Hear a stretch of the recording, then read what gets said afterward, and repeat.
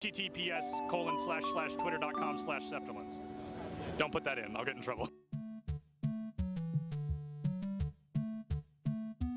So that's worth it. Did I get too close to the camera on that one? A little bit too close. Should I? Oh, should I back up a little bit? Okay, sorry about that. My bad. I've been awake for probably close to 32 hours. Like, I have to hold my keyboard the normal way, because if I do it, I feel like I have arthritis if I hold my keyboard like that. It blows my mind. I can never do that. This guy right here, he's got his keyboard off at an angle. His isn't that extreme. There's a kid all the way down on the far end who has his keyboard all the way at a horizontal. That's really cool. They're going to be at that table right over there. Public information? Oh, I don't know. This isn't live, so it doesn't matter. It's not live, but you and I know. Yeah, we know. I'm not going to tweet it. Awesome. What game do you play? Smash Bros. Who do you play? Is it embarrassing? Is it like Villager? Yeah. Is it Villager? Am I spot on? Oh my god. Is it the Ice Climbers? No. Is it Game & Watch? No. Is it Pichu? No. Is it Wario? No. I can keep going. I think I can name every character in the game. Is it, did I say the Ice Climbers already? Yeah, you said them. Is it them? No. Is it them a second time? No. Okay, alright. Oh, is it one of the Links? Yes, it is. Is it Toon Link? It is. Oh, that is pretty embarrassing. That is rough. Who do you play? I'll give you $20 if you guess correctly right now. First try? First try. Give me a single hint. It's an obscure character. Obscure character. Not played very often. Is it Wii Fit Trainer? Oh my god! Oh my god! I'm the interviewer for a reason, baby. I do what I do. I don't need the money. I appreciate it, though. I appreciate it. So Bowser Jr., Wii Fit, and I forgot already. Are you all lying to me? Am I being gaslit? No. Bowser Jr., Wii Fit, and you told me already. Oh, Toon Link. Yep. Where's my main support at? Who are we playing this weekend? A lot of Brig. A lot of Brig, really? Brig Lucio, probably. Brig Lucio, really? I shouldn't say that too loud. I don't want to give away your strategies. It's over-under? What do you mean over-under? Like, do we think we're going to podium? Do we think we're going to come in last place? Not last place. Not last place. Certainly not last. What about 5th place? That's doable. That's doable? That's winnable? 3rd place? Third That's where things get dicey? That's very doable. Okay. First place? That's very doable. First place, very doable. Love it. That's the mindset. That's what he loves to hear. Yeah. Oh my god. Hold on. Cut the cameras. Well, who are you? Hello. Oh my god. I saw you earlier. I saw the back of your shirt. And I was like, I know that name. I know him. It's a quick play game. They Q-sniped each other at land. I thought it was a scrim. It's just unlucky. Are you actually a Villager player? Yeah. How do you feel about Villager being notably worse in Smash Ultimate than they were in Smash 4? I wouldn't know. You wouldn't know? You never played Smash 4? No. Oh, that's all right. Nobody's gonna hold that against you. Yeah, who do you play? I play Robin. Okay, wow. Did you know Robin has the lowest pick rate in the game? Yeah. Isn't that crazy? Come on, the LEDs, it looks just like Samus. Huh? Do you disagree? I guess I can see The it. Samus vibe. Show the controller to the camera. We're interviewing. This is recording, by the way. Surprise. Not my controller. Who do you play? I play Peach. Oh, wow, I like that. Who do you play? I play the Shotos, mostly Kazi. No, you lose against Kirby. That's just like a statistics thing. Yeah. It's maybe. This is a death match, and I think they're all in the same one. They're all on Icebox. Are they all in the same death match? Maybe. Who knows? I feel like none of them can hear me. I want to approach somebody, but no one can hear. They all have both their headphones on. What's up? How do we think we're doing? I think we're doing pretty good. Yeah. What's your kitty? We're looking at 10 and 6 right now. Oh, hey, that's 3rd, dude. That's better than I expected. Who's bottom frag right now? I want to go talk to them. Ian? Hey, how do you think we're doing so far? It could be better. Could be better? You're one of those rough days? Well, Let's go find more people to harass. Yeah. Where's Boise State? Who's your favorite to play?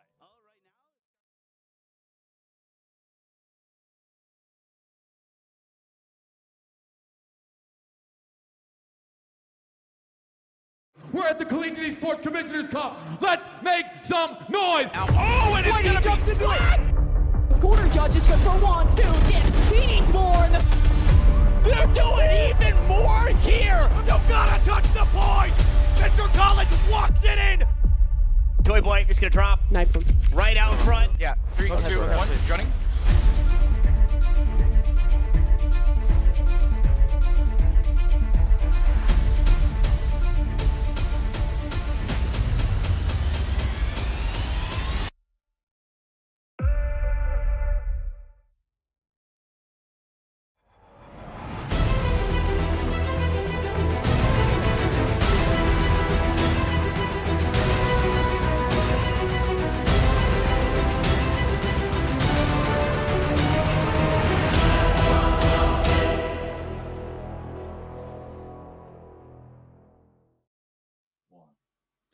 Hello, everyone, and welcome back to the Collegiate Esports Commissioners Cup West Online Qualifier presented by the Idaho Army National Guard. My name's Paul Santoro, aka Paulie Hype, the host with the most, back again for another exciting edition of our West Qualifier here for day number 2. Today in Valorant and Overwatch 2, we are going to see the culmination of the first day, yesterday, which is going to bring to us the seeding, the teams that qualify in Valorant and Overwatch 2 for our Boise LAN West live event. That's coming up in just a few weeks here. We'll be heading out to Boise to see who the best teams of the West in the college esports space and how they fare. And who, the coveted question, who will qualify for the CECC West bid coming up in May at Esports Stadium, Arlington. I am so excited for it. Without further ado, we do have some amazing casters on the dock in Catinator and Septilence. And just to do a quick little overview before we get over to them, just talk about some of the teams that are coming up here on the day, as we have Boise State versus the Wave Riders in UH Premier. That's going to be a deciding match coming up first, and that will be a best of 3 in Valorant. Yesterday, we saw Arizona State beat both Boise and the Wave Riders, University of Hawaii. That was a big upset there for Arizona. Grand Canyon University suffers a pretty impactful loss to UNLV Scarlet. So Las Vegas showing up right there once again. A really exciting Valorant action from day number 1. Let's carry it over into day number 2. But before we head over to Valorant, don't forget, 6 p.m. EST, we're going to have Overwatch 2. We'll be joined by Nerdy Bird and Clutch Keys as we take a look also at the Overwatch 2 standings, which we have San Diego Gold in the 1 seed right now. San Diego UCSD really showing up monumentally here to take that 1 seed. Boise in the 2. I'm just taking a look here at some of the schools. We have University of Utah in 3. We have the Rebels, the Crusaders, UNLV in 4. The USC Trojans in 5. Fantastic showing there. And then we have San Diego Navy, so their second team making it into the swing, and UH Esports in the 6th seed. So we have some amazing colleges, the best of the best in Overwatch 2 still in the standings. That'll be at 6 p.m. EST right here on Esports U. But for now, we are going over to Valorant. I got the beautiful team, the amazing, knowledgeable, and professional group of Catinator 3K and Septilence. But before we get over to them for that hype casting, we got to do the 10 seconds of hype, baby. It's Sunday final. If I had a belt, I would choke myself. Just kidding. But let's go. 10 seconds of hype. College esports. I don't even like suits. Take it up. Ugh. Woo! Catinator, Septilence, I'll bring the energy. You guys take it off for me, and let's get right into some amazing day 2 of college esports right here at the CECC. Over to you guys.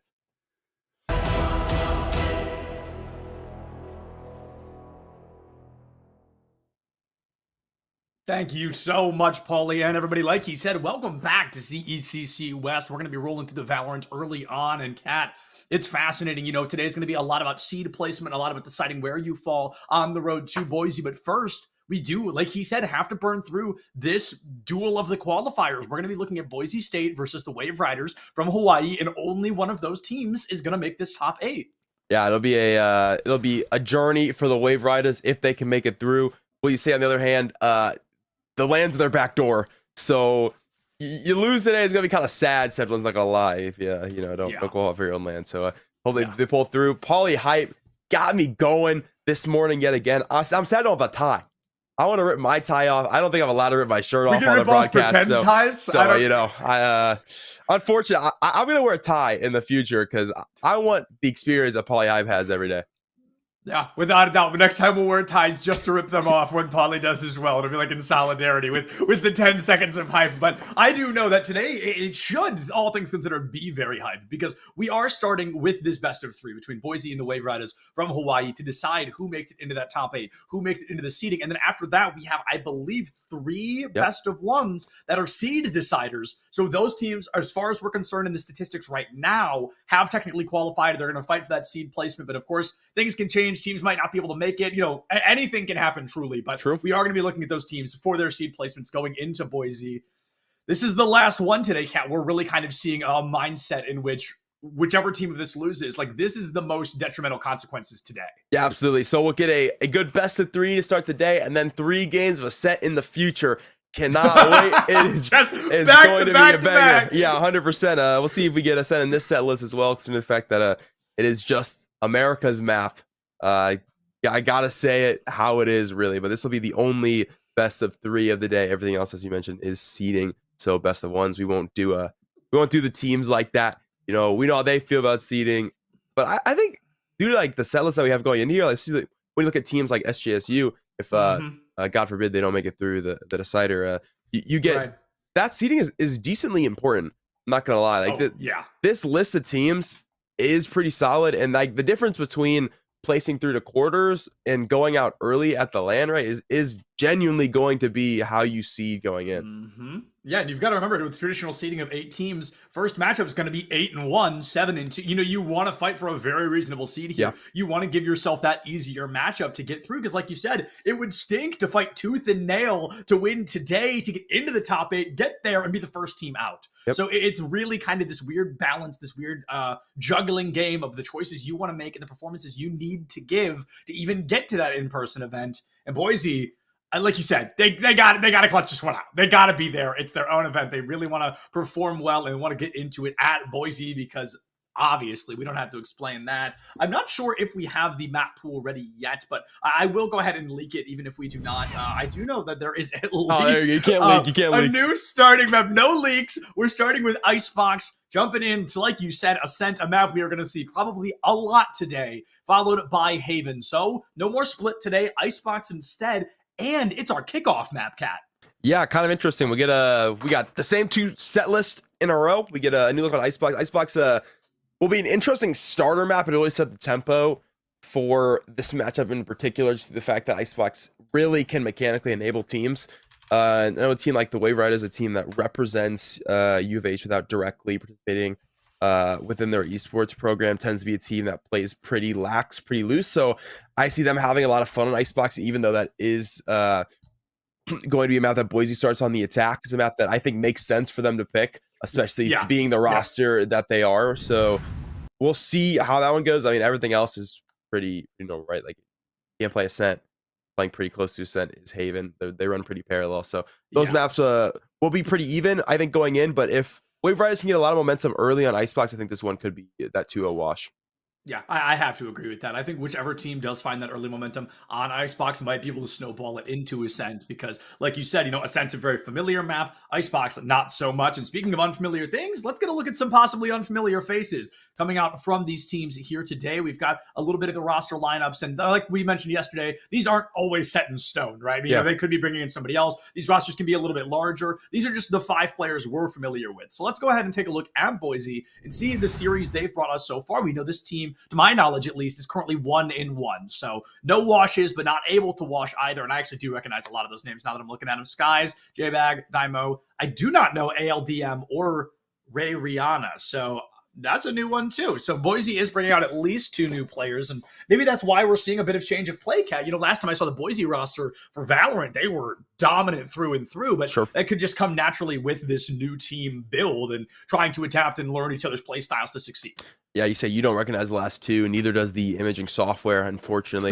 Just their logo. So yeah, looking like they are newer to the roster and possibly the program as well. They haven't been able to get the jerseys, get the fresh pictures in just yet. This is a team that made the round of 32 in CVAL West. They also made the quarterfinals of what was the Collegiate Valorant Hub winter warm-up, where they lost to Fisher College, an opponent that I think is very respectable to lose to. So then we go to the other side of the coin. We go over to the Wave Riders, who are on paper, with recent results, looking a little bit better going into this matchup.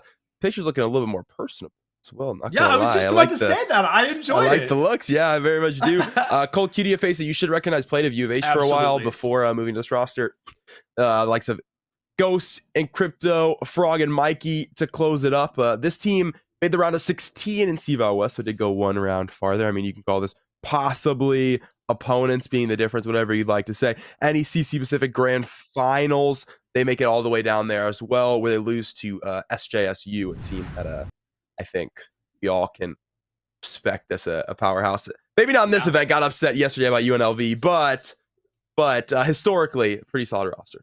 Without a doubt. Like you said, the Wave Riders are coming in with some pretty familiar faces, especially that leader kind of being Cold QT. I don't know if they are the IGL in game, but that's the recognizable Yeah, name I think so. on this roster to me. Going to be the powerhouse player, going to be the one to keep an eye out for. And as we jump into Icebox Cat, it kind of runs the traditional questions of, do we think this is to enable the specific agents that we see on Icebox? Is this to play to the comfortability of these teams? Or are we instead going to be seeing somebody just wants to lock Jet and go for that aim duel right now? There is no Breeze right now. This is the aim duel map. So is that kind of the expectation going into Icebox early is let's just beat them mechanically. Let's just slam them into the ground for map number 1 and see if we can steamroll it through map number 2. Yeah, I think so. I mean, especially for a team like the Wave Riders, I don't know. I like to say that not necessarily pug teams, the teams that are like a little looser, right? That don't necessarily have to play within coaching, within whatever you want to say. I think teams like this do tend to be just a lot more.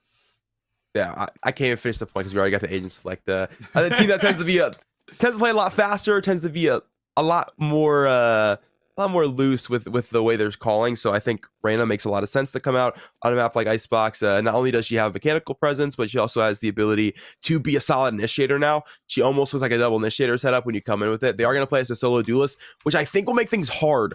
You still need the entry duelist to Jet to just be able to dash in and take early space, right? So the task for Skies here is going to be pretty difficult in order to actually get them room to work with on the site.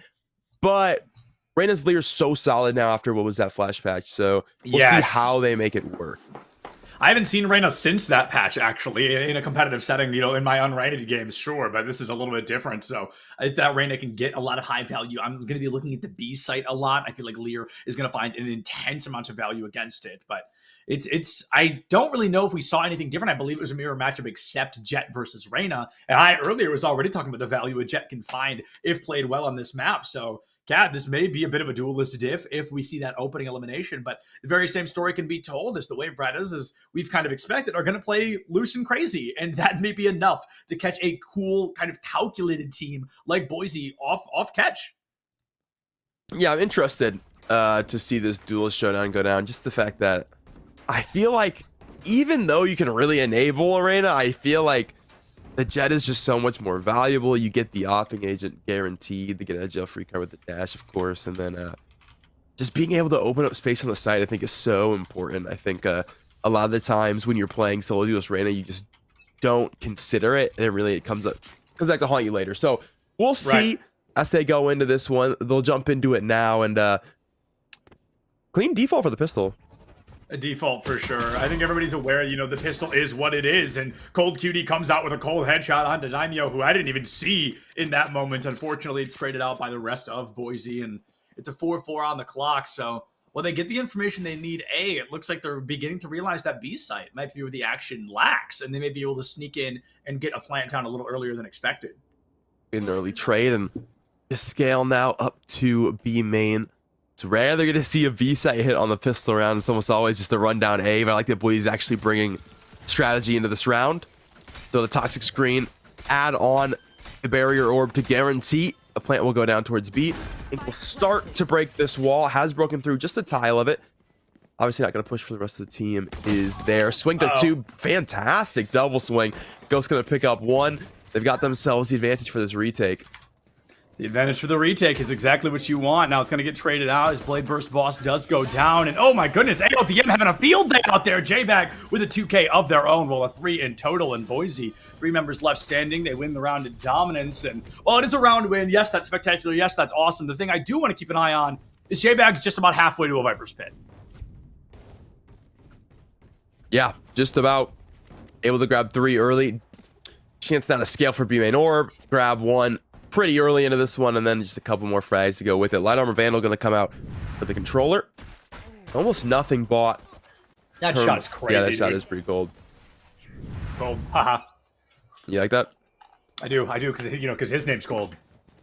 And the map is ice.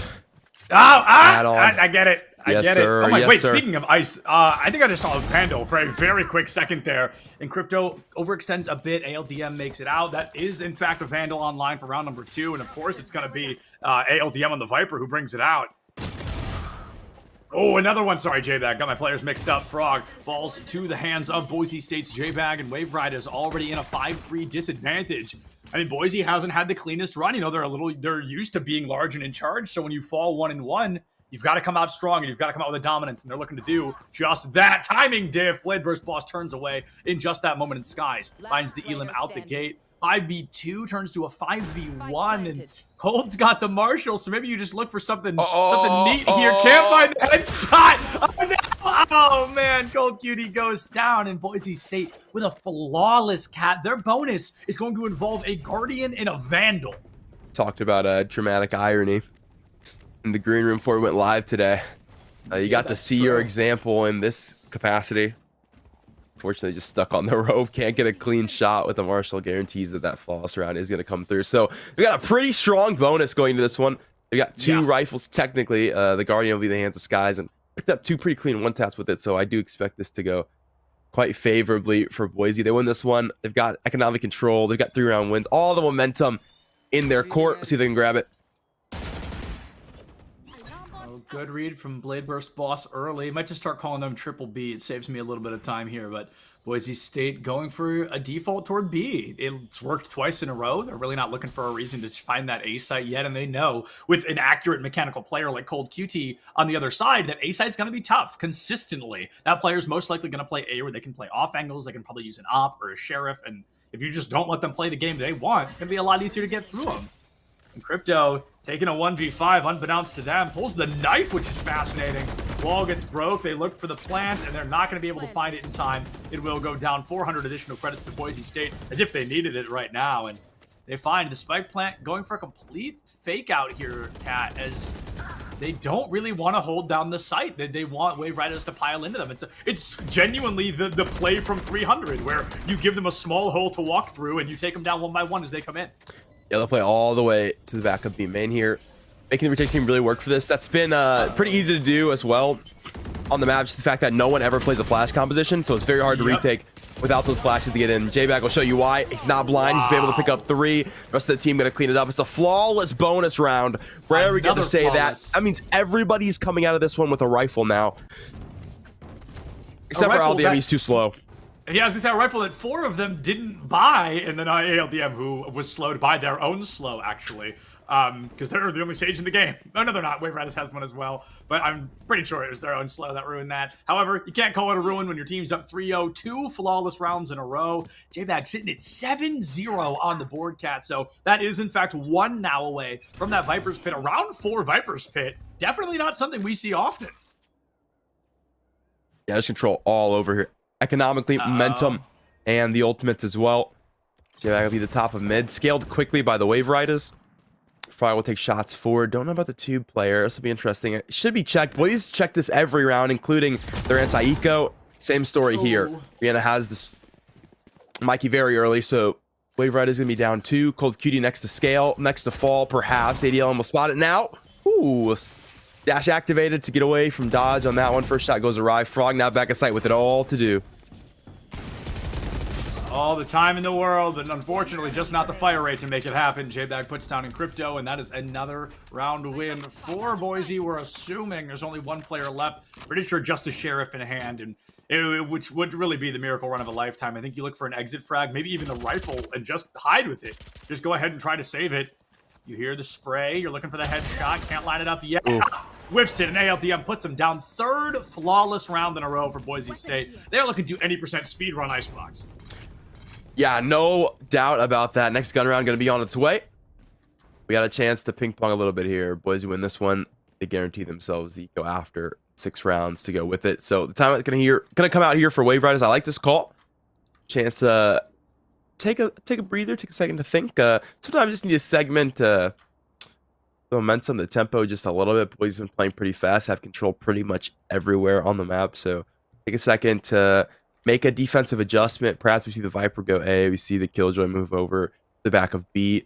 This Boise ironically have scaled this B site twice now and been successful in their post plant. Yeah. So need a different piece of utility to look to hold here. They put the Viper early up towards B main. It just ends up in either a quick pick or the Viper having to play back towards cargo. It can break wall, but can't really do much after. The team can't get back in. So you need something a little bit more oppressive, whether that be the Sage Wall going up early B main, whether that be Killjoy utility playing anti-plant over towards B. Just something to make sure this team can't walk in and plant, because it's been pretty easy for Boise State to walk down Viper's pit or Toxic Screen, excuse me, to get them up through B and then to the site cross, Sage Wall immediately into that Toxic Screen, guarantees plant, guarantees a post plant over to B main. So someone's got to get a little more aggressive with it. They haven't switched it up, ironically, at the timeout, so we'll see if that comes back to haunt them again. Well, Cold finally has this op online, and hopefully they're going to be able to get it done. Goes back to my prediction earlier on, where I suspect Cold to be playing a lot of A site. Wants to play these angles, these oppable opportunities, and has to dodge immediately. Uses the smoke, runs to the backside. Might be able to find something on Belt if they're fast enough. They're going to try to hold it. It feels a lot of uncertainty from Cold as they're trying to figure out what's going on. There's the lockdown to clear sight, and Boise State probably going to use that as their green light to just hard run the site down. They're going to suspect a dodge out. Lockdown's in a very fun spot, difficult to break, but fake it certainly is. I think they want to call rotations. They want to force a majority of the Wave Riders to run to A. However, Crypto stands strong. Oh, no! Can you imagine this spring? No! Crypto! Oh my goodness! Hitting everything except the Sage there. Viper's Pit does come online for round number 5, and Boise State has this site on lock. It's going to be really difficult for the Wave Riders to win it, and Crypto finds ALDM. No res online, no healing left for the Viper's Pit. Stands strong. Oh my goodness, Cold finds Skies. Cold shot if I've ever seen one, and the Recon Bolt is devastating. Demio finds one, and Crypto and Blade Burst find 2 of their own. Viper's Pit has gone down, and the Wave Riders are coming to life. The pause is all they needed. Perhaps BBB puts another bullet into that KJ, and I gotta say, Wave Riders, they needed to turn it around right there, or this could have been a snowball of the first half. Yeah, absolutely. Around, they needed to pick up out of the timeout. They do manage to find it off of the retakes. Just a couple of good picks to get them in the door. Lockdown fake comes through, does force players to rotate to stay over towards that A site. They make good timing on the contact towards B. 4 players can actually get there. Ink really could have played spoiler there and did anyway. Was able to find one through the pit initially for the retake started. Gave them the advantage. Allowed Cold Cutie to grab one from over the pit. From there, the 2-player advantage is all they need to get in. That drone comes through from Frog. Does not find the Viper, unfortunately, but does find an additional player to the back of B main. So able to use that utility as well. So good stuff for the retake to come through. I think the pit possibly griefs them just because they don't get the extra sight line, but it is what it is. Cold Cutie, I think, has a bit of a timing diff there. Somebody snuck underneath the scope. I believe it was the Reyna on the side of Boise State. Yeah, Skies leading the charge through Maze. I want to keep an eye on where the spike is, though. We definitely want to look at that. All the way out in mid as the player runs up. They alert the alarm bot. Triple B right around the corner. 1 bullet to the brain. Skies goes down, and Wave Riders have a huge advantage. Luckily enough, though, Boise did kind of play one step ahead. They left the spike completely out of the line of danger, and they can do whatever they'd like with the information they have at hand. One way going to come up. Still Ink playing aggressively over towards B main. Oh. Spotted by Dart, broke it late. Yet again has to fade away. Guarantees that they can get this B side plant if they want it. Yeah, and Crypto's just going to have to spray and pray, and they know exactly where you're going to be. A bullet already whizzing right past you, almost takes your head off your shoulders. Snakebite comes through to try and buy more space, but I love the Sage Wall there. Keeps the dream up. Frog caught completely off guard, and Crypto falls behind, and Ghost does find J-Bag in return. Honestly, I wouldn't mind seeing a res here. You know whoever that is planting. They're not going to rush you down for the resurrection, but instead, Ghost goes for the hero play. It's up to Cold Cutie to try and be the hero the team needs. Triple B rotating up through mid toward that B site, dropping their lockdown. In the process, Cold knows. Can they find it? No! Oh my goodness, obliterated by this KJ, and all of a sudden it's up to Triple B to be the hero this team beats. Mikey might just hold this. I don't know if the Rains get there in time. Yes, Hers the steps. Able to find one detained. You're in time. No. Daimyo going to take that, gets detained. Fortunately, the teammate sacrifices their life to get them out of detainment, is able to come back in time to find the kill onto Mikey. So good look for the lockdown to stall for the time. Works out how you would have wanted it to. Fortunately, though, not able to hold that spike. Just not enough time from the detainment to getting freed. Yeah, and a bit of an interesting fun fact here that I don't know who really cares about this except for me, but I do want to bring attention to the fact that it is 7:30 in the morning in Hawaii right now. So I know I usually don't play Valorant at 7:30 in the morning, and you've got to wonder if that is having a little bit of an impact on their performance. I mean, that's incredibly early. It's 10:30, I believe, in Boise, so that's still pretty early as well. And as we saw from our series yesterday, the later into the day we got, the more the speed just continued to increase. That's not a terrible trade. Duelist for Duelist, Resurrection alive on both sides, but Boise's Skies in a notably more resurrectable position. I think that's exactly what we're going to be seeing here. Oh, maybe just a Battle Sage going for the Alp instead. The only time I play Valorant at 7:30 is if I've been up. You just wake up and yeah, if I've been up the entire time. If I never went to sleep. Yeah. I hear that. I'm just hoping this isn't too damaging against Hawaii's chances, as it is only a best of 3, and this first map might be over a lot sooner than anticipated. Poor Ghost, nowhere to run, nowhere to hide. Hunter's Fury will take you down. Crypto wants to hold the site, but they're doing it alone again, Cat, and you Hawaii's just got to change that. It literally has not worked even a single time. Yeah, I am surprised that we got through a timeout. We got through multiple B-side rounds. That's still happening. Yeah, this is the 4th B-side plant this game. It is very interesting because it is very easy to walk through that util. Luckily, they can walk through mid. Cold found one. Mikey gonna have another, and they've got themselves a 3-on-3. Look to get back into this one. Everyone's been main every post plant. Couple lineups to work with here. Got to play this quick. Frog, Blade Burst Boss, 1v1. It's the KJ duel we're waiting for, and there it is. A 4K from Triple B to put Hawaii back on the board. 5-2 could be a strong momentum boost. I want to get a look at the economy, see how damaging this really was against Boise. I've unfortunately got a hunch it wasn't that much at all, and I can already get a tell that I'm absolutely correct. Hawaii's economy in a very unusual spot. Luckily, they got an op. That means Triple B can hand it over, buy for themselves, and they can put at least those 2 weapons on the board. The rest of the team, though, Cat, I don't know, man. With that little econ, do you go for a Frankenbuy? Do you just I think you force around the op here. Get momentum back in your camp, and that's exactly what they'll do. They'll have a Cold Cutie spare just a little bit of utility this round. The armor as well to guarantee a buy for his teammate. Well, he's gonna take this one straight to A. Fortunately, the Virus Pit's gonna go down in that direction. Cold Cutie's broken the anti-lurk early. It's a winnable round if they can make use of that operator.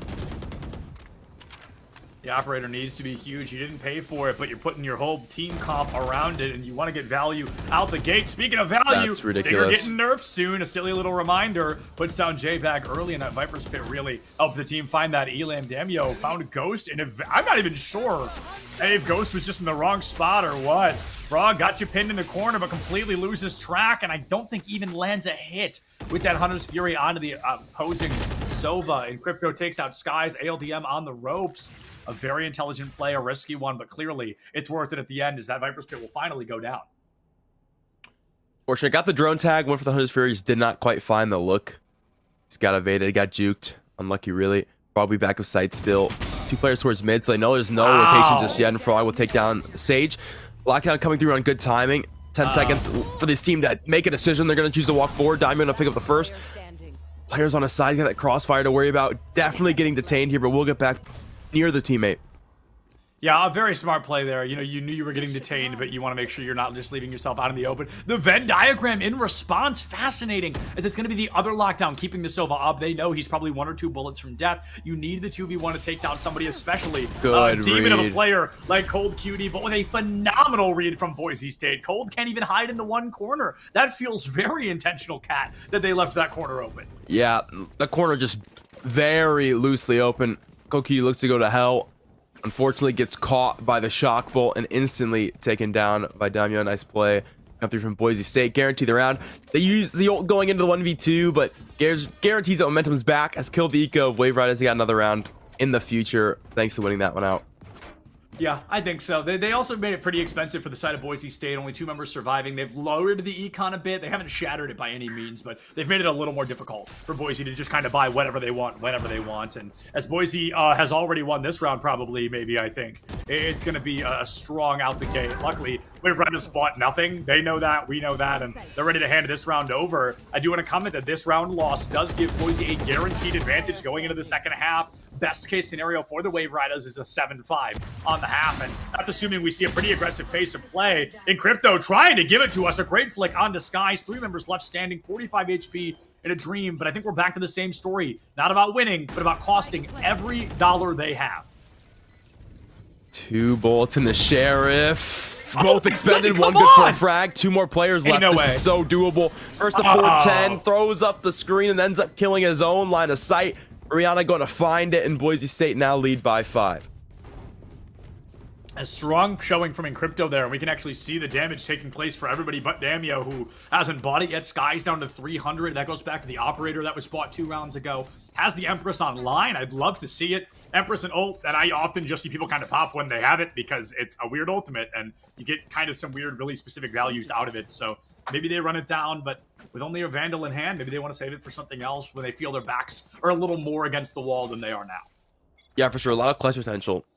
Yeah. In the Empress's hands, letting you get out with that Devour and instantly heal yourself back up. Cold Cutie going to be on the top of B main here. So there's a new look finally for the B main defense. I don't know if close contact, a second player, is the right solution, but it will be the one that is chosen for now. You get really 1 round to do this, 1 round to jump on top before you're known about, so we'll see what value that comes of. Frog will be under Boilers, picked up 1. So the first off angle has been good.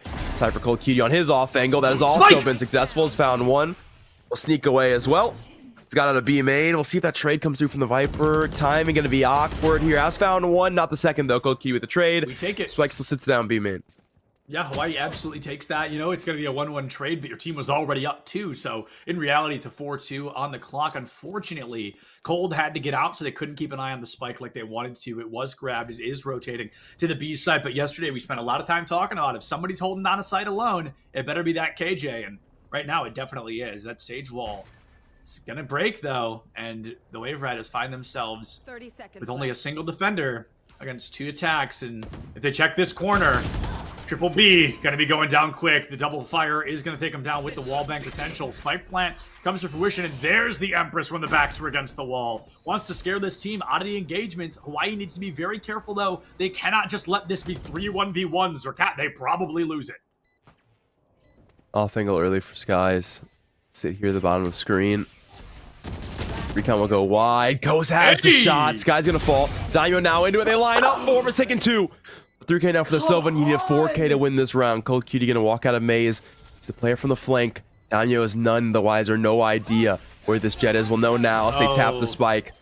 Can't get it to half. The Hunter's Fury's on its way. Hasn't found the tag and will not, but it has denied the opportunity to defuse. You have to hold this one now. Daimyo looking to swing through. Knows Cold Cutie's holding it. Looking for the right click. And it has it. A 4K for Daimyo. A 1v3 clutch as Boise State now lead by 6. Holy cow, man. What the heck is going on in Boise? My goodness. Clutch play after clutch play. It's just absolutely incredible through and through. We saw such a strong start for the Wave Riders. They had a 4-2 advantage, but Daimyo was like, hold on, let's make it quick, right? I mean, Icebox chosen for a reason. Boise wanted to attack for a reason, and clearly we're seeing why. They're up 8-2 on the board right now. Best case scenario is an 8-4, and that lineup hurts, man. Like, they just made it that much easier. The classic right click to clean it up. 8-2 on the board. Count, we're 2 rounds shy of a 10-2 going into the second half of Icebox. LB, I'm going to pick up 1 early on the eco. This team continues their way forward. The Wave Rider's not done just yet. They lost another, and 1 troop will find a frag. Frog will get 1, trying to avenge the dead teammates, and can only take the first. Daimyo has a trade. Clutch in the last round, and now guarantees entrance to the site in this one. I mean, eco, more like uh-oh. You know what I'm saying? This is just Boise cleaning through again. It feels like so many rounds Hawaii's had to throw away because their economy was not able to answer back fast enough. J-Bag already puts down Triple B. I didn't even see Ghost check his PC. He called out the hospital flick because he probably just dislocated his entire arm. But Boise State, they win the round. 9-2 on the board. I think they lose 1 player in that moment, and their economy simply does not care. I mean, a 10-2 could absolutely be right around the corner here. This is where Wave Riders have to throw everything at the wall and just try to get this 3rd round on the board to show us signs of life, to show us they can flip the script if they have to. Yeah. I mean, even he was surprised he hit that shot. Yeah, straight up. Flicked after and just like looked around like, am I really him? Am I am I him? Am I that guy? Somebody's got to be the guy, you know what I mean? You are that guy. You opened the door, did not get hit by the lasers. You are that guy, pal. Underboiler yet again is Frog. He's faced off, I think, a couple of rounds now. Breaks the wall. Unfortunately, that cost him. J-Bag will be there in the gap to take the shot. ELDM going to try to find their way to site. Gets caught, though, by Mikey. Skies will have a trade. Daimyo around here from B main. He's picked up another, and that is, yet again, Boise State into the B site, putting the B in Boise. Yeah, I think we're definitely seeing a strong mechanical advantage right now for Boise, and it goes back to that conversation. I don't know if they're more warmed up. I don't know if they're more awake. I don't know if they are just a mechanically more gifted team, but it feels like each 1v1 we see, Hawaii might not even left click before they've taken a bullet to the brain, and they're already down out of that equation. Like that. I mean, come on. Cold Cutie peeks the corner. Daimyo finds it, and Boise State puts a 10-2 on the board. You know this team has to be feeling confident, Kat. This is just a dominant showing so far. Absolutely. So Boise proving they would indeed like to play at their own land. True. It would be kind of awkward if they didn't. Pisser out on its way. If you're the Wave Riders, you need to Cowabunga to the pistol round win, I would say. I couldn't have said it better, Kat. Cowabunga, indeed. They're going to put a little bit of faith in Cold Cutie here, which makes a lot of sense. I mean, I said it way back in the beginning. This is the player that I expect to be that carry, to be that top frag, to pop off, to be 16 and whatever. But right now, it's Daimyo, the Sova from Boise State, tearing the team apart in the side of Hawaii. Got to rewrite history right here, right now. And Wave Riders already gives away a little bit of intel. They get the read with the Owl Dart. They know there's at least skies on the B side. Well, Boise was putting the B in Boise with this site. Wave Riders, they want to take it right back. They want to make them Boise a little bit longer. They need to rewrite history right here, right now, Kat. As that Sage Wall's already gone up, they've boxed the team entirely to come back from around yellow. ALDM still finds an elimination, but Encrypto, luckily enough, is there to answer it out. Rariana will pick up another elimination of their own. 4v3 for Boise. Every time we see a 1v1, the four Wave Riders just cannot find themselves in the proper seat. Wall broken. This guy's taking the chip through all the way back to Snowman. Quite unfortunate. Wave Riders looking to scale towards B. It's been the Boise specialty, though. They're not going to let that one go easy. They're taking the first two. Gold Cutie, the only one remaining here to the back of yellow. 10 HP, and suddenly none. Skies will finish it. It's 11-2. Boise take the pistol, and Force on its way. Force has to be, Kat. I don't know, man. I don't know what needs to go different here, but right now it is just a unparalleled dominance from the side of Boise State. They're going to buy an Ares up into this round. We see the Wave Riders. They know their backs are pinned against the wall. It's about finding that small opportunity to strike, finding even a single moment to put a player on the opposing side down and give your team that advantage. The difference in a lot of what we're seeing is Boise feels like they are always together. I feel like we rarely see somebody on there alone, someone. The Wave Riders, it feels like each time we see them, they're lost on their own. They're stuck walking into a 2v1, a 3v1, a 5v1. They're trying to change that now. They're hard running up through mid, under tube beneath kitchen, and they want to sneak into the back of the B site, which might work well. However, you got to keep an eye on Snowman, because if that team encroaches behind you, they're going to take you all down one by one before you even see their faces. Spotted from the top of two, caught by the Spectre long range. J-Bag gonna have that one, and Crypto will have a trade. A 2-on-4 for the post plant. Those nanoswarms gonna force them away as well. Someone could already be on this defuse if they wanted to be. Rihanna gonna be in first. Has picked up one. Just leaves Ghost. No transfer just yet. Ghost will pick up one. Then initially the trade going to come through. Defuse on its way. And Boise match point. Wave Riders on the eco. Map 1 looking chalked up. Map 1 looking chalked up indeed. We got an opportunity to see J-Bag hitting the gritty there on the spike, trying to get a little bit of dance there out on the floor. But when your team is this far in the lead, Kat, you've got to be feeling confident. We need the Wave Riders to win 12 rounds literally in a row without allowing Boise to win even a single round. And Boise, they've essentially already gone on to win 12 rounds in a row, all things considered. I mean, they are net 10 over the Wave Riders. And with this one round being the one round left to strike, they're going to buy all the way up in Ares. 2 Vandals. They've got no ults in the pocket, but they've proven to us they really don't need them.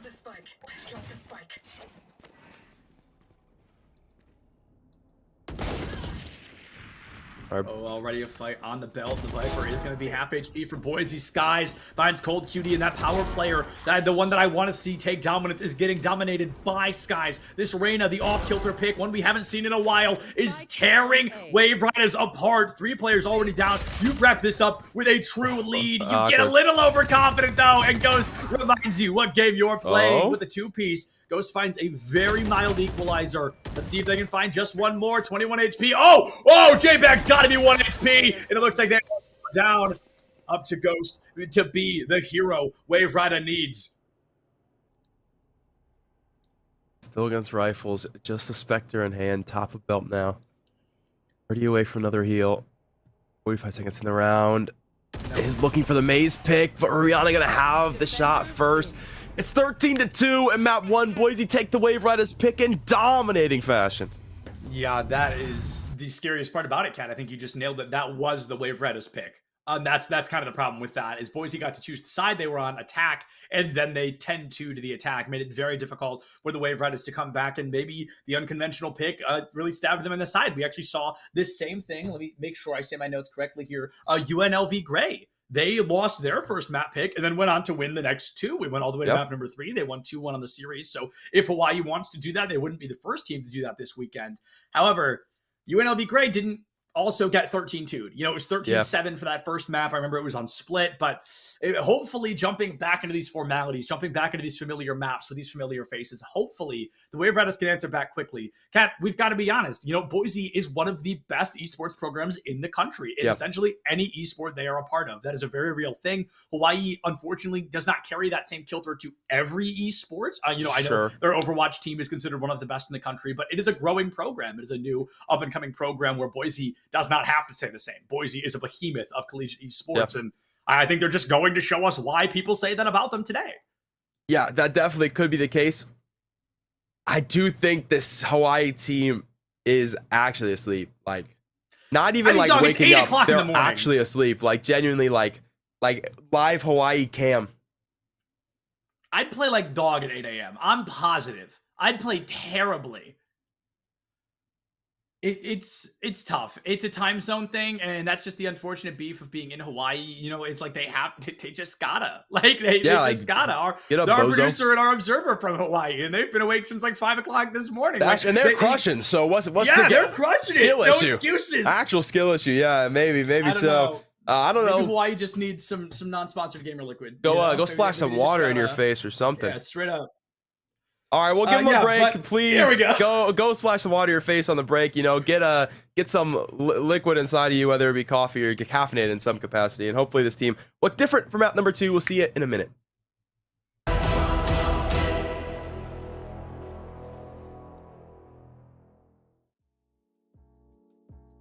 What is going on, everybody, and welcome back to ECAC Top Plays of the Week. I am Septilence, and let me tell you what, right away, if you thought last week's clips were great from weeks 1 and 2, your minds are going to be blown here in week number 3. Let's take a look at what these players brought to the table this week.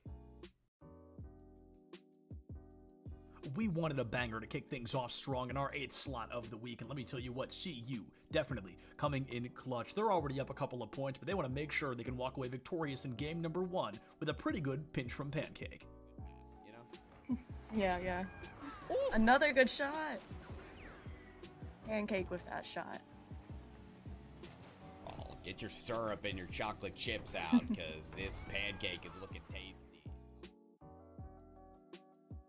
With only 60 seconds on the clock, the University of Kentucky was feeling great. They'd already won a fight, Midtown was within their grasp as they only needed to secure one more fight win to full hold Bryant University. But Klaus knew, sometimes it's not just about winning. Sometimes it's about sending a message. Okay, they've got to move. There's the initial hack. Klaus down like the cat among the pigeons. And there's not a lot of coming back from that one. The fun, it's... RPI found themselves with their backs against the wall on bind. They were 2 round losses away from losing the map and the series being tied up 1-1, going all the way to map number 3. They needed a hero. They needed somebody to guide them to the promised land, and it was Moses with a 3-piece that secured the deal and won them their 9th round. The team, Southern Arkansas, will make it free and clear taking on the site unless Moses able to block it down with a 3K. It's all up to the singular Briani, who's nowhere to be found. That must have been. He just walked through. CU did such a good job this week that we want to highlight them not once, but twice. This time the attention pulling over to Lyric, who gives us a great aerial coast-to-coast play and seals the deal with what looks like a 0-degree goal to put CU just 1 point further in the lead. Oh, that was beautiful. Beautiful aerial goal. Could have said it better myself. Look at how Lyric creates space. And the accuracy. Does it get any better than that? It really doesn't. For this next clip, we're jumping over to a Smash crew battle where things are looking good. All 3 players alive on both sides, and Bounce with 3 stocks against their opponent, Sam Kalta. Bounce finds an amazing snipe off stage to guarantee Sam's first stock be taken off the board, putting Bounce's team in the lead. But that nice neutral be off Beautiful stage. snipe. You love to see that one. Week number 3 was the week of Rocket League, the week of CU in particular. Lyric, just when you think this team can't come out any stronger, finds a 3-second goal against CMCC that just showed the dominance CU was willing to come out with here in week 3. We are 3 Oh my god. seconds into game You don't get number much better 2. than that. That was awesome. Oh man, that was beautiful. Ceramics, pedal to the metal right there. Foot on the gas pedal. With a 1-round lead on Ascent, Suni Canton was feeling a little bit shaky, and it was up to Lil J to make some big moves. You got dash. Not gonna go for it. Get all the way out of that one and fake the dash away so they know about him close. Well, the Roomba will give it away. Has tucked the nade though, so definitely gonna stay alive. Party's Okay. over. Good. All right. Spike down B. Jinx, bro. Yummy a soda now. Love that. Oh, the timing. I like the gust. One enemy remaining. Never mind. Ace. Fantastic Lil J ace on its way. Happy to have it. 5-3. Sunny Canton. Things were looking bleak for the University of Kentucky on the 5th and final map, but the momentum started to shift when Klaus decided the chaos needed to end a little quicker. Who just won't be able to survive on the point all that long. Yurik finds Rimru. High noon for 3 for Klaus at the last possible second to secure a cap and buy them a stay of execution. And with that, folks, ECAC highlights of Week 3 have come to a close. Let me tell you, it's been a pleasure getting to reminisce on all of these fantastic moments with you. Check your posture, drink some water, don't forget to love each other, and we'll see you next time.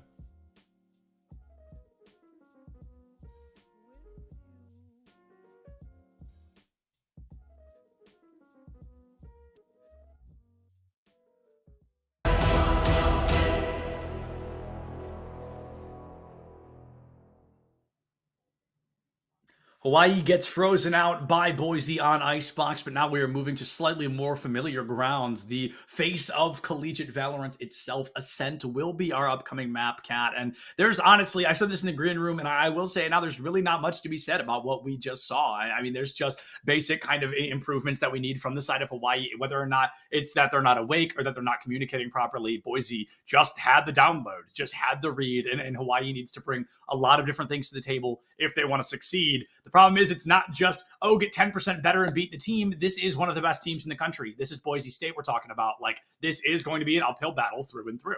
Yeah, I just need them to play the game respectfully. Like, I need them to stop taking 1v4s. Yeah, that's what I would like to see. Right now, it feels like it feels a little bit like autopiloting. You know, like sometimes you hop on, you jump into comp, you know, deathmatch, you don't hit the range, you don't do nothing, you just get straight at it, and it's very obvious when you do. And I feel like that was a roll out of bed, just hop in the map type situation. So, you know, just hopefully a little more woken up now after map number 1, and this map looks a lot different. The fact that, I don't know, I mean, a lot of their B-side defense, we talked about the fact that it was not working, right? Like the single player getting immediately forced off the angle, a lot of the times getting picked into B main. Yep. And it just didn't work, right? Yeah.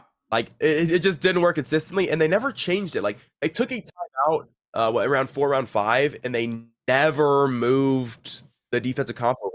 It's a weird situation, right, where we get to see a team on Icebox attack actually do better on B site than the A site, which is very rare. So yeah, it's very interesting. Hopefully we see the adaptation come through here.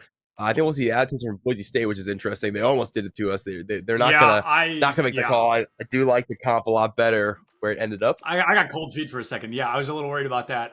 But the harbor is not happening. They're just sticking to the most basic form of meta, and they're not. I don't think anybody's changing really like critical roles either. It feels like everybody's kind of staying to the same respects. We're seeing the same duelists. We're seeing the same Sova, the same KJ as well. And on the side of Wave Riders, things feel more correct. The world feels more at peace. Cold Cutie on the Sova, Blade Burst Boss on the Jet, Ghost on the Omen, who is a ghost canonically, Frog on the KO, who is not a frog canonically, and then Crypto on the Killjoy. So they're both just running a meta here, Kat. This goes way back to the conversation I mentioned yesterday of 5 individual 1v1s. And with the play style we were seeing from these teams, I think that's really going to tell true here. I think we're going to be looking at Skies versus Cold QT. I think we are going to be looking at, Frog versus Daimyo. I think there's going to be a really fascinating dynamic going into this because whichever team makes the first minor error first could be the team to lose that round. Every round of this entire map. Sure. This is a wild amount of roll swap. Blade Burst playing Killjoy last map, now moved over to the Jet, the entry duelist, where Cold Cutie was the Jet, now moved over to the Sova. I imagine that's because of lineups. But if it is, Frog was playing the Sova on Icebox, has now moved over to KO. So do they know lineups per particular maps? Also playing the Sage. That one makes sense. They move around as you please, where they move around to the Omen. I think you put your worst player on Sage a lot of the time just because all you gotta do is throw walls pretty easy. Now to play the Viper instead. So a lot of roll swapping. We'll see if it works out better. Yeah, we're gonna have to find out if it can work well for the team, but it's already a 1-1 trade. Both KJs offline, no microwaves in sight for this pistol round either. That 4-man 0 point for Frog was huge. I mean, it really stalled out the whole W play style I think Boise wanted to do. I really do think they wanted to pop flash that corner and just run it down through A, but they have to rotate out. Looks like they're gonna be rotating back up. Changed their mind a little bit. It was a fake on the rotate, and Wave Rider's not gonna fall for it. However, they didn't really read it either, as they haven't gone for a full rotate A. We see 1 tree, 2 rotating up through Catwalk, and 4 Frog on the point by themselves. This could be a firing squad, Cat. Another 0-point knife only gets the Jet this time, but that's just enough information to know you should not abandon this site. Yeah, absolutely. The entry duelist getting scanned is a great choice. Only in rank do you see the lurking Jet. Yeah, we saw Coffee yesterday, but is definitely out of the norm.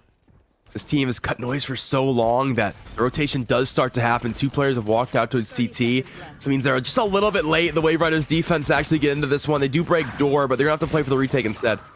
It's gonna be a 2-for-1 trade already. Cold puts down another Ghost, finds Damio, and it's up to Ghost to save the day. He wants to find redemption for the rest of his team on Icebox, but it's the Omen 1v1, won by a 20 HP ALDM that puts Boise on the board first. It's close, Cap, but close not gonna cut it. Only gonna help in horseshoes and hand grenades, and none of those involved in a pistol round.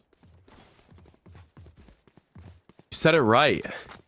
No, what are you talking? No. You're not supposed to do that. Said what? No, right? Say it again. Said the Omen. No. The phrase, the line. I don't say know the line, Bart. Yeah, say the line. Say the line again. Only counts in hand horse and shoe grenades. There we go. He's back. I thought maybe the world had healed, and I don't want that. I honestly can't. I'm glad I did that as a test.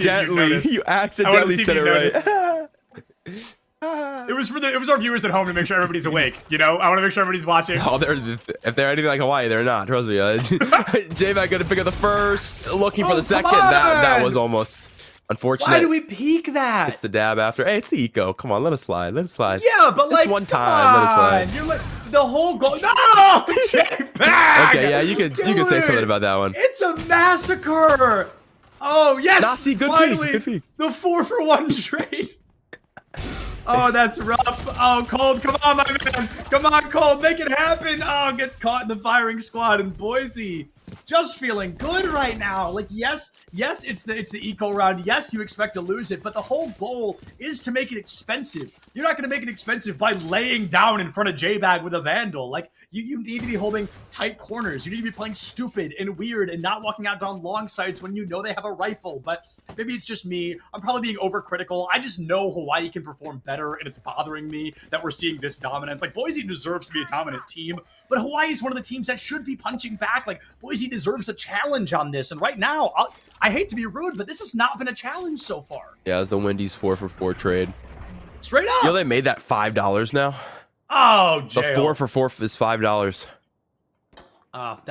There's something wrong about yeah, that. there's something wrong about that. What do you say? Looking to make something wrong with the V-side defense here. Step in early into the cloud. That's gonna come through. Has closed the market door, but has costed the Jet their lives. Great flash to take down Cold Q. That's a rifle converted.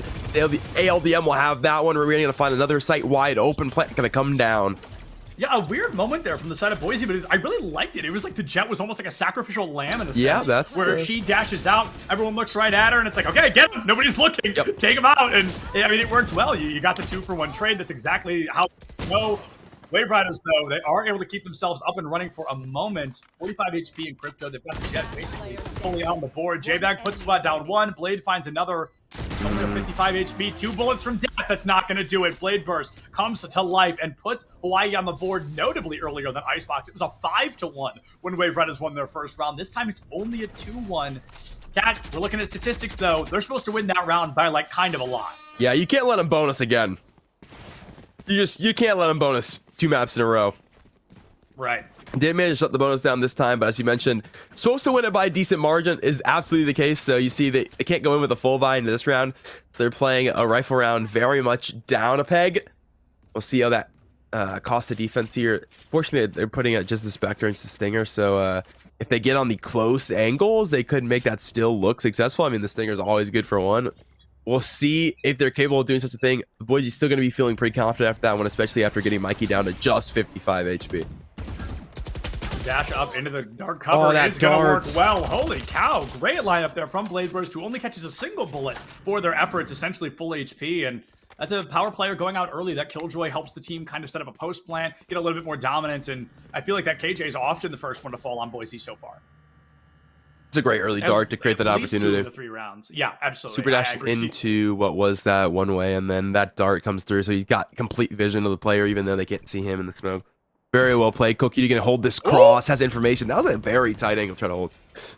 Yeah, had the vision, but unfortunately did not have the accuracy in that moment. Giving yourself away a bit, but I don't think they're going to be peeking that tight corner when they know you have a Guardian in hand. Nice. Guys goes in quick, goes for the door once again. That same kind of sacrificial lamb play style, but there's nobody to look. You know, there's nobody to catch off guard like that. Alarm bot gives info away. The microwave does not come to life as the nades are elsewhere in this moment. Frog Jiggle Peaks wants to get fired at by anybody just to get the intel that someone's still there. Saw the read. No Skies is on that corner. And they know Skies has caught at least a couple of bullets. 30 seconds left.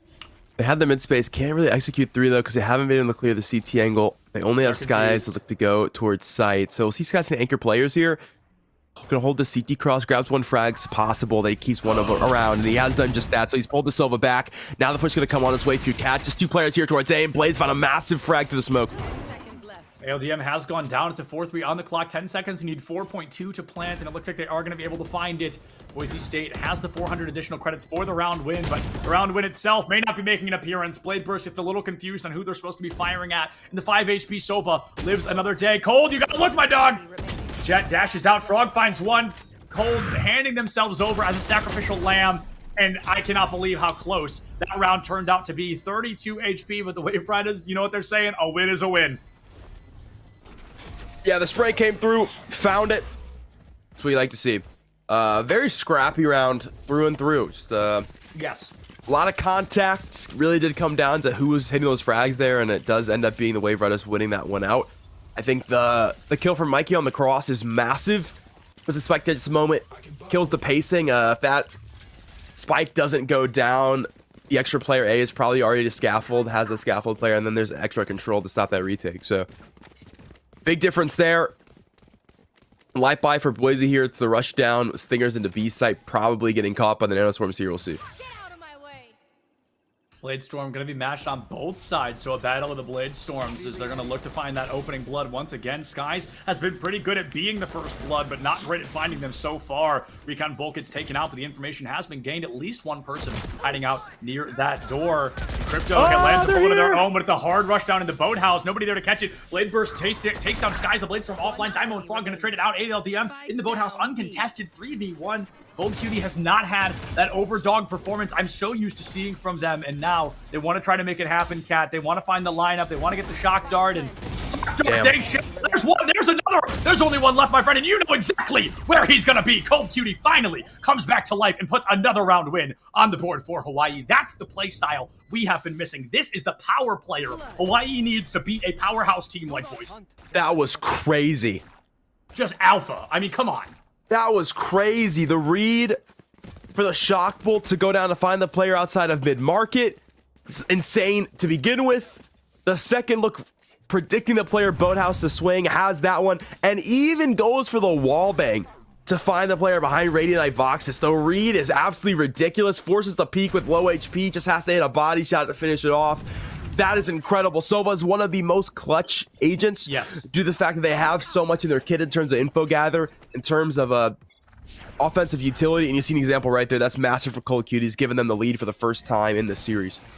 Yeah, first time in this entire series, both maps number 1 and 2. It's only a 1-round lead, but as a wise man once said, you know, we absolutely take those. The Wave Riders, no command online. They've got that Shadow Step as well, but Boise, their pockets run deep, Cat. That's how this team works. They only use ultimates when they absolutely believe they need to, and they will never overextend with an ult in hand. It's part of what makes them so strong. They're going to run a calculated play here with the lockdown to probably open up this B site. It might be a fake, like back on Icebox even, but I wouldn't be surprised to see a hard run down through it. Gold Cutie, the wallbang again. I mean, just the wallbang wonder doing numbers right now. Unfortunately, cannot destroy the lockdown. It opens up the site, but with Boise sustaining that much damage, a lot of time. There's no way they run through.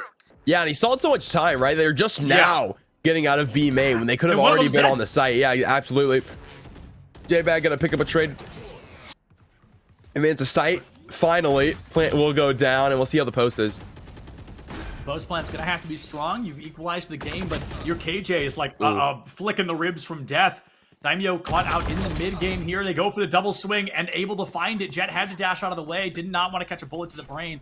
4v3 on the board. Oh my goodness, 17 HP. Here comes the other lockdown. I love what we're seeing from that as Ray has had to stay in bricks. Runs it down in Crypto. Takes it personally and gets them out of the way. ALDM finds Cold and that clutch factor is gone, but now theirs is as well. J-Bag gone. ALDM, the last player standing, has to win the 2v1 or at least prevent the plant from happening. The defuse, excuse me, half of it. Up and running, wants the wall bang, just can't find it through the double spray, and the Wave Riders not only take a lead, but they've officially doubled it.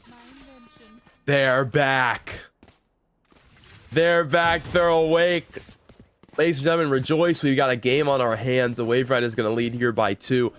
Full buy back into this one for Boise. Hunter's Fury to open the door on this round. They like to use it. Team Boise very much favoring the B site here. Now, it's not the same map now. You know, you don't have to play B anymore if you don't want to. See if we can get a bit of a change up on the default. I think maybe it's like a marketing thing. Oh, like you said, yeah, Boise, that actually makes sense. They want to be like a dominant B team, so they're like, we're putting the B in Boise, baby. You know what I mean? Contractually, they have to play B. They have to play B site all the time. That would make this game a heck of a lot harder, Cat, I'll tell you what. But right now, ALDM does find Frog. It's a 1-1 trade. Ghost does put them down to the Omens, really being great at equalizing for their teams or even taking a lead when they need to. Cold Cutie, Cold no longer. I mean, it feels like Hawaii is truly starting to wake up. It took them an entire first map. It knocks them down a peg in the series, but better late than never. That's why they're stoked. This is a best of 3 and wasn't just that BO1 to wrap the day. J-Bag misses the shot, but Cold Cutie certainly does it. 3v1 and ALDM. No clue why you're back here other than a save, but I do love that we're seeing a save. I talk about it all the time. I want to see saving more often in collegiate. It's a very underrated play. Bro is ratting. Squeak, squeak, squeak, squeak, squeak, squeak, squeak, squeak, squeak, squeak, squeak, squeak, squeak, squeak, squeak, squeak. In the trash bomb, no less. I love it. Sometimes at least he's staying on brand of ratting, right? Yeah, sometimes life really does imitate art. I love to see that. Well, we got 30 seconds to do absolutely nothing. Boise State, falling victim to what I like to call Killjoy existing. Real. That's so real. Consistently can't quite get through the utility towards B. It forces them to throw their jet in, which was working for a couple of rounds. The unfortunate part is leaves them a little too weak for the retake. So at this point, maybe some consideration of pressuring B early to try to get that util out. It is very hard, though, to get the Killjoy utility out because there's just no reason for her to throw it until somebody's on the site. Sure. Until then, you might as well not even use it, just to cut off the rest of the team. So that's been hard for them. I think now they just walked over to A because of the fact that B's been so difficult to take and realize that now she's over there. So they have a harder job on their hands, which is guess where the hell the Killjoy is and then try to deal with the utility. So we'll see what they come up with here on the timeout. They'll take another minute to talk. So that's screwed up. They've had a minute and a half now to consider this. If they don't come out with an answer, the game's over. I don't know what to tell you. Yeah, no, we got to talk about as well when the Wave Riders went on their first pause, nothing changed, and they still got dominated in the first half. So Boise, they've been on the other side of this situation of like, okay, we're using a timeout. We need to actually change something because if we don't, it can absolutely cost us our game and take us all the way to map number 3. And I'm sure nobody wants to do that, especially Boise State. They want to win this into 2-0. They're already 1-1 on the weekend. They're fighting for a spot in their own land right now at their own program. So they really want to prove that they deserve that spot and then they can make it in the upper echelon of these teams. Hawaii, they're starting to come back a little bit, come back to life. It's no longer about outplaying Hawaii, but adapting up to them. Boise's gone from punching down to punching up, and they need to equalize this game again. Hopefully, this timeout has been able to help them do that. Production, if we can hold tab just super quickly as the round starts so I can get a read on the weapons. Yeah, Boise, even with this pause, Cat, they have a single hero rifle, and that's including light armor. This is, I don't like this. I'm going to say it. I think you fully just don't buy anything this round and look to the next. Stingers That's a save, I'm sorry. Crazy, I'm a dummy. That's a save, Come rifle. on, please. Stingers are so goated. That's true. That's why they're getting nerfed. Please They're stop reminding strong, me. They're a little too strong. I don't want to remember that. I know back in the day, I used to hype up the Stinger. People would tell me I'm an idiot. And then suddenly one pro used it. And what do you know? A new world now. ALD, I'm going to find the first. Oh, I love this. And now there's potential here. Yeah, they'll give the rifle over to Skies, who has a little bit more HP to work with. And they'll try to finally make a B split happen. Yeah, the V-split, it has not been working for them well. The last 2 times I think we saw it were unsuccessful. Blade Burst making it even harder as that KJ's offline. Skies stuck by a Hunter's Fury, somehow able to dodge it. Almost walks right into it, though. Rushing down toward the boathouse, sneaks underneath the Hunter's Fury and gets a 2-piece into that boathouse. Makes the plant pretty much guaranteed. Oh, that's... You hate to see it. He's fully aware that was an accident. Oh, very well read. Cold Cutie needs to dodge that Hunter's Fury, though. Has the lineup on it. Shock darts in hand. Has done this before. Has 1v3 before. That's true. Has 1v3 before. We know that Daimyo is probably literally 3 HP, if not a literal 1 on the board.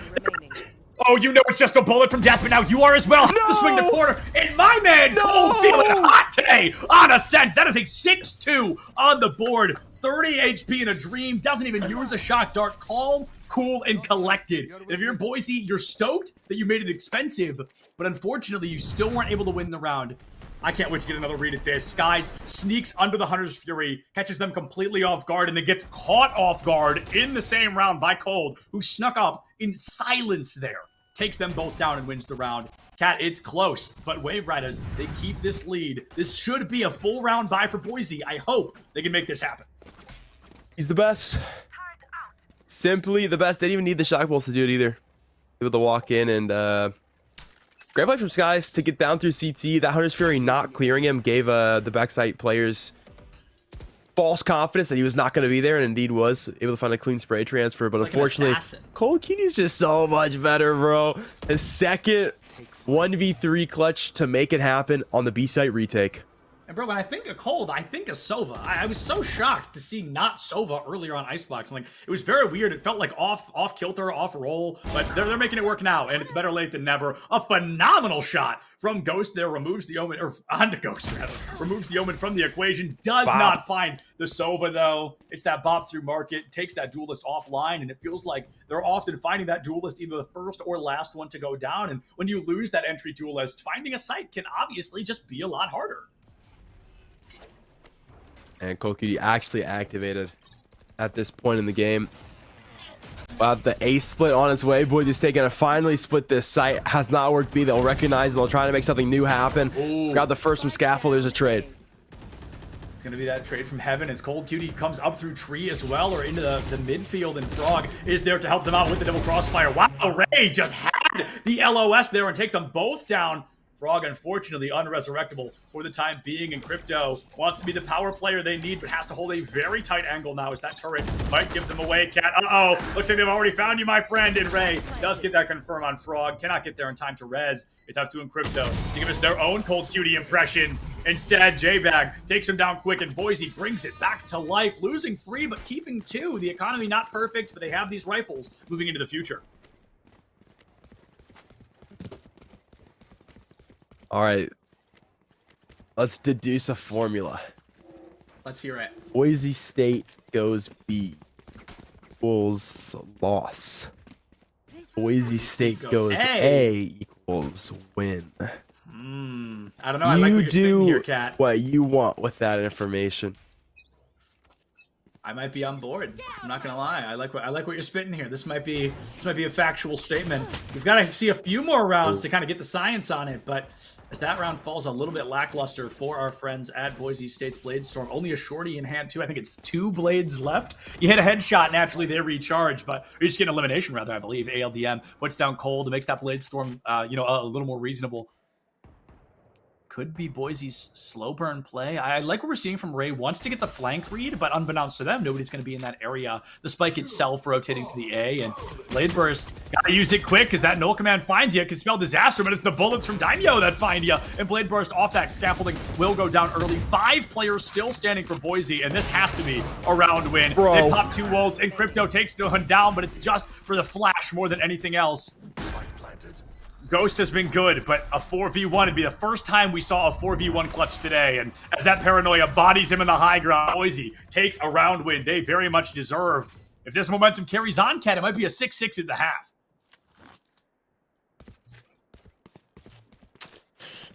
I've always been a mathematician.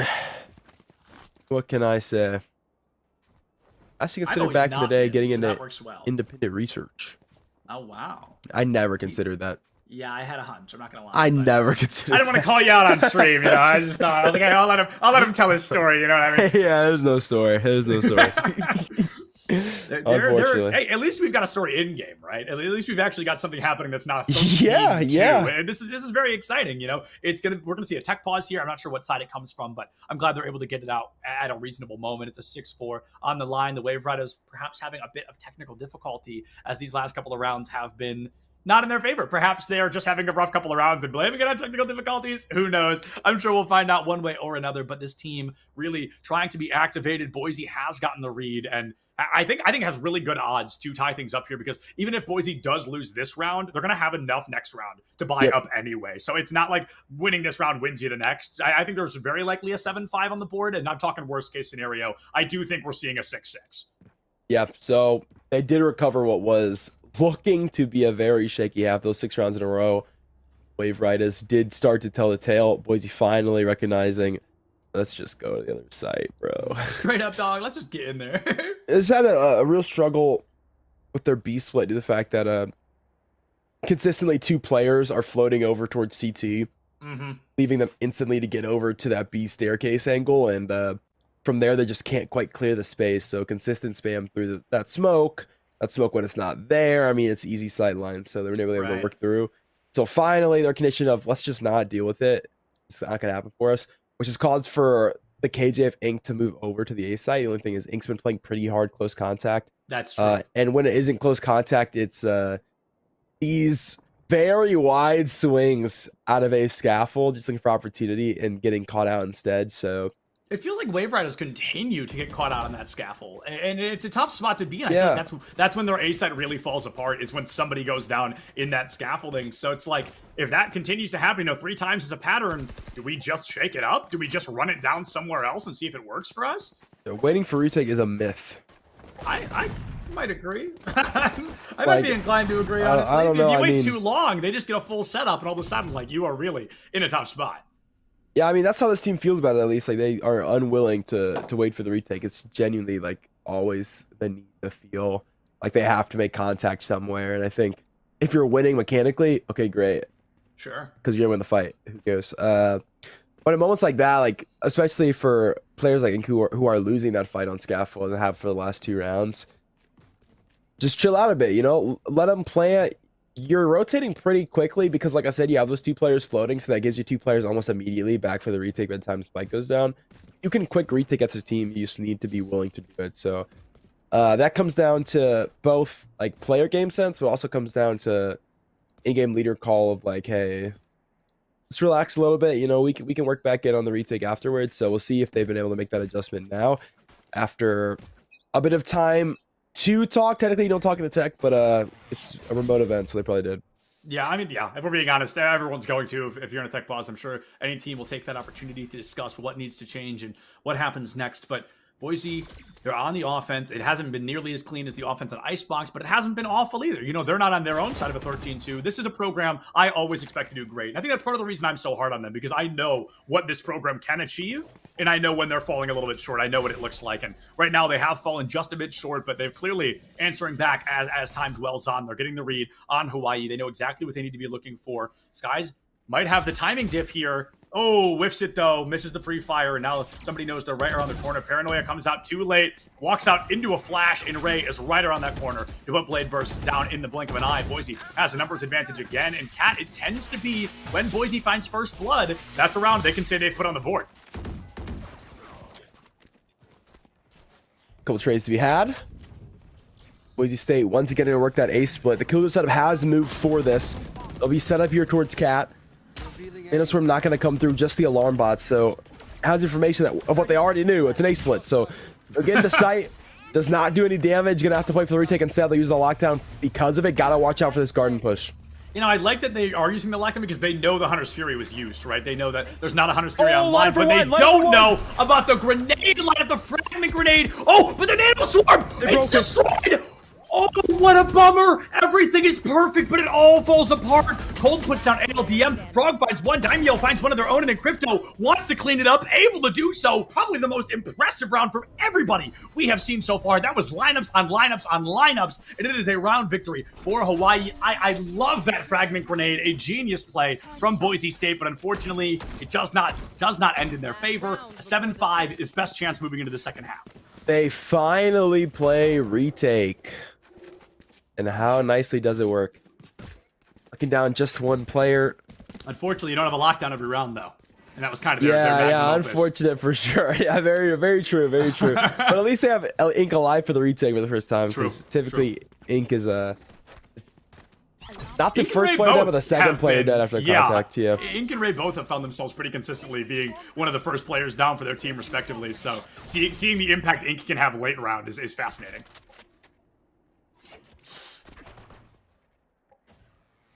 Adjusting turret to acknowledge close contact, and it has acknowledged it. Seeing the Killjoy's jump peaks. Guy's gonna walk up Cat. Almost had timing of their lives. Sobadar gonna give this one away. We'll find nothing. Smoke here. Very early execute to come through. It's a great broken nade. You hear the fragment grenade. Crypto doesn't have the read. They're already through tree. Sees the bullets coming in. Blade down one. Goes through the door. Here's a lockdown from the side of Boise State as they want to get the action through. They want to force this team off point to guarantee a spike plant and push them into the retakes they haven't been great at so far. It was the fast retake that gave the Wave Rattles the win they wanted. But this time, that lockdown is not going to find anything at all. Frog with the Guardian puts down Daimyo. ALDM's Vandal finds Crypto in the fight. So that's the KJ offline again. Pull the Guardian of their own, but it's this Omen and Tree that nobody's been able to look at that is tearing the team apart. He's found a 2-piece on the board. Here comes the defuse. Oh, you got a clear Tree. The Jet 1v1. I talked about the importance of these 1v1s. Fakes it, but pros are going to fake this time around. Gets the body shot. Swaps to the Vandal. Oh, no, that's another Guardian. Doesn't want to reload. Just timing out the spike. It's so smart. Nice. I don't know what was going on there. Blade gets a little confused themselves, and Skies puts the round win on the board. It was a simple play, but by golly, was it an effective one from Skies to win that round. Yeah, yet again, quite nice. Playing for time. Skies knows he doesn't need to do too much there. Just needs to jiggle the angle, make sure he's not on the spike. And once he finally does have to pick it up and look to go half, now I can swing. Guarantees, as long as I hit my shot, he's got to pull his whole rifle out, and that takes just too long. So he's able to come through and get that frag. So it's a 7-5. Boise State do bring it back to at least closer margins here in this one. Just 2 rounds separating. They win the pistol here. They almost certainly have things tied up. I think the tie-up could be just around the corner. Boise has won, I think, every pistol round we've seen so far, and if they win this one, like you said, there were 7-7 on the board, all of a sudden we're tied up all over again. It's not the 6-6 at the half, but a 7-7 right after is absolutely nothing to be afraid of.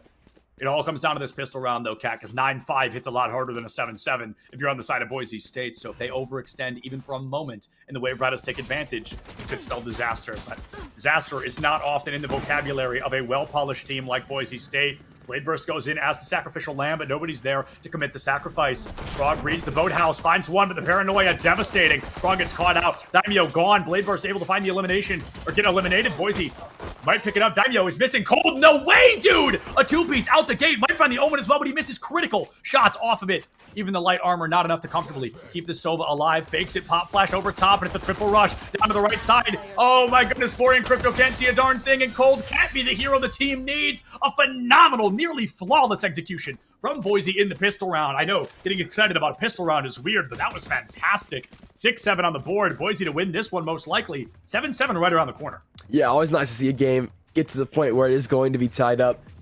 Your Wave Riders has no real reason to force into this one, and they will not do so. It's just Cold Key with a Marshall looking to pick tile. Nice retake from Boise State. Keeping the rest of the players alive long enough they're able to swing through lane together as a unit.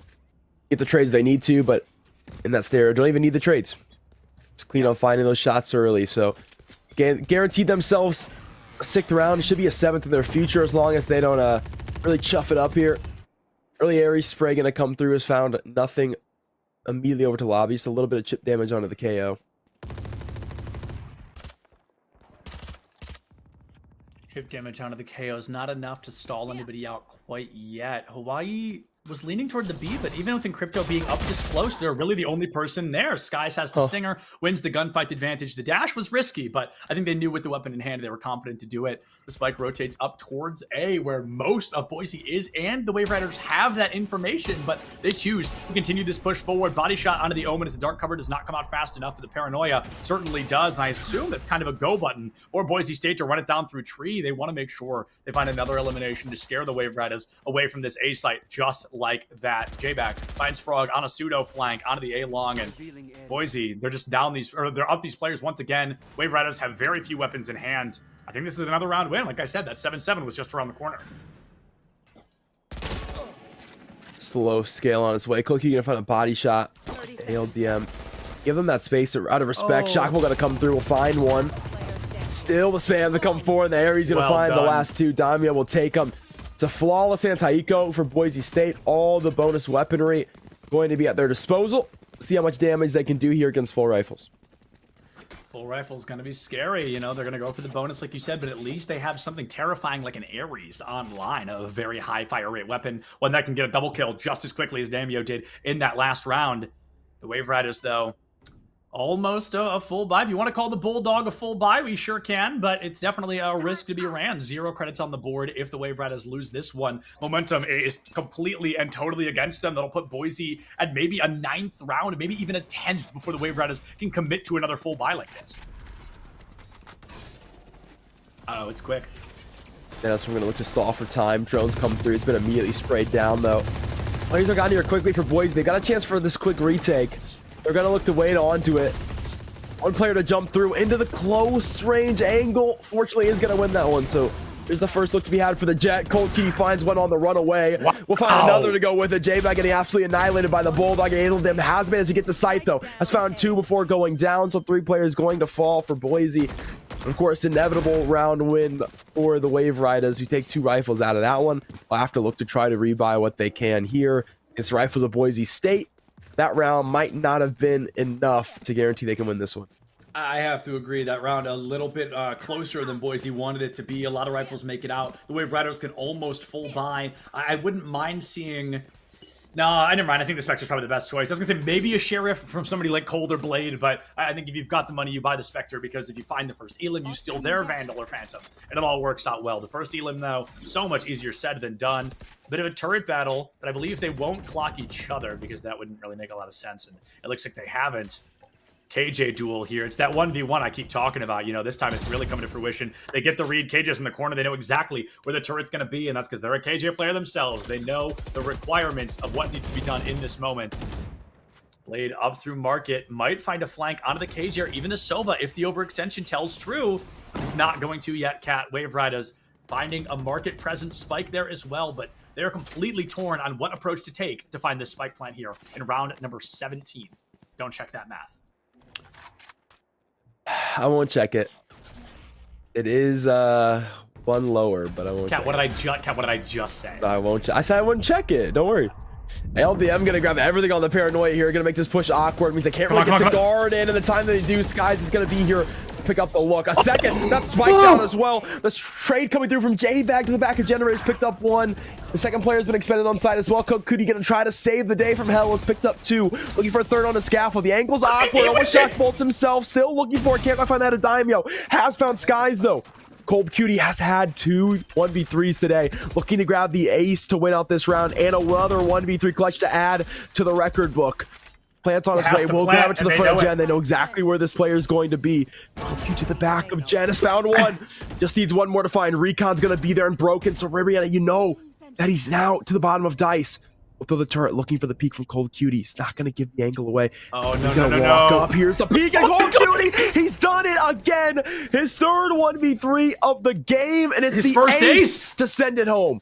I can't believe it. I am flabbergasted. That might be our first ace of the weekend, Cat, at least on stream. Yeah, I think so. I can't recall another one, and I'm so impressed with what Cold Cutie can do, and it's amazing that Boise, they deserve these wins. They're doing everything right, but that's the clutch factor of this game. It's baffling that a player can do that, take down all 5 opponents to win their team out the round, and Boise fighting tooth and nail for it. I'd love to see Hawaii win this simply because if this is what map 3 will also look like, I want to see a map 3. Cold Cutie deserves this map win at this point. Straight up. Dude, what is it, 26-7 or something? Yeah, I mean, if you think about it, you take away the Cold Cutie clutches, Boise State's in the lead. No, 100%. Comfortably. You remove all 3 times that he's clutched, this is like a 10-6. Yep. That math is correct. Cold Cutie diff right now. Cover going out. Just gonna grab one early here. Dark cover has come out of Cat. Think about the dark cover is as it sprawls the map, you know exactly where it came from. So they're gonna know exactly where his Omen is. They've taken care of him. That just leaves the Jet now. And not much more you're looking to find in this round. Boise State looking with one player as a stinger in hand. See if these guys can do any additional damage here in this one. KO knife heard. And he'll flank game main, maybe to find one, maybe to get a rifle in their hand. Rifle in hand would definitely be strong, just like that. Catches Frog out on the flank toward attacking spawn, and I would presume to go for a save, but Skies absolutely looks out for blood. I think they've seen enough 3v1s today to know they are absolutely capable, and just from the performance we've seen from them today, I'd believe it as well. Uh-oh. Cold 100% has the flank, though. Oh, biffs it! And now given away in that moment, I think Cold knows it's not worth the 1v1, it's worth keeping the weapon alive, and Skies still gonna chase him down. Sacrificial lamb into their own right, and that is a team ace to give Wave Riders their first double-digit round win. This is huge, Cat. Only 3 short. Boise, they've got just enough to go for a full buy here. This could be the beginning of the end, I think. Sky's gonna pull out the operator. I'll see if this can make a difference. The issue's been, it's been a lot of close contact, a lot of util early. Push the Wave Riders into this ace split. Frequenting the dark cover over towards Garden. Frequenting the paranoid to get into the space. So we'll see if the op can find its value, can find long range angles to work off of. The first going to be Tile. 0 point will detect the Jet. Peek is there. Fortunately shot. Not going to be found. Now held down. It has no dash just yet. Stuck by the Nano Swarm. Has a lot of work to do here for Skies. Does manage to dash away after the first pick. So Mikey will fall. We'll get no trade either. That op shot was incredible. An insane risk, but clearly worth its own reward. And Boise State gonna win this one out. It just tried in true color. It is a 5v2 in the moment. Frog is gonna go down to J-Back. This could be a flawless. Okay, not quite. Cold will find one. Terrifying that this is the last player left alive. Okay, but they've got the triple hold on him. He's not going anywhere anytime soon. And Boise hitting round number 8, keeping it close, close, close. Cold Cutie is the Joker in prison. Every guard imaginable. Oh, I get it now. Locked up. What'd you think I meant? I got a little confused. That's all. Okay. It makes sense. It was my fault. It was a good reference. It was my fault. My fault. So, yeah, put this guy in jail. His clutch factor's too crazy. 28 and 13. It's gotta be illegal. We gotta look at J-Bag too. Not even rocking a clutch factor and still 20 elims on the board. Like that's very impressive. I definitely want to give credit where credit is due. There we go. Skies puts down Frog early, and that's a lot of intel offline. The 0 point gone, the null command isn't going to be able to be used anytime soon. So that's going to make Boise a lot more confident, I think, to just move into this fight. 0 point detect the 2 players A main. Won't know about the cat players just yet, but they're making more than enough noise to be notable. Punish Furiatis not found the tag just yet. We'll find the Omen. Dino does manage to finish out the Killjoy here. Blade goes to the top. Generator caught by J-Bag. Got the second to go with it. He calls him out. He calls out 2 players this round. Skies will find the last with the operator in hand. Boys bring it back within 1. I think call out is a great word for that. That's amazing. Skies gets this op in hand and has 16 eliminations now. I think had like 11 3 rounds ago, so is definitely finding a strong dominance against this matchup. And now I'm glad we kind of get a moment to really highlight this leaderboard, because it has come down to a moment where both these teams fall pretty neck and neck. It's also fascinating that I believe in total Boise has more eliminations than the Wave Riders, but you know, the round win differential is only by 1, so it's going to be close. The Odin online, the operator online, and if they get the op out of Sky's hands, I think the Wave Riders can win this, but if Sky's remains uncontested and keeps finding an opening frag every round, it's going to be a loss. When you look at the economy of the Wave Riders, they cannot buy up into this round, so they have to essentially hand this one over, Cat. They have to allow a 10-10 in an effort to try and win this. Yeah, absolutely. You have to give this round away, and then we'll have to play back on the bye. Don't think we'll see Mikey's gun buy come out. It just doesn't make very much sense, to be honest with you. So yeah, probably not. You can't hero rifle here at this close to the end of the game. You just can't do it. And it will not happen. All right, so they are going to work with a max loss bonus here. Means they have 2,900 credits at the end of this round if they lose it, which I think I'm not a biased caster when I say they should probably lose it. So that buy is fine. You can buy down that low and should have the buy for next. So they will sneak the Guardian into this one for Mikey. We'll see if the value can somehow turn this into a round win. Blade completely walked into that. Could have just stayed on the outside of the radius, but full sent it. I think wants them to know they're right around the corner, pulling attention towards A. We see the spike toward A long, but not currently in the clutches of anybody, as they don't want to overextend and lose it and then cost themselves the matchup. Sky's a little high, but in crypto, just not fast enough. You never expect someone to peek that far up with an op in hand. It works out well. A Marshal to counter it. A Ghost with a Sheriff. There's a little fun thing for you. Dark cover into mid, makes it a little easier to rotate out of that mid area. Blade Burst finds J-Bag and Frog, falls in that same breath. The A site is, unbeknownst to them, currently open, but it won't be for much longer as Skies is setting up on that catwalk looking for their next operator victim, but it's cold. That falls next to Ray. Vandal online, 5 feet away. Cannot win that firefight with the Guardian in hand. Boise's definitely going to win this round, Cat, but it wants to be a little more expensive than this, and by golly, what a way to double the expensive. Operator offline, the entire team clutching down for it. And I think it's about Blade just trying to make sure they don't grab it, but unfortunately, they already have Operator undercover. Damio's Odin makes itself worthwhile. A 10-10 on the board. I'm going to assume they grab the op. Odin survives the round as well. Wait, did they grab it? Hold tab. No, they missed it. He didn't get the op. Yeah, you rebuy. It's all good. Oh, no, he's gonna Blade Storm. He's gonna, okay, no, this makes more sense. I actually bought it for him, was the operator. It makes more sense. I wanted to see the Blade Storm. I think that would have been cooler. But, you know, it's not about being cool, it's about winning. Yeah, based. And then you get the Blade Storm for your retake too, just in case. Very true. That's not a great retake weapon, so no worries, no worries. This should be an early 0 point. Should detect pretty much everything happening here. And you can throw this before the null command radius gets to you.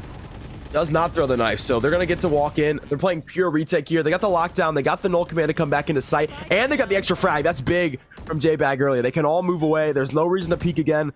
just play for retake here. Yeah, it's crazy when you look at the top frag of either side. We talk about J-Bag because he's just a very consistent player. We've got the full Killjoy Venn diagram online. Ray has gone down. They're going to rush the lockdown, try to eliminate it, and have been able to do so. They give Crypto's life for it. They get the trade out onto Skies. That power player removed from the equation. The operator offline as well. They have the read that J-Bag is hell, completely detained. ALDM wreaking havoc from the high ground. Cold wide swings the corner into an Odin and still finds the Elim. Cold, you've done it 3 separate times. Can we see a 4th? There's one, but they did get half. Has to hold it slow and does find the damage, but doesn't know about the half. So well done from Boise. Calculated, calm, cool, and collected. They go up 11-10. And Cat, when we were moments away from a third map, all of a sudden, we're just as likely to not see one. The best way to play that. And without a doubt, yeah. I think there was nothing better they could have done. Tags for about half HP, so the little bait and switch, put one player onto it, let them get tagged, and then switch players on the defuse, guaranteeing they can hold it. So Cold Cutie finally shut down on the clutch. Boise State going to hold the lead here.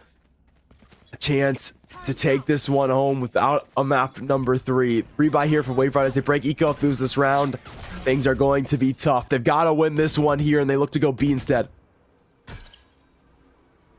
Gets the recon bolt, and you peek it anyway. Not sure why. You knew exactly where she was. You knew she had an op, but I guess it's about the ego peek to make sure you find that Elim early. I love the rotation around toward market. Makes it a lot harder to find an engagement. Frog is just defaulting. Does not check market and dies for it. This is going to be a 12th round win for Boise State. I can't imagine much is changing unless the Wave Riders clutch it out. They've done it many times before, but it gets harder and harder as Boise continues to adapt. And Crypto, 47 HP, caught in bricks. And Damio knows they're right around that corner. Dart broken. No intel gain, a dark cover to save, and the recon bolt. Scary spot to be in, but the dark cover does eat it, so nobody gets caught by the recon. Cold, wow, finds Ray with a wall bang! And Crypto goes down as well, though, and as J-Bag is sneaking into the wings. That has to all but guarantee the round win here, Cat. Waiting with the pop flash in the corner. You've got the spike, and he's just gonna book it to spawn. No, now into the A site. Looks for the plant. They need those 400 credits moving forward. Can Ghost clutch out a 3v1 like Cold Cutie has done 3 times already today? Yeah, he's looking for more than the plant. He's looking to win this one on out. This Ghost will be holding the close contact. Wants to get a fight here early. Everybody's going to play Scaffold. They're going to play as a unit here. Your point is not cleared. The recon will not see Ghost either, so they know he's got to be somewhere over the door. They'll all swing, and they'll find him. J-Bag will pick it up. And Boise, match point. Wave Riders put all the eco into that round. It's going to be tough to claw this one to an overtime. Absolutely. Boise's penultimate round win there on the board. The Wave Riders, they keep it close, but close only going to count in hand horse and shoe grenades. The Boise going to have every weapon online. They're going to have a complete arsenal at the ready. And Wave Riders, even with a full commit, almost all of them dropping to 0 credits, cannot bring a full buy to fruition. They can't even Blade Storm if they wanted to. It's just not online right now, Cat. Poor Cold, 33-17, still cannot deadlift this team to victory. Yeah, it's got him on the bar for sure. Maybe chalk the hands, you know, maybe get some lifting gloves. The grip strength certainly lacking. Blade Storm, there it is. They are going to commit to it, a Bulldog in hand, but looks like that's all they really wanted from the B site. Unbeknownst to them, of course, it's wide open, and the A site is the one under fire. Dark cover goes out early to get a little bit of space. Sky's holding that A-long angle. Wave Riders completely do not want to challenge that anymore. They've lost, I think, every challenge against Sky since that operator has come online. Challenging it now would simply be a death sentence for both your team and your chances of getting to Boise. 5-person commit toward B, another dark cover out. I think the proper play, to be honest, would be to rush through it as a squadron, but they want to play it low and slow. They don't want to give themselves away too early. There's the dash in, there's the door closed. ALDM completely smoked out, and Boise, the rotation is here. Absolutely no way. Dart gives them exactly what they need in ALDM. Incredible patience. Gets that Elim early, makes it a 5-4. The spike plant is here, but with no ults to work with. you've got to wonder what Wave Riders can do to keep the dream alive. And from the shadows, you can throw that at the top of the sight box, get so much info where these players are. They throw it to the back of Boathouse. They know one player's going to be there, and they can push the front of sight quite safely here. This guy's going to find two with the shorty. They'll continue their onslaught forward. Blade to find one, right click going to go rise. Daimyo has that. Sky's going to pick up one from lanes. The push is on its way, and Daimyo will grab it on the over-under. Sky's to finish this one off, and Boise State will take it 2-0. They guarantee a trip to their own LAN event. Nice. You love to hear that. You love to hear that. Boise confirms a trip to their own LAN event. And there was such a small play right at the end there, but I think I do want to highlight it where it was the Killjoy and the Jet turning the corner. Jet updrafts and dashes. All of a sudden, you cannot look both places at once. That is a guaranteed elimination against you. And I like that because it also prevents the lineup that we've seen way too much this weekend where two players stand in a line and they both go down. It's like, okay, if I'm above you and she's in front of you, you've got to pick one and the other one is just going to take you down. It's a small play, but it's a safe one to guarantee they win that out in a 13-10 fashion. Phenomenal turnaround from Boise Cat, and I know that that's the potential that team has. That's what I wanted to see from them. That's why I was so hard on them when they were losing, because I know that's what Boise can be capable of. Thank you so much, Boise, for the turnaround, and I can't wait to talk to whoever we get the chance to. Yeah, absolutely. Boise find it late. They find the adjustment to walk through what was a 2-6 score line, 6 rounds in a row picked up for the Wave Riders, and Boise State recognize, okay, we gotta change things up. They take the time out, finally make an adjustment, and they're able to come on a 7-5 half, start to bring things back, and from there they can carry that momentum of winning out the end of that half to going forward and finding success. And it is impressive that their momentum doesn't get completely shut down due to the fact that Cole Cutie, with those 3 massive clutches that you really should not be winning. Absolutely. 2 big 1v3s on their defensive side on retakes, and then another big post plant 1v4. So the fact that Cole Cutie's finding these opportunities is absolutely mind-boggling. The fact that Boise State can lose those rounds and walk in the next round, immediately clear the slate, clear their heads, and get back is quite impressive. And I cannot wait to talk to this team. They're going to their own LAN, so obviously the hype's got to be there. But I want to talk to them a little bit about how these maps played out. We'll do that when we get back from the break. Don't go anywhere.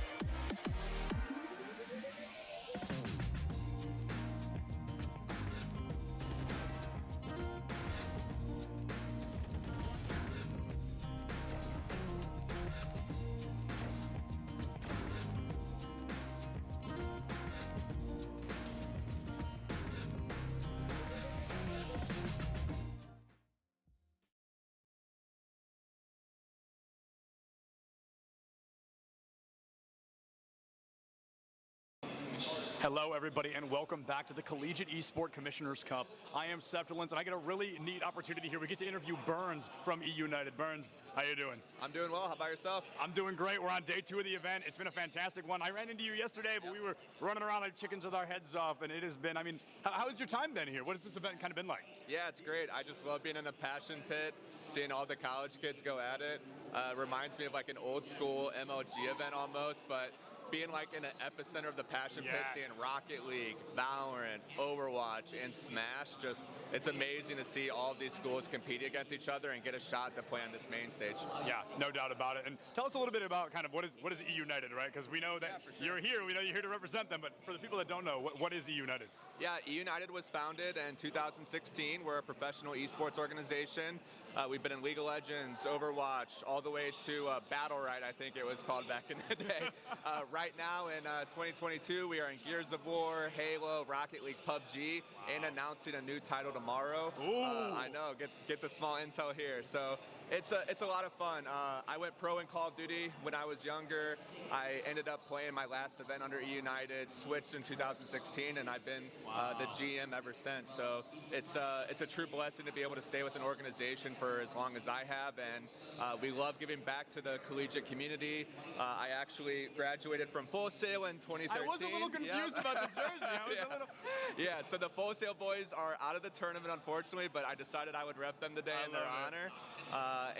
Yeah, it's just great. I love working with younger individuals who are trying to find their path in esports, and these college kids are really showing what they're all about. Yeah, so to be kind of an ex-pro player, where a collegiate scene at the time didn't exist, especially not to the scale right now, what is it like to see such high levels of success, such high levels of support for something that you weren't able to kind of get as much support in at the time, something that was looked down on a lot more? Yeah, I'm extremely jealous. That's all I can say. Full Sail started their program in 2017. When I was there in 2011 and 12, it was just a bunch of nerds running around, just creating their own clubs. I was still striving to go pro, but now you have these opportunities to play on main stage, play in front of thousands of people. We just had locals back in the day. You would show up and play for like $200, $100. It was like lunch money. Now these kids are playing for scholarships. They're playing for fame. They could pop off here and end up getting a sponsor for $10,000 or $20,000 from somebody. So the opportunities are just endless at the moment, and I think it's just great that you know, you basically can prove yourself and make anything happen right now. It's instead of kind of what you had gone through, being in college and also trying to go pro, these kids can try to go pro while being in college. It's hand in hand instead of those two kind of battling kind of matchups. So if somebody's trying to go pro, right, they're like, Burns, I want to be you one day. I want to be the GM of E United one day. What is that first step to really take it from a hobby to a passion, to a job? Yeah, I think I've told this story a lot, but it's really, I thought about going pro every night before I went to bed. Like, I lived and breathed Call of Duty for years. It was my life. I had to skip dinner sometimes. I had to skip family functions, and my family didn't really understand, but it was what I wanted to do, and it all worked out. But at the end of the day, you always need to kind of be organized. You have to have the ability to not put all of your eggs in one basket. So even though it worked out for me, there are so many opportunities in esports. There's being a caster or interviewing people. There's working in production. There's helping people get waters. Like, literally, there are so many opportunities. So, oh, this crowd's awesome. They're going crazy, dude. They stayed on their last life right now. Off subject, Smash, regardless if it's middle school, high school, college, it pops off all the time. I love it. Well, Burns, thank you so much, man. I really appreciate it. Yeah, no worries. Thank you, guys.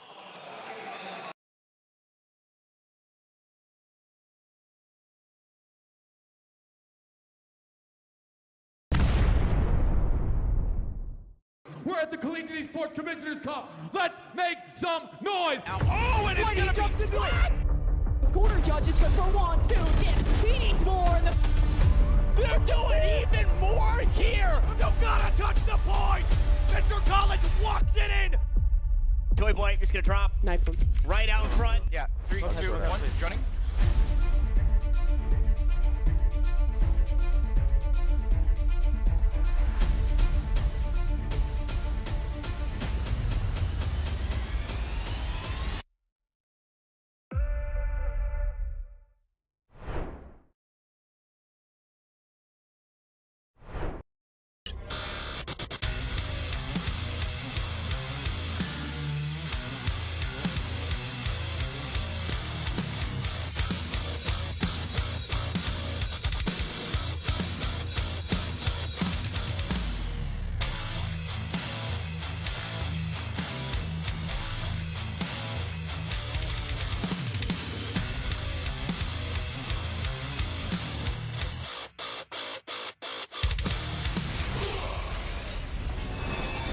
NationalGuard.com to begin your guard adventure. What is going on, everybody, and welcome to the ECAC Top Plays of the Week. I am Septilance, and I'm super excited to walk through these with you so you can see all of the great moments we are getting out of collegiate esports. One of my favorite things about these seasons is as they go on, as the years continue to pass, the skill ceiling just gets higher and higher, and the teams get better and better. Starting things off in Week 1 and 2, these teams came out the gate swinging. Let's take a look at what they were ready to bring out in these early weeks. Valorant is a game all about risk versus reward, and Sin from NYIT wanted to show us just how much he was willing to risk to get that great reward of a round win. Sort of forced to pop off, maybe get a little bit more sniper play, but these direct tight angles make it tough. You have Axorus that actually gets a wall bang headshot onto Prime. Oh, that timing on the paranoia works so well. Yo, give it up for the util, bro. Sin's gonna pick up 3 into the site. A lurk on its way from the chamber, but unless you're gonna spam through this box, you're not getting anything done, and Panda won't even let him get that far. Super Smash Bros. Ultimate is a game that can be decided in milliseconds, and Waka, one of the best players from SUNY Canton A Squad, wanted to show us just what they can do with only a second and a single stock on the board. Sledge option gonna be charging for Smash, going a little early. They're not quite getting what you want. Drop shield after first hit, and Pin getting hit by the kick. High percent. There is the stun into Claw. That clock has been charged for a lot longer. Oh my goodness, that's a forwarder into stage with the stage spike and then upping immediately after. What a sick. 1 point in Rocket League can never make a team feel comfortable, but Driftsy wanted to show us that not only was he going to pick the pace up, but he wasn't going to let his team down. Defensive test with flying colors, though they couldn't get out, and that is the important part at the moment. Clears a must for UA, and it's just not in the cards at the moment. Dripsy! Dripsy connects off the backboard! What a shot! I watched it unfold slowly! You stopped speaking at just the right moment. Valorant is often called a team-based shooter, but sometimes it can't just be about the team. Sometimes you've got to have those hero plays. Spec wanted to spray and pray and was actually able to save the day for SVSU, tying up the series 7-7. Hard B push here, 2 Omens folks coming out. 1, oh, Spec Oh just my finds 3. What? Spraying through the smoke? Oh, what, Spec? That's not legal, man. That's not legal. This is match day 2 of the ECAC League. You can't be doing that right now. Spec just goes with the call. Here in this clip, Fanshawe finds themselves with their backs against the wall, 20 seconds left on the clock, and they're desperate to take down Wake Forest. They don't have anything to get through this team, they don't have any weapons on the field, but with Jackie Moon in the wings, at least they had a sniper. Apparently. Guys gonna believe all the shots. Oh, a sniper!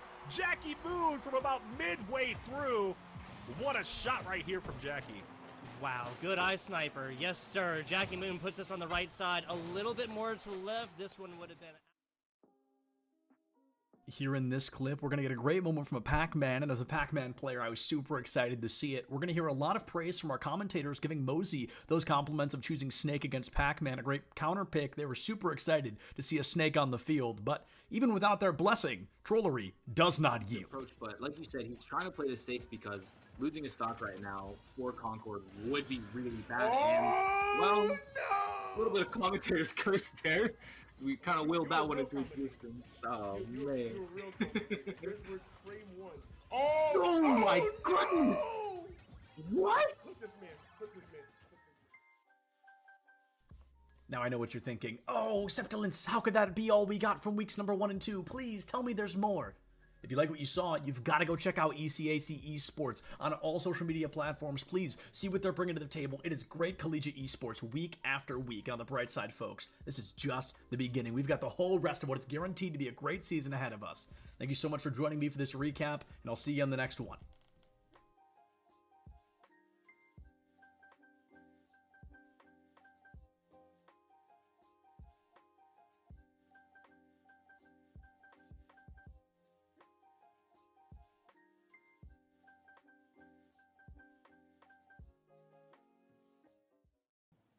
And there's so many other jobs as well that can translate out of this experience in esports. The only path is not just as a player. I think all of us are representative of jobs in esports, but it mirrors traditional sports in pretty much the same way. You've got, broadcasters, you've got production people, you've got marketing and sales, and now NIL and things like that. But really, esports is kind of a great accelerator for a lot of new businesses that are coming up in the metaverse and Web3, and there's a lot of new technology that is going to be needed. And so these STEM students that are also esports athletes are really the future workforce and leaders of tomorrow. And us, as well as all of our brand partners that we work with, really recognize this. And I think that's really, a key driver of why brands are in this space. They want to be part of building that future workforce and leadership and shaping it and supporting it. So yeah, it's been a very interesting space to watch. And we offer such a big, we offer such a big counterpart to traditional sports also, because it's a counterpart, but it's also the same, is what I'm trying to say. Because when you're traditional sports and they're done after their 2-a-day workout and they're done after their practice scrim, they're coming home to play Call of Duty and relax and put their feet up and get a drink and play video games. It grows their brain, problem-solving skills, and their hand-eye coordination while they're home. Hand-eye coordination, if you're a football player, massive skill. So it helps build those things while they're off the field. And then for us, vice versa, if you're an esports athlete, one of the errors I had growing up when I was competing in esports is that I was not active enough. I played sports, I competed a little bit, but I wasn't active enough truly when I look at it. So that's one area that esports players can learn from in terms of activity and physical and the marrying of both. People say, oh, sports and esports, video games. Not really. We're just kind of the tech industry's competitive form of competition, as to where traditional sports are more physical, hands-on. So I believe in the marrying of these two sectors and that they actually live together while also being counterparts.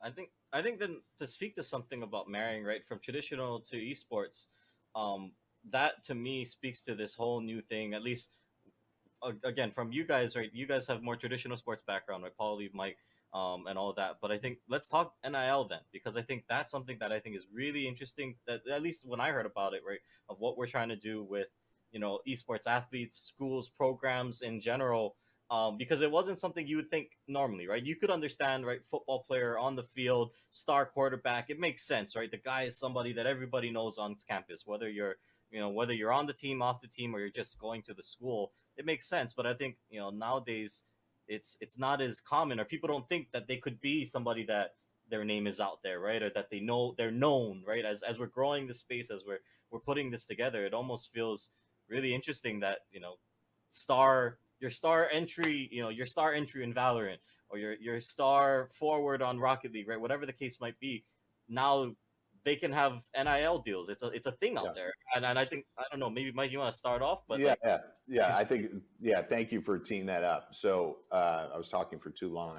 I forgot to bring NIL into the mix. So it's a common occurrence, occupational hazard. So I would say that so NIL for I'm sure most of you watching understand what it is, but NIL stands for name, image, and likeness. Name, image, and likeness, that term has been utilized to describe the transition of traditional student athletes, NCAA athletes, and their ability to monetize their name, image, and likeness. It went live July 1st, 2021, and it has continued over the course of the last nearly 14 months now.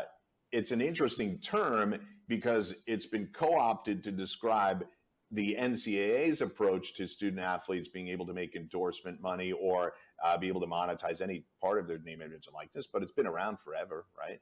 We've had athletes endorsing brands for over 100 years. Babe Ruth of the New York Yankees was endorsing brands 100 years ago, and it has continued onward from baseball cards all the way through now, where we have lots of different integrations of how influencers can monetize their followings. So what I would say on the traditional side is it's still a very young space. There are a lot of stories out there regarding NIL that tend to focus on the negative, or how out of control, I put in air quotes, it has gotten.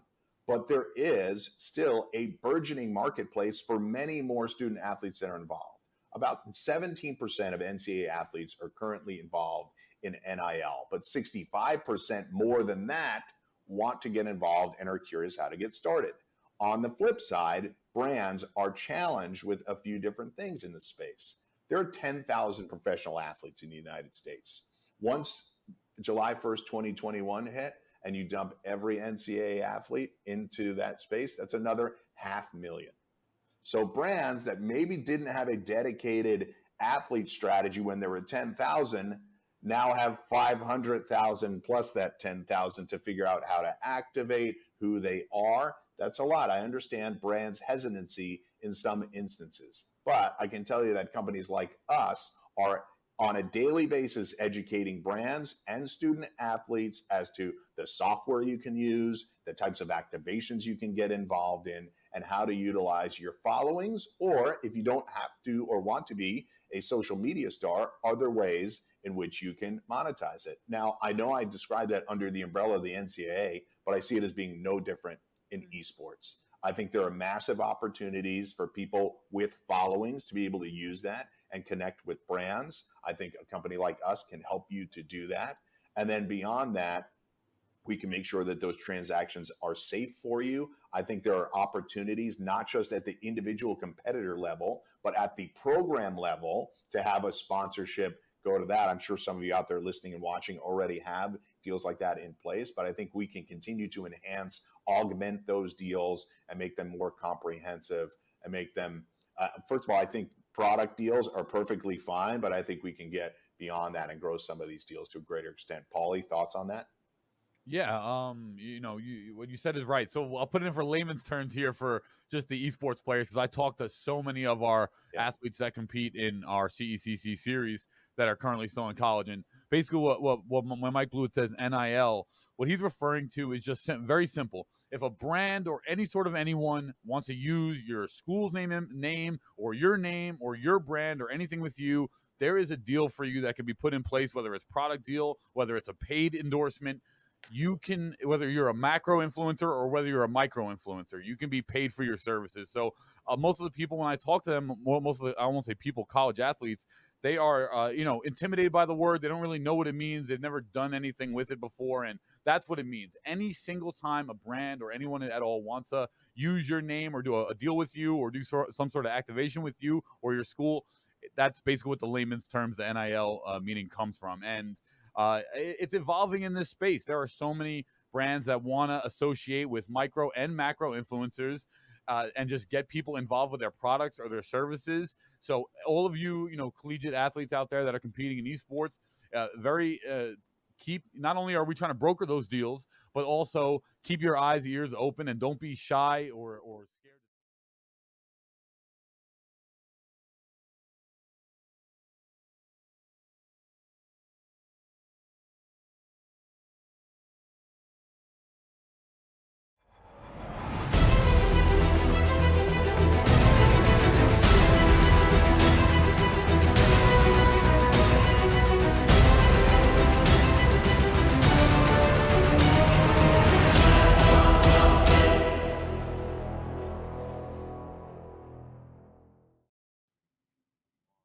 So what's going on, everybody? Welcome back. We kind of lied, but not really. We said best of ones, and it's going to feel like we're going into one, but we are actually joining the end of one of these best of 3 qualifiers, and it's going to be a lot of familiar faces, Kat. This was actually our first series on stream this weekend, was these schools going head-to-head, UNLV Gray versus San Jose State University, where UNLV Gray won the series in a 2-1 fashion. Now, it is 1-1 on the board, and they're going all the way to map 3, and this honestly just felt too good to pass up. So we are going to jump in and join them on their 3rd map of this series. Yeah, Rebel Gaming looking to be the Rebels yet again. If you follow the CECC Twitter, you may have seen an upset alert yesterday for day number 1 because this team managed to take down SJSU, a squad that we know their roster has been some big dogs. They're looking at a new roster coming into this year, and man, are things interesting. A map that you may know, a map you may have seen before. We're back to a set, and for this one, this will decide who is taking their chances over at Boise State. SJSU, the Titans, do they fall yet again to Rebel Gaming, looking to do it a second time? Kat, we've got to call out early. John Hamm not on the SJSU roster today. Instead, it's going to be Gira, who is going and playing the same role of that KO. So this is very fascinating. A different player in on the same role. We saw John Hamm on the KO yesterday. And when you look at the side of UNLV Gray, that's the squad we rocked and rolled with yesterday. That's the squad who won this 2-1 over San Jose. Now, folks, this is a qualifying match. So both these teams are 1-1. The victory for UNLV Gray is SJSU. It is San Jose State. So they are looking to rewrite history from yesterday. And UNLV Gray are feeling good because they won map number 2. They won Haven 13-7. They almost won map number 1. It was split. They lost 14-12. And that's how we've ended up on a map number 3. Last time we saw these teams go head to head on this map, it was a win for UNLV Gray. They had a 90% win rate on the first half of the game. When they were on defense, they won 90% of the rounds necessary in the half. Yeah, it's going to make things very interesting. Joe Schmo came through with 2 of the biggest rounds of their career on the defensive end.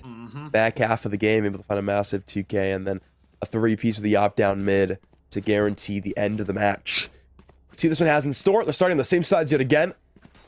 Wait, no, John Hamm is in. Who's missing? Is it? Well, I don't know. I'll figure it out. I thought it was John Hamm. It's Mans and Easy Revenge are gone. It's Gira who's in. I understand. My apologies, John. Very happy to see you back. Excited to see what you can do on the Omen, considering last time John was in, I don't think it was already through A.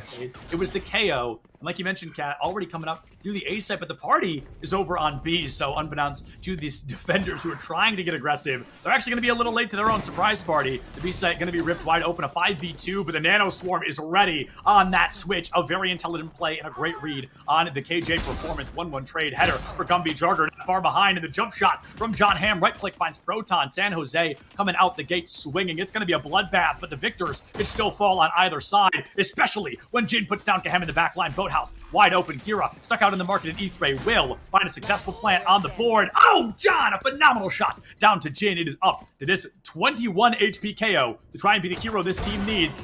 There's 1. Let's see 2, but no, it's Gira who comes in and makes some waves early.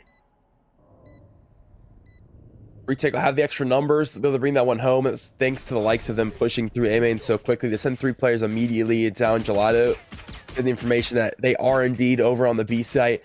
It's 2 players to hunker down and a massive flank to come through to guarantee the pistol round win. You're just not expecting 3 players to be on your flank and a pistol. So take the round. It's a force coming through from UNLV. One to up that pressure early.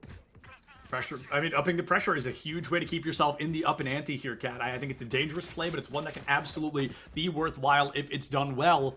The buys are always so scary, but if you jump back to this first series, we go back in time. This happened a lot between these 2 schools, where there was always a buy up because it felt like they wanted to interrupt the econ as fast as possible. However, if your own econ is interrupted, if you lose this 5 players versus 0, you're damaged for several rounds upcoming. That makes this a 2-0 to possibly a 4 or 5-0 before you can truly say you've got a full econ back. I'm going to be in this early contact.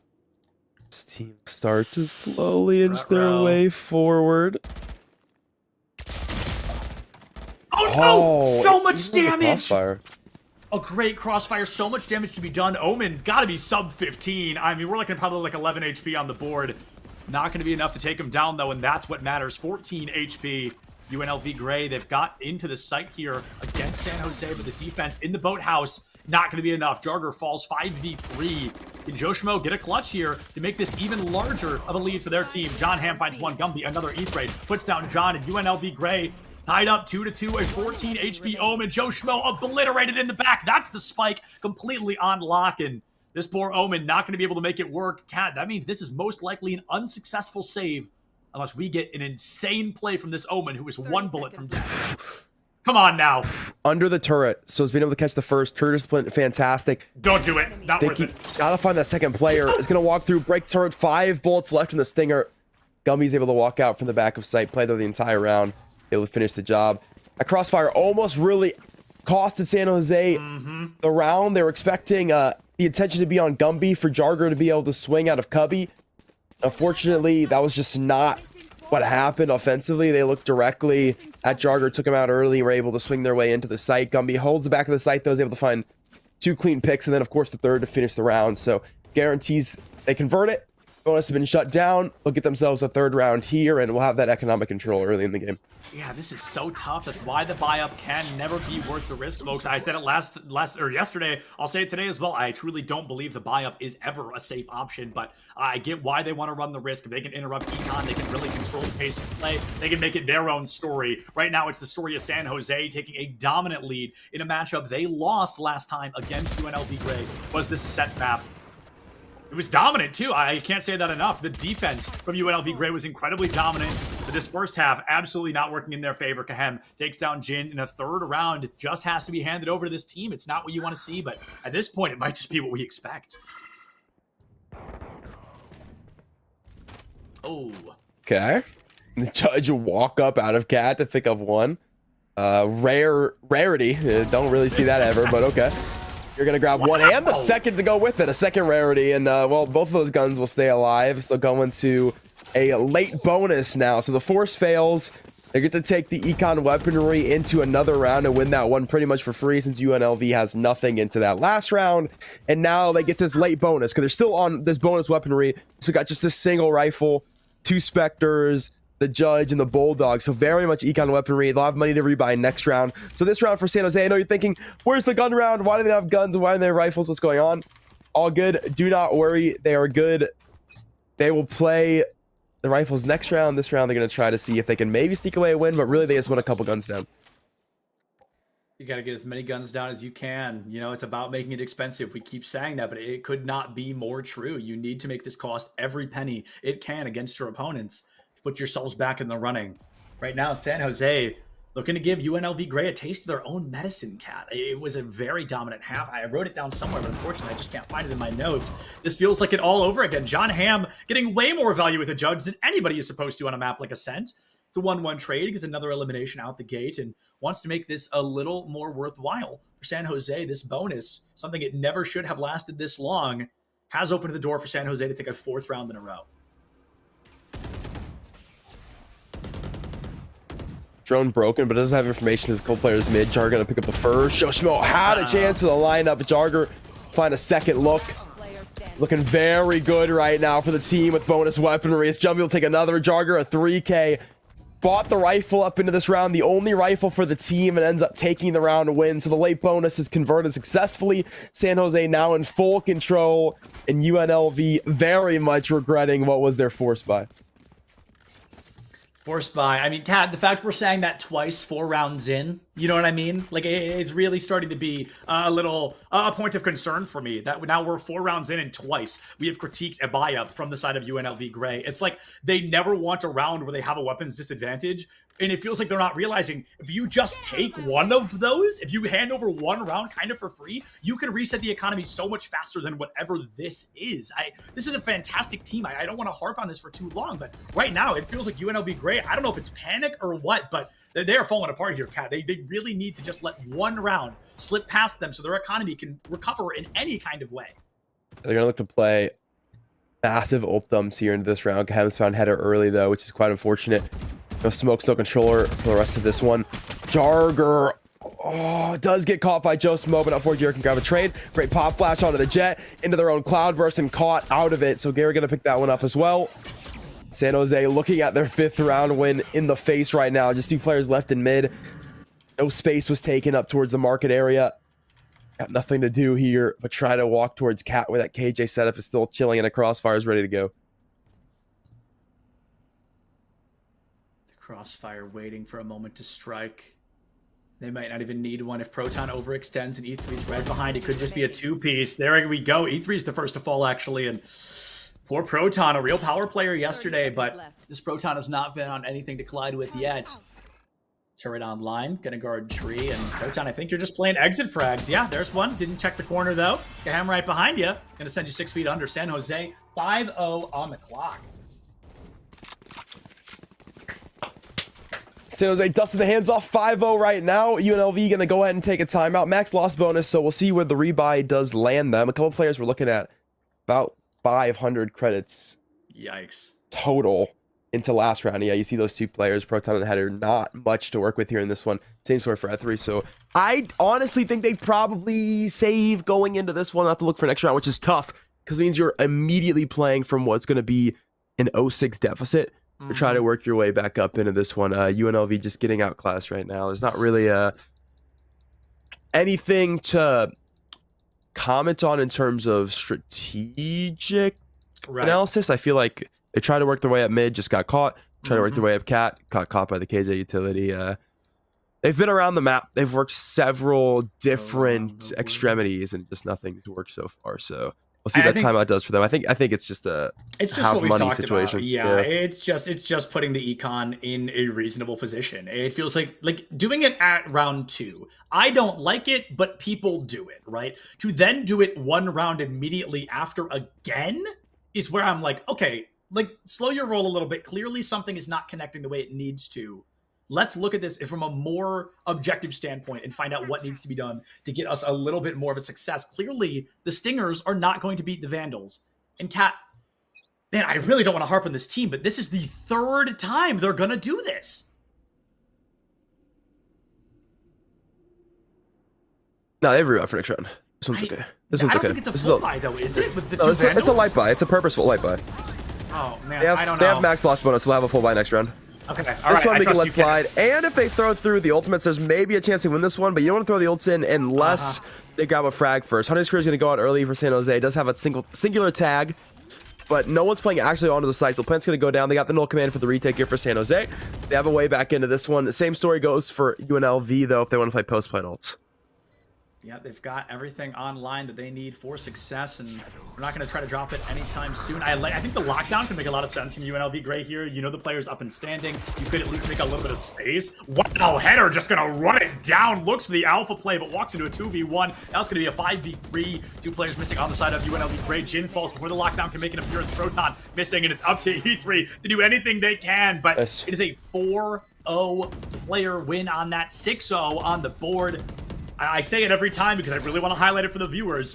Worst case scenario going into the second half is a tied up game 6-6, and that's assuming UNLV Gray wins every single round for the rest of this half. Yeah, and that is fantastically played by San Jose there. Without a doubt. The recognition, let's just step away from the B site. We've got the null command, we got the retake ultimate to go back in, and we can just play fully for retake. If they don't play close contact, if they want to play a quick burst execute, that's fine. Give them the site. We'll retake in. And you saw how successful that was. 4 players stay alive there. No utility allowed for the post, but of course that null command kills it all what's in the radius, and it's going to cover the whole bomb site on the way back in. So very good look for them. UNLV now one of, I think, the first true full buys for them this entire game. And it does need to translate to a win, as you mentioned. They're down 6 rounds already. If they want to get tied, they've got to win this one. Got to win this one and 5 after to look for that tie. They've got the ultimates online, and they're going to make a little bit of space here. A fake dash in. I think that's a really intelligent play, one I want to keep an eye on to see if it pays off. However, John Hamm does not look like they fell for it at all. Hamm confident in that firefight over Jin, finds it without breaking a sweat. The turret into the corner going to give a lot of info away, and perhaps that's why they didn't fall for the dash, because the turret didn't make a sound. There it is. There's your go button. There's the corner peek, and Gumby obliterates Joe on that lineup. Knows to hold on to the lockdown. A 5-3 UNLV Gray, unfortunately, floundering another round in a row. First, the team going to make their way through towards Cat. Still, AJ Nanoswarm going to be there, so it can cut off this split push, and it's going to do just that. She'll throw one early. John M's going to find a look onto player main. Still, these players have to find their way out. Don't get suppressed, fortunately. Going to have the util, but can they find the frags? There it is. Frag's going to be easy for the side of San Jose's Gumby. Really woken up today, and I remember when we were going into this series, I even said, like, oh, great, I'm excited to see if Gumby can kind of clutch out the way they did yesterday, can overperform like we expect them to here on KJ on the Ascent. The only player, to my knowledge, that we've seen play a different character every single map we've seen them on, and this time it's different again, because last time we saw Gumby on Ascent, it was Cypher. This time it's KJ, so the adaptation continues to happen. The changes continue to follow through for San Jose, and I'll run it down again just one more time since we haven't brought it up this series, folks, is San Jose, even with the new players on their team, this is still statistically one of the best teams in the entire country. Yeah, absolutely, without a doubt. New roster or not, success has been there. Still, same management, same branding to play under, so there's definitely a legacy to be had there. Paranoia has blinded several players during this eco, so they cannot find their way in. It is a firing squad on site to take them down. Surprised they committed lockdown to the eco, and not surprised it did not work out how they would have hoped it would. First Nanostorm going to bounce off the scaffold. Second one is on point and has forced Gumby into the attainment to be fragged out. So Jin has found one. Fancy circus trick to grab the first frag, but you got a lot more if you're going to win this round. I mean, you started strong, right? But as they continue to just box you in, there is truly and genuinely nowhere for you to go in that moment. It's unfortunate. It's another round win for San Jose, and they're now 4 shy of a perfect half. UNLV Gray can barely, by the skin of their teeth, buy up to meet San Jose for what feels like the first time in a long time. And Kat, if they lose this, I don't know if there's enough time for their economy to recover.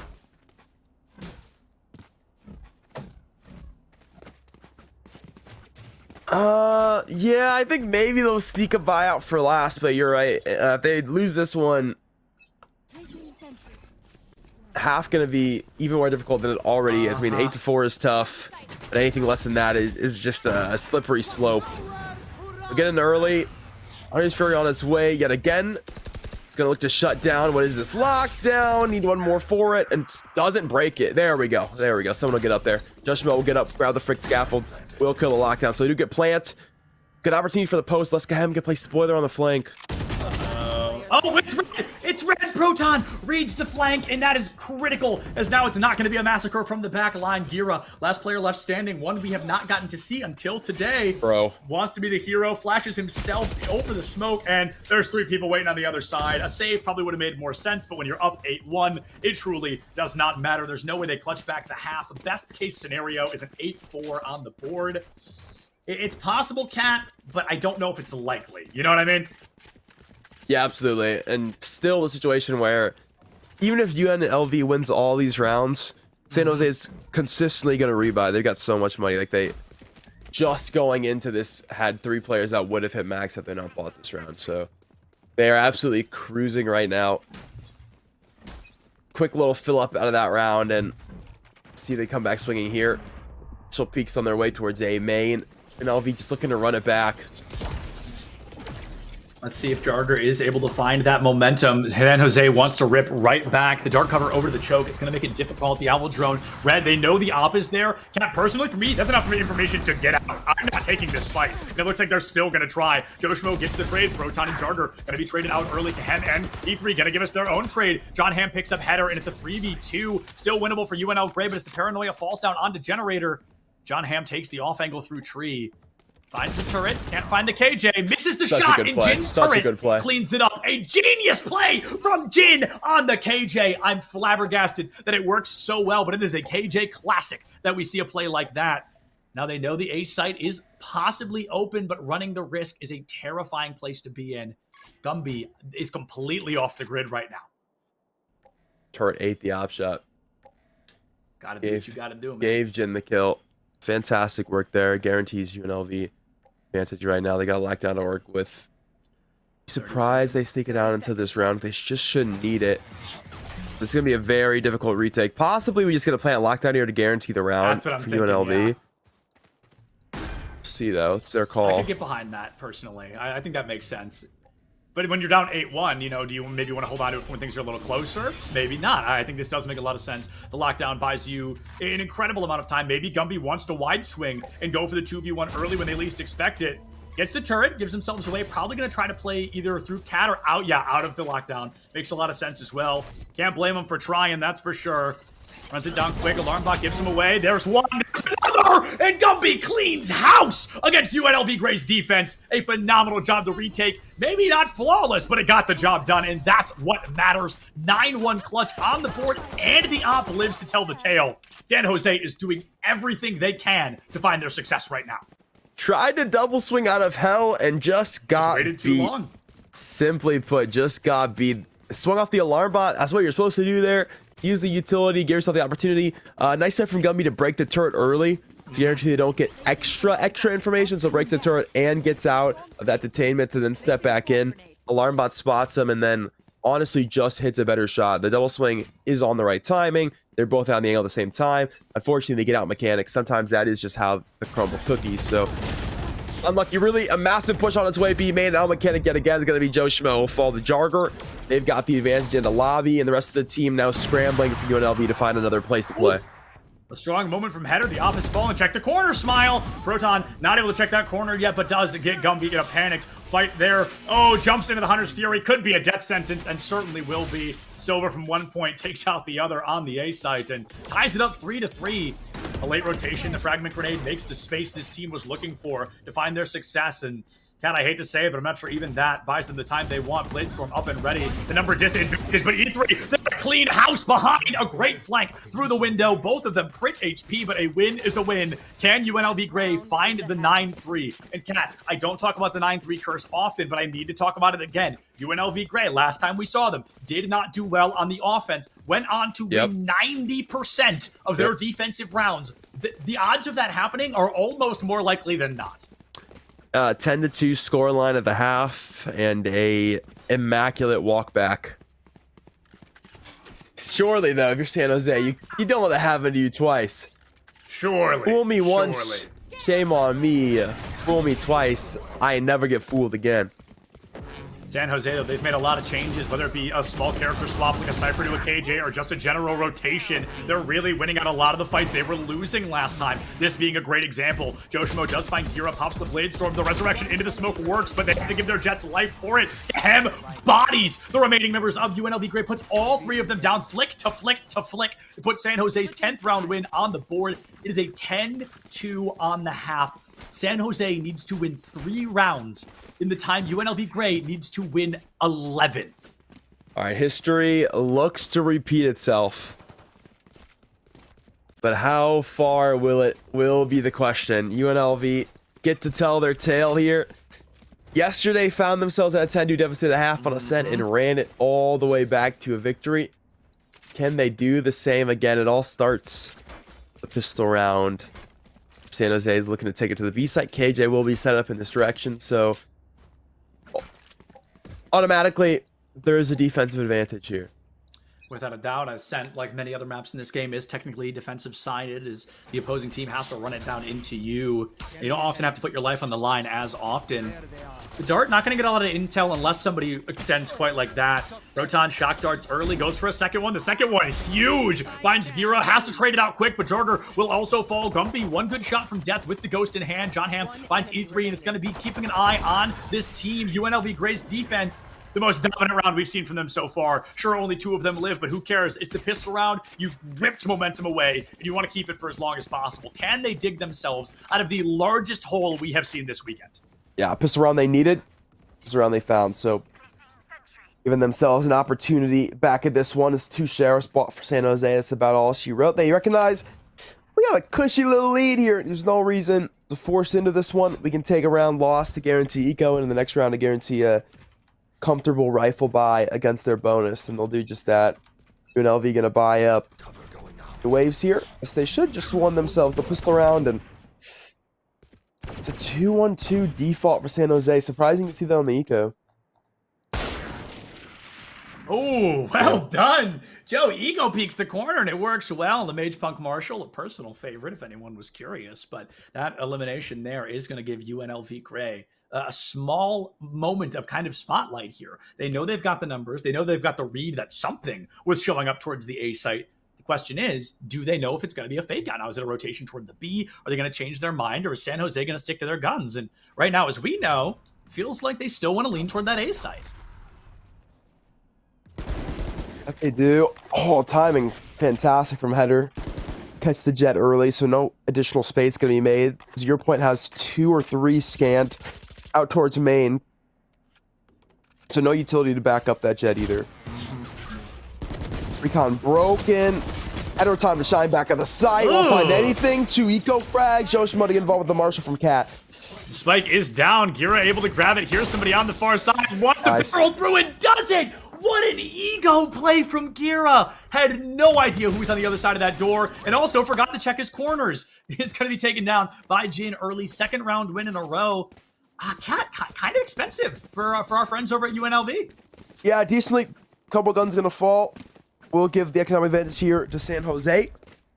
See if they can make good off of it. They did. just by the 2 pistols going into last round, so they can have the advantage into this one. See how that advantage does do dividends for them as UNLV. Talking about how strong they could be on the defensive. They've got to be here. They can win this one out. They've got control of momentum, economy, and a chance to start to walk this thing back the other direction. Slow play for San Jose. Try to step into Cubby. Nothing spotted outside of Gelato. 0 Point has nothing into Tile. So San Jose have room to work with now into mid. Mid space could be all they need, but instead, the spike itself is over by B still. A really interesting play. They don't want to overextend it. We hear the firefight come to fruition, but nobody goes down yet. A little bit of intel. The market is compromised by San Jose in this moment. This round really feels like the one where San Jose notices, okay, we need to pass the respect over. This is the moment where they recognize this is where it might hit the fan. If they lose this round, the entire series might snowball against them, and they've fought so hard to make it to this third map. They do not want a small mistake like this to ruin it. Knife destroyed, pop flash in the corner, header, able to find a Nano Swarm, can't do enough, and a double cleanup kill gives UNLV Gray a massive moment. Takes a look through the smoke and ends up coming up with something big. You're going to walk through Garden. Has been heard. F3 has the opportunity to look to shut down and continue to play spoiler into this round. They'll do just that. The rest of the team, Joshua and Header going to pick up 2 more. Kahem in a 1-on-4 now. He's broken the door. It needs Spike and a plant. Joshua won't give him either option. Take an additional frag. 2-piece for the Jet in the 5-10 scoreline. UNLV have the control now as they convert themselves a bonus. Control to convert a bonus online. It would be an incredible play, but it would really be one to continue closing this gap. This is the 3rd round win in a row they have found. They have essentially cut the lead in half, right? You know, all of a sudden it's a 5-10. If they take this one out, Cat, that's where the momentum will continue to stagger. They'll have this one, they'll probably have the one right after, and maybe even the following, depending on the performance of San Jose. But let's not get too far into the future. Let's keep an eye on the present, and every round win for UNLV Gray, a present it certainly is.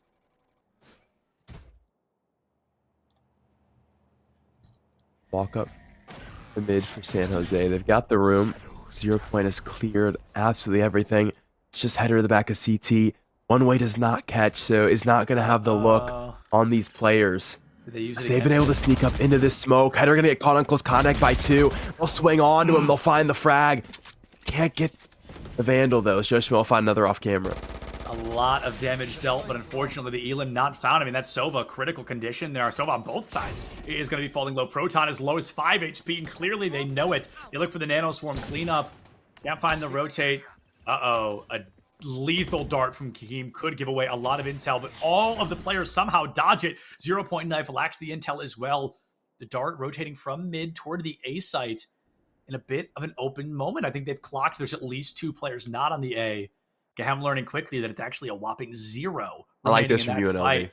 This is scary, though, Cat. Look at all these players. Yeah, I like the way they're playing this. All sitting spawn. They guarantee quick rotate. They guarantee they're not getting caught by anything cheeky. So they're all saying with one another here. They'll play for the trades, and they've given themselves a chance to retake. So now they either plan to A. They'll come together. Jarger, can he be good for one? Someone definitely going to check this still. Yeah, Proton will look. They'll grab that frag. Crisis averted. And now to play a 4-on-2 retake. 4-on-2, but it's more like 3-on-2 as Proton is literally a flick in the ribs from death. Just like that. The turret takes him down. Gumby does get traded, and even the Hellhold can't do enough. Kahem will fall, and UNLV Gray with another round win. Cat, I call expensive 3 or more. Only 2 go down. So UNLV Gray looking very strong for this upcoming round. I don't believe the same can be said about San Jose's economy. So they make that one look dangerous.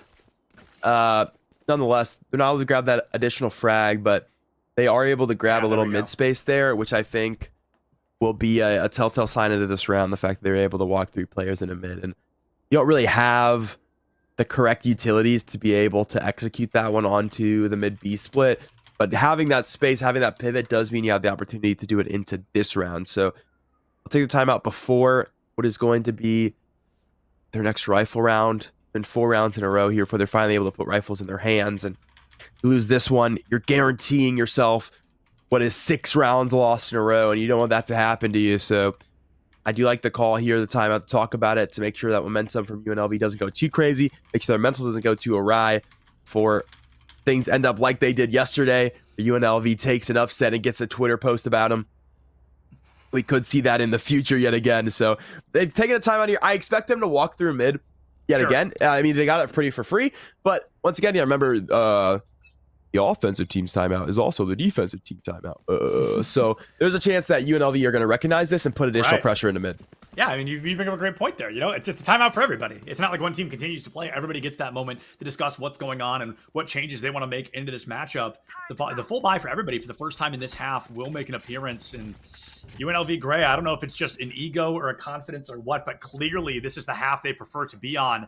They lose way more than I'm sure they wanted to in the first matchup of this, or the first half of this matchup. So hopefully it wasn't too many, Cat. I mean, 10 is a lot, man. It's 10 to 13. Like, they're very close to kicking your butt here.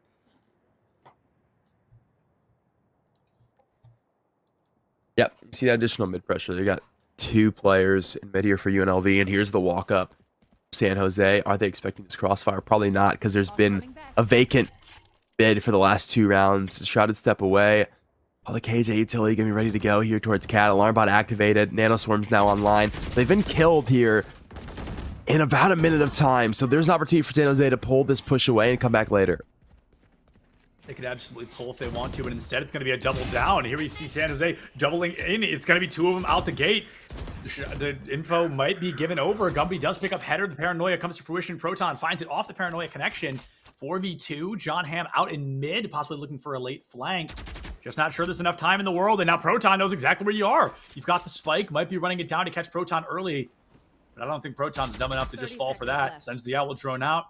Here comes John Hamm for the plant. Proton's a great player. There might be a lineup in the near future. Yeah, great player, great awareness as well. Not the lineup to come through, but the patience at the very least to wait CT. Rest of the team to come through on the flank, and they'll be here now. 0 point's going to clear early CT stare, and you see the players flood out because of it. Now the push to site.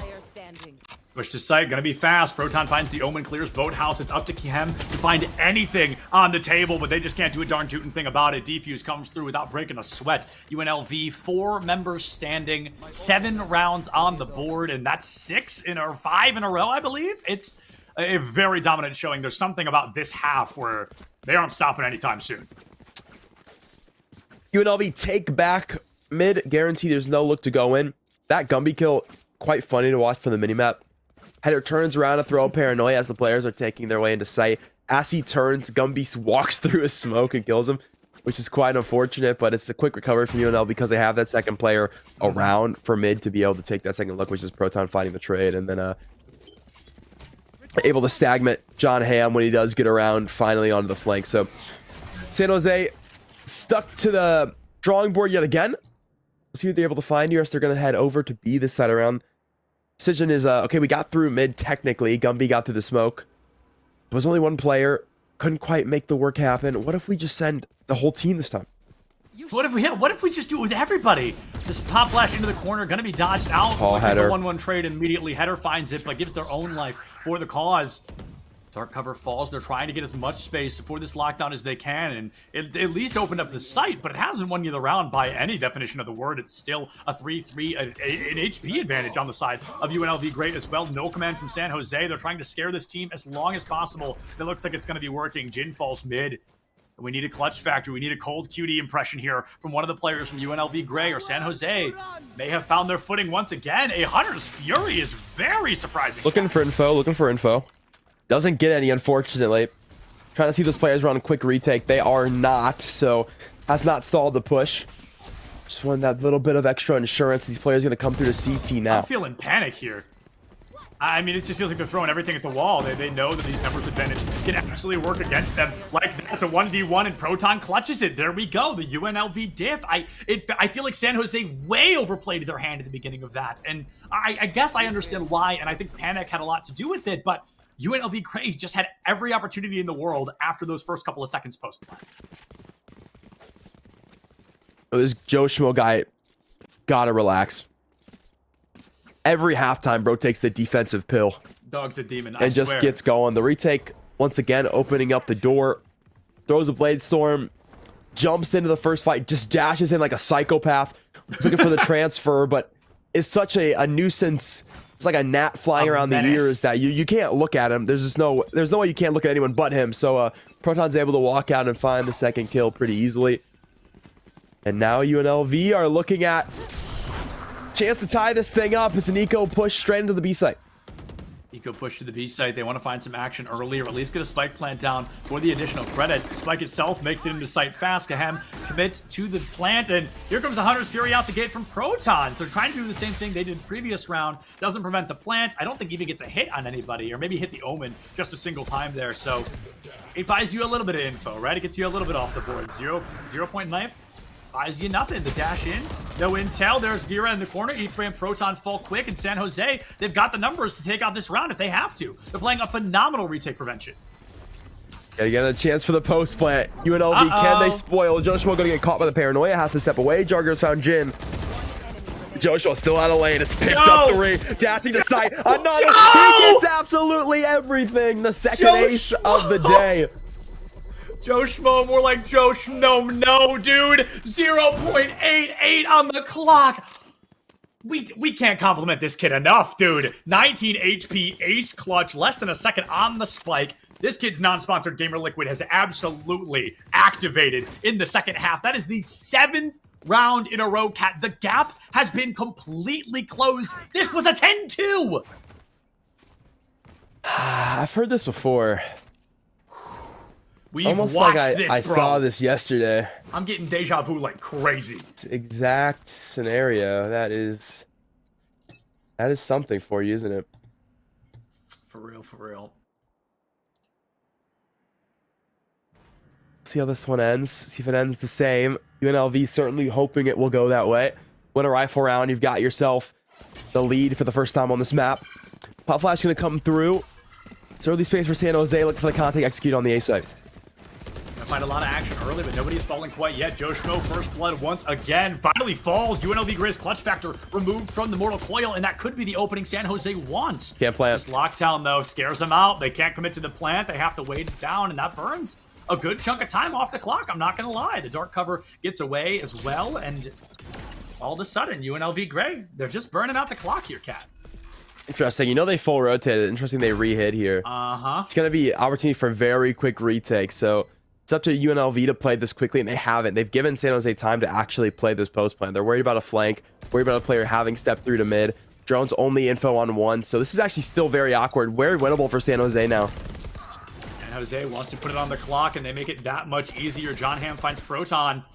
4v3, and UNLV has clutched 2 separate 4v3s, but this time it's a 2v3. E3 on the high ground, uncontested, puts 2 of them down and equalizes the fight. Do we see a third, perhaps? Looks down at the wrong time, able to find one, but just can't get Gira out of the way, and San Jose is finally ready to snatch back a victory from the jaws of defeat. 2 rounds shy. UNLV Gray getting close, but close, not gonna cut it. Only counts in grenade shoes and horses that have hands.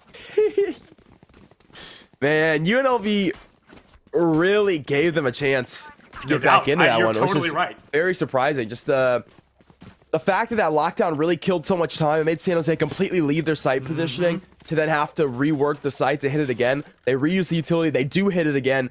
And then UNLV, instead of immediately taking that retake, breaking door, and just going, they check for that lurk instead. They're a little too patient with it, and that cost them the entire round. They let San Jose set up a post plant when they were already set up to go for that quick retake. I think you're spot on, man. I think you're absolutely spot on. The quick retake was in the cards, but they folded when they should have drawn. Jarger gives us a play he tried yesterday, too, and it didn't work then, and it won't work now. Header finds a double head, and it's going to be Gumby and Kahem also missing. UNLV Gray dropped their first round of the half, and they said, oh, haha, let's never let that happen again. They dominate this round. Joe Schmo has the read, says goodbye to Gira, and puts a flawless round win on the board for UNLV Gray. They're 1 round shy of the tie-up, Cat. Doesn't matter about tying up, though. It's the win that matters. These teams are fighting for that seeded spot in Boise. The team that loses this does not get to go to land. Oh, the stakes ever so high. Ever so high as a San Jose team. No money in the pockets. They're going to have to play into the next round. Maybe afford a couple of shares stuck into this one, or if you're a real gamer, a stinger. And so we got Garrett with a stinger, and that's just about it. Jarger will pull one out as well for the culture. Oh, see what they can find. Dark cover. Ooh. Simple but effective. Buys you mid at the very least. full gamble stack commitment here to San Jose running it down mid. They don't want to get any intel on one side or another. They just want to completely run it down as a squadron. They might get taken down as one as well. There goes Jarger, has to dash out. Joe hits the door frame, completely in panic there, using every smoke they have, and they're continuing to run it down. Unbeknownst to them, Jin was waiting for you to make that mistake. Gumby overextends a classic in hand. And with the classics only, San Jose wants to make it expensive. Unfortunately, the expense right now is only a single elit. Header swing door will find the last two, and UNLV just dropping one rifle as they take that round. And CECC, that very much should have went their way, has done just that. Gun around here, San Jose, a must-win. A must-win, Cat. I mean, a must-win for the both of them, because if whoever wins this, the other team has to force overtime. These teams, absolutely no stranger to overtime. They've gone to it twice this weekend, yesterday and today. So 2 times in total, once per day. That was a confusing statement. 29-15, Joe Schmo looking to deadlift this team to greatness. Next in the lobby is 18 from Gumby. And if Joe can hit even an iota of the flicks they were hitting yesterday, this is a round win. But if Joe gets taken down early, falls as the first blood, that's where disaster can truly show its face for UNLV Gray.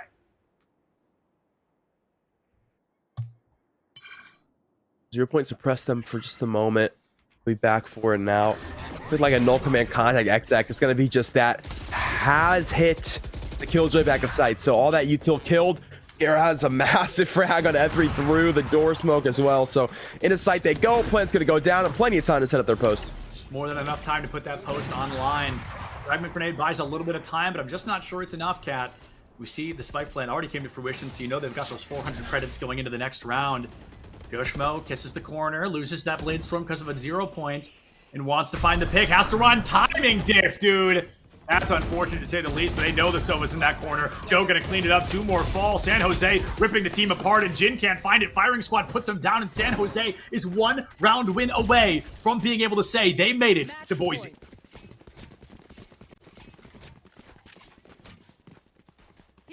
What a story. UNLV Gray yesterday pull a massive upset to San Jose State University. Comes right here on ascent yesterday, and now a chance for San Jose to rewrite that tale, to turn things right here. Just one of the massive differences for UNLV, especially in their last 2 rounds to win. Operator in hand yet again. Can he be the difference to get this team to overtime? It's the second time today we've seen a team with a player absolutely deadlifting, but unfortunately that player might not be able to do enough to keep the dream of their team alive. It's not over for UNLV Gray yet, but they have to force an overtime. Then they've got to win it out. The first overtime today, they did lose on split, 14-12. They need to change the plan, they need to change the strategy, and they need to find some darn eliminations. Another plant comes down for San Jose, and all of a sudden the true timer begins. They're not just racing their enemies anymore. They're racing the clock of that spike explosion. In early, Hunter's Fury can't do it. Header TP's up. Giro finds the headshot, and with a numbers disadvantage, UNLV Gray needs to give us the miracle run. A 1-1 trade. Now Gumby finds 2. Gahem finds Proton, and it's up to Joe Schmo to deadlift harder, but he just can't make it. UNLV fights tooth and nail until the bitter end, but it's San Jose who walks away with their win today. San Jose did not like the tweet. They didn't like it one bit. They changed the narrative here. The tweet's going to be San Jose State are coming to Boise State to play on land. That's the tweet. Forget everything you knew about Rebel Gaming. They're gone to the wayside with a first order up in this, John. Yeah, that's incredible. They're the first that we've confirmed on stream today to have made that top 8 seeding, and they are going to live to tell the tale. They get close, Cat. You know, one of the top teams in the country fighting for their spot in a qualifier. It's not something you see often, but the spot has been sealed. Now we're going to go ahead and throw it to a small break. Maybe try to get an interview. I'm not sure. We're going to come back with either an interview or the next game, but either way, there's plenty of Valorant left to be played today. So we'll see you right back here at the CECC West in just a couple of minutes.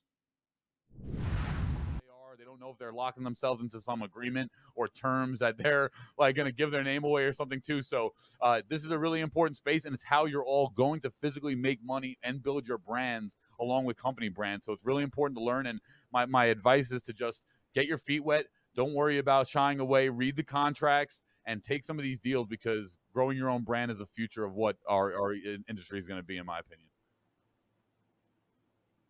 Exactly, and if you follow in the pro space, you'll see that the pro teams are not only focusing on competitive play, but a lot of them are focusing on their brand and their cultural importance in the space. And so, one of the things that we do also is help athletes build their brand, build their following. And that's part of what Paulie and Kyler are doing on their side when we do this behind the scenes training. And so, building your brand, this is the creator economy. Anybody and everybody can be anything they want to be. And so we just really want to be the conduit that supports that across the board. Absolutely. Absolutely. Yeah, I think so. With that said, thank you everyone for, I think, like great insights in terms of, for any of you that were watching this and maybe had questions about, what is Esports U, what is CSMG, who are they, what are they doing, what are our plans, right? Well, we know we kind of tried to make a bigger splash in the spring, and we're excited to bring more stuff with you guys for the next year. But I think maybe as we close out here, I know we're slowly approaching on time then, but maybe let's go around the room with everyone here of just what's one thing that we're all excited for this next upcoming year. I know we touched on our plans and a lot of things, but if anyone had to speak, if you had to speak to just one thing of just what has you excited for us as a company, for us as the collegiate or college esports space, right? What's one thing that has all of you guys excited? And maybe we'll start with Mike, since our traditional sports guy, and we'll let Mike speak first. Sure. So I would say many things on the traditional side, but I'll focus on esports. And I'd say the thing that I'm most excited about going forward is after yet another year of us doing a round of events, I'm excited that more schools will understand exactly what we're doing with our regional events and culminating in CECC and getting more schools involved. I think schools will be more excited to compete in our events because we've established it over the course of a year, and I welcome any and all conversations with getting people involved. I think for me, I'm most excited about like the schools and conferences, Mike. That's amazing. And that's so exciting. I'm also excited about the brands that we're starting to be able to get involved in this. In our Commissioner's Cup in last May, we had over 14 brands, blue chip brands, participating in our event. Barbasol, Microsoft, CDW, Morgan Stanley, New Street, Air Force. And so I think brands are really starting to get excited about being involved in college esports, and we're offering them a platform that not only gives them, a big event, a big yearly event, but also regular daily programming where they can have exposure in front of this audience that they want to build affinity for with their brand. So I'm super excited about seeing the brands get on board and help grow the space along with us. A rising tide lifts all boats. And I think that's probably one of our mottos here at CSMG and Esports U. We're growing our brand, but at the same time, we're also really growing the college esports space as a whole. And that's our goal, for it to be a healthy ecosystem for all parties involved. Yeah, I agree there. And I guess for me, obviously always, seeing the collegiate esports space elevate, coming from competing, this didn't exist when I was competing, and just to see it now in literally within the last 5 years, probably really come to fruition and start just blossomed out of nowhere, and now becoming a space and seeing everyone, schools, players, productions, companies all elevate together has been really, really nice to see. But if I was the most excited for one thing, it would probably be the city where we're going to land for CECC 23. I'm really excited to know where we're going to be. There's a lot of great cities. I mean, I personally would love for it to come to New York, despite whether we got a positive bid or not. I want it to come to New York, but I just think the atmosphere in New York when you throw an event here is just super magical, especially in the summertime. But either way, I'm really excited to see where it lands. Tons of great cities, tons of great opportunities, and yeah, who knows? And I think that's going to be the most exciting process for me. Absolutely. I won't speak to anything. I think I'm filling Paulie's job on this one because Paulie's more a panelist than this one. So, normally Paulie's the host, and I don't know. I think me personally, I'll just say something real quick. I'm just excited to keep telling your stories. If you're a student, if you're a program, let me know. Let us, reach out to us. We just ultimately at the end of the day, we want to tell your story. And I think that's what has me most excited, because now I think we're getting to a point where people know us. I hope you guys trust us, and and we just want to keep expanding and growing the space. So with that, Paulie, I won't make you do the weird thing where you got to toss to yourself, unless you want to do that. I don't know. Actually, you might have a funny way of doing this. All right. Let's test it. Yeah. Okay. All right, How do you want to throw yourself here? Well, that's going to conclude here the future of collegiate with CSMG and Esports U. Thank you so much to Angelo, Mike Blewett, and Kyler Tandle for hosting our panel. And now back to myself for the day 3 of the CSMG Coaches and Director Summit 2022. What is going on, everybody, and welcome back for week number 4 of the ECAC Top 8 Plays of the Week. Now, at this point, you're probably realizing 2 things. 1, that's right, I'm going to be with you all season long as we jump through the best moments of every week. And number 2, wow, Septilence really only wears one thing when he's not on the clock. And I can't even defend myself. It's a comfortable outfit. Anyway, without further ado, let's jump into week number 4 and see what these players brought to the table to beat out their opponents and be victorious. Wake Forest was already up a game, there were 4 minutes left on the clock, and they just couldn't find that first point to take the lead and put them up 2-0 in the series. But in a final moment of success, Malone clears it from one coast to another and finds an open goal, giving Wake Forest the lead once again. These Champ 3 and Champ 2 is doing. I mean, seriously, look at Malone making advantages for himself. Wow. And he will put Wake Forest on the map. This game number 5 could just go their way. I just want to say Malone just said, I'm going to show you what a Champ 3 can do. All right, buddy? On a control map in Overwatch, your team must capture 100% of a point to succeed. 99 just won't cut it. King Rock from Keene University was fully aware of that and didn't just find a Death Blossom. He found a full-blown Death Garden to keep his team alive. Sound barrier to go away as well, especially now that you have your own. It's going to be a little bit more breathing room. Doesn't look like the one. Okay, there we are. Now it's coming up big. This Reaper has bloomed. That was just gorgeous amount of patience. GVSU Blue found themselves up by 5 rounds, and it's always better to turn that 5 into a 6. It's incredible, however, that this team doesn't always need all 5. It can come down to just one player and how much they can really GVS do. An Illusion delivers with efficiency. 3 in a row. No time left, even if they had the chance at Orbital Strike out of the last. This battle between Muskingum and St. Francis was insanely close. Only 3 players in a round, and there were 1 player left on both sides, both down to their final stock. Things were looking pretty strong for St. Francis, their Luigi only at 40%, but it was up to Splat to do anything but. Just keep him off stage with that Zare. Oh, If that spot right here for Teo. If that block didn't disappear, oh no way. Oh. Just steps on the pressure plate. A tale as old as time, Pace White versus Pace Gold, and Pace White's morale was through the roof as they won a fight, but little did they know, this was Lofi's world, and they wouldn't be living in it for much longer. Going in with the blade. Uh-oh, blade is out. It's hacked. It doesn't matter, though. Slashes away for 2. Looking for a 3rd. Looking for 4. Won't get it just yet on the blade. However, the slash and dash works out. Lofi's got 3. Looking for everybody else on this team. It's a white. The Inkling versus Ganondorf matchup is not very good for Ganondorf, but let's be honest, which matchups are? In this clip we're going to be watching as JD from Fisher learns the hard way that you never really want to meet an Inkling off stage. Sooner if you don't find that kill confirm or that kill or a bomb off stage like that. That bomb angle is so good today. Yeah, that bomb angle was beautiful.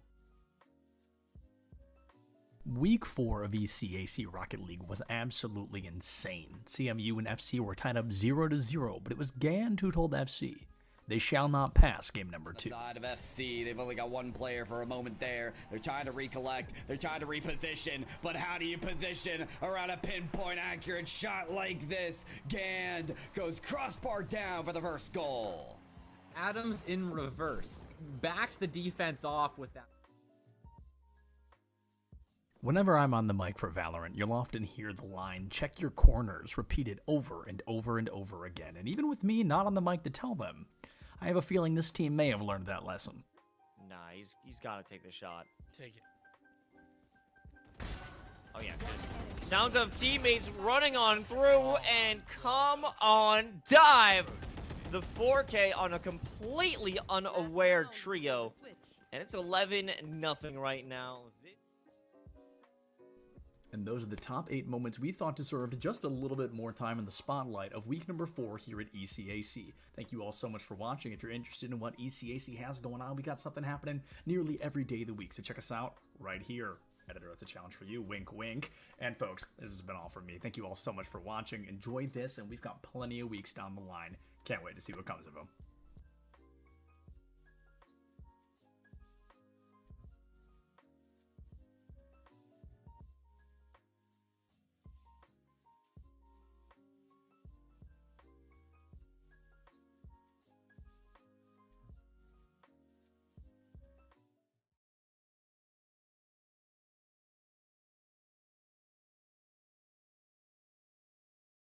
Hello, everybody, and welcome back to the Collegiate Esports Commissioners Cup 2022. I am Septilence, joined by Ethan, another cancer survivor and esports enjoyer, brought to us by the Leukemia and Lymphoma Society. So, Ethan, of course, if you're comfortable, can you kind of walk us through what cancer you had and how long you were battling it for?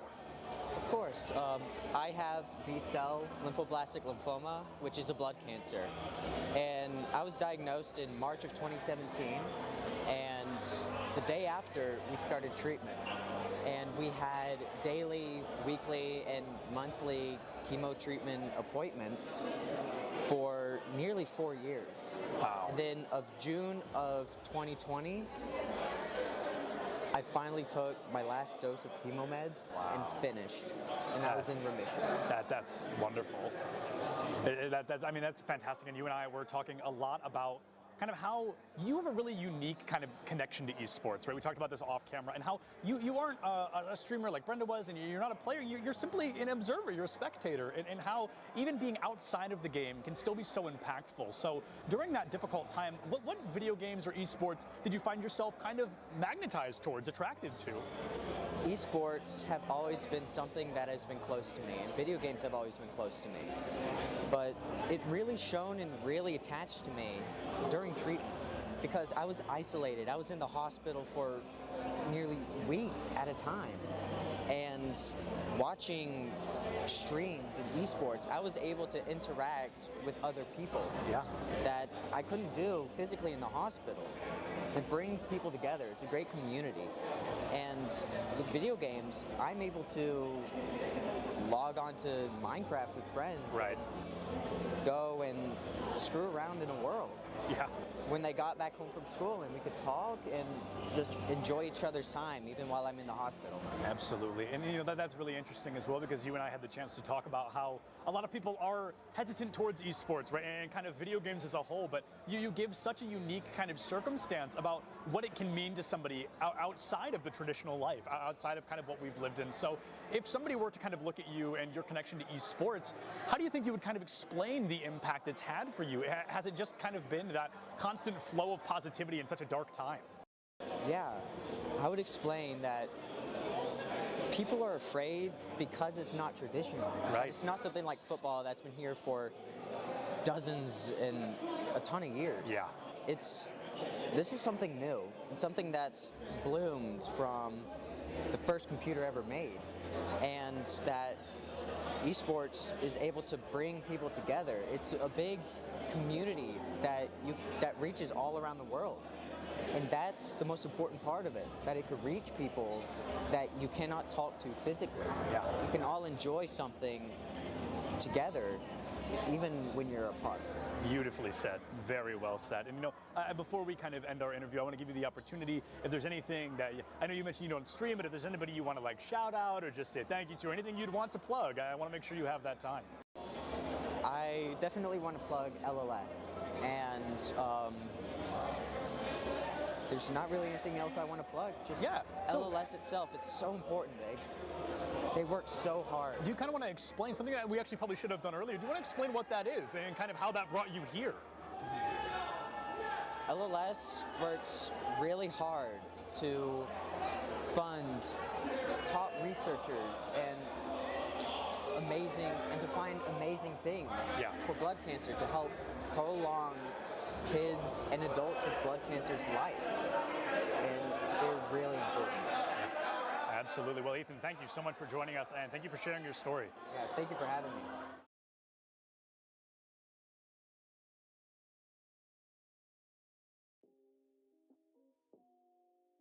Hey everybody, and welcome back to another ECAC weekly highlight clips. Now, I feel like I've been saying this every week, but this week in particular is full of some really unique kind of once-in-a-lifetime plays and clips and moments, so I'm super excited to jump into it with all of you. We're kicking things off with one of my favorites, Overwatch 2. University of Albany finds themselves back against the wall, 1/3 of the point already capped, but with a lot of great communication and a little bit of teamwork, they're able to snipe this fight back quickly. Controlling these fights, and now are able just to go with the blade. It's gonna get one, gonna be able to get a few with the cleanup as well. It's just near team kill are gonna come out. There it is, Loose Milk getting taken down. Clip number 7 almost takes us back in time to Super Smash Bros. Brawl, where we would see Diddy Kong versus Meta Knight all the time. But unfortunately, EJJ from St. John's is about to find out that Benedictine was not kidding around. Great catches Billy with the carry. Oh, almost gets the Nero shield. Oh, 5. Yo. Oh my God. Ooh, and not enough height. Yep, that was really well done by Kid there. Number 6 here in week 5 is going to be an amazing play from Wayne State. Amatsugachi finds a huge needle thread and guarantees the first point goal for Wayne State against their opponents. I've seen this play before. Amatsugachi just waiting for the ball to plummet down in the zone, the scoring zone. That is massive dunk to get Wayne State on the right footing. I'm super excited about clip number 5 because it feels like the first Valorant clip we've had in a while. It's coming out from our friend Doodle V on the side of SFU. Uses every single knife in a Blitzstorm. It just can't find that elimination, but luckily enough, still had one knife in the chamber. Linking in from the backside, they're going to be able to swing on this one. They do have a sage that's behind them as well. EK is going to be able to give big value. They are able to maybe get the defusal. It's still beeping. They're still dropping. They have the right click. Trying to knife him. Oh, they jumped him like a ninja in the night. Oath is put on their back, and it's Jet that... Sometimes as casters, we get a cool opportunity where a player's name matches up really well with what they're about to do, and I can't think of a better example than Bad News being the one to deliver that game-winning goal against Keen Blue in the 4th game on the side of Wayne State. For him, double tap every time. Massive goal for Wayne State. I mean, there wasn't even really a mistake. I mean, they had a player up for the potential shot, but the double tap opportunity that Bad News gave himself. Now, I hope you're not sick of SFU because while they already had their time in this weekly reel, they're going to find themselves here in slot number 3 as well. Mako, a shark in the water against the side of Muskingum to guarantee another round win for SFU on Pearl. Mako will back up an operator that could get a collat here in all of a second. They get one, have to reload, can't quite get the other one, don't need to. Sky's able to be the limit. They get another. Stomachs are just being opened up with holes in the shape of a bullet, and it doesn't tag at least that one. Another through the wall bang them because they can't kill the Mako. Using an ultimate in Overwatch 2 can be incredibly dangerous. If you miss your ultimate, it could put your team in a very poor position, but with a little Riz from Shiz, he kicked the door wide open for his main tank to come in and save the day. Now you don't even have another chance to recalibrate yourself. And the big EMP into the shatter! Oh my God! That EMP shatter was devastating. 6 seconds left for Sumter to try and touch. There's not going to be a recontest. Now for this number 1 highlight of the week, I think anybody watching is going to know right away. Ridley is not a popular character in Smash Ultimate. So you know when you see 2 Ridleys going head to head, something incredible is bound to happen. That's what I would do. Yep, and then you sit and just take that up smash. Such a strong and potent kill move. Oh, we're going for the offstage gameplay. There's the stage spike from the neutral air. Hollow is a monster. They live that. And now now Holo has a very even game to play from. Minixo struggling to stabilize, air dodges in, we're but seeing then the goes for one of their reverse! own. They do the same exact thing. Oh, Minixo gives Holo a taste of their own medicine. And that brings week 5 to a close. Thank you all so much for watching this with me and getting to share all these moments and relive all these hype, fantastic plays in the ECAC. It's been a wild ride. We've got insane weeks coming up ahead as we get closer and closer to the end. The caliber of play gets higher and higher, and these players, they just improve and impress week after week. If you want to keep an eye on it, feel free to follow on all of the channels. If you want to follow me, it's just Septolins. You know where to find me on any social media. Thank you so much for watching. Check your posture, drink some water. Don't forget to love each other, and we'll see you next time.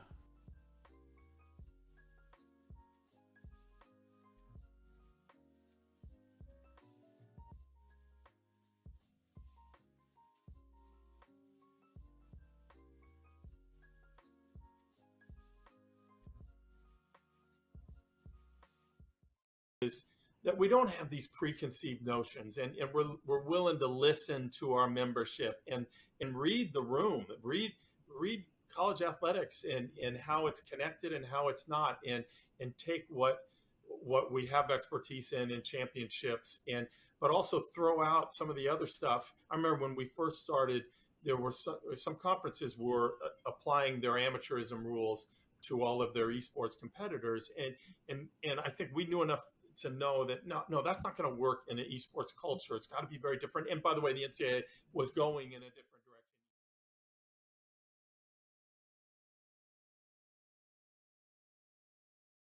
direction. We're at the Collegiate Esports Commissioners Cup. Let's make some noise. Oh, and it's gonna be what? Corner judges go for 1, 2, dip. He needs more. And they're doing even more here. You gotta touch the point.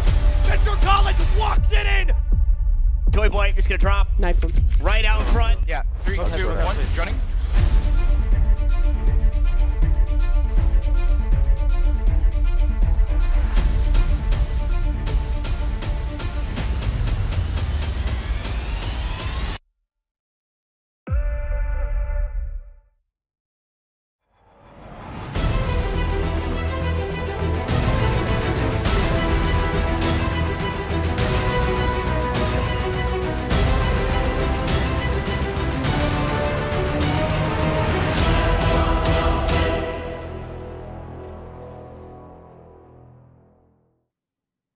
Hello, everybody, and welcome back once again to CECC West Valorant 2023 edition. Now, we're going to be seeing 2 new teams coming up in just a moment, the University of California Blue versus Grand Canyon University. But before we jump into that series, we want to take a moment and highlight the 8 teams that have officially seeded for Boise State LAN coming up, I believe, next month. So let's go ahead and take a look at these teams. It's Arizona State and Oregon State, UNLV Scarlet, San Jose. We just got to watch their qualifier in a map 3 victory, almost in overtime. Riverside Gold and Grand Canyon, who we're going to be seeing in just a moment, and Riverside Blue versus Boise, 2 familiar teams that we have already seen this weekend. Now, Kat, these 8 have made it. The rest of this, what we're going to be seeing today, is 3 best of 1 matchups, all for seeding going into that land. Yeah. That is correct. We got 8 powerhouse schools that are going to head forward to meet up with the big Boise State. And you got to make sure you get some good seeding. You know, these squads are dangerous. San Jose State, a big name coming into this one, ironically having to play UNLV again.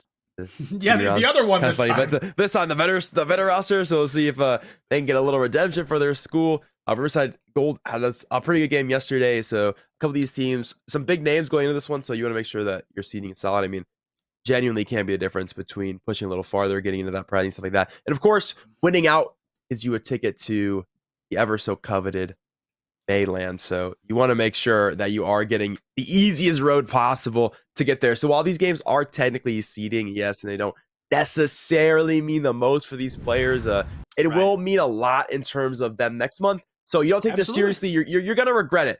You're 100% going to regret it going into the actual event. Yeah, without a doubt. And these teams that are coming up, we actually have not seen yet. So we get this kind of weird little fun wild card thing going on. We've got a chance to take a look at these teams, the rosters they're most likely bringing to the table here today. And I always like to remind you that some of these teams have more than 5 players. So maybe we are not going to see the exact 5 we're looking at. If we can start with the University of California Blue and see what they're bringing to the table, that would be great, because we saw the gold squad yesterday do pretty darn well. Now, off the top of my head, I'm not going to lie, I don't remember if they won or lost, but I remember seeing that I was impressed with them. And the blue squad did well. The gold squad's got to do well too, right? That's kind of what I'm thinking. So we've got Side, Migraines, Zemo, Justin, and Gambler. I like all of those names, but Kat, unfortunately, we've just got, they all look exactly the same. Yeah, they all are. It's crazy. They gotta be twins or something. They also look quintuplets. Yeah, whatever that word is. They look pretty. Is quintuplets 4? No, it's 5 because quadruplets is 4. So this has got to be quintuplets. quintuplets. Oh, yeah, I think you're right. It's 5. Yeah, so we haven't seen the blue squad, we did see the blue squad. We've not seen the gold squad. So blue does well. Gold, I assume, does better. When I think of things, when you think of like a gold medal, you think of first place, right? So I would statistically think this is the perhaps better team. I'm excited to see what is brought to the table by them and their opponents, Grand Canyon University, a team that we actually talked a little bit about earlier, but haven't seen. So this is the first time they're going to be playing on stream. And look at these beautiful faces. We've got Volt, we've got Watanabe, Alex, Taro TFT, and Nader coming up, trying to make a little bit more of a name for themselves. They've made it to the top 8. They've got to win these best of ones because it's all about seeding. Everybody wants that first place seed. And honestly, folks, if you're like, that's weird, why would they swap the best of ones now? Well, that's why, because this is just about seeding at the end of the day. We do not want to burn these players out with 3 more best of 3s today. We want to let them get their seeding and prepare for the land that they're actively fighting for spots in. Yeah, absolutely. Can't burn them out. Right. Also, can't get too much footage. True. Can't give too many VODs away this early. Can't give too many maps away, which will make things interesting, right? I think when you think best of one, a certain map does fine most of the time. Let's see what it is. But before we do, Semblance, what map do you think it's gonna be? Unfortunately, I don't want to see Ascent again, but if we're doing best of ones, I feel like we might see Ascent 3 times in a row. So my guess is Ascent. I want to say Ascent, but because it's the best of one and because it's seeding, I think it's gonna be Pearl. Oh, Pearl. I'd love to see anything except Ascent, if I'm being honest. I feel like we've seen a lot of Ascent today. I'd be stoked. Split would be like my personal favorite. My heart would be very warm if it was Split. And we're going to see what we've got lined up here. We're going to try to do this with all of them because it's funny when we don't know what it is either. And okay, I'll take it. I'm shocked. It's not Ascent, but I'm shocked that it's Icebox. This would not have been my guess. Shocked. This doesn't even make top 3 guesses for me. Maybe not even top 5. Also surprised by the order. Yeah, Lotus the Split was 4th out band. the gate. Yeah, that's very and interesting. Lotus almost made it. You're right. Huh. Very interesting. We almost got the Ascent. We got to sneak away to go to Icebox instead. So we get a little bit of extra fragging potential here going into this one. Icebox, I think, a weird best of one map. Gotta agree. It's a very momentum heavy map. Yeah. So as if you we get learned cooking earlier early, today with a 13-2. If you get cooking early, you're probably just winning the whole thing. So I'm not sure who bans first in this scenario, but it is interesting that we did get the walk down to Icebox, and we'll see what that does look like. Because I don't know. I think going into this one, UCR Gold is a little bit higher ranked, which, of course, that doesn't tell the whole story. But it does typically mean if you're higher ranked, you probably are a better mechanical player, just that this team's better mechanically. And if that is the case, they should be looking better, naturally more advantageous to play a better Icebox because they have better mechanical. Yeah, and I believe it was Grand Canyon on the offense, and I feel like that's where teams traditionally start to snowball this map is when they're playing on the offense, as we learned earlier, again, with a 13-2, where they won almost every offensive round. We might see something like that again. You start with a strong offense, you get 4 or 5 rounds on the board, you're feeling good, you're feeling clean. Your minimum goal is, of course, 6 to make sure it's at least a draw going into the second half, but none of these teams are looking for a draw, Kat, as we know. Everybody wants as many rounds as possible, and with as little as I know, this California squad, they do have the mathematically better team. So they're absolutely the team we expect to win. But we have seen enough upsets this weekend where I'm not calling this a wash by any definition of the word. Sure. Yeah, 100%.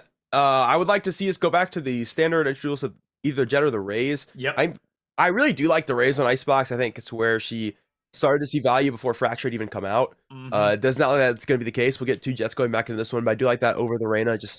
I think it's a lot more valuable to have an actual piece of utility for movement. Like actually get into sight, like the dash to get in. So Gambler and Nate are going to pilot those, and we'll get a little bit of a switch up in terms of what our initiators are going to be. We'll get the double initiator coming forward in terms of this Sova KO combination, but I'm interested in the double Senti going down. They'll put in the Killjoy. I haven't seen a Killjoy on this map in a long time.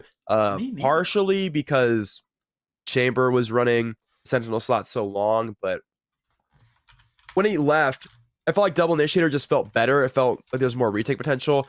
They want to play an anti-lurk and having the Killjoy, which is awkward because that utility doesn't span the whole map anymore. So you've got to be pretty close to the radius for it to actually be useful. So a lot of the time you can't actually be involved in the peak, which means you have to play lurk instead. So we'll see if they can make this Killjoy look valuable, but I think it might come back to hurt them not having the extra info gather utility. I think I can agree with that, Kat. I think the Killjoy is a really fascinating choice. You know, it goes back to our friend Harbor way back on Split. It's like the off pick can work, but in this current scenario, maybe it's not going to work as well. Now, we are going to continue harping on the fact this is for seeding, right? This is for placement. You've done the hard part already. You've made it to the top 8. So maybe this is a good time to try these weird things, to try a Killjoy on Icebox just to see if it works like you want it to. And if it doesn't, really no harm, no foul, right? Like I said, you've done the hard part already. Maybe your seed's a little worse than you want it to be, but it's not costing you anything major, in my opinion.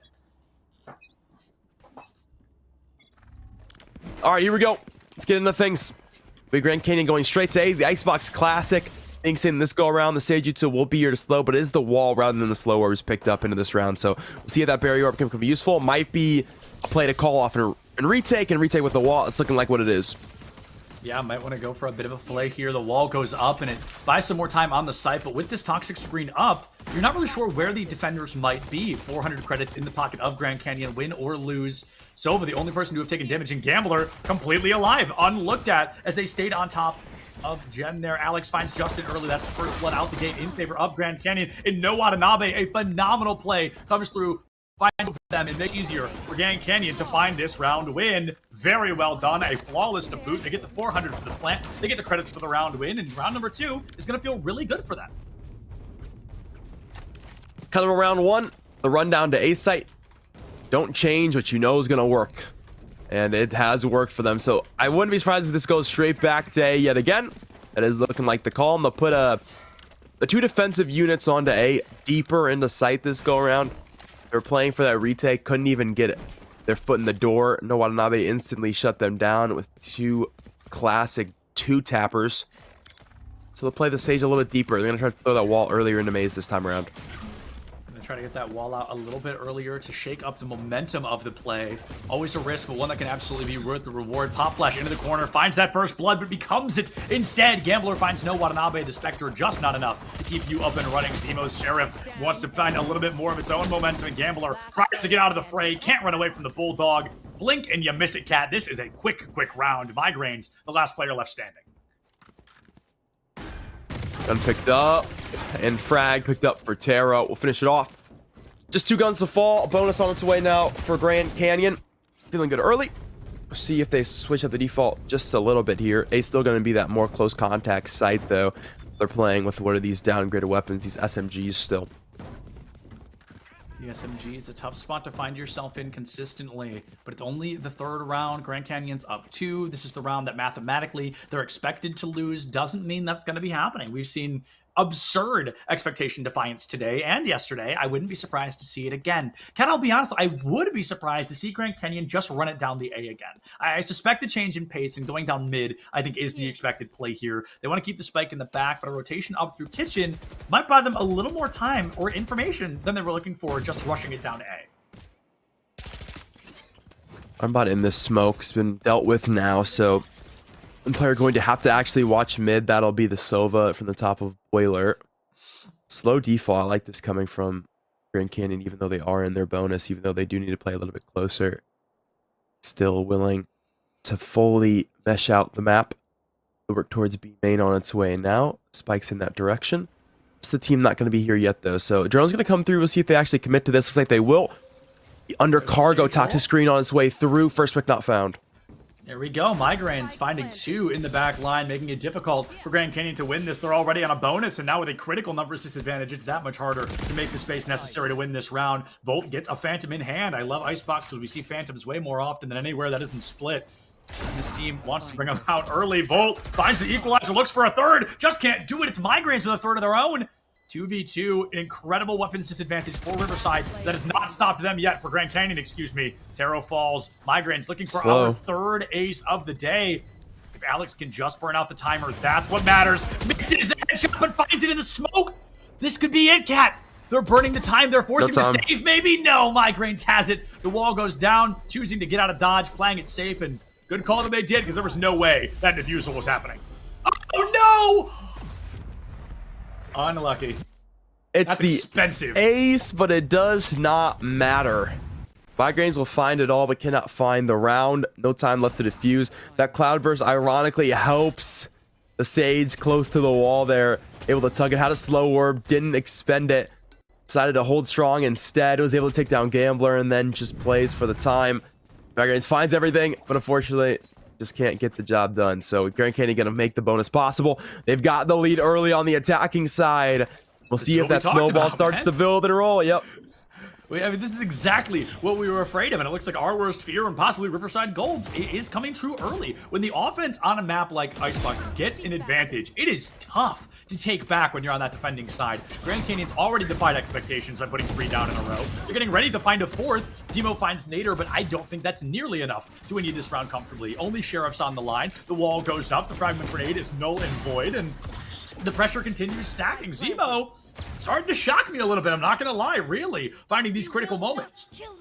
Oh, and a res from, makes it that much harder. One of Zemo's shots does not matter any longer, and Zemo themselves just can't do enough. Grand Canyon's 4-1 becomes a 4-0, and now they've got a 4-0 on the board. All right, only one rifle drop. Very nice inside eco round. That'll help that economy going forward. The less you have to rebuy, the better, most definitely. Look back at these clean shots throughout the rest of this round. It's really chalked up to Grand Canyon have the upgraded weaponry, and they use it wisely. Find the frags they need. Gambler going to go ahead and throw the op into this one. Well, name Gambler for a reason. See if that risk has its reward. My time, the house always wins, unfortunately, but amen to that. If your name's Gambler, you got to be luckier than I am, and I will say most gamblers, they quit just before their big win.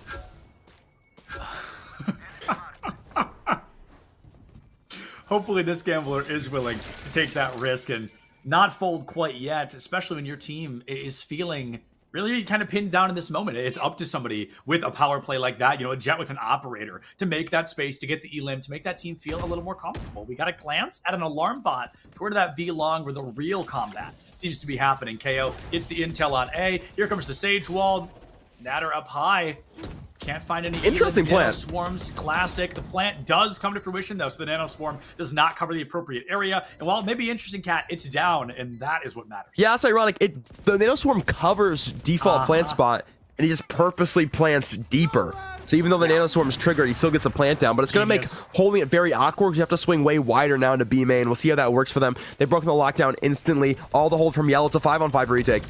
I could never be a Killjoy. I'd get so tilted every time a Sova ulted my ult like that. But, you know, they know the risk when they run the reward. The retake being in favor of Grand Canyon for a moment. But no, Watanabe, a 2-piece, including that fragment grenade elimination. Taro takes down Justin, and it's up to Migraines to try to do anything. They line up, but luckily Migraines' crosshair a little bit too low.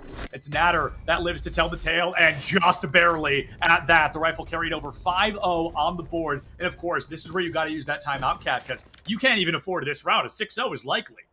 Yeah, it's I think every timeout we've seen today has been just about before the 6 round in a row mark, which is one weird that we've seen 6 rounds in a row so consistently. But a very interesting little stat point. 'Cause I think almost every timeout has come just before this point, so the timing is good. Players are smart about it as well, which is quite nice. And see if they can bring themselves back into this one. This time, not really going to make a big difference into this round, unfortunately, just because they're going to play into the eco. But it's about the rifle round after, the rifle round after will be the difference. So round 7, really what they're looking to throw this timeout into. I mean, we'll see if defensive adjustments come here. I don't know if they necessarily will.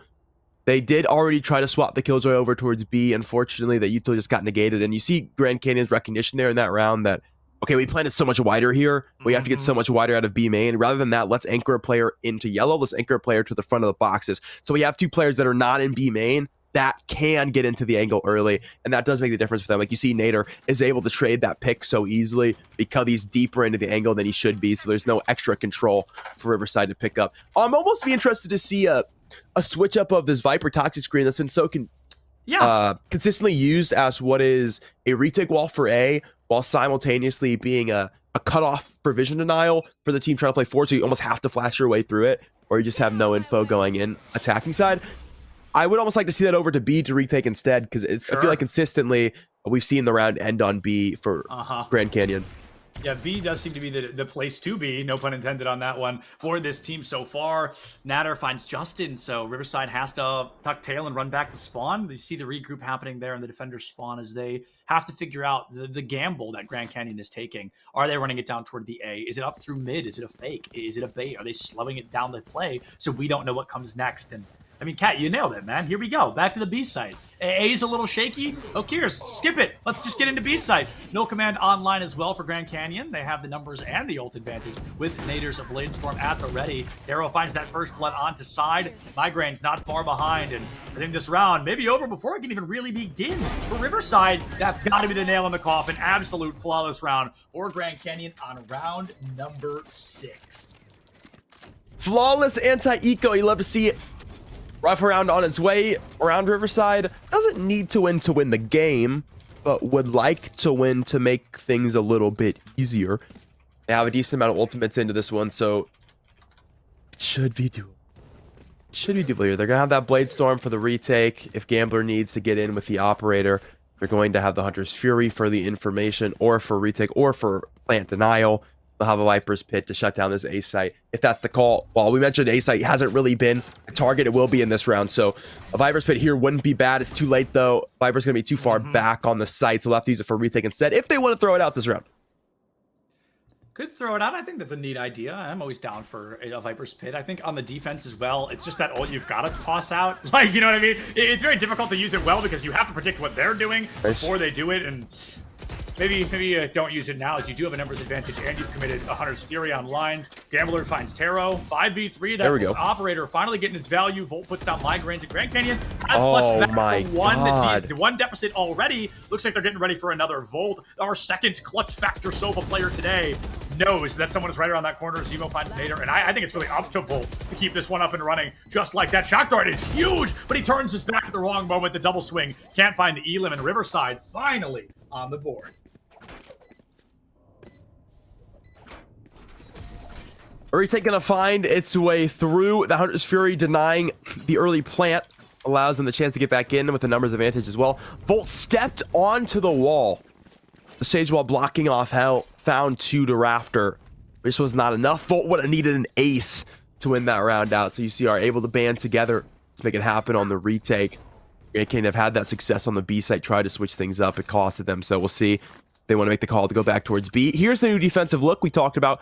I might see something different on the timeout, and that we have. So side will be deeper into B, going to throw an early wall. This will get the information if these players are immediately trying to scale it.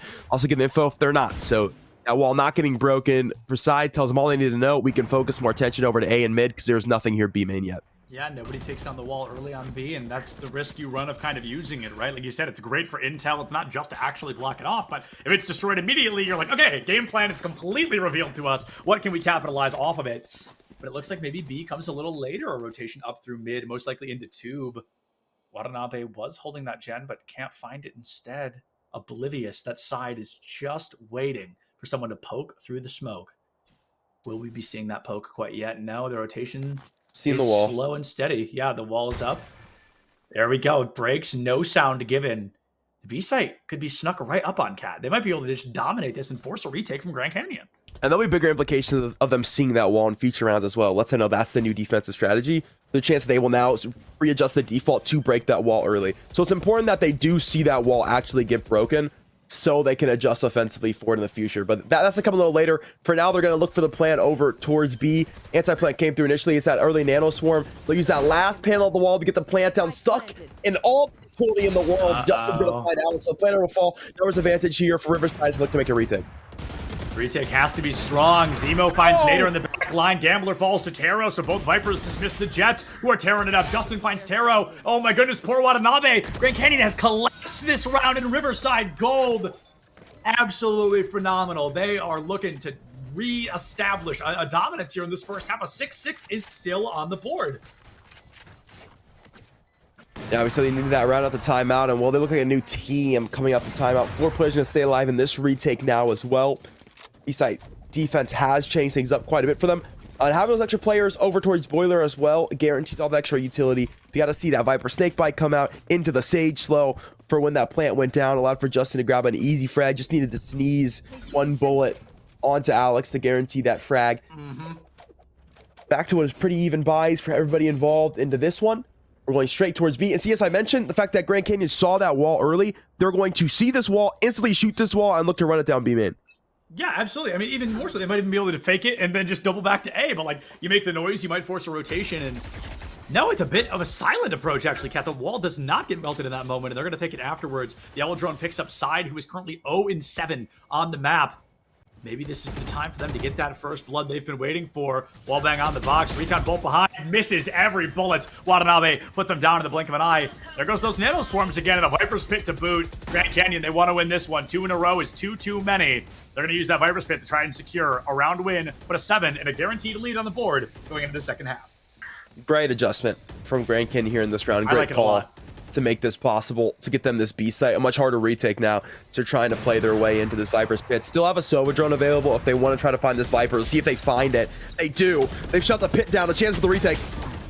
Pit completely offline, and Riverside Gold dominates a 3-piece firing squad. Here comes Volt with a bit of a spike defect, but it's the full hold. Pros don't fake. Neither does Volt. He puts it down. Natter, last one standing, will fall, and unfortunately, the half was achieved. The follow-through is there, and Riverside Gold, 3rd round in a row. Man, 2 shock bolts right on the money. Just couldn't kill the diffuser, had to swing for it instead. Was able to find him last second, but it did cost him his life. That drone coming through from Justin, just barely spotting the Viper, allows for them to get killed through smoke. Zemo picks that one up. President does not get protected, and that means that whole pit goes down. Much easier retake. Justin finds a second frag from the back of Snowman. Just like that, Riverside are back into the site, are back in the defuse, and things evened up. Now, yet again, Gambler going to be on the top of Generator. Hasn't got a peek in the last couple of rounds, so is able to keep playing this position because nobody's seen him yet. Extra help B main now as well for the Riverside defense.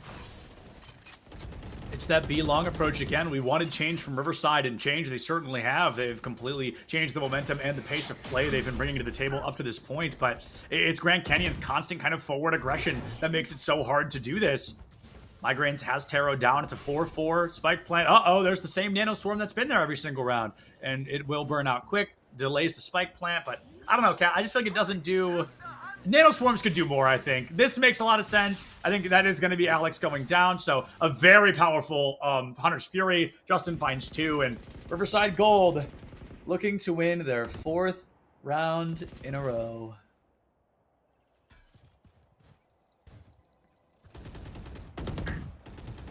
Dart does not get the scan. Yet again, trying to play on this wall. It's just broken so early by the Riverside defense. Gambling gonna pick up one at the top of Cargo. Second shot goes awry, but the over-under angle will be there. Migraines will be there for the help. Find the swing, we'll find the frag. Riverside have brought 4 rounds in a row. Have brought this game close enough. Even if they don't win another round, they've brought it close enough to be competitive on their attacking side. 8-4, 7-5. Like, this is one of very few maps in the game that people say can absolutely be offensive sided. It's very 50-50, but I mean, Riverside Gold, they have done a ton. They have done a lay ton. It is incredible how much this team has been able to get done so far. And with a 6-4 disadvantage, I think Riverside Gold, 4 ultimates in their pocket, they've got nothing but time to work with here, Kat. This is going to be really difficult to turn around on the side of Grand Canyon unless we get a miracle run.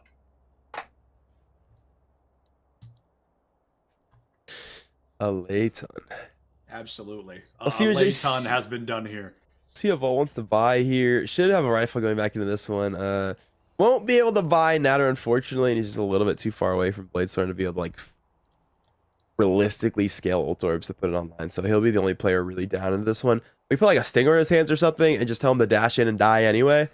That might not be too big of a problem. So we'll see what that call ends up being. If they finally go A, they're going to be met by the Gambler op. That's the only issue. They've been trying really hard to scale BMA in the last 3 rounds. That they have no idea that Gambler's posted up here on the Generator. Unfortunately for them, the one round they look to go A is the one round Gambler is not there. So they can't actually scale this successfully. There you go. Lucky for them. I think this that a Viper's gamble. Pit will go down, though, on the top of 410. I'd like to see it. I think that makes a lot of sense. We've been holding on to it for a while. The rounds, I mean, the half's essentially over. You might as well pop it early, make it difficult to engage on the A. It's planted in a spot where the beginning of Maze itself is compromised. So the team really has to choose their battles carefully. But they could walk right in to their opponents like Justin, who is waiting in the wings of that Viper's Pit. I don't know, Kat. I just don't think it's worth the commitment right now. I think you do go towards B. I think you do go through mid. You try to find an elimination earlier than you can. And then you try to rotate off that. Forcing into a Viper's Pit when you don't have to feels so weird to me. Okay, that's a video game happening right now. Viper goes down. Apparently it's all worth it. You've got Rez online.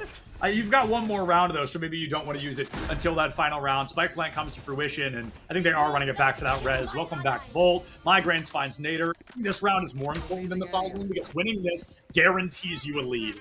Losing this into the next gives us a tie at the half. Lockdown from Riverside, a very intelligent play, but Grand Canyon Silva might have lineups to prevent a defuse. You're certainly not going to get it for free. This could buy UCR time to Rez, though, if they choose to take it. See hard on that wall. Won't. Be real hard. I'd bait the hell out of them.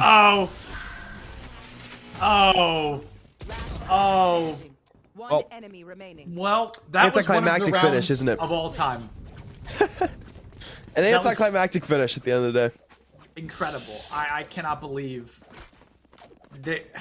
I just can't believe the comeback. I think I'm just so flabbergasted by that. Like, it was so dominant. It was so strong that there is no way to revert whatever curse has fallen upon Grand Canyon right now. This is just the Riverside show. I mean, you don't win 6 just to drop 6. Like, truly, the stars have unaligned for Grand Canyon right now in this offensive half. Hey, it's all fair, baby. If they can win 6, we get to win 6. I think that's... That's how it goes. Twice? Yeah, I mean, if you got to win 6 in a row, it's our turn, gentlemen's. A gentleman's agreement to throw 6 Just rounds. win 6 rounds. Absolutely. Zemo gonna try to make waves early on, looking for an elimination. The smoke screen makes it a little difficult to kind of have the confidence to full send it down there. Slow and steady, trying to win the race on this one, and with an operator holding a tight angle.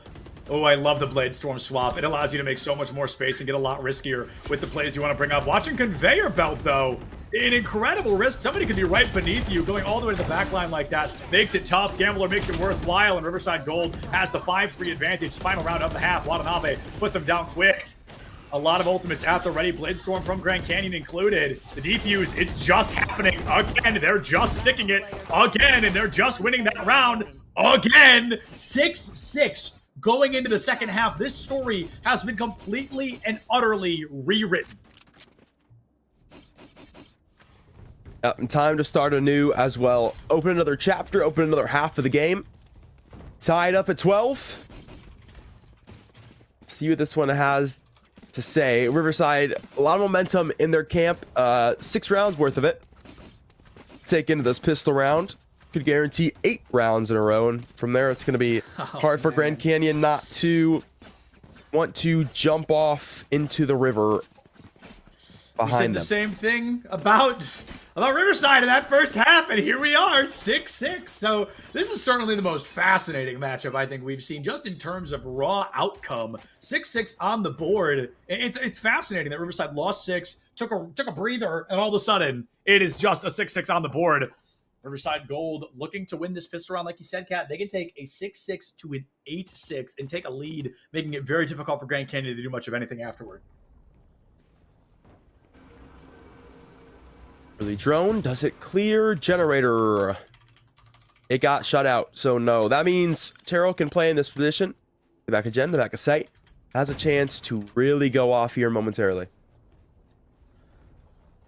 The drop of the shoe will slam down at any moment. And it's so interesting. The pistol round is the one where everybody's chosen to slow down the octave. I think it's because they're all aware.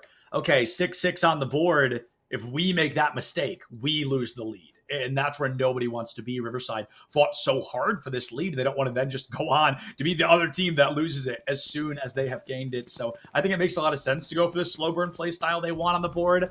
but it's the pistol round at the same time. Somebody wins, somebody loses. That is the simplicity of the pistol round. 30 seconds left. All right, here comes the push over towards the B site. Dart has gone deep. See nothing. Plant's gone down, and Wall into this round as well. Wall impossible to break on the pistol round. Thing is just too dang strong, and pistols are too dang weak. Everybody going to be here towards cargo. It's a 5-on-5 retake. Good luck, have fun.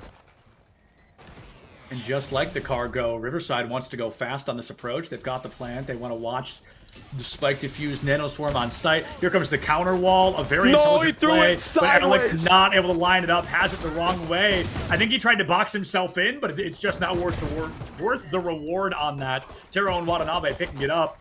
A great flank coming through. The smoke screen helping out a lot. The poison cloud finds side. There goes Migraines in Grand Canyon.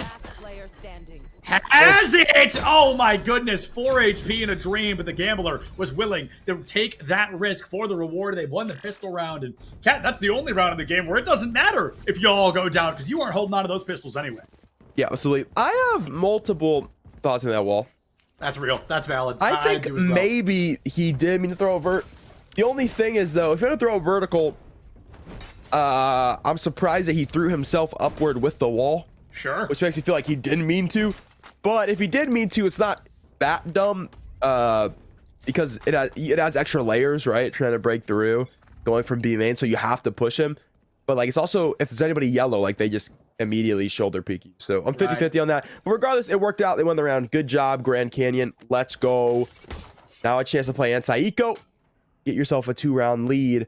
Astero did not get cleared last round by the drone to Generator.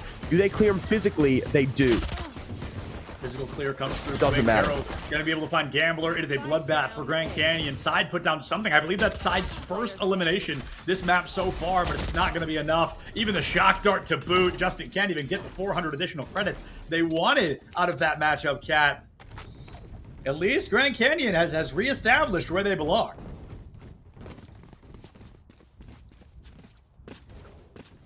All right, now take the Stingers and put them against rifles. Do we have the same result? We'll find out. Icebox does have some close corners to work with. Very true. Means Riverside should play this round pretty slow in terms of not trying to run into those SMGs to get absolutely blasted. Put one rifle in the hands of one bad man like Tero, and you're looking at a round that you should have won a bonus and possibly 6 rounds straight yet again.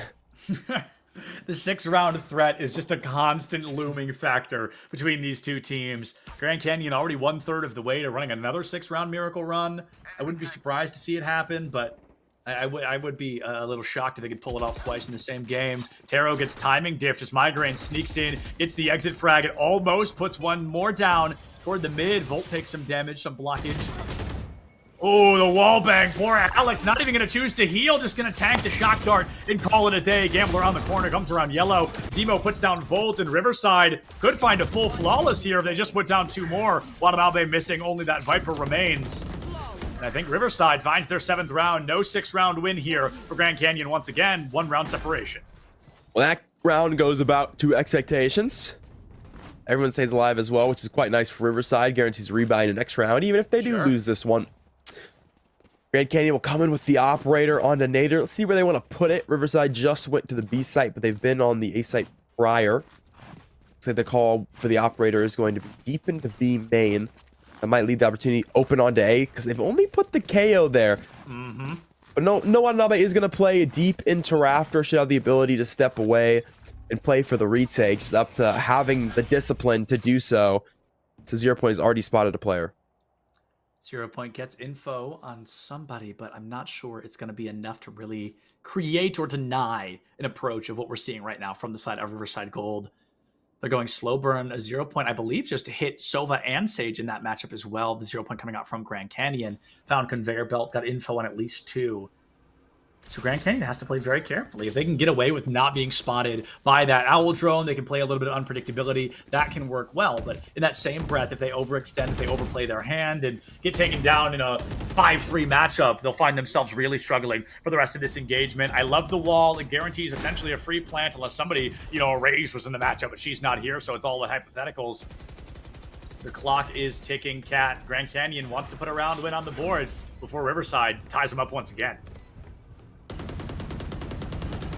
Drone deep, spotted 3 players out towards Maze. They know they have the spacing. They put the op on the close angle. Nader's picked up one.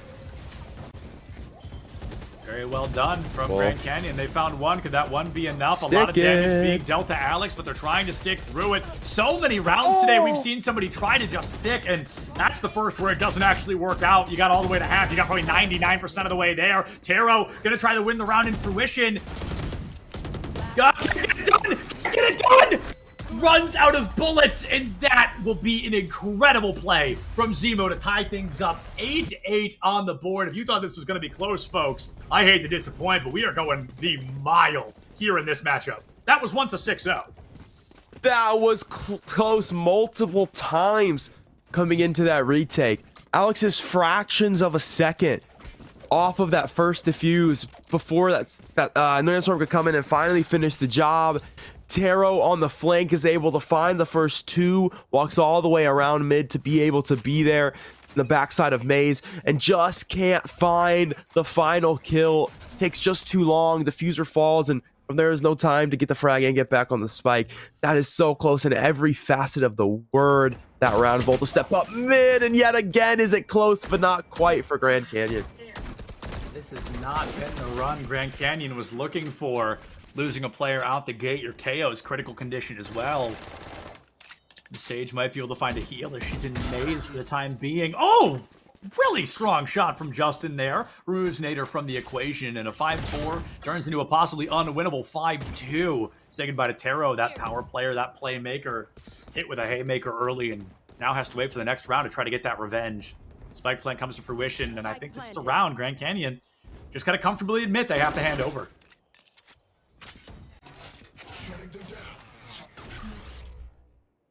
To your point, doesn't scan there. So able to sneak away. Someone always as close as he is. Not like it really matters. Rest of the team will already be over towards B main. Grand Canyon can do any sort of work on the exit frag.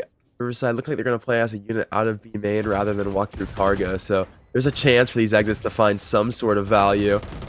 Hot flash forward for Watanabe. We'll grab one. Gambler has the trade, and Alex just can't quite find these share of shots. Dash forward for Gambler. You hit him! Looking to be the bait, and that'll What finish HP off. is that Jet? What HP is that Jet? Holy cow. That's got to be 6! 6 HP! You hit the body shot, but you can't find that equalizer, unfortunately. Just cannot put them down fast enough, Cat. It's not a round you want to be proud of, but it's a round you've taken a win on in Grand Canyon. Starting to slip out that momentum once again. They've got to change something to change the pace of play right now, or Riverside might hit him with that 6-round win. Full rifles back into this one. Riverside looking to carry the momentum all the way home. Every ultimate in the tank if they want to throw them out to guarantee they win the round and break economy yet again. Ball's gone through to mid for Alex, denying a look under it as well. Your points found nothing early. And we're thinking about taking the step up to the top of Maze.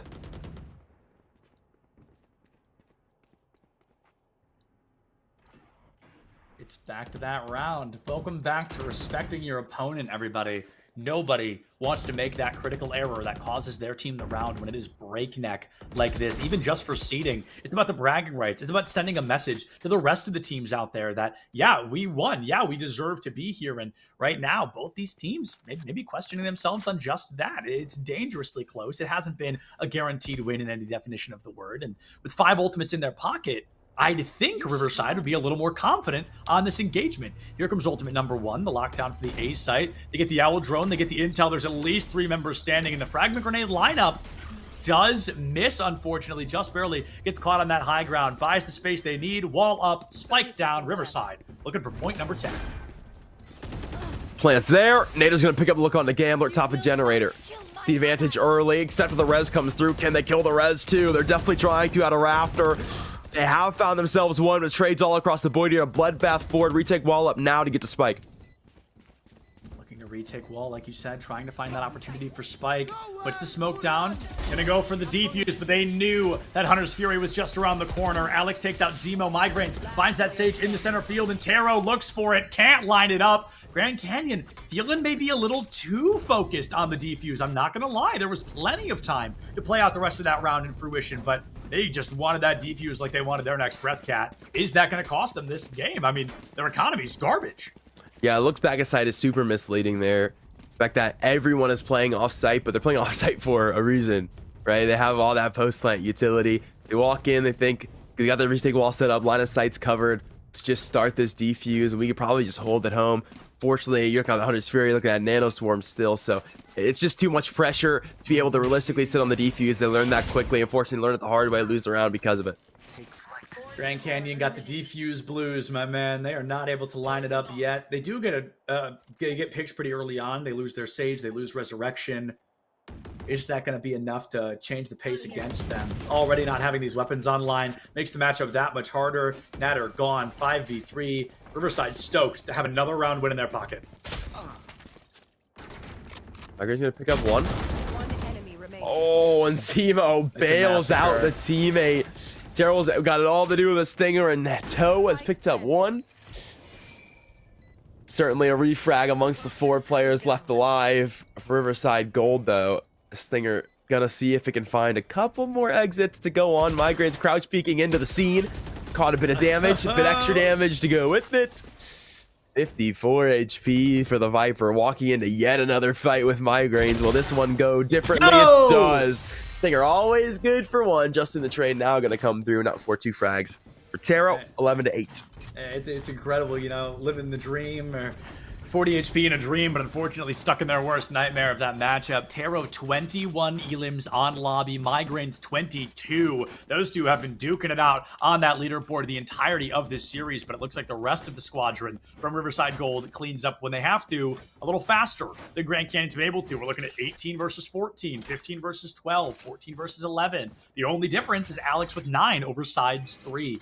It's Riverside Gold right now. They're playing stronger as a more consistent team, as a more consistent program, and it's not about hero plays to them in this moment. They're doing what they believe needs to happen to make this program work for the squad, and so far, I mean, it's working, Cat. There ain't much more to be said.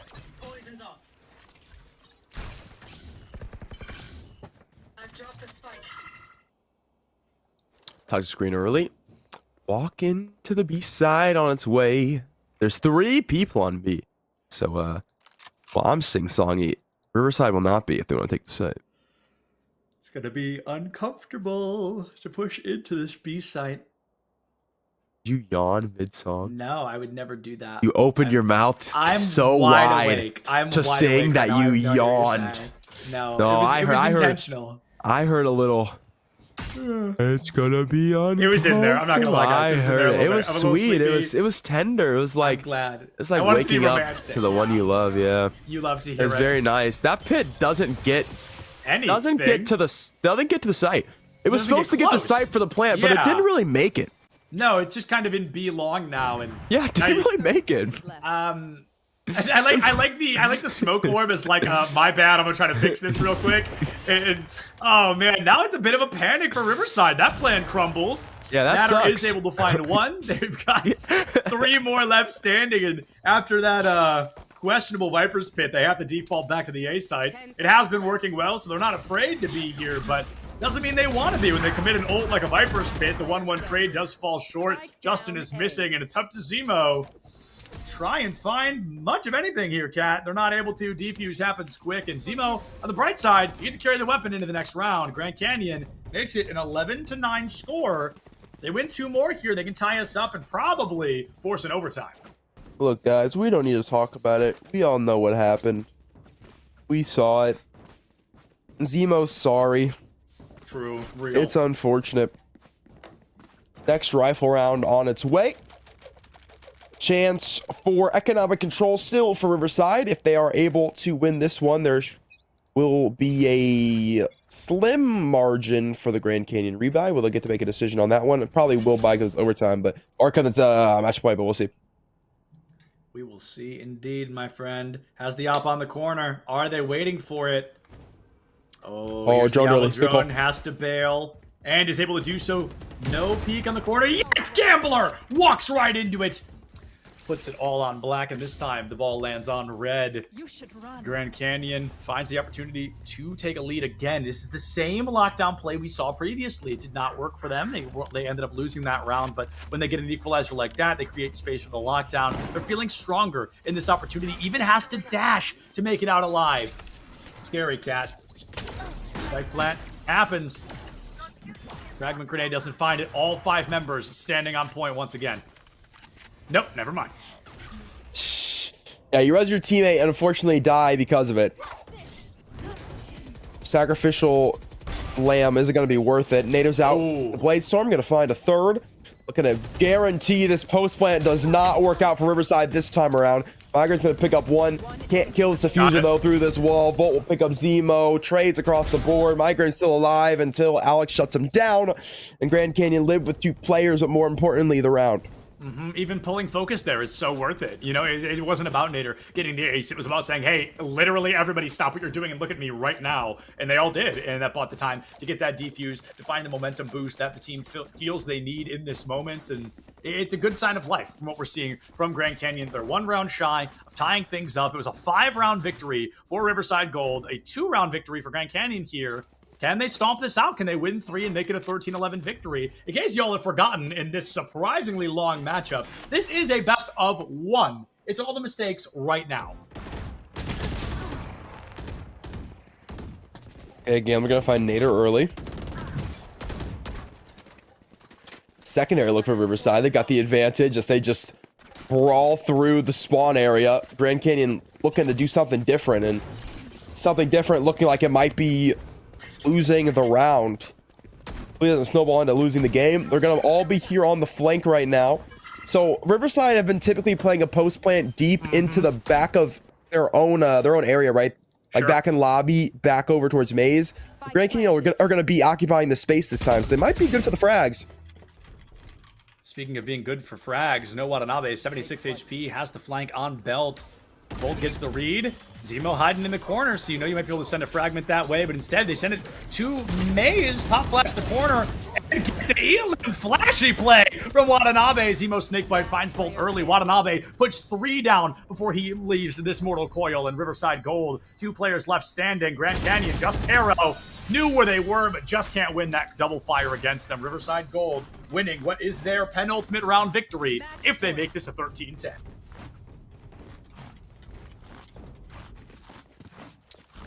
Tough buy coming out here for Grand Canyon.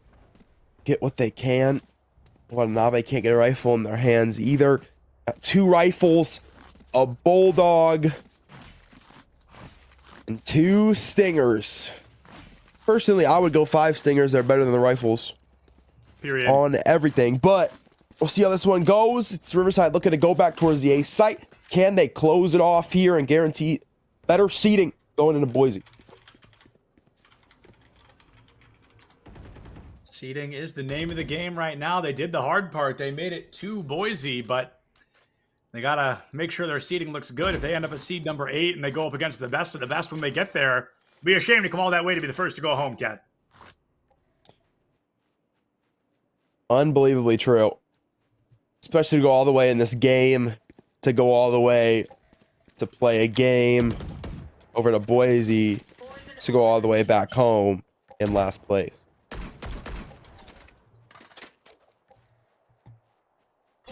Slow burn play. Riverside, I mean, it's all on the line, right? Their economy is looking good. They're 1 round shy of making it work, and that very likely could, but it's a numbers game, Cat. It always was, and it always has been. Speaking of numbers, that might get an ultimate online. Look at that, it sure will. Runner's Fury at the ready to prevent a defuse if they have to, and I love what we're seeing. The Sova immediately defaults to the back of the party because he wants to create that space. They can't prevent the plant. No, yes, they can. Side will fall early. Only 26 seconds remain. You need 4 to plant, and they're looking to take as quick as they can. No Hunter's Fury to stop it this time. Viper's Pit buys the space. Spike plant comes down. Grand Canyon finds a second Elim in the form of Gambler. Can they pick up just these last 3, especially with that Hunter's Fury waiting in the wings? Watching for the flank is going to be the Jet here, so I don't think the Killjoy is going to be able to find the value she wants to, unless she can find this frag right now, which she does. Timing's perfect. Nader falls, Justin finds one through the Viper's hit Migraines as well. Off to the Viper, who falls to Migraines. In addition, it's a 3K for the Killjoy on the flank. It's a 13-10 score line.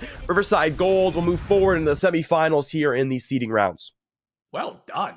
Well done. I mean, I thought that round was a win. I thought we were going to 13-11 at least, but a win is a win. I mean, I am very much impressed by that performance so far. Now, I'll be honest, I don't know if we're doing interviews for the best of ones, so I'm going to wait for a hear from production on that. But I do know that the rest of our matchups look like that. Kat, we're in for a fun day. I mean, we've got 2 more best of ones to watch, and if, like I said, they look anything like that, I'm going to be stoked. Hopefully, they're not all on Icebox, though. Yeah, absolutely. I do have an interview on the way, but got to get it prepped. So let us do that. We'll come back momentarily. Get a word from the winners. And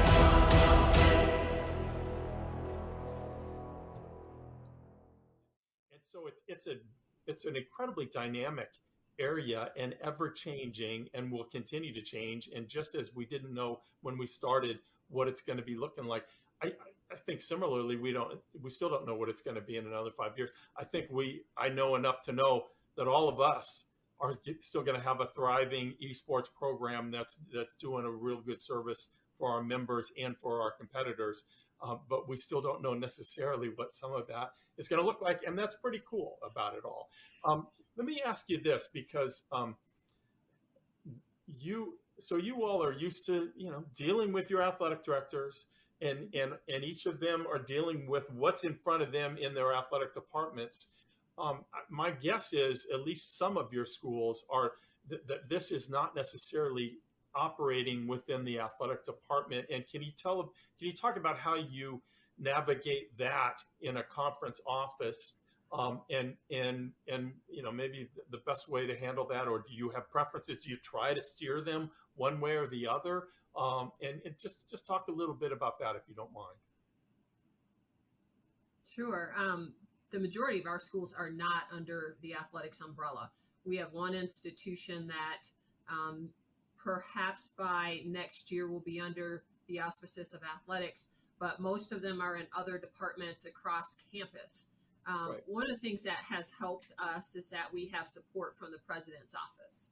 And so in order to participate in Mountain West events, you have to have an adult non-student administrator that oversees that, the eSport program. And that's where we get assistance with, eligibility checks and, please complete your roster, things like that.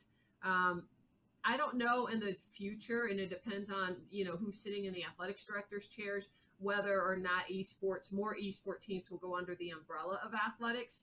And I'm kind of indifferent in terms of whether it should, because I don't want esports to go down the road that some conventional sports have gone down with the NCAA. So we have a unique opportunity to kind of craft esports in a way that fits what esports is, as opposed to trying to fit it into a conventional athletics box, so to speak. Right. I think the success of our program and getting participation is exactly that. The fact that we're not tying it in necessarily to athletics and NCAA eligibility. Like Carolyn, we probably have 3 or 4 schools that are under athletics. And I know it puts them in a difficult position sometimes trying to make some decisions. I got a request recently to consider allowing part-time students to participate during this year, because some schools struggle sometimes to fill out all the games that they want to play with us. And we held off on that for now. We defer to the institution and say, what's your policy for those that are under student development or activities? What's your policy for allowing students to participate? And if you certify that they're eligible under your current policies, then that's good for us.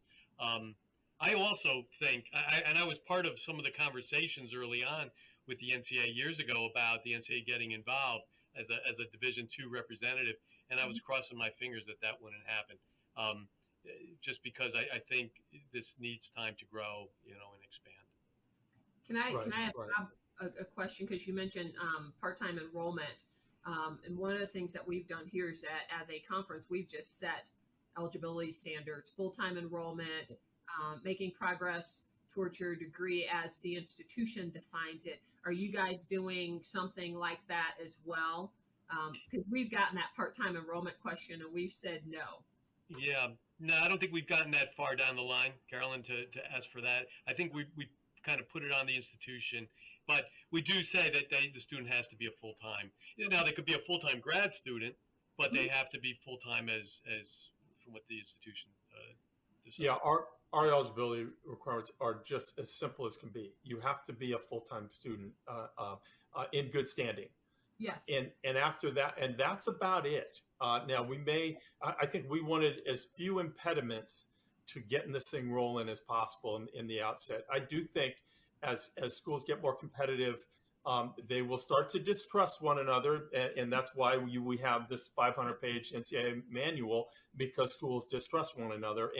But we're not there yet. Right now there's still a collective, let's move this forward. And the fact that the NCAA is not administering it, I think, is really helpful to the growth of it all. And yes, we allow grad students. We don't even have a 4 or 5 year clock. If you are full-time enrolled for 10 years in good standing, you can do. And why not? Why would we not say that that's okay? Now, eventually, like I said, we may change our minds if the schools require it. They say, no, this is crazy. Look what they're doing over there. We don't like, but I think we're still a long way from that.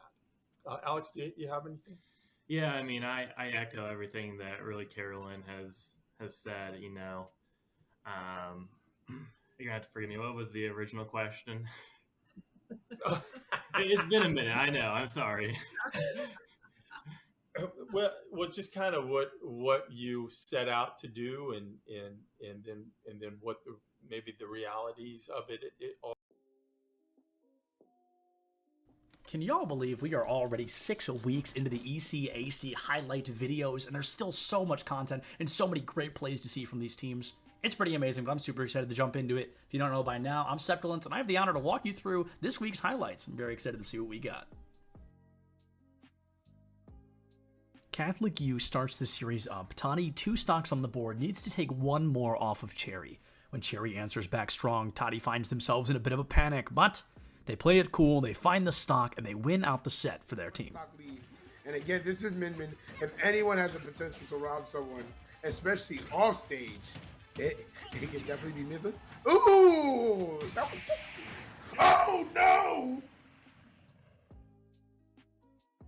SUNY Poly was feeling great. 2 games already won, 2 games to go, and Wake Forest already 1 point in the lead, but with 16 seconds left on the clock, Toucan strikes a goal to tie things up and gives SUNY Poly their chance at the 3rd win in a row. Field pass to Toucan. Toucan wow. with the shot. There goes the tie. 16 seconds left here in game number 3. Looking at potential overtime now. And the only reason why that was not saved because of the amazing speed on the ball there. Thankless in the right position.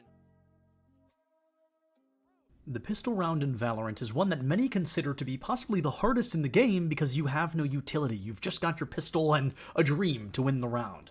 Space from UA, however, had his opponent seeing stars when he takes down all 5 of them in less than a minute with only a pistol. That to cut off vision and go for a defusal. There. Pond is also available, There. so I'll be selling for some information. Crossfire, it's going to be something of a nightmare to deal with. One enemy. He's going to back up. Oh, a nice dink. That's a 4K. Looking for the ace is Shadow, as they want to be able to get another one, and they're going to open up this game. For clip number 5 here, our keen-eyed viewers might notice that clip number 7 does in fact spoil the result of this one, but does not make it any less interesting. SUNY Poly, things are close, but in the final half of this game, they close it out aggressively against Wake Forest. Go ahead and push it through. Of course you are. Had plenty of boost as well. Why not? Wes has just been a mechanical nuisance for the defense here of Wake Forest. If not extending the play, getting some of these individual.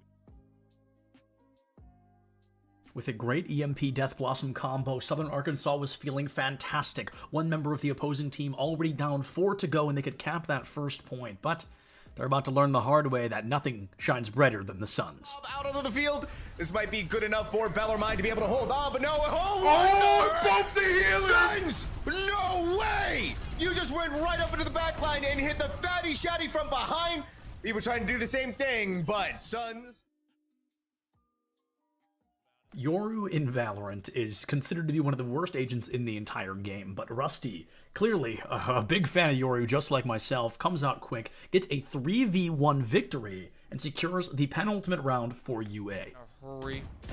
Does OCM first, able to turn one from boxes, will be able to counter strike. No, where are you looking? What? Oh my goodness, Rusty's able to do it all himself. Where in the world was that second man looking?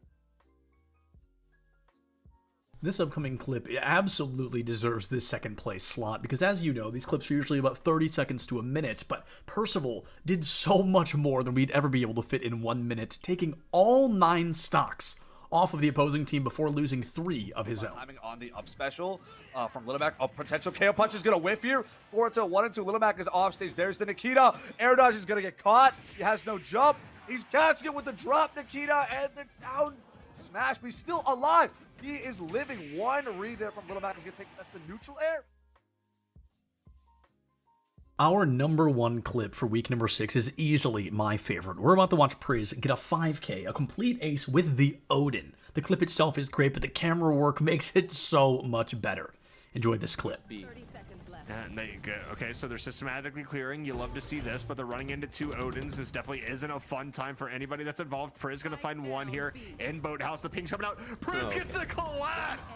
Priz finds it. Priz finds 4. Can he get the 5th? The ace for Priz coming out with the Odin. Just camping out in Boathouse. He has a campfire. He's got some marshmallows and some graham crackers, and he's making s'mores out of Stonehill. And, as all good things must, week 6 highlight.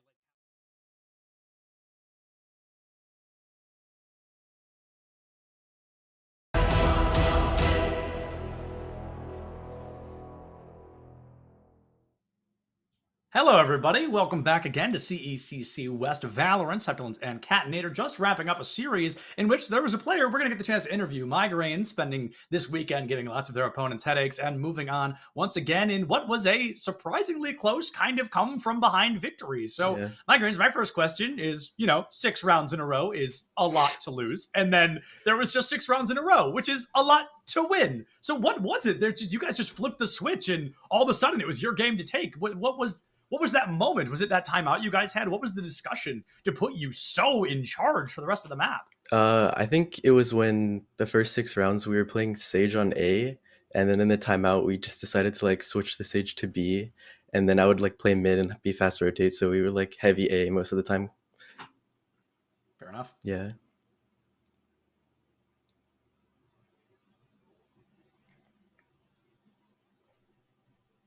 Going to the boys' land, first of all, congratulations for that. That is super great stuff to be able to compete on the land. But we talk about UCR Gold, a team that had an interesting last quarter now to come through. And you talked a little bit on the agreement about how far this team has come. Can you speak to that and the development? What made that possible for your roster? In the beginning of this quarter, we actually had some roster moves and players from UCR Blue switched to UCR Gold. So we kind of balanced out the teams a bit. So I think they're really good now. Yeah, without a doubt. And I mean, looking forward to the future, you guys have made it. So are you aiming for that number 1 seed? Are you guys personally super concerned with seed? Or are you hey, we made it, that's what matters? Yeah. I don't think we're too concerned with seed, but we're going to try our best. Yeah, that's what we love to hear. Yeah, it's not super about it, but as long as you're giving 100%, that's all that matters. Yeah. Migraines, just one more question for you, man. We'll let you hit the road. Is there anybody you'd like to give a shout out or a thank you to just while you're here with us? Just shout out to my team and just the whole UCR Esports Club. Perfect. You love to hear it. Well, hey, huge congrats to you. Best of luck in the rest of them, and we'll see you soon. Oh, thank you, guys.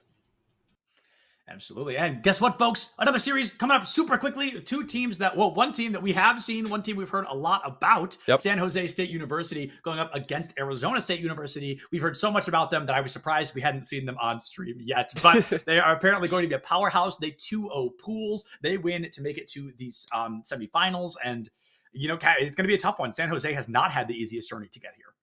Yeah, absolutely. Definitely a roster that has not looked the form that we thought we would see them in, right? And I think that does come to the fact that they are playing with what is some roster swaps and new additions. So a little bit of some kinks to sort out, but they're getting it done. You know, slowly starting to put the shirt on the ironing board and getting it together for say. And we can take a second to look at these rosters before this additional best of one comes through.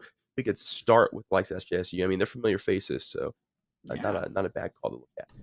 Yeah, familiar faces indeed, and a team we have seen a lot of this weekend. Like we said, kind of going 1-1 on the weekend so far, but they've made it this. They won in a 13-11 matchup. They're going into this one against an undefeated team to this point. Khan, Kahem, John Ham, Chris, and Jarger trying to line things up, trying to put a nice little bow on top of this entire weekend, Cat, because they want to get as high a seed as possible. Yes, the hard work is done, but like Migrants just mentioned a moment ago, you still want to try for the best seed you can get. Yeah, absolutely. So you want the best seed possible. So they're going to have to take down their opponent, which is going to be Arizona State University, a team, as you mentioned, Sepulence. 2-0 their pool, but a team we did not get to see play on stream. We're going to see them play on stream for the first time. The likes of Brisk, Cass, Eom, Jello, and Kawhi 2K. Brisk, you know, they built their first PC. Took them 3 days. Wow. That's crazy. 3 days. I built my first PC by buying all the parts and having my best friend build it for me. So I mean, that shout out to them for even doing it themselves, because that's not a Sepulence move, I'll tell you that. Yeah, last PC I built, I had someone come in just to plug the power supply in. That'll do it. That'll do it for sure. Yeah, for a person. Well, hey, they're pretty smart if they've made it this far, completely undefeated at this point in time. And we can take a look at the bracket to see the journeys they've taken to get here. We know San Jose's a little bit cleaner. You know, we're a little more familiar with San Jose's journey, but it's Arizona State who's kind of weaseled their way away from stream. Arizona State 13-6s Oregon. San Jose 13-4s UNLV Scarlet. God, we got to talk about that a little bit, man. It's back. UNLV Gray that almost took them out. Yeah. But they go up to I think, the better team in the Scarlet form and dominate in that quarterfinal. So both these teams, a very easy run to get to the semis from this bracket, but there's only spot for one of them in those grands, Cat. Oh, wait, the Riverside matchup. That's crazy, too. Both Riversides going head-to-head on off-stream right now. Boise losing 13-8. So, I don't know, a lot of technical upsets, maybe. That'll be an interesting one, especially off of the interview we just had, the fact that it's a team that literally pulled players from each other. So they should know the ins and outs of their own rosters perfectly. I'm sure they're internal scrim partners as well. So, that'll be a very interesting one. Remember, the push forward here is for seeding. So everybody that you see, all those 8 teams in that bracket, have indeed already solidified qualification, playing for that top seed role here instead. I haven't actually seen Arizona State play, I think, at all. I have not. I fully have not seen Arizona State before, and I don't know what map we're going to. I don't know what comps they're going to play on the maps. But we can all jump over and take a look at what the map coming up is. As long as it's not Icebox, I'll be happy. If it is Icebox, maybe not so much. We're going to find out in just a moment here, and this is going to be Ascent. He nails it. Catinator, big brain. Ascent coming in. Now, Cat, I'm excited because I do know what San Jose plays on Ascent. Yeah. We have seen this before. We saw Goombi play the Cypher in the KJ, and then the rest of it is meta, so I don't mind saying it out loud. You know, they're going to run to a traditional meta. If you're making it this far into this matchup, this far into this weekend, you're probably not playing off meta that much, if at all. So the mirror matchup is painfully likely. Yeah, absolutely. I don't see the deviations at all. I think the farthest we can go is maybe a Cypher. I think the Cypher value on a set has just not been the same in terms of what you can get with the Killjoy, right? The double nano swarm. It's just so very useful. We do see a breach sneak out. I'm interested. That meta comment. And those are quick lock-ins too. Yeah. They knew what they were doing when they got here. Astra, Breach, Fade, Raze, and Killjoy. 4 of those characters we have not seen today at all. We have not seen Astra, Breach, Fade, or Raze. So Arizona State bringing 4 new characters to the front line here, and San Jose holding on a little bit more. They don't want to run that risk yet. They don't want to insta-lock in. They want to discuss what to bring to the table. I've got a hunch it's going to be something along the lines of KJ Jet, Omen Sova KO, but maybe they're going to try something wacky here. Interested.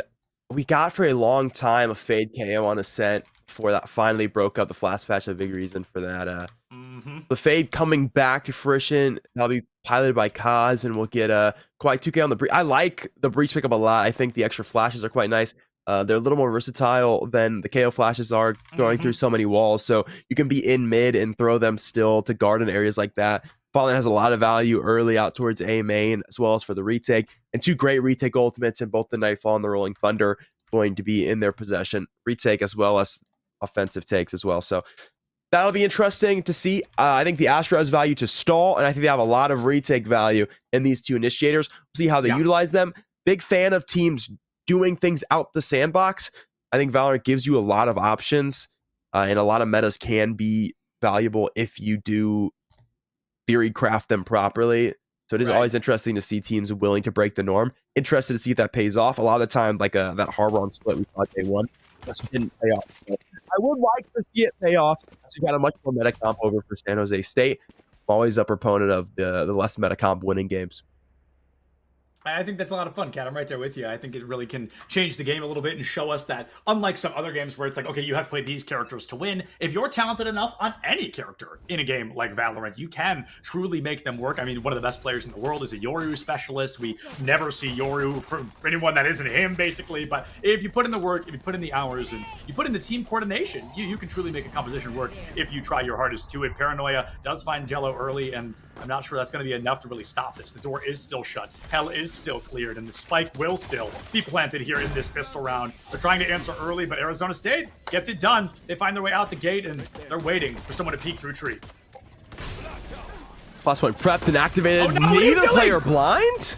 Interesting. Also jumps into a nano swarm, which is not what you want to see. We see 3 players go down on the side of San Jose. So while Arizona State has lost 1, it's not the end of the world. Era finds Kaz and San Jose have the numbers, maybe a little more, but when Brisk walks up behind you, your elimination certainly will be. Arizona State takes the pistol round. 3 members left standing and a 1-0 on the board. Yeah, I don't really know how I didn't blind either of those players. Flashed through the door switch. Jumped through the dinosaur for timing, and unfortunately just doesn't quite work out for him. Doesn't matter though.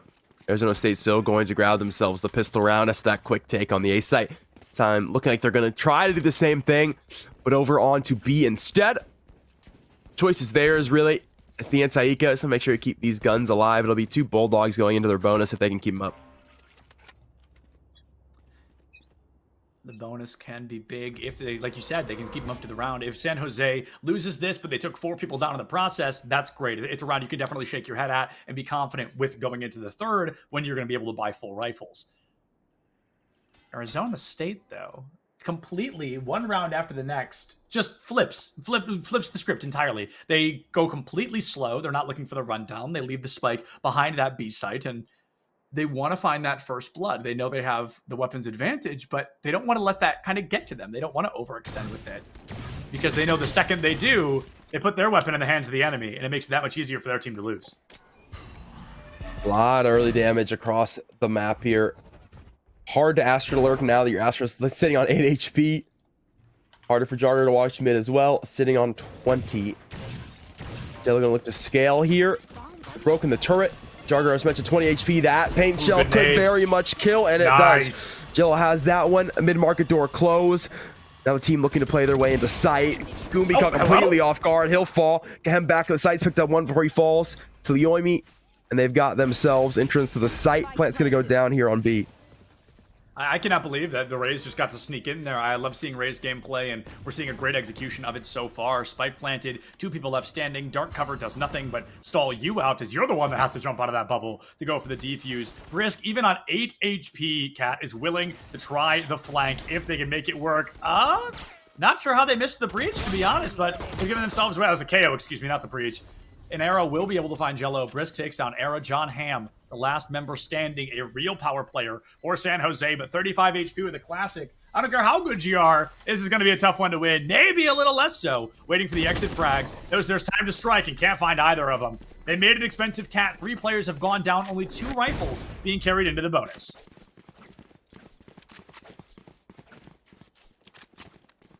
All right, Hira and Jogger are going to get those 2 rifles going out and get the rest of the buys coming through here for San Jose. The Bulldog, it'll be Stingers and some shares, so very much a light buy. tough bonus here for Arizona State. One that you definitely are expecting to win with the numbers that they've been able to pull out. See, they bring to the table. So they're going to look to go quick to mid, possibly just that mid-market, quick contact, quick split. Trying to find what they can here in a round where they're looking at pretty deep angles right now. Use the Nebula to smoke off all of what is that cat angle. Alarm bot going to be in Jello's eyesight in just a moment. Goombi will see if he wants to swing that. Goombi, an absolute deadlifter for San Jose every time we've seen them, but oh, they still put one down. I mean, it's breathtaking that in that panic, Goombi can still hold strong, find the elim, and help the team out before entering that astral realm. 4v3, 2-0 on the board in Arizona State, a critical weapons disadvantage. They might have to hand this one over, Cat. San Jose sticking to the script, trying to make us that mathematical 2-0 again.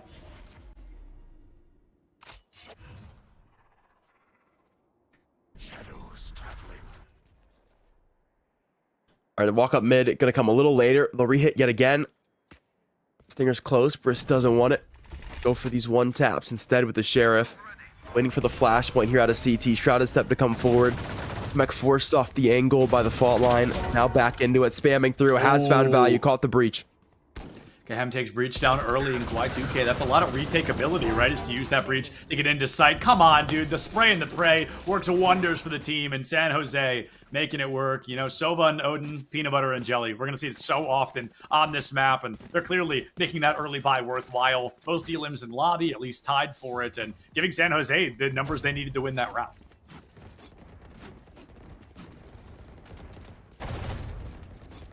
Offensive Odin out for cause. Interested to see where that one takes us here momentarily. Of the Haunt going deep to the back of sight. See what that's going to stick on. Should get the information that the Sova is going to be lane and possibly a chance for Cause to spam through. Cause going to go for a bit of intel of their own, like you said, and the Volta does get the intel they need. The spray and the pray working for nobody, but it's Era going for a quick rotation around A long, or A heaven, excuse me. Not sure if they want to commit. Actually hovering around that A heaven as they don't want to take an engagement they're not ready for. Kawhi gets a great flash. They jump the corner, and it is going to be an absolute firing squad on the other side. Kahem gets some intel, but loses it far too quickly to make it valuable. That's another recon bolt offline.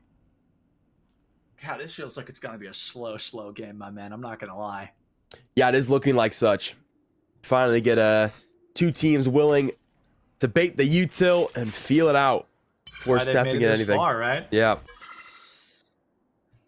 No team wants to be the first to make the critical mistake. I've been a broken record about that all day, and they know if you peak and go down, you put your team at such a deficit. This is the first round where everybody has a rifle online, and the nade up top just can't do it. Fragment grenade follows through. Paranoia to boot. Jello taken down by Jarger. 5v4 in favor of San Jose. The dark cover makes it that much harder to engage. Oh my goodness, the KO from San Jose. 1 HP on the board, I swears it.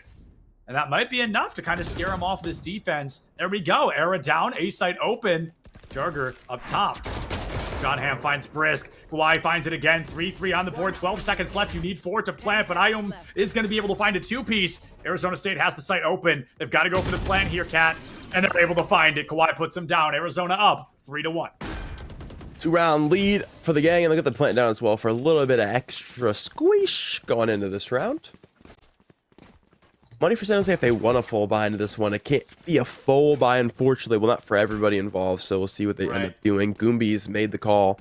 I'm putting a rifle in my hands. I don't care. Figure it out, bozos. See what the top three are. Okay. The top three said, listen, bro, you got 1 kill. We got a couple more. We'll make the call here on this one. The call will be, they will indeed light buy into this round. So Arizona State looking to take this one as flawlessly as possible. And they'll play pretty far back. Yep.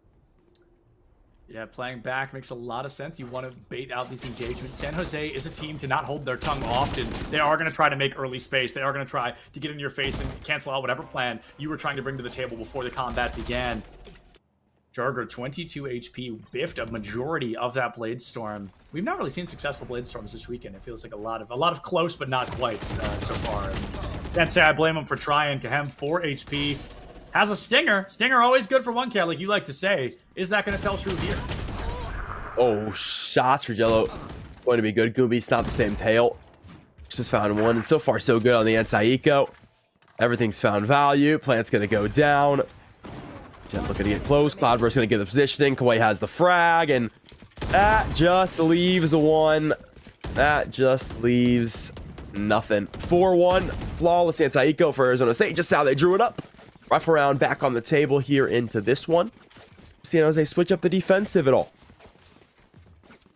The defensive, I think, has to change. That's 2 very dominant rounds in a row. That one, I mean, we saw it being a complete flawless out the gate. So it's not exactly where you want to be, but it's where you are, unfortunately. And you're going to have to change the narrative as much as you can. San Jose wants to change things up. Maybe move the Sova to A site. It's weird. It's unconventional. It's unexpected. It could gain you a lot of information for free. But instead, he's the one locking down B by himself. They're going for a double commit down mid, or down market into mid, rather. Maybe they're just looking for a quick first blood.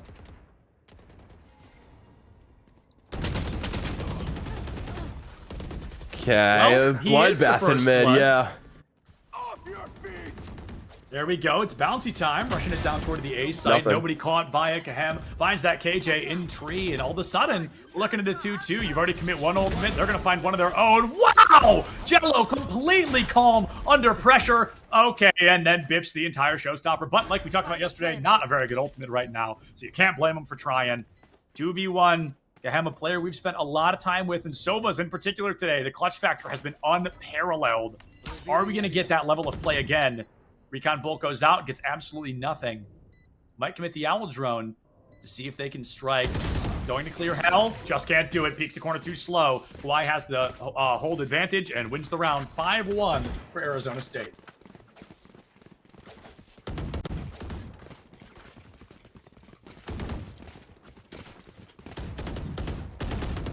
Eco round on its way yet again as Arizona State take another. They're going to break that eco. And San Jose back to that drawing board. They've moved the KJ utility now fully into mid and consistently getting 2 or 3 players from that department from Arizona State. So that'll be their adjustment here into this round. Won't really see the benefits until the next because it's just Stingers in everybody's hands. Stinger's online. Stinger always good for one, except for that one time, but we'll forget that that happened. The aftershock completely lined up, the fault line ready to peek as well. And I like the method they're going with, where they fault line and then swing the corner, because that clears Cubby, and you only have to look one way, and it helps just get a little bit more space for your team a little faster than maybe you were anticipating. Jumping into this matchup, Kahem walks backwards into Jello, hits him clean execution style, and the pressure stacks against San Jose once again. They lose their player. Now a second one, Jello taking charge, used showstopper last round, and is already 25% to another one. A very strong showing from this race, the only race we've seen today. Goofy shrouded step CT stare. Allowed the Rays to catch a second. 2 solid entry frags, and just like that, they've got themselves a post-plant scenario. See the Stingers can bring themselves back in. 2 players being made. The first has found a pick. Second has as well. That just leaves 1 CT. Spams through the Nebula right now. No one's quite caught. Gumby, who's sitting on just 11 HP. Can you make anything happen here? A Vandal giving away to him. Tempting him. Gumby can't get to it though because he's dead. Kawhi will take the frag with a Stinger in tow. 6-1 for Arizona State. Back to the gun round. Back to the gun round. 6-1 on the board. Worst case scenario is a draw. Going into that half and up, there's poor Ham walking into it. Jello catches the shadow step, and John Hamm, genuinely, the game will not let you react fast enough to change that story. So that was a free limb once they turned to that corner. 6-1 on the board. This is a full rifle round, except for the light armor on Goombi, who has not had the greatest game so far. 1-7. At least you've got a lockdown to work with, and that might be able to help make a lot of space for your team.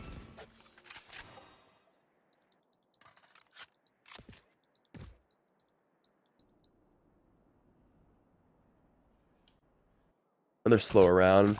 Trying to work around this Omen one way right now. Deep Gelato. Jello's finally pushed the issues, gotten through. Fault line will tag one, but they're already out the angle, so it doesn't really matter too much. 0 point has nothing in mid. Players just look far away. Nothing in mid can be disastrous in a moment like this. Kaz has a good crossfire if somebody peeks, but Jarger waiting for the same opportunity. Has a hunch somebody might be on the far side of that wall. I don't know if that's wall bangable. I'm going to guess it probably is. So there could be some crazy miracle pre-fire. You accidentally kill someone, but then your PC is absolutely getting checked, and that's a whole thing. So 6-1, Arizona State. You are divided. Oh! Face your fear. Okay, clears here comes Hell, clears every Scaffold. ultimate under the sun.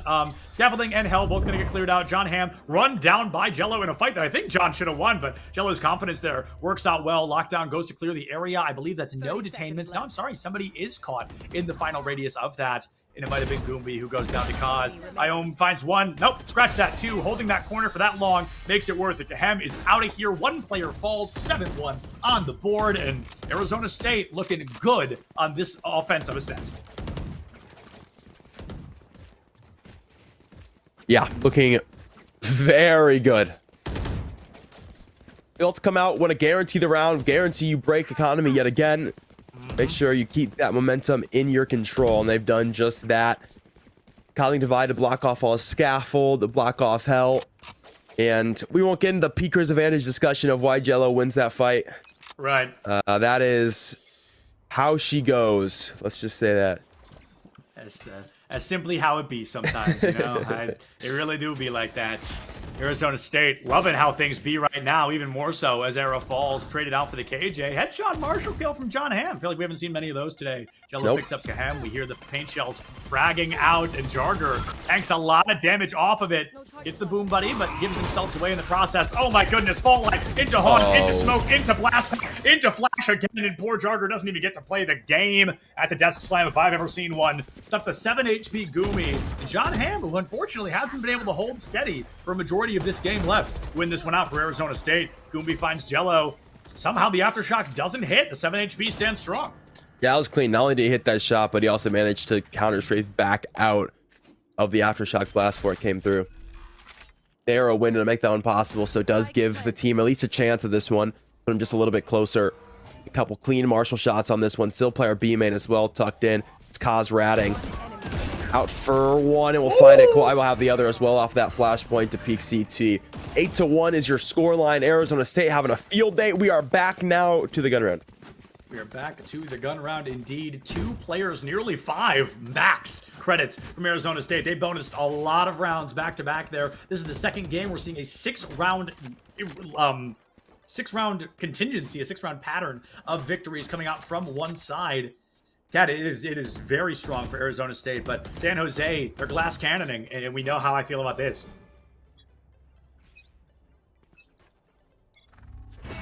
We know how you feel about it. We know how you feel about it, but if he finds 1v lobby, it's going to change your mind. You're right. It's I mean, he's holding revert Rich, you. though. It's a tight angle. Might be able to pick up this KJ with the impronounceable name. Your Takes the mind shot, is the takes same. 30 damage, and it's going to be Arizona State with a little bit of a damage lead here. They've baited out a lot of cooldowns, and they haven't even really had to commit to a full engage yet. Yeah, it's not a mind-changing moment. This Arizona State gonna opt to head for this cat split. They kill the Killjoy. That's it. The cat utility's negated. We're in, baby. Let's go. Like the Kool-Aid man. They're on their way towards the site. Flash, we're gonna come forward. Door player dead. Everybody's in. Showstopper just in case we need it. We don't even need it, but we just gonna roll it. Hit him in the face with it. Grab one. Second looks to come with it. John Hamm, see you later. Turn him into a sandwich and munch down on him. Kahem, the only player left standing for San Jose, and he ain't standing no longer. Jello will have him as well. Make it 9-1. Jello, a player after my own heart. Let me tell you what, not only playing Rays, but doing it well.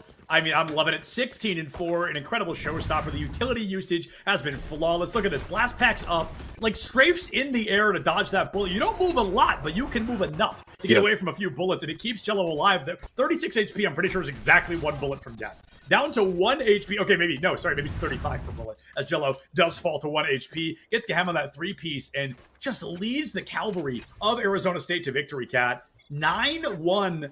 There could be an 11-1 in the wings. It could be a 10-2 whatever it is. Arizona State is stoked.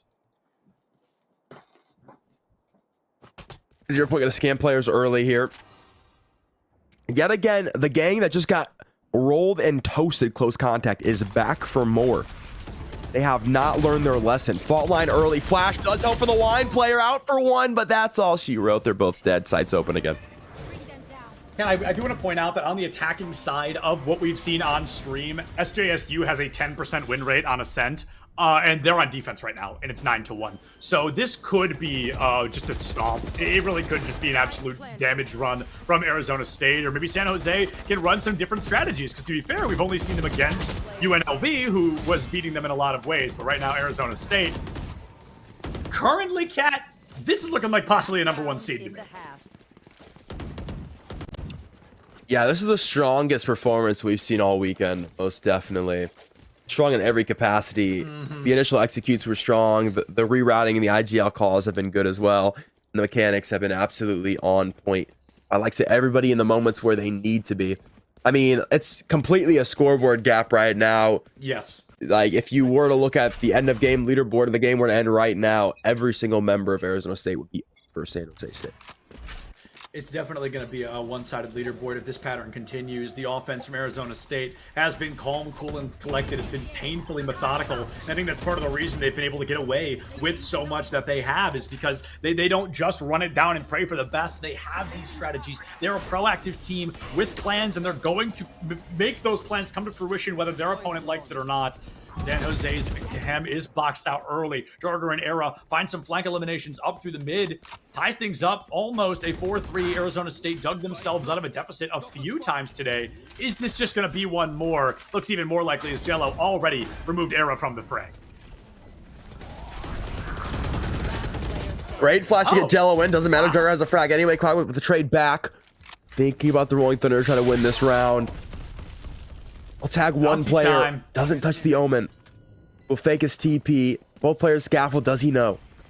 Possibly the scariest words you've ever heard. Doesn't touch the Omen. Completely uncontested down there on point. Dark cover comes out. They go for the defuse, and John Hamm gonna hug that tree door. Wants to find the flick before the opponent does, and he nails it. A perfect execution from San Jose State. They have to commit a lot to it, Cat, and it's the last round and a half, so it hardly matters. John trying to make sure he doesn't get taken out by his own teammate in the closer of that round. A dangerous risk always to run it out, but a 10-2 half for a team that has a 10% win rate on offense is probably the worst place for them to be.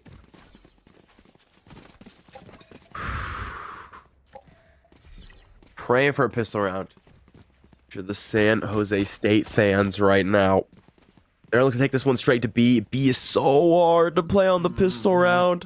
Especially if the Killjoy sets up there. And she has. Can we take a moment to look at the Killjoy? Oh, she's here. What do you know? She's there B. she is, setting up the microwave, trying to make sure anybody that's hungry gets a little bit of food here, approaching the B site. And it looks like it's actually, maybe they're thinking the same thing, Kat, because the B quickly diverts towards that This looks like a open mid-split. midfield. Yeah, I don't know how I feel about the options being made by by San Jose, excuse me, on the offense, but everybody's got a plan. It's all about the pieces falling into place to make them work. We'll see if they can get CT stare. They'll avoid the KJ setup, so the split's been quite nice for that at the very least. 0 Point did not catch the kill just that. Yuto's still alive. Over towards lane. She's still alive back of sight. No one's cleared her just yet. She has a real chance to play spoiler in this round. Here's the first opportunity. John Hamm right click, going to find values thus far. Jumping in for the rest of it. Shorty's found nothing. Gears found 2 off camera. Oh, wow. Era found 2 off camera in the blink of an eye. Was tucking it into market. It's exactly what you want to see. We said they need a pistol round. We said they need a miracle. They said, ayo, heard. Let's make it happen. San Jose State puts the pistol round on the board. Guarantees themselves possibly the next one, but there's a big hill to climb here, Kat.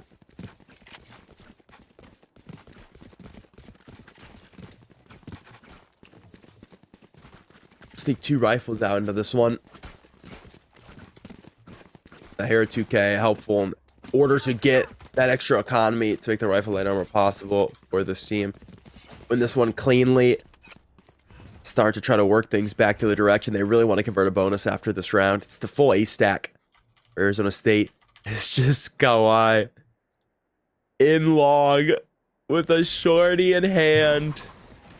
Can they find a frag? He wasn't even aiming for The wrong Goombi, player. and that's the worst part. Wrong place, wrong time, wrong player, but an elimination at least. You made the shorty purchase worthwhile, my friend, and moving forward, I'm sure you're going to look to do that once again. The spike plant should be coming down. Kahem takes out Brisk, and that's a lot of post plant, Cat. That's a lot of retake off the table for ASU. Yeah, it's a hard retake. 100%.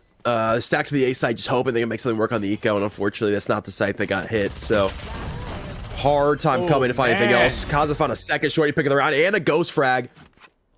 Rifle, not necessarily a Spectre picked up at the very least. 7 HP, walks backwards. Timing somehow worked out. Didn't get spotted just yet, Lane.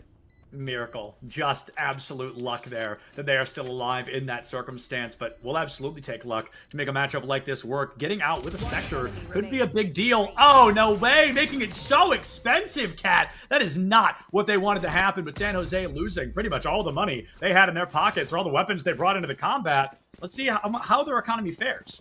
Yeah, they bought 2 rifles to be able to make this bonus look incredibly strong. Only were able to get one of them out of the round. Fortunately, they do buy 3 more, so still going to be a pretty solid rifle round with all things considered.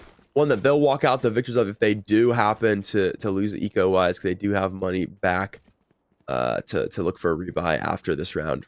So we'll see how this one goes. They, once again, going to look for that mid control early, and there's literally nobody there to play against them for it. Nobody there to play against them. It's not what you want to see when you go for the full commitment buy there. San Jose going for their, I think, 3rd kind of primary mid approach. And I like it because when you don't have a lot of information about what's coming from either site, you're not super sure on what to do, right? You don't want to overextend. You don't want to lose Spike. You don't want to lose a firefight because it's a 5v1. This way, it's like you get the best of both worlds. You get a little bit of intel on what's coming, and now you know that the breach is off to your right if they were able to catch which way that fault line came from. Off screen, Jello does dismiss Goombi from the fray, and that makes ASU feel maybe a little more comfortable holding this A site. One of them was there. Means the rest might not be far behind. John Hamm proves that point, finds the headshot onto Jello, and equalizes our matchup 4-4. Brisk going to play spoiler over towards A main. Is taking the first. That's the only look they'll be. Everyone else is Cat. Walked Garden and has now gone to A site. Cat looking to go down. Generator. See if 2 can hold on. Not looking likely. Got to pick up a 2K. Stepping off. True to his name. Looking for one more to go with it. Going to have to change the riot ID after this round. Grab it all off of Scaffold. 11-4 for Arizona State. Arizona staying in the lead here, feeling very strong. 4 of them with 10 or more eliminations. The one that doesn't has 9. Jarger, the only one with 10 elims. Kahem has 9 as well. So like you mentioned earlier, the leaderboard definitely tipping one way over the other right now. And it feels like things have changed a little bit for San Jose. They've shown signs of life in a couple of pretty critical ways, but it's not about showing signs of life, Cat. It's about staying afloat when you can and taking a win where you can find one. Not even a real Franken buy, just a low buy, maybe with a Bulldog, but they revert back to the Stinger. San Jose, I think this is the type of round, you just run it down and pray. Honest. I mean, you just try to make as much space as you can with these weapons. The statistics of winning are low, so you're looking to make their pockets hurt. Yeah, absolutely. Just wanted to get in quick here, and they start to work that now. Work their way up mid to Cat, looking for that A split. Is that push into Wine? Unfortunately, the flash player is in Wine. Gonna try to flash from Wine for the close contact player. It was just like an awkward setup. We'll see how it works. Paranoia early has caught the Astra, who's darted and absolutely dead. Kawhi can't even... He gets the flash out. Any capitalization? No, John I'm going to have it from the back end. So there's 2 rifles converted for the Eco team. This is very winnable. Winnable, without a doubt. I mean, they could win this without breaking a sweat. I'm 100% sure of it. You got the spike plant down. There goes Jello. Cause finds 1, but just cause you found 1 elimination doesn't mean the other 4 are going to be falling anytime soon. I'd love to see a save on the rifle here. It's not about being the hero. It's about living to tell the tale, and unfortunately, that KJ can't even do that. Goombi with the Sheriff puts him down, gets the rifle for free. And for the first time, Arizona in an economic disadvantage. San Jose going to pick up the spoils of war in that one. 4 rifles out the round, 1 more bought up into this one. Very cushy economy right now. Arizona State broken yet again. This is great for San Jose, a team that is trying to claw their way back from what was a 10-2 half. How many times have we said that this weekend? This is the 3rd time. Yeah, I was gonna say 2 We're many, seeing actually. a team try to walk this back. If I had a nickel for every time, I'd had 2 nickels, which isn't many, but it's weird that it happened twice. Yeah, and making it happen for sure. Goombi will be on the close angle. They're looking to throw a fault line deep into this one, but the contact is not going to be what they wanted it to be here. So they'll call it off. Looking for something quick on the Eco to ignite a chance to throw a thrifty, but Arizona State, unfortunately, not going to get what they're looking for there on B lobby. Arizona State not going to get much of anything quite yet. Oh, maybe even going to get something now that I jinxed them. Preps the dash. I don't think Jarger even knows where that bullet came from. I think it was a really good block out by Brisk, who's playing underneath stairs. Most dangerous place to be, probably. With the peek up, here comes the nade, and Brisk puts down John Hamm in the blink of an eye. A very strong position for this team to be in at the moment. Gahem tears it out, puts Jello down quickly, and with a weapons disadvantage, ASU's turn to make their pockets hurt. Gahem finally waking up, giving us a really strong performance, but Kawhi 2K living up to the name all over again, and that was the Spike Cat. Oh, it's over now. Rolling Thunder coming forward. We looking for the thrifty round win, baby. Kawhi getting in for the slam dunks, taking one and a second to go with it. Give him everything. A 4K for the breach. A thrifty round converted, and Arizona State are looking to wrap this game up. It's beautiful the way that was done. I mean, they had everything fall directly into place. The Rolling Thunder with the Nightfall behind it. Kawhi drops a 4K. Kawhi 2K. I mean, looking phenomenal so far in Arizona State. One round shy that very likely could have been our penultimate round of this series. They just got to do it one more time, Cat. And this time, they don't have a Rolling Thunder or a Nightfall to make it work for them.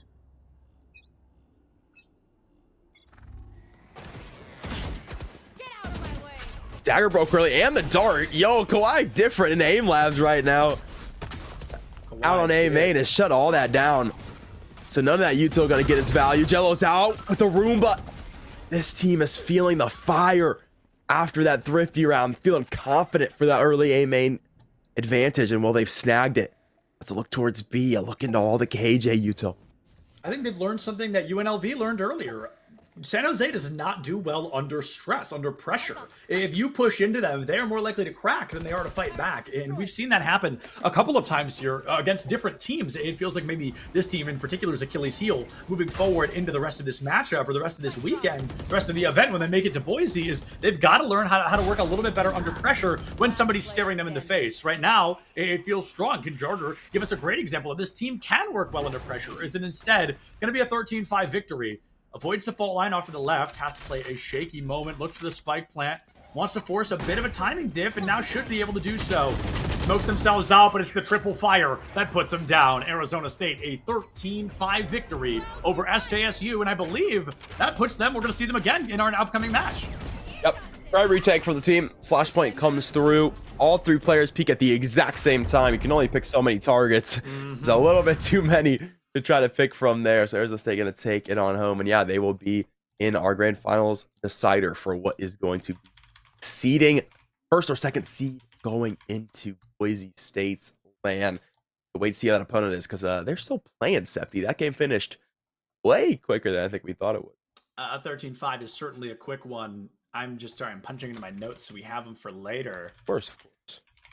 I'm fascinated, honestly, how Arizona State has accidentally avoided the mainstream. Yeah. And then they bring out a comp we haven't seen. They dominate with it, and they secure their spot in the Grands for that #1 seed placement. On the bright side, Cat, they've at least made top 2. They've at least hit the podium here for this second place, because they lose. They're coming in second. They'll go against the 7th seed, whoever that may end up being, and they're going to feel pretty good about making it at least through the first round of Boise, and that's the goal of all these teams here. You've made it to Boise. You've secured that spot, but now you got to make it through that first round or things are going to look rough. Yeah, and I mean, this is a good time to show your hand a little bit too, right? You get the bragging rights of, yo, I don't mean to say nothing, but we're the first seed coming into the land, so it makes you feel a little bit more confident, right? That last seed, you're going to look down on where they are positionally, so, you know, getting yourself up there and also doing it in dominant fashion like that from Arizona State definitely sends a message. Means this team, you know, there's a chance you match up with them on land. You got to take a look at their eyes and say, remember when we 13-5'd you on Ascent, bro? Where were you at? Where was your game at? You know Remember when I dropped like 20 on you? 318 ACS? Yeah, that's right. That's me. I'm Jello. What's good? Come give it to me. You know what I mean? So that definitely is something that makes a difference here for these teams. And I think it's something you have to consider. Like seedings, whatever, right? Like if you're confident, I mean, I ain't coming A seed. I'll take the whole thing. It don't matter. Let me play the first seed early. I'll take them out early. That's better for me. Absolutely. You know what I mean? So there is a message to be sent in these seedings, and I think we just got one. Without a doubt. I think the message has absolutely been sent, and maybe we get the chance to talk to somebody a little bit more about their goals moving to Boise in just a couple of minutes. We're going to throw it to a super short break, pull our interviewee in here, and hear from somebody from Arizona State on how they feel of their chances this weekend. We'll see you right back here in just a bit. So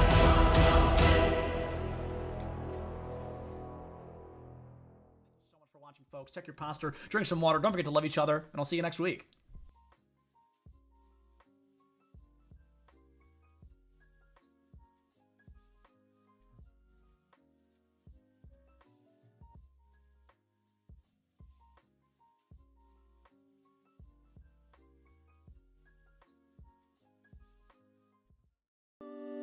can't say that. I'll get in trouble. There's one for each game, so teams this weekend, somebody's going to have to explain to TSA whether they're coming home with an extra trophy. Fine. We're fine. This is going to be great. Why is everybody staring at me? I'm not even doing anything yet. Is it because I'm in a suit? It looks nice. It's new. I'm stressing. It's all right. We win these. We absolutely win these. I've never seen us lose these. I love him.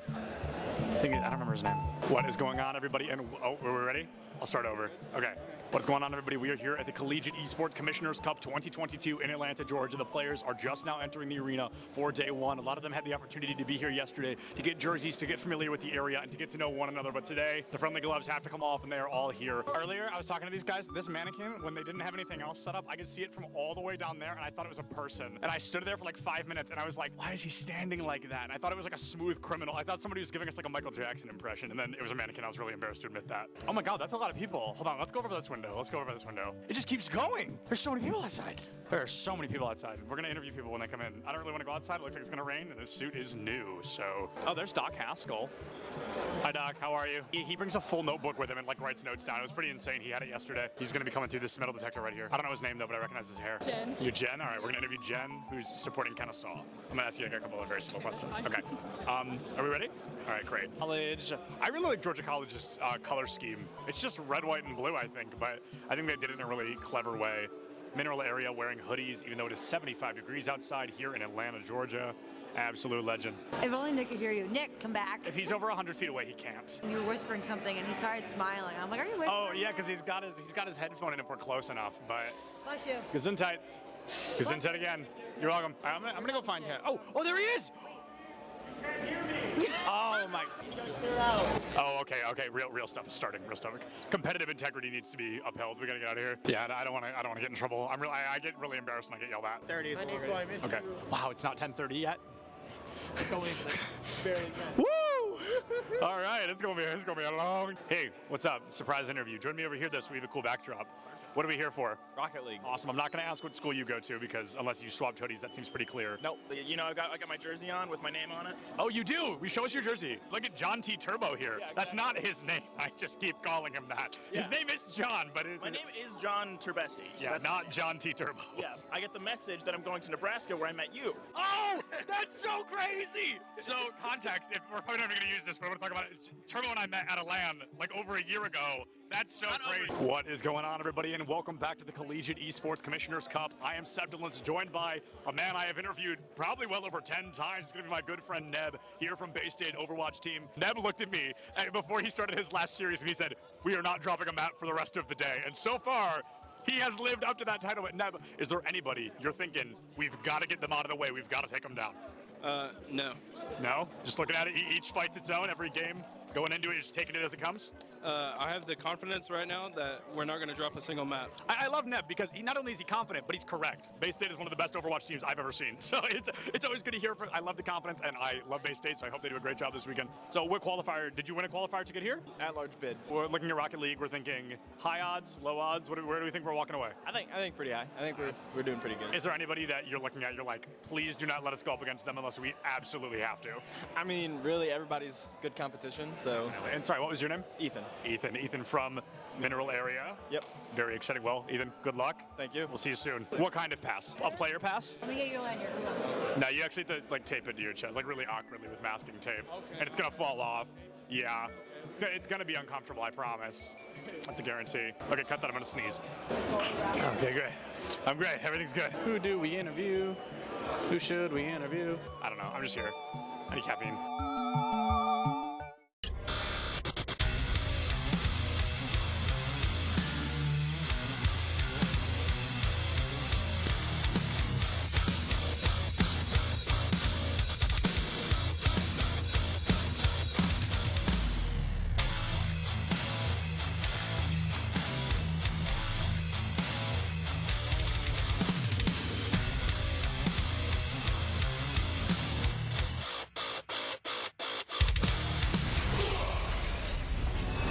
Visit NationalGuard.com to begin your guard adventure.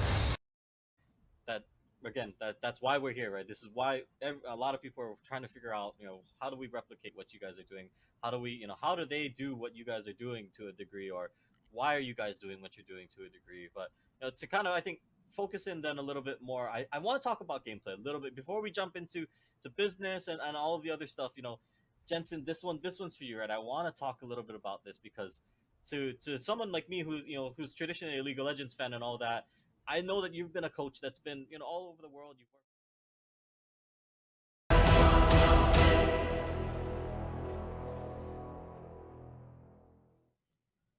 What is going on, everybody, and welcome back to CECC West. It's been an incredible weekend so far, and this weekend is not over yet. We've got one more Valorant Best of 1, and then a whole bunch of Overwatch. But, Kat, it is also important to note that things like CECC West could not happen without a couple of great people. Yeah, absolutely true. And the Idaho Army National Guard is a proud supporter of the CECC West qualifier. The Idaho Army National Guard invites you to take your impressive critical thinking skills into real time with more than 10 jobs offering a $20,000 bonus and your degree of choice paid for. The Idaho Army National Guard is the best team out there. You can reach out on Twitch at iGuard Gaming. And absolutely, a big thank you to the Idaho Army National Guard for everything that's been made possible this weekend. But like I said, this weekend, not over yet. We just saw a series come to a close, and it was a very dominant one at that, Cat. All of a sudden, things coming up. So we've got our interviewee joining us, Jello, who, if you liked what you saw, folks, they're not going anywhere, joining us in the next matchup as well. So this interview might be a slightly quicker one so Jello can, I don't know, eat lunch or something before the next game. But Jello, I got to ask, you guys accidentally avoid being on stream the whole weekend, right? You make it all the way to the end, not on stream at all. Then you go to Ascent, you bring out a completely unconventional team comp, and you 13 whatever, super dominant fashion. Like, is that just what to expect from Arizona? Is that just what we're going to continue to see? Is this slightly off-kilter, always in charge play style? Yeah, my team, we like to be aggressive, really control the map and the pace of the game, and not let the other team know what we're going to do next. I love it. I love the play style. Yeah, absolutely. So talk to me about your composition going into the map. We get a decently different look. We get the Raze as opposed to the Jet. We get the Breeze to sneak in, where I think a lot of teams have been playing KO lately. Also, you haven't dropped the Fade just yet, where a lot of teams in NA already have. Talk to me about how that composition helps your teamwork. Yeah, so we like using our utility together with combining different agent utils together, and just our overall playstyle, putting like me on the Raze, it kind of fits my playstyle more than just dashing in with Jet. And it really just rounds out the team together. Sure. Now, it's a different spelling of the name. I got to ask you, do you like Jello? And if you do, what's your favorite flavor?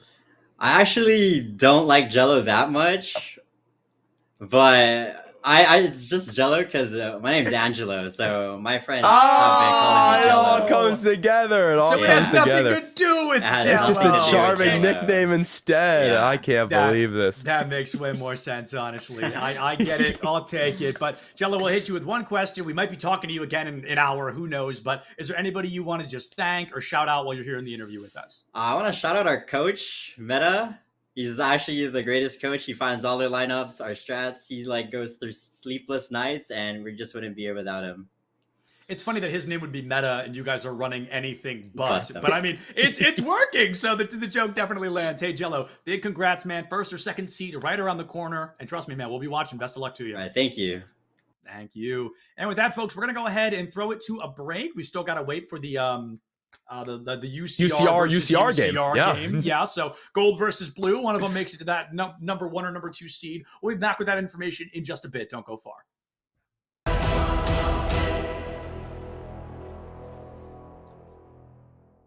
did you end up at Maryville, and why a North American collegiate college?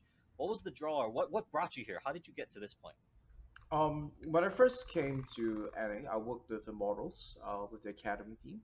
And I realized that there's a lot of cultural challenges that exist that's very unique to NA and esports, right? Where there's this very interesting intersection, because unlike traditional sports, in esports, players, they don't start training under a structure or a system or a coach from a very early age, which is what happens if you want to pick up any other sport, right? Like you start going to community events or whatsoever, and then you start developing your skills and your literacy of the game from the age of 6 or 7, and you're very used to working in a team environment, a coaching environment.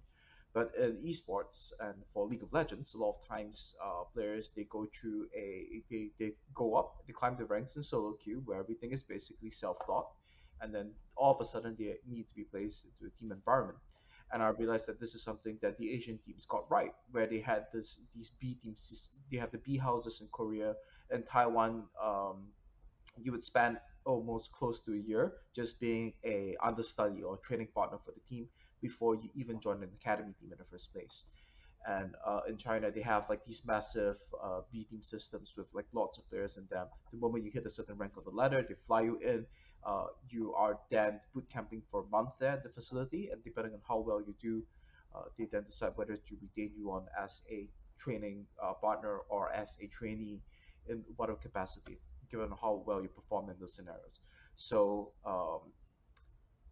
the West was very lacking in all of this, and culturally to do the same things and try to replicate the B house environment or what they do in China or Taiwan would not be possible to do. But the West has a very successful model of developing sports and talent, especially in America, when that is in the collegiate space. So I looked at this, I saw the resources that was available, and when then when Clerky pitched his vision to me, it's like, yeah, this is what I think should be the future for development in the NA ecosystem for esports. Oh, right on. I think maybe let's follow up on that a little bit then. Because Dan, okay, so Dan, you pick up Jensen, you've got this going.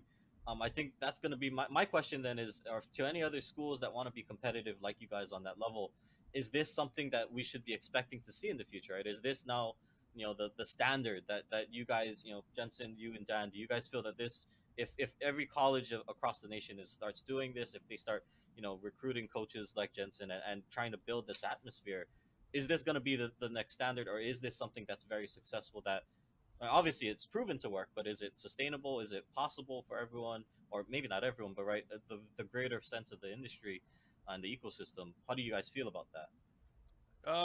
It's a dream of mine, obviously, to get to a point in the future where every university has an esports team that's taken seriously, and every day they report to practice. It's an improvement-driven mindset across the whole program. I think for me though, like the reason isn't necessarily like to see like a March Madness with millions of dollars flowing through it. For me, it's a little bit more simpler than that. The reason why this is my vision is just because uh, it's best for player development and just players in general.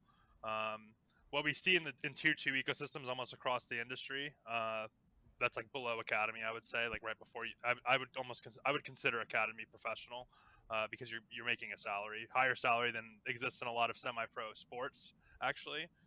But in the tier two ecosystem, you kind of go from like your parents' bedroom making no money on a Discord server with a coach that hasn't been certified by any national body, to playing academy, and that's horrifying to me. So while I don't see collegiate as being, or maybe it does end up being this way, but it doesn't have to be the definitive path to pro.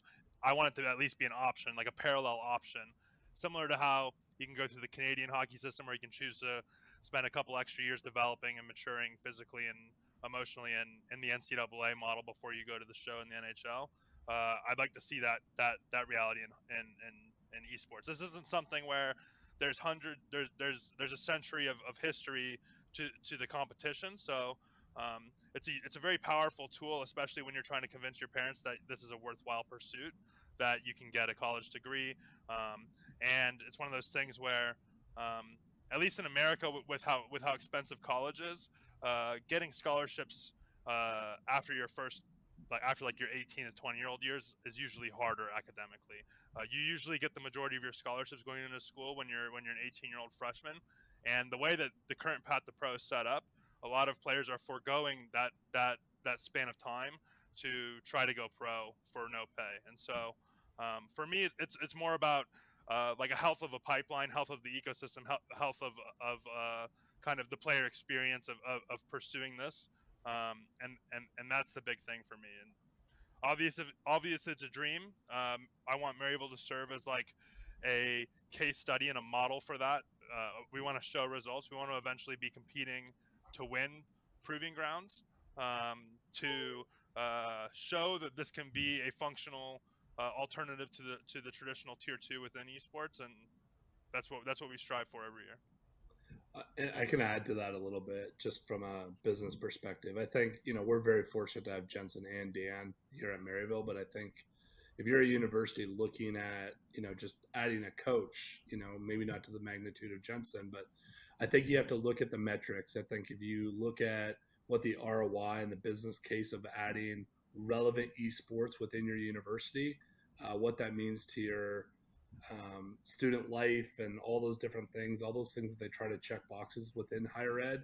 I think having a relevant esports program or a relevant system within esports, every university should be looking at it, because their baseball players and their basketball players and football players are all playing gaming. And a lot of these esports, figureheads and coaches, etc., are the relevant people in digital media. And it helps the school with a brand perspective. And I think just having any sort of relevant and adding bodies within the esports ecosystem at universities, you have 2 or 3 basketball coaches, you have 2 or 3 soccer coaches, both on male and female. I think having relevancy within esports, it has probably a 15 to 25x, return versus like traditional sports. And I can say that with my background and everything like that, and just knowing how we look at it. But at the same time, if you're not looking at esports as a relevant, not even revenue stream, but relevant digital eyeball within your sports and student life perspective, I think you are sort of behind the times. Week number 7 of the ECAC highlights is finally here, and this is, I know you're going to be like, whoa, why does he say every week is a banger? But this one is so real. There are some really impressive plays, some kind of like 1 in a million moments that I have never seen before that I'm really eager to show you guys and share with you, so let's jump right into it. Oh, also, I guess I'm Septilence. You probably know that by now, but it's always nice to introduce myself. All right, let's get to the clips. Now, clip number 8 to kick things off might not be flashy, but by golly, is it impressive. CSUMB guaranteeing themselves their 4th and final win to 4-0, the powerhouse team known as UNCG Gold. From Greensboro, final seconds ticking away. Here comes Garrett's. They're trying maybe to walk away with one more missed contact. Brutal. Oh my goodness, insult to injury at this point in time. As the all zeros are on the clock, he gets another one, and Monterey Bay do it again. They pull off the sweep over Greensboro.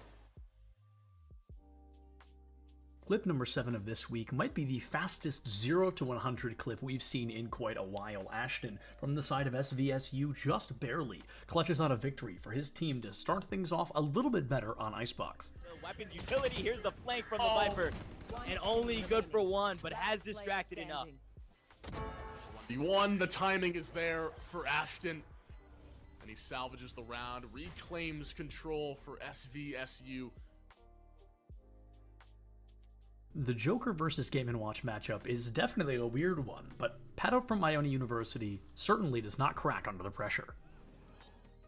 Nice. Ooh, almost gets the berry from that. That could have been a kill. Alright, so funny enough. Oh, what a chase! Oh my god, that was deep. Fisher versus Ball State Black, 2 very strong teams in the world of collegiate Overwatch, and we even get to see Ninja Curly Fry and Depresso on that Sojourn. They both pop their overclock, and unfortunately, one of them finds a little bit more success than the other. The beat is going to keep them safe as they are knocked back towards their team. Depresso, though, coming up clean with headshot after headshot. And as Ninja Curly pops their overclock, guess what? Nikon answers with a beat in kind, and now Depresso using their overclock. Unbelievable, too! They're looking for the 3rd one, but Nev's going to take it from them, and it's going to be Mean98 once again on the payload. It's a tale as old as time, though.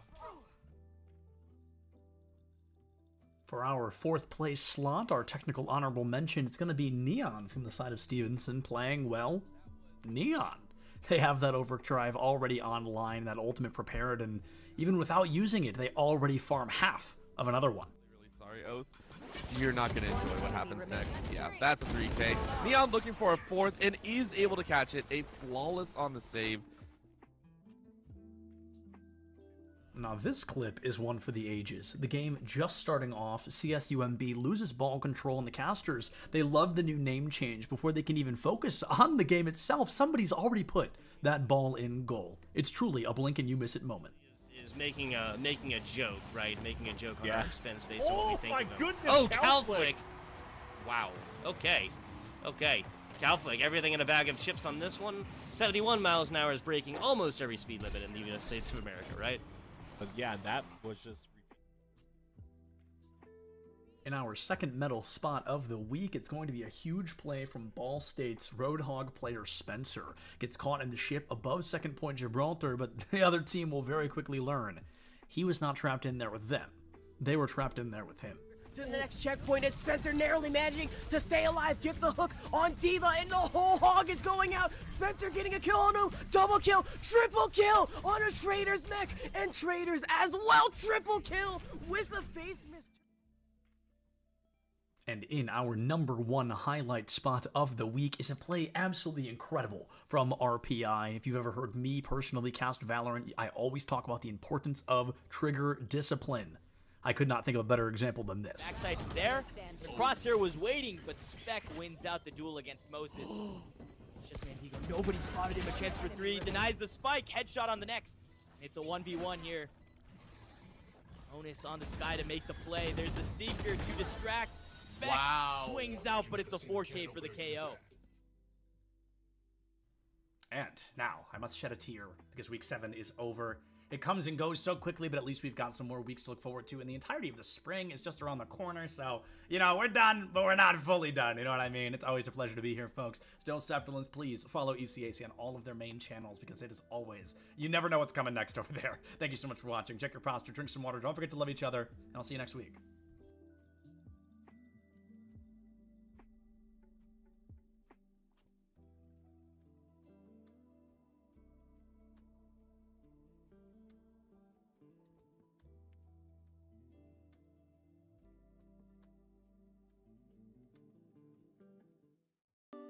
That's so cute. UCF, and it's really cute. So I'm gonna move down here. How do we feel? The odds for UCF? What are we thinking? They got it. No, we got this. We got it. We got it. Go Knights, charge on. 100%. My friend Nick is behind you. He's gonna record it. Don't look at him. You'll ruin the shot. Don't look at him. Don't look at him. Come on. Oh, let's go! Let's go!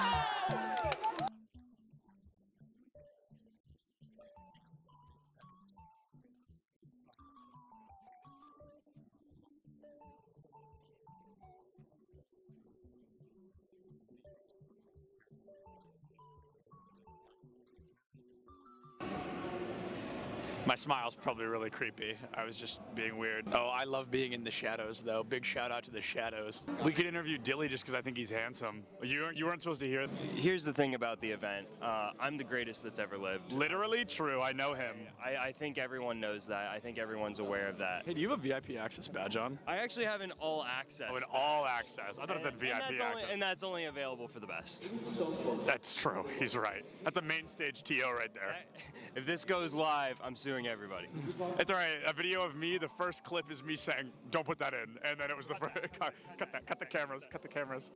Oh, you're recording already? Great. So this is this is Bay State versus UCF. I believe something that we saw yesterday on day 1 of the tournament, but instead we're going to have that run back here. I think they're fighting for a spot in Grand Finals. Anarchy, one of the best Greninja players in the United States, currently struggling against a Terry. Terry notorious for that DLC privilege, being a very strong character with some very strong abilities. Greninja, not so much, considered one of the weaker characters in the game. A Falco player, one of the best in the United States, and he just got spiked by a Terry. Same Terry that took out Anarchy literally minutes ago. UCF still up by 2 stocks. This guy is looking to rip this team apart single-handedly. That is, I mean, nuts, to say the very least. Absolutely absurd. That was a disgusting spike. I cannot believe that happened. Will you hold the microphone so I can sign this?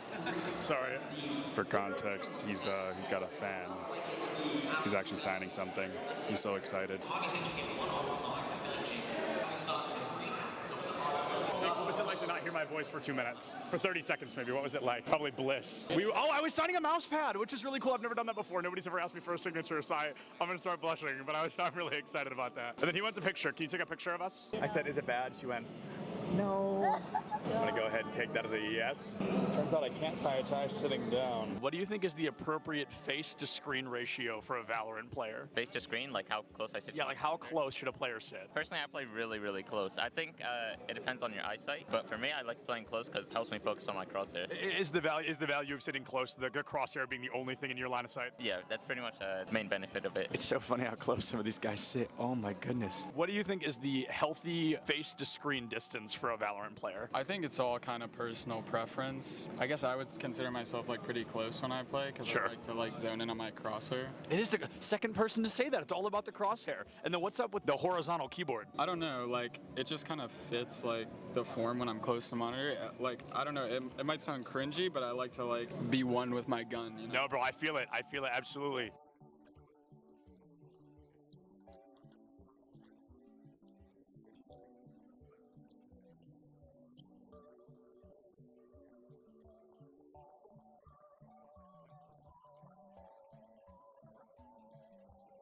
What is going on, everybody? I am here with some UCF fans. How are we feeling about UCF?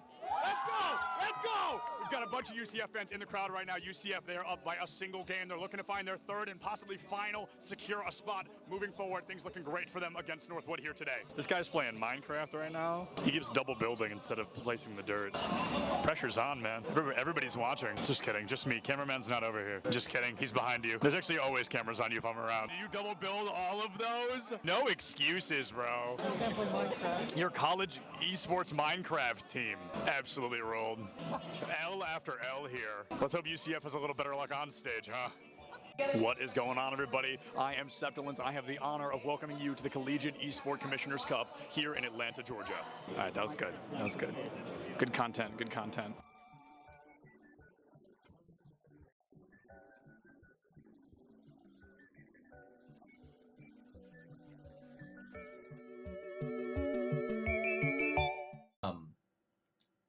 I really think that there's been a sorely missed opportunity for developers to take a step back from competition and take a step forward with community.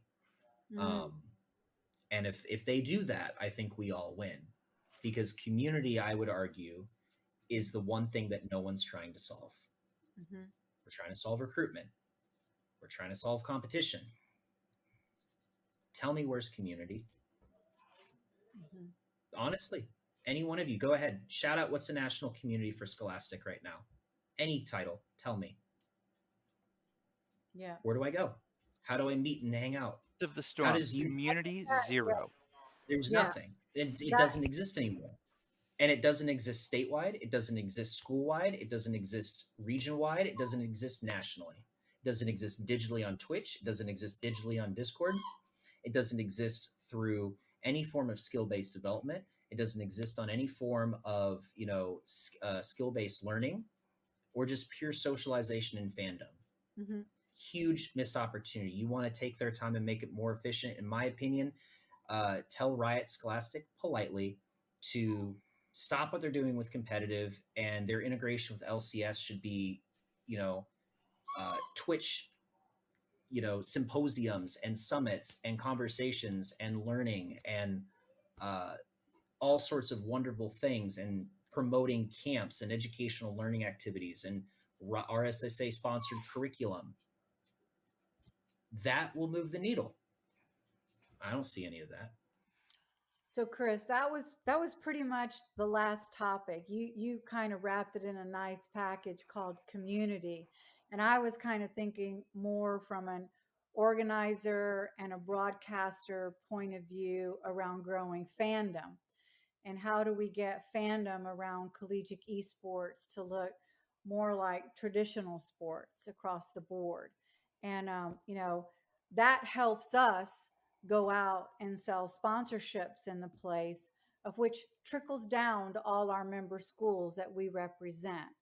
But when we go to brands and we can't check that box of, 1 billion impressions and 1 million views, we still are challenged with selling those sponsorships. So my last and final is, do we have any secrets around how to grow fandom or grow community let's just start with on campus? I got the big one real quick. Okay. Best way to grow community: food nights. It has nothing to do with playing the game. I'll give you a real life example. We used to do dollar burger night at the University of Cincinnati. We'd just go out to Bar Louie. We used to have dollar burgers every Wednesday. We'd post in at this time, those Facebook groups, tell people where to show up. 6 people, 12 people showed up the first week. By the third month, we had 40 plus people coming. And it was the biggest revenue night of the week for Bar Louie every week, purely because of us. but we had friendships, we had relationships, we had roommates, we had all sorts of great, wonderful things come from that. And that translated to our LANs, our club meetings, and everything from that. Mhm. It was nothing beats food nights. Just like pro sports, we need to focus on tribalism. And the way that you create tribalism is you have to prioritize in-person experience, in my opinion. I think that there's a lot of companies trying to become unicorn online platforms, but at the end of the day, I think we need pockets and hubs around the country that serve as regional and local hubs. Um, once you get a group of people together that share their love for the team that is on their campus, they start to develop a bond around that. You can do that online, but it won't be nearly as effective. Professional esports is having this tribalism problem because it's the majority of it's online. It's resulted in fans following players more so than the teams. I mean, that's a pretty broad topic though. Like we're starting to see those trends in traditional sports as well start to occur. People will follow LeBron and specific players on different teams to wherever they are. But I think for collegiate specifically, schools need to create meaningful live experiences. And if we're talking explicitly about fandom, you have to make the students on your campus care about the team first. That's the biggest thing. Either you create a level of pride through community engagement, or through the team itself. At a lot of schools, the groundwork is there for this. Like there are schools like UBC, Ohio State, with Buckeye Gaming Collective that have clubs that number in the 2,000 to 3,000 range, right? So they have a base to begin with. At a school like Maryville, like we kind of developed it the opposite way. When I came in and started building our esports program, we had 3 kids in our esports club, and so we've kind of built the team, and then the club has followed, which is kind of the opposite for a lot of schools. But I think that we have to develop tribalism, and that starts with meaningful live events. And the more that these events, the longer that these events continue to be like only online, the less effective it is in creating that final goal. Agreed. Doc, you wrap it up for us, please. I would just say this: clubs ebb and flow based on their leadership. But if all students, all clubs, all groups are given regular and meaningful invitations to come in, use the space, create what you want out of this, then it will continue to thrive despite the change in leadership. I can just imagine that Cincy student group with Chris heavy in the leadership there just being amazing. But there's not always someone with his skill set at the helm. So you just need to be open and look for opportunities to serve, even though it can be more difficult, especially in the scheduling of the space. I know a lot of people that don't like anybody else but the players they're recruited to use their space. As much as we can, if we want to build community, we have to open the space to people that we wouldn't normally see in there and let them do the types of things that they want to do. One more thing, so like on a national level though, if we want to raise the general viewership of all of collegiate esports and not just different pockets, that's a hard one because people watch esports to see people do stuff that they're better than them at, right? So naturally at the collegiate level, we're going to be at a lower level than pro. So it's hard to get people to watch for that reason. But what we can sell are narratives and storylines, matchup histories. And as we start to build a longer history of collegiate esports, I actually truly believe that some of the CLOL storylines are more rich than what exists in Academy and 100%. and the LCS, but no one's really covering it. No one's really drilling down into it. No one's creating narrative content. So I think that's the key to getting people to care about it. Like if there's a storyline, people attach themselves to it. Yeah. Yeah, I'll add one more thing before we end. the largest organizations on any university campus. This is a very blanket statement. Could be wrong for you. It's right for many. Campus ministry and Greek life are always the largest groups on campus. Why? It's because of the concept of family. Let me explain. With a club or a program, many people identify, oh, I am a gamer, but I am also A, B, C.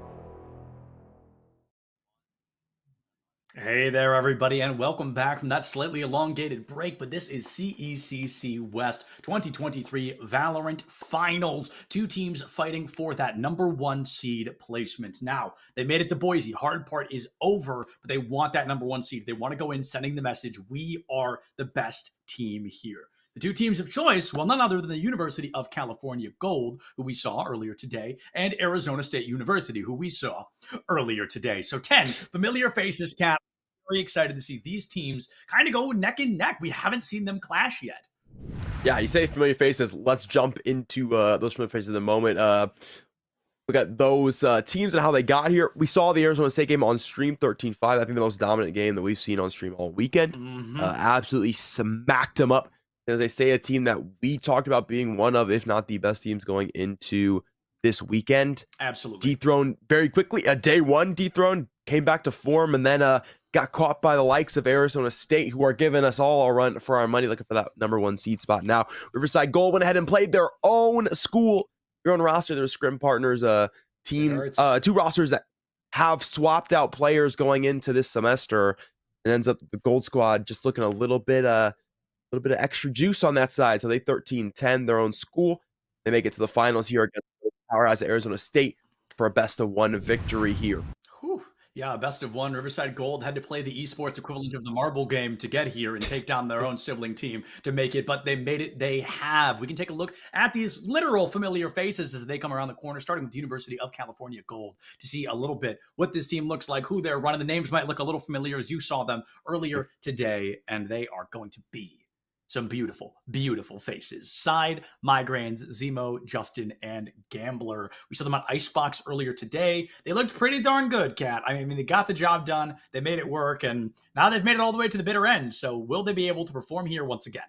Yeah, it's hard to pick a favorite to honestly to grab in this one. I mean, I like to go based off the interviews, the personalities, and we just had two humble individuals. Migraine's incredibly humble. Love the way he talked about his team. Said in the agreement we really wanted to highlight the teamwork that his team put in. But then we got over to Arizona State University, got to talk to Angelo, or Jello of that roster. The Rays dropped 20 kills. The first thing he says is, don't mention the fact that I got 20.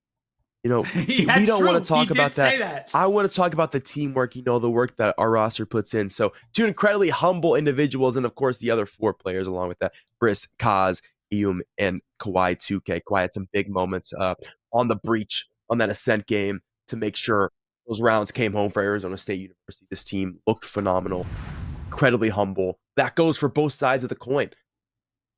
Yeah, without a doubt. Both these teams are very respectful, very humble, very excited to be here, very grateful for the opportunity to make it to Boise. And I'm really excited because I feel like they both really deserve that #1 seed, both on or off the field. They're strong teams. They're great players. They're very kind people. But it's not about kindness when you get out on the field, Kat. Kindness is the one thing you've got to leave behind. And I will say, University of California Gold, they're a pretty, as you say, they're a pretty meta following team, right? They work with the compositions. They work with it very often. Arizona State, while their coach's or captain's name may be meta, That's the one thing they do not do. They bring out these unique, weird, off-kilter characters, and it works very, very well for these programs up to this point. I'm hoping to see if Arizona State runs it again. My only hope is we avoid Ascent or Icebox, because we've seen both these teams on one of those maps, so I'd love to see them run it down somewhere new. It'd be awesome if it's a map we haven't seen this weekend at all. Fracture, Lotus, Pearl, all three of those are completely untouched for the time being. It'd be awesome to run it down, but knowing how bad they want this #1 seed, Cat,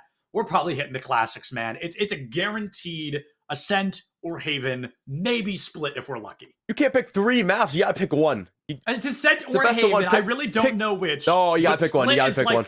All right, it's the rules. I pick Ascent. Dang it. Okay, I hope it's not. I hope it's not, one. but it's got to be Ascent, right? Yeah, it's a Lotus best of 1. Can't wait to see it. Let's find out what the map actually is for this final seeding match. If it's Haven, I'm gonna be so mad. Come on, dude! You're so mad. You're so mad. Lost the 50-50. I'm mauling. I lost the 50-50. I lost the gamble stack. I'm excited, though, because we haven't seen Haven today at all, I don't think. It's been a long day, but I'm pretty sure we have not seen Haven. That's going to force out new team compositions for these teams. And I want to double-check something super quick. So, Kawaii 2K is busting out Breach on Ascent, right? Yeah. Breach is not played on Ascent. This is Breach's map. This is Breach's homeland here, is Haven. I assume Kawaii 2K, if they play like that on a map they're not supposed to be playing Breach, what the heck are they going to do out here on Haven? Yeah, sure, absolutely. I think we see the Breach come back for Arizona State. It might be the same team comp, honestly. Probably the Rays, too, to be honest. Yeah, this could be very similar. I mean, it depends. A lot of teams draft talent specifically for the map, so you know what they work, but it does make sense to look at that department. Gel's going to go to the Jet here, has a little bit of more confident op sideline, so I do expect the op to get put in Angelo's hands. We'll get Breaches on both sides of the coin. The Astra goes away for the Omen, so it seems they value the one-way opportunities. They value having the rechargeable smokes a little bit more. It's going to be interesting positioning because they lurk their Astra just a little bit on Ascent and not going to be able to do so now. And I'm punching all of this information into my spreadsheet. If you guys ever see me typing off into the void, I'm making sure we have all the best notes about our players because the team compositions are always truly fascinating. I know for a fact that Haven, they're already running 3 of those characters that we saw back on Icebox. So there's a lot of comfortability there. I saw an Omen, and I didn't catch who Zemo was playing before that went away, but we'll find out in just a moment. There's a couple changes, like you mentioned, on the side of Arizona State as well. It's not that same composition. They're going for a new version of comp, but this one notably more meta to the point of they accidentally choose the exact same mirror comp as Riverside Gold. Yeah, this one down to who's better. Actually, the way I like to see it, in the finals, we get a different map for the day, a map we haven't seen teams get to play just yet, and get to see it on the same composition as well. This one completely comes down to who is looking a bit sharper. The early util from both teams, an early scale for Riverside. They get the orb as well down A long. Orb down A long is going to be huge for that ult gain early on. You know, it's one of the most important things I think you can do in a pistol round is try to farm your ult as fast as possible. And that extra orb goes a long way. It could possibly get you your ult as early as 1, maybe even 2 rounds early if you continue to grab it. Gambler does find one, gets spike drop, but Kaz is there to take Gambler down. That might force a rotate out or a double down. And right now it does seem like it's a rotate out. They're abandoning the A site. They want to rotate back through. And defaulting to A site for pistol round is something we see very, very, very, very often. So I'm not surprised to see it, but I do enjoy the rounds in which they choose to go for a B. They try to go for a mid push, or they bring it around to C, as Haven is the only map in the game with 3 sites. And they're going to try to utilize all 3, that confusion, that paranoia setting in on the side of Riverside Gold. They don't know where Arizona State is right now. Yeah, they've made it over to the site. It will fortunately know that. Dark cover is going to go down for CT. This is going to be a quick retake as all 4 players already stacked up. Flash, and they're on their way. Flash out the gate there. Justin finds Jello, and it's a 4v3 in favor of Riverside Gold. They're feeling strong. They were able to take down their sibling team, like I mentioned, 13-10 in their most previous setup. And as the defuse comes through, that's the Riverside Gold magic right there, is they stick to the defuse in situations where you're like, that's weird. People might not normally do that. Riverside Gold certainly does. That one's not super high risk, but definitely possible to go down. So they decided to stick it. Works well. Pistol round is theirs. Round converted. Spectre is going into this one. Forget the Stingers. They'll buy just a little bit of an upper echelon weapon in this one. Spectres can be pretty solid up against the rifle as well. So see how that looks for their bonus. That's a little bit later. 5 Spectres going into this one. Play the 2-1-2. Goes away, turret into garage, but she won't hold it herself, so there's some room to work off of here if Arizona State can sniff it out quickly. Rushing it up through garage. Yellow goes in deep with the classic. I think it's about knowing that you've got an incredible weapons disadvantage. I don't know if they bought anything. Maybe it was just a little bit of armor and the classics to boot. Look for an exit frag. Try to steal a weapon if you can. Jello waiting to read the flank, unaware that there are 3 people outside of that garage right now in the Owl Drone. Gonna make it a heck of a lot harder to do anything. Spectre wallbang, Elim. Not something you see very often, but Riverside Gold absolutely ready to take that. The numbers advantage, the weapons advantage, and the retake advantage with this breach still online. They're ready to make this happen once again. Smoke will go down to the CT side. Dart to heaven. Has info on the player now. Cut has been broken.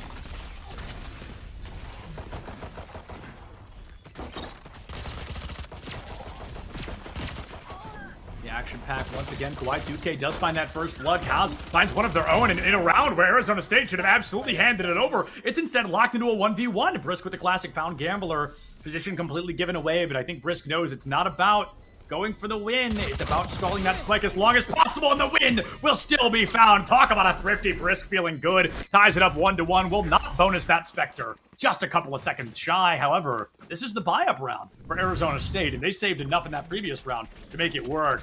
Zemo puts in the numbers here, Cat, and it loses that 1v1 at the end. That's a huge bummer. I like the juxtaposition from the Angelo interview to Brisk teabagging after winning the eco round. Very charming. And yeah, well, that's why you buy the Stinger, bro. Stinger Supremacy, end of the day. Spectres come in, and well, they all did not make it out.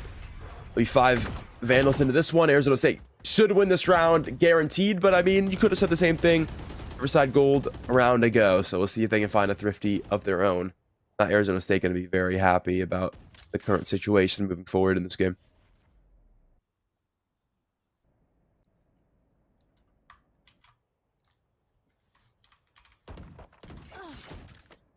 Firefight finally begins, and Gambler is on the wrong side of the bet this time. Side finds Kawhi with a classic, so it's like Riverside hitting Arizona State with a taste of their own medicine on the matchup. Dark cover makes it a little harder to push up through that A, and while we see Arizona continuing to pepper down the A side, I really would like to see them go somewhere else. It feels like Riverside has a strong defense on the A. It's where they like to double down. They'll put 2 players there instead of 1 or none, and Arizona State should be noticing that and taking advantage. Moving into the rest of this is, if they do it fast enough, there's no time to read the rotates, right? There's no time to be like, oh, they must be going somewhere else. They'll be waiting for another A push. The conditioning, even on round 3, I think has already been set. Dash into the A site for Jello. We'll have the spacing. They'll play and go down yet again on the A site for Arizona State. Riverside, remember they literally just flanked this. You highlighted the Omen flank, the work put in before they inevitably got taken down. This time they've been caught earlier. Kaz is there, found Justin and found Zemo as well. So both flankers dead. Riverside retake pretty much null and void at this point. They are playing on the eco, so we'll see him look for exits here. That's about all she wrote on the round, though. That is absolutely all she wrote on the round. It's got to be a wrap up here. You've got no weapons to boot. Maybe you look for an exit frag, and that definitely feels like what they're doing.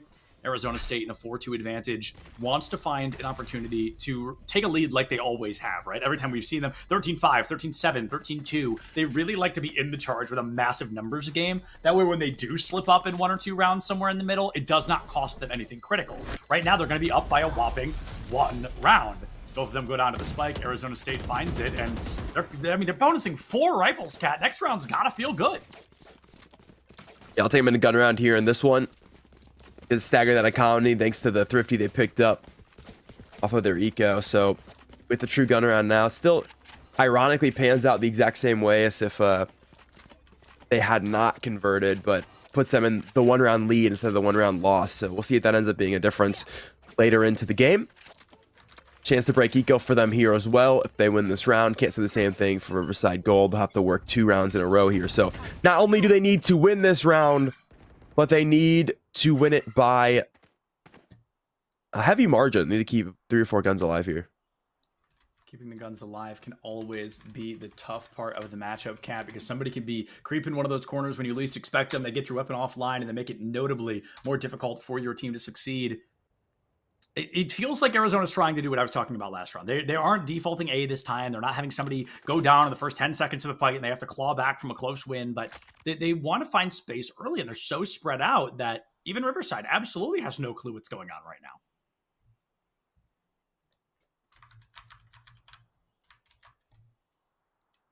No info peaches yet. The slow of pace here from Arizona State.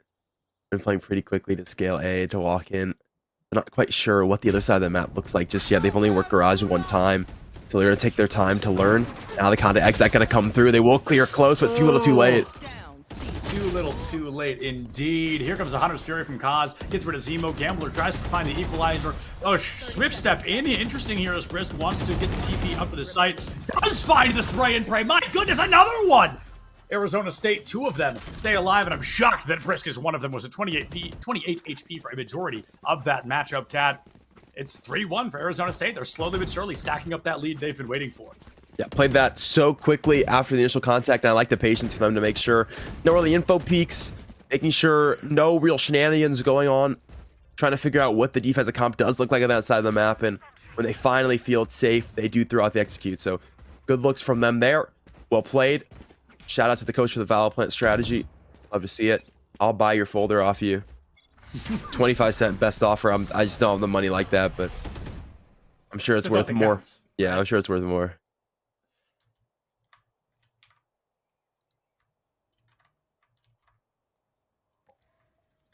What are you looking for, big dog? Yeah, there's no action off the back. Gambler! No way, you whiffed the right click. Jello gets the wallbang headshot. Jello finds another, and wow, who knew Gambler going down like that would be the beginning of the end of this round? Riverside losing their 4th member. Jello is activated, and it's just this poor KJ left alive. Migraine, you're one hell of a player, my friend, but a 5v1 is a tough spot to be in on KJ, nonetheless. Can't even get one done. It is a flawless round win for Arizona State. I respect the hustle. You gotta. The grustle of him to jump through mid win. Okay, listen. You don't gotta do him like that. You don't gotta do him like that. Man, Gambler getting called out. This is a warning to anyone looking to make some cheesy plays in the CECC. We will expose you live on the stream. You better think about it. Not only will we watch it and make fun of you then, we'll make fun of you in slow motion. Consider the following. We'll do what needs to be done, you know what I'm saying? We'll get it done.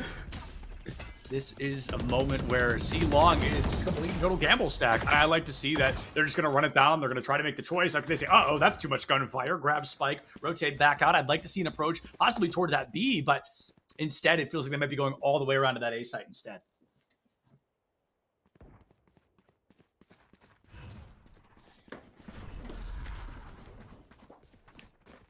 Dark cover to heaven.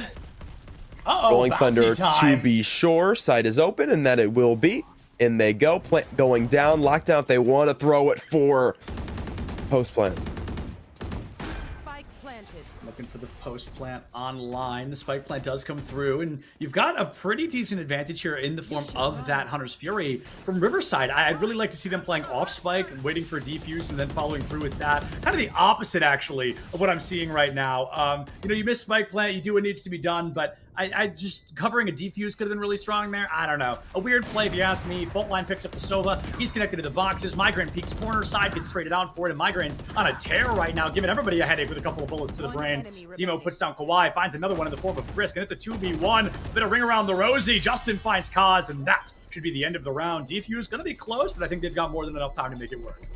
We'll see. It's going to be super close. They tried to give it away for the ultimate, and that almost cost them everything. 0.72, and Ultorb almost a difference between winning and losing the round, but fortunately it's not. That would have been a big momentum-breaking moment, but no worries. Great fault line from side going into that one. It got the player graffiti of Jello and also got Kaz sitting on the actual site box. So that's 2 players out of the post plant. So they're able to swing through, kill the graffiti player. They're able to take hell safely as well. The heaven player could get involved without having to worry about the site player peeking, and then they're able to swing around together. So very nice piece of utility, very well timed.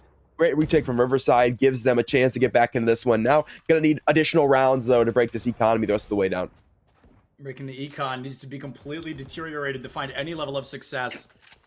I'm not sure we're going to be finding it yet. Blade Storm and that Shadow Step online, the Omen TP available for both, but it's probably the worst ultimate in the game in my opinion. There's so little to do with it other than become the sacrificial lamb for your opponents to take you down. All numbers online right now. The KJ holding spike, and it's a slow burn rotate, possibly near B window. Maybe they're trying to fake some info out toward A, get what they need, and hit the road. But it's just, I mean, Kat, we're experiencing the same story that I continue to tell, is it feels like Riverside Gold is only worried about locking down A. Like, it feels like the rest of them are notably more available to be taken down in a 2v1 advantage, a 3v1. But for some reason, Arizona, they like the A site and they're sticking to it. They're really putting the A in Arizona. You know what I mean? Yeah, they are. Doubt about that. Dodge the early dart. So no info A long. And look how confident these little weasels are. There's nothing on the dart. But little do they know, the Omen tucked it by the box. And now they're walking into the A site for free. When Riverside thought it was clear, they said, wait a minute. They're actually here? Are you trolling me? Unfortunately, they have a lockdown that they're going to throw right here. And the lockdown is a lot stronger now. So this shock bolt can't break it. Get wrecked, moron. The aftershock though can. There we go. They'll double the utility, so they do manage to break it down. Riverside Gold still fighting their way back into this one. Gambler wants it all. Jumps down, finds two. Looking for a third to hell. Not quite. Quite to take that one back. Kill with another. Still a chance of this one for the front of sight with a Blade Storm. Can't quite find the daggers. Make it happen. Zemo gonna pick up one for he's traded by Risk. Still looking for it. All classic. Right clicks out. Zemo favorable. Switches weapons. Out of the peak. Taps the spike though. No gun in his hand. And Brisk will take it for free as his opponent is completely defenseless. Arizona State pick up the round. The lead by 3.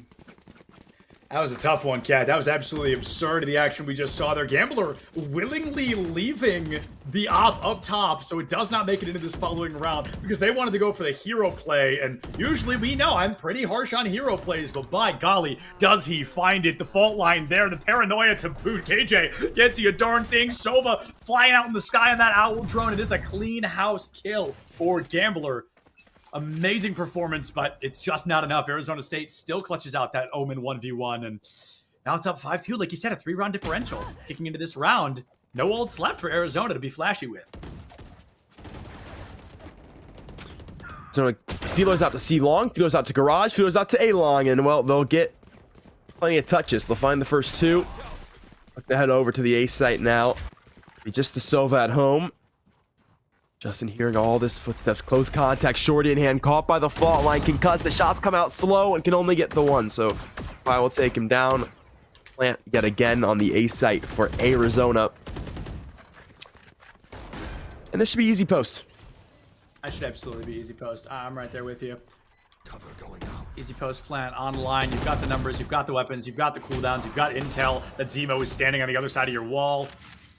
Unbeknownst, KJ right behind him though, and it's not here again. We're in that round like, okay, not about getting the elims, it's about stalling for as long as possible, and stall works out surprisingly more worthwhile than I expected. 2 eliminations on the way out the door. Arizona State has met their halfway point. 6 rounds on the board. Worst case scenario, it's a 6-6 and a half, and that means Arizona loses everything for the rest of this opening half.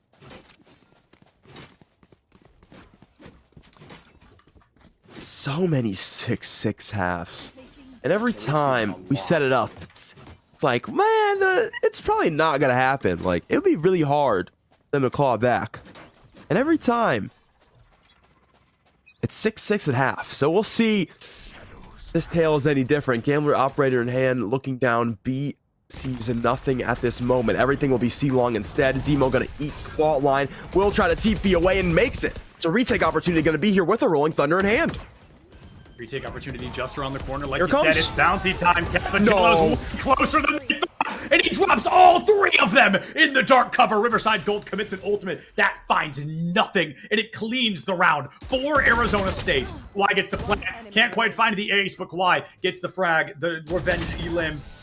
Migrants can't do it either. 7-2 on the board. Do they go for the op? I mean, it's a free one. You might as well snatch it, right?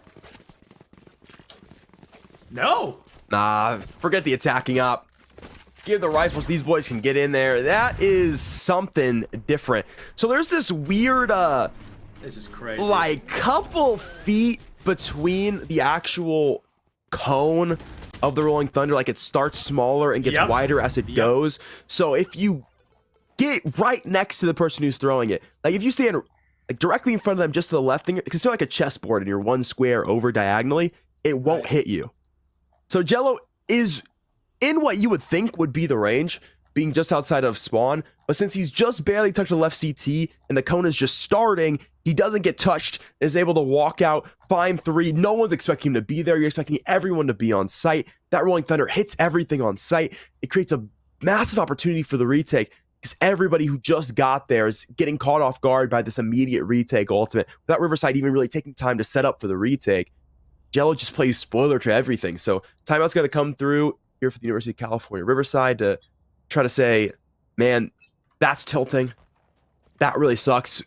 We could have had a big round there, a big momentum swap for us, and now we lost and we're on eco. So let's take a second to think about this, and let's think about our defense a little bit. Maybe not for this round, it's our eco, but for the rest of this half, let's try to sneak at least 2 more rounds into this one. Sneaking 2 more rounds is absolutely the name of the game we're looking at right now, and it's going to be a tough spot to find yourself in. You want to make it some kind of matchup, some kind of close quarters. Maybe we can win this, maybe we can't situation. But Arizona State, I mean, they are hungry for that first seed placement. I don't know what they're going to be bringing out to try and clutch this. Or to try and lose this. I mean, it's their game to lose. The dark cover coming down A long. Additional Rolling Thunder. This will catch nothing. Everybody's sitting in sewer instead. The eco is looking for some shenanigans. Zemo take first contact. They don't clear the stinger now. There's no way. Migrant take a second. That's 2 rifles, but they can't get to him because Brisk has shut down the hopes. The stock is closed. The store is closed. Jello to pick up 1 for Justice. Hunted Fury can come through and grab a secondary look. That's a trade to be had, a 2-on-2, and things are settled. Remember, Riverside, though, is on the eco. Yeah, there's also a Blade Storm at the ready. The other Blade Storm already used, and Gambler's got a good chance of winning this firefight if they catch someone off guard just like that. They're going to get to read exactly where Jello is. They double swing it, and Gambler's able to find it. Riverside Gold, 3rd round win on the board. Huge. I love the utilization finishing the ult, so you still get an additional ult orb for the defuse, or you pass it over to Yosova, because you put his Hunter's Fury all the way online. Or this just one, and I'm colorblind, and it was hard to see. That's yeah, it's like, it's a little transparent, so you do, like, whatever is in the background does kind of grief you. Plus, we're playing on the feed, so we're not as clean, you know, as the broadcast is. A little lower res. So. I'm colorblind, so take that. Well, yeah, I mean, you say anything, you're the bad guy. Yeah, exactly. Immediately. You know, I'll give you a hard time for it. If somebody gives me a hard time, I'll give you a hard time for making fun of me for being colorblind, so take that. I probably don't get to see that ultimate come out. There's just not gonna be enough time, but well, maybe it doesn't really pops off. Maybe it'll happen. Faultland's gonna come through for early a long scaling shot and step into Cubby. They've got that space they want. They got to play around the cover though. Gotta play around the cover for sure, Cat. It's gonna be an awkward spot to be in, but the cover is absolutely necessary to find that level of success that you're looking for. If you overextend through it, you fail. If you don't put it up, you fail. If they get through it before you capitalize on it, you fail. So There's far. so many variables. Kawhi puts down Justin in the that. blink of a Kawhi, and Jello will find Zemo as well. That's A-long and C-long open. Hello, feeling risky, but Gambler ready to take that gamble, gets the elim, takes that jet offline, and that's the guarantee they rotate this into A site. They're like, okay, the ops on C, we're going to get as far away as humanly possible. It's not a rotation up through sewer either, where side thinks someone may be. This might actually give them a huge opportunity to just flank side, who's looking for a flank of their own, going all the way through sewers. Uh-oh. Uh-oh. Check your corners. Bam. Nicely done. Migraines out of here with a headshot on the B side. 4-2 advantage, and side is sending it, man. Oh, and it's all for naught. Kawhi wins the matchup. It is up to Gambler with this op to give their team another round win here in the first half. Gonna look to make a tough call. Save in this one. Gonna try to play for an 8-4 score line. The operator in tow. Give him a chance to play spoiler to it all. Gambler locked in on the angle, but can't hit the shot.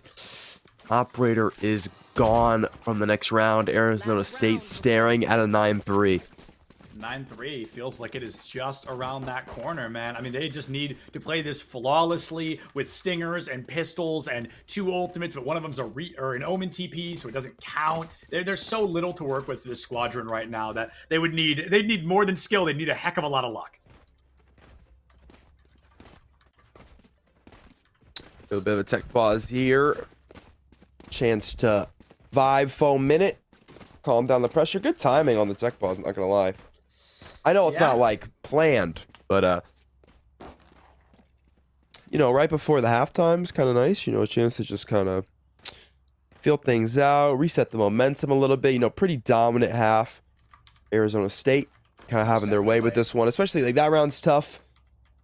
They walk Justin up into a flash, and it just gets instantly turned by Kawhi to somehow turn back to find the frag, which is not what you're expecting to scale up towards long there. You get caught and doesn't feel very good.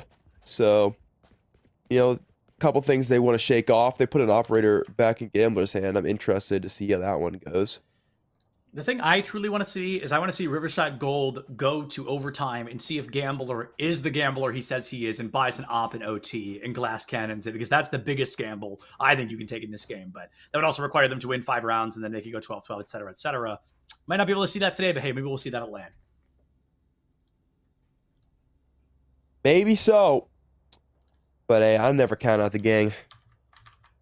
See you right here, why not? See if we get to that overtime though. 2 stingers going into this one. Superior weaponry. Question is where they put it. Migraines hasn't moved out of spawn just yet, so that is telling us absolutely nothing.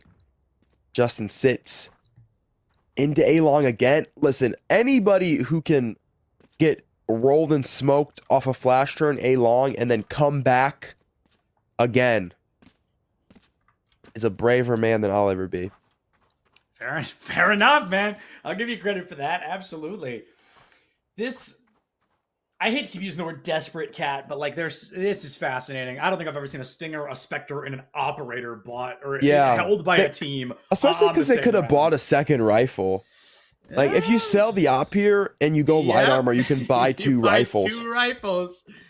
But clearly it's not about the 2 rifles, Cat. It's about the bragging rights, perhaps, to say that you can win this round with an operator in hand no matter what your teammates are bringing to the table.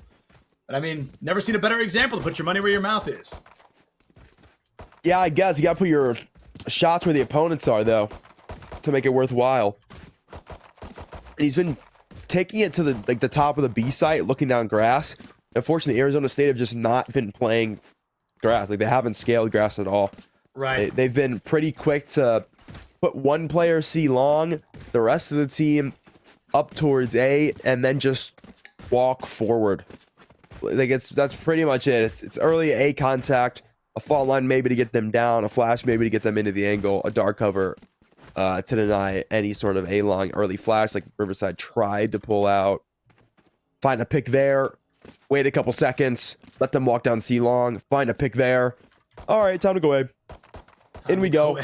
Planet goes down. Like that's pretty much been it. So it's not super helpful for them to walk over to be with the op. So this time they're gonna take it to A. They're gonna go under to sewer, which I think could be pretty useful. They scale sewer pretty late when the rest of the team gets involved past that long scaling. So as long as no one looks, as long as Gambler hits the shot, there's a real chance. Yeah, just don't look. That's all. You know, it's not hard. Just hide your eyes. Avert your eyes. Keyboard and mouse disconnected via the wireless connection. Oh. Does that mean his dongle broke, or does that mean he was using Bluetooth? That makes me think he's using Bluetooth. Because on the use of the word disconnect really screams Bluetooth to me. A cool thing to do. That's a fascinating thing. Unfortunately. I'm not even a Bluetooth headset kind of guy, let alone Bluetooth. I think his mouse died, and he's not telling the truth. Because my mouse dies all the time mid game. Not mine, because it's wired. Yeah, don't admit that. That's sad. I feel like you should admit you have a wireless mouse. Why? Wireless is so much better. You don't understand. You told me not to, so I have to tell you. Okay, Vase. No, I'm telling you, wireless is so much better. Like my old wireless headset before I broke it. Don't worry about that. Goober.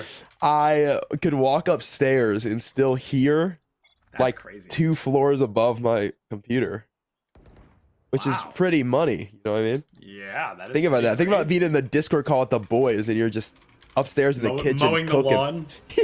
yeah, mowing the lawn. Well, he's connected now. Stole his brother's peripherals. Not sure which player it was, but if one starts underperforming, we all know who it is. We all know who it is. Yeah, if somebody has a drastic change in performance here, we'll know exactly who had to steal new peripherals. I mean, I was commentating an Overwatch game recently, and one of the no, I think this was also Valorant actually. One of the players was playing in one of his teammates' living rooms, not on his setup, on a wooden stool. And like that team won. Huge. And I was like, that's crazy. I was like, that's insane. I can't play well at my own desk with my own peripherals, let alone in someone else's house on a computer that isn't mine, on a stool, not even a chair. I have an Elmo mouse. I got a Goodwill that sometimes I like to play games with. That's kind of gas, honestly. I think it's pretty fun. No, it's pretty heat. I tell you, it's pretty heat. We'll get some heat onto the B site early. Walk in for the Jet in the back of sight against literally everybody, and they fortunately did not make it. Kawhi and Kyle's gonna pick themselves up. Zemo did what they could. Couldn't make it happen. Lockdown's gonna come through. It's last round anyway. Minus will expend it on both sides. Both go pretty much right next to each other. That'll make things interesting in 2 seconds. Yeah, we got the Venn diagram locking down. Nobody's gonna get caught out. One of them destroyed. The other currently a little bit MIA. Nobody detained, but Migraine's gonna be falling 6 feet under pretty quick there. The detainment might not find you, but the bullets certainly will. Gambler has an HP advantage going into this primary fight, but when you just walk into sight with your eyes closed, you're going to get taken down in the blink of an eye. That is a 9-3 half. That is Arizona State 4 rounds away from another dominant series so far. I don't think anyone's gotten more than 5 points on them this entire weekend. I'm not positive, but I'm pretty sure. I don't know, so I can't confirm or deny. But on the limited info I have, you're correct. Nice. I love being correct. Because of the last game. Yeah. So we'll take This game has been no change in pace for Arizona State. Riverside Gold, this will be their first loss in a long time, if maybe the first loss all weekend. This team has been large and in charge for a majority of it all. Jello goes for it, fault line bigger, and it's going to be Gambler inside. Jello, wow, still finds one out the gate, but up to these 2 remaining members of Arizona State to try to win the pistol round. Riverside Gold needs this, Cat. They win this one, they can make it maybe a 9-5, all things considered, but I believe this series did start with a 1-1 trade, so maybe we'll see another story like that. Not sure what that was other than a quick death, and Justin, happy to have it. Riverside Gold up 4-1. They want to find the plant. They want the 400 credits before they take out the Sova, and they have no clue. He's not even near them right now. He's still making his way over. He's just showed up to CT. Fortunately, the dark cover has at the same time, so Kaz can have to go the other way around. Gonna go garage. Spike planted. Has found one. Fault line on its way. Can't tuck it. Too far into the corner. Can't go anywhere. Caught by all the util in the world, and everybody gets a piece of the pie. Riverside in this round. It's a team ace to be converted. A pistol round picked up. And a chance to walk this score line back the other way. Trying to find any opening here, trying to find any opportunity to strike. It's been a rough run so far, Cap, but even that single round win can go the extra mile for them. It can help keep the team in good morale, show them that the unbleedable can certainly bleed in this moment.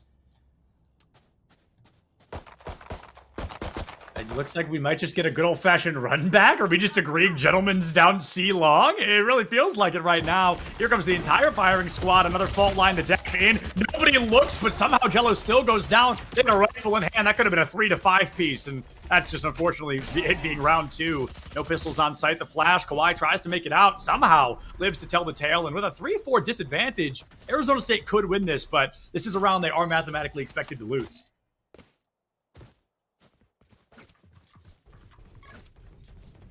So they walk out of C long. Been read pretty quickly by Arizona State. Haven't heard the noise yet, A.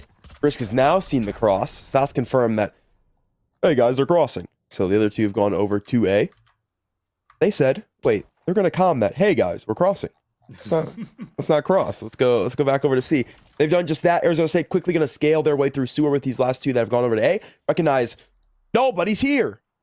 They gotta be over to C instead. In the meantime, UCR going to continue to waltz their way up C long, back where they previously were. A dark cover going to confirm they are needing the site 2, going to be on the flank. It's a long time coming before they get there, and Brisk, wrong place, wrong time, got hit by the Metro. It's going to happen to us all eventually, Cat. The wrong place, wrong time syndrome always happens in a game like Valorant. You fall, not the end of the world, especially when you find there's still a 4-2 advantage for Riverside. ELOS at a full-blown firing squad waiting for you around that corner side. Really overperforming here on the breach. I just want to say when we saw them on Sage, not my favorite performance this weekend, but here on the breach, they are finding a lot more value. Even the 5 elims, I think, is more than they ended with back on Icebox. So this breach is making a big difference, being a support in a different way than Sage traditionally is. Riverside, 2 rounds in a row, but this is where they put their money where their mouth is, Cat. They've got a weapons disadvantage. Can they clutch it out again? Right there. That firing squad is so much funnier with the lasers on. Oh, absolutely. The lasers really add to it for me personally. Great stuff from the Observer. Love to see it. True. Shout Cool out Scoots truly is our cool. Observer. Absolute legend. A lot of util used, but somehow everybody still standing. Okay, it's going to be at KJ finding first blood onto Gambler. Gets traded out for a 2-for-1. Brisk finds Zemo. Side gets the trade back onto Brisk, and it's 3v2. Riverside Gold finding the numbers advantage again. Cat, Arizona State's got to change the defense clearly here on C-side because Riverside Gold is having a field day. 3 rounds in a row in a round that's supposed to be an easy one for ASU is instead going to end via shock dart execution. 7 HP left. The turret waiting to steal that final blow. Ooh, and Justin will walk around the corner, steal the final blow from the turret, waiting to steal the final blow. Yeah, you hate to see it, honestly. Disrespectful. Rifles back into this one. A bonus converter for Riverside, and very comfortable right now. Looking at solid odds of bringing this thing back to a tied scoreline. Arizona State going to take their light buy into this. It's just Stingers, a Marshall for Kaz that they're looking at. Riverside have been playing the last couple rounds pretty slow, minus the initial counter and C long 2 rounds ago. Wouldn't be shocked to see him play it slow in this one as well. Playing it slow makes a lot of sense, and I'm just excited to see it's not going to be another immediate C-long commit where the exact same thing happens for the 4th time in a row. The story is trying to change, trying to be rewritten one way or another, and it looks like the narrative might change just a bit. Jello takes down Gambler, not a healer in this game. HP in Valorant, much different than HP in other first-person shooters, and once you catch a bullet often, it can be permanent. Arizona State's numbers advantage may not last them long either. That Jet, I mean, you exhale on her too hard, she's out of this round.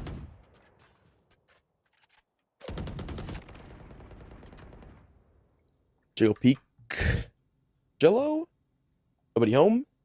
Yeah, it's a weird game. No one really enjoying the grass area. No one enjoying walking. Oh, that looked almost picturesque. How perfect the shot was and just did not come home for Kaz. Now stuck to the back of the B site. Hoping his breach flash can bail him out. Not quite. The dark cover can't either. Migraines will pick it up through it. Such a beautiful sound, that fire. I swear every time I hear it, it tickles the back of my brain. And it's not going to be enough to win out that firefight, unfortunately. And a 5v4 now turns into a 4v4. Both teams lugging around some pretty critical HP players. Riverside Gold, that Omen has got to be less than 5 HP. I mean, I can't even see the sliver of health that he's got online. Oh, it's 3. Yeah, holy cow. Zemo, I mean, truly the lowest HP we've seen so far today. Brisk takes outside. Kawhi finds Justin and the rest of the team. Being so low might be easy to dismiss from the fight. Migraines, holy cow. Welcome back, my friend. 20 HP in a dream. Goes in, hits the headshot, but doesn't get the elim. That would have been legendary. But Jello cannot be that legend. Not yet, at least. 9-7. Riverside Gold slowly but surely clawing back.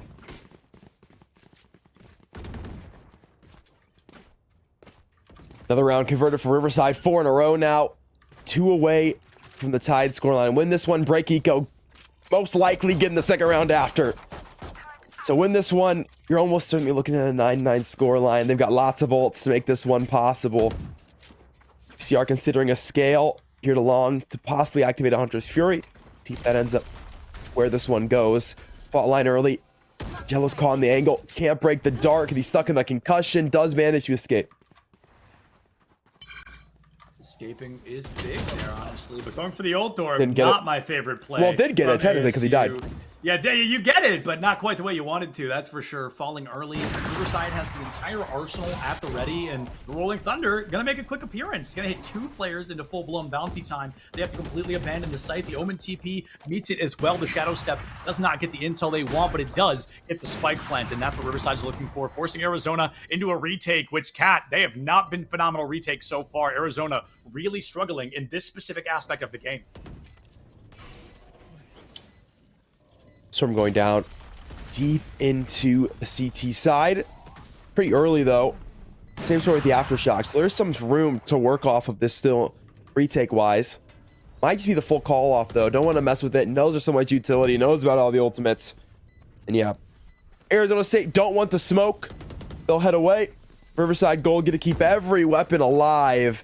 That's the spike going to detonate on the A site. Looking to detonate on the A site, finally going to be able to do so. A 9-3 gap has now closed into a 9-8.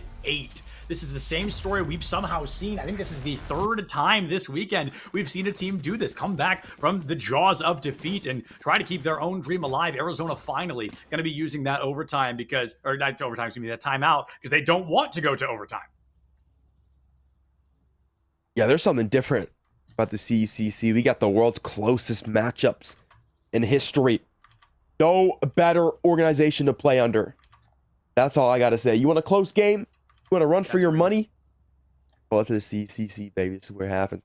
Now imagine this atmosphere on land. You gotta fight for it too, Cat. The land ain't for free. You know what I mean? You gotta really put in the work to make it that far. And these players, I mean, they've done that already. They want to make sure they're that #1 seed. And when we started, I thought it was Arizona for a shoo-in. But now all of a sudden, Riverside Gold on the defense, or excuse me, on the offense, have really found their proper footing to succeed. I mean, it just feels like they've got this half in the bag. And with the game, with how the game naturally works, this half is the last half, and they should be able to walk away victorious. Yeah, Riverside looking pretty confident with these last 5 rounds. Timeout here for Arizona State, where we jump into another gun round. Jello going to pick up the op. Let's see where he goes to home it. Looking like C-Long. It's the resting place right now. He wants to switch that up, go outside garage, look for a cheeky early peek. Haven't been a team playing too aggressive on these peaks just yet. They're going to change that now. Brisk thinking about walking up C-Long. You know, taking the op up towards grass. Arizona State out this timeout, drawing up a pretty aggressive strategy. Doesn't pay off. It's going to feel bad. Fortunately, they've got a bit extra time because a player lost the server. Couldn't find it. Blindfolded. I hate to see it. Yeah, it's always our last series of the day for some reason that always does something like this. But it's going to be a little bit more time for these teams to figure out what the heck is going on. Arizona State getting a notably longer timeout than I think they expected when we started this whole discussion. But I'm sure they're glad to have it with the way this second half has been going. Yeah, disconnected back in already. Pretty quick timing, not gonna lie. Yeah, honestly, welcome back. A warm welcome. Our checks going out. Convenient timing to disconnect as well. Mid round. It's quite nice. So that would be very unfortunate. The absolute kill and continuation of momentum for UCR comes from a disconnect. So that is not going to be the case. Yeah, moving. He's back. Let's go. Let's go. Rather shortly here in this one, and still going to be the call for UCR. Take the quick sail to C-Long. I'm scared of what Brisk is going to pull here. This could be scary. This could be scary, or it could be scary for their chances of winning. Like, there's so much banking on this. Brisk wants to do something crazy, wants to do something unique and get weird with it and try to help the team find general levels of success. But I don't know, maybe Arizona State needs to be falling back to defaults. I don't know if that's a crazy thing to say, but they were really successful when they were playing the game they wanted to play. All of a sudden, the script got flipped. They had to change their style of play to try to answer to Riverside Gold and just have not been able to make it work ever since. So really early dark cover towards A lobby. Push into C. Brisk is going to stay close. Jello's going to find the first with the operator. Brisk close Radiant. He'll fall. Jello pops. The ultimate sneaks around. He'll to find another. Bladestorm still online. But it's the second look from the Killjoy. He'll trade it out. Covers the Jet's tail long enough to at least grab the frags back the other direction. Justin will be in a 1v3 when the dust does settle. His team's completely obliterated onto the C site. No way he's getting in. He's checking the flank right now. Nothing to be spotted. Everything in front of him here. A minute to play. Enough econ to safely walk into this one and lose the gun. Yeah, like you said, you can walk in, you can lose the gun. It's not going to cost you a darn tootin' thing moving down the line, but it is going to cost you the round, and it's going to allow Arizona to hit double digits. They're technically going to bonus, okay, 2 rifles, actually, as Kawhi was in a very weird spot, got taken down. A double rifle bonus, 2 ultimates online, and Riverside's economy should be good enough. They full buy it as well. Good old-fashioned gun round incoming.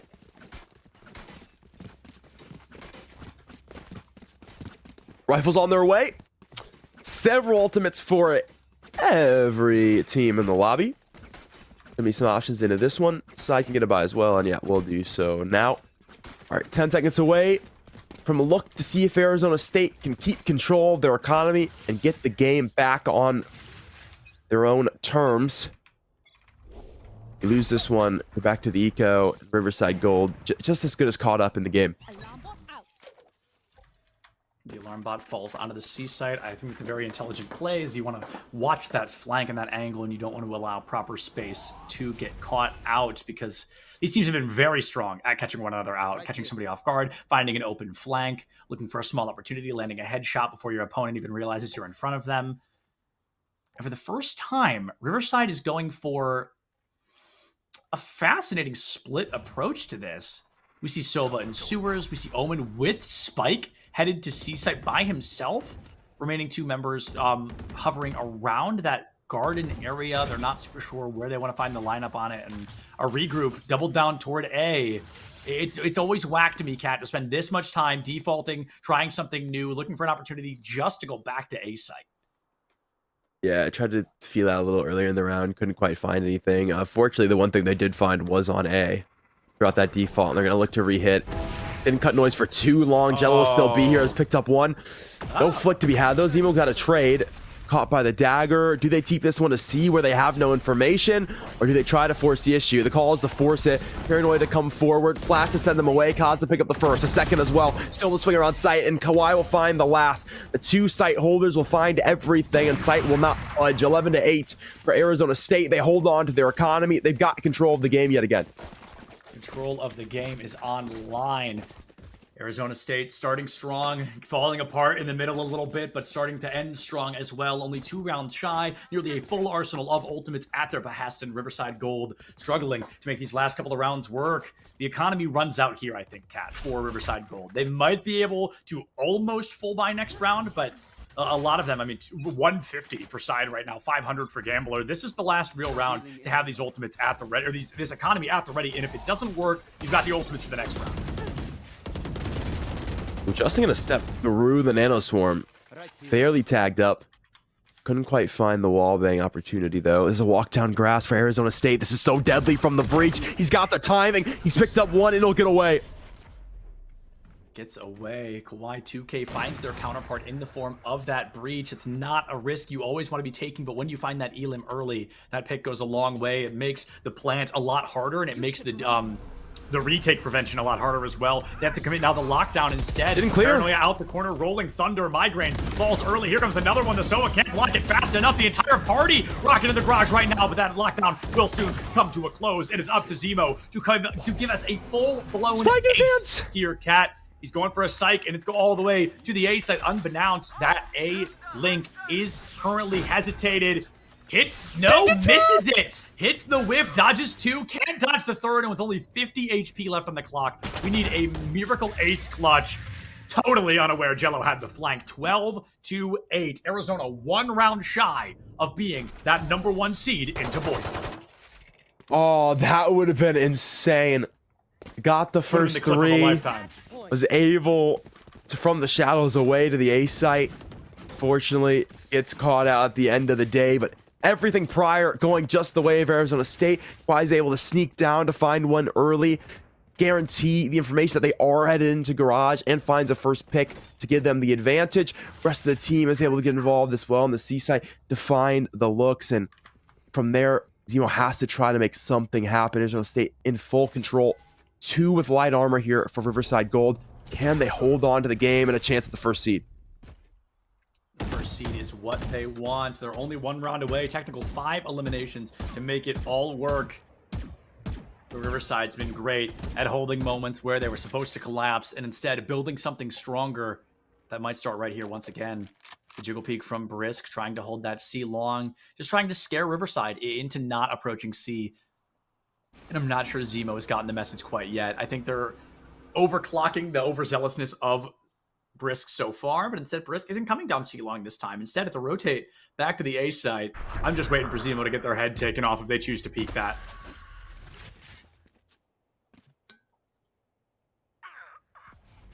And Migrant's Oh, gonna first pick up one of the Kaiwa. That's like one of the first times they've actually scaled up grass there. They've managed to find the look because of it, just catching the mid-round timing off guard. So Riverside gonna have an advantage here in this one. They want to take that advantage and utilize it on the A site. The A site has just been the site of all attention for Arizona State and Riverside Gold. Gambler 5 HP on site, barely makes it out. No support there to bring them up anything above 5. You got to give us a Zemo clutch. A late lockdown could spell disaster for this Squadron Cat. Looks like they're not quite sure where to run yet. Did they get it? No, the destruction hasn't come through either. There we go. Finally goes down. Migraine was risking their life to try and find that flank, and there it is. Nothing as Migraine falls. Brisk gets it. Paranoia out. Corner has been cleared. They look for the Elin. Justin gets it instead. A counter Paranoia falls from Zemo, and Jello goes down like a bag of rocks. Last player standing is Brisk, who will not stand much longer. Riverside Gold, the 9th round win.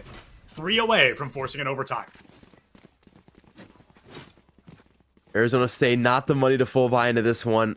So we're looking at a likely 2 away. It'll be Kaz to pick up a rifle. Could buy a rifle for a teammate if they want to force this one. Thought for the light buy. Want to make sure they have the safest and the closest buy possible into the next round. If Kaz, though, can find a good early look with this Vandal, there's a chance they can turn the whole tide of this one. They got the Blaze Stone to work with 2, and they'll utilize it. Everyone coming up C long early.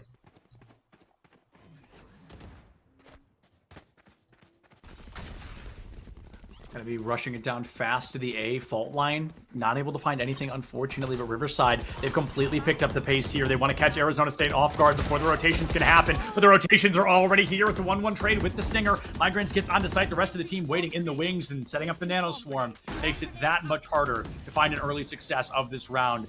Jello's Blade Storm is the ultimate we're keeping an eye on, because it's up to Jello to be the hero this team needs to save the day, to put that 13th round win on the board and give Arizona State that #1 seed moving into Boise. Post plan established. Dart killed early. Lots of players gonna try to waterfall heaven here. That Paranoia kills a lot of times. CT player on the flank just got caught by the Killjoy. Gone. It's a bloodbath. There it is. Last player left standing is Migraines on the KJ. They've burned so much time off the clock. And there it is from Jello. That's got to seal the deal against Riverside Gold. It's going to be a close one, but I believe the defuse is just around the corner. Over 5 seconds left. Arizona State 13-9 secure their victory as the #1 seed going into the CECC West next month. They've done it. They looked completely dominant in the last series, and in this one, just a moment of staggering, a moment of doubt. They came back through on the fence. They had to win a round to guarantee they keep that eco alive. Won that round and then won everything else afterwards. Come home victorious here in this one. But go to Boise, ask the top dogs. Everyone in that bracket, all 8 teams coming for Val, gonna have to take these guys down. It's impressive. Somebody go back and clip that that moment of me saying this looks like a #1 seed team, and then put that over Jello getting a 2K to win the map. And it'll be a great clip, I promise. Folks, we're gonna throw it to a super short break here. Hopefully, we're gonna pull somebody in from Arizona for an interview. We're gonna do an interview, and then we're sending you all off to CECC West Overwatch, which, from what I've heard, is gonna be a banger today. So we'll be right back with this break in a couple of minutes.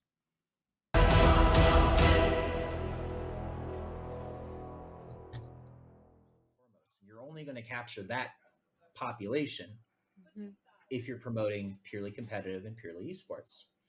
And so I said food nights and social activities, I'm really stealing from campus ministry and Greek life, because what you want to do to build community at your school is to make it so that the thing that you're doing is the #1 thing in the students' lives. Now, that's a very selfish thing to say, but it's a true statement. For you to grow the largest community, your community needs to feel that the thing that they're a part of is the most important part of their social campus experience. That's why Greek life is so successful. That's why campus ministry is so successful. And when you treat esports as a program of just competition, practice, and development, that's an outlet. That's not a way of life. Not for at scale. Not when 55% of the campus body at a Division I school identifies as a gamer in some way, shape, or form. You're not going to touch that 55%. You're going to touch 5%, maybe. You're probably going to touch 0.05% or 0.5% at a Division I school. And so what you really need to do is build that community authentically by, as Doc said about Dan, what are the people prioritizing, and do that. And how do they enjoy their life? What would they find meaningful? Do that. And then do everything else, because the financials and everything else, the planning and all that matters too. And that's why we have a talent problem in Scholastic Esports. But I will wrap up and say, for the national level, Dan's completely right on narrative. But I'm not worried about that, because the only thing we need to build community nationwide is just time. We are 2 generations away from critical mass. And all it takes is that the current generation of students to grow up, get in the professional workforce, and have kids and raise them on the things that they were fans of. It's how baseball grew. It's how basketball grew. It's how rugby and all those other sports grow and sustain. Cornhole grew. But in all seriousness, all we need is time. All we need to do is ensure that our products get better, our opportunities become more authentic, accessibility remains open, and monetization remains enough to us to continue to what we're doing and grow.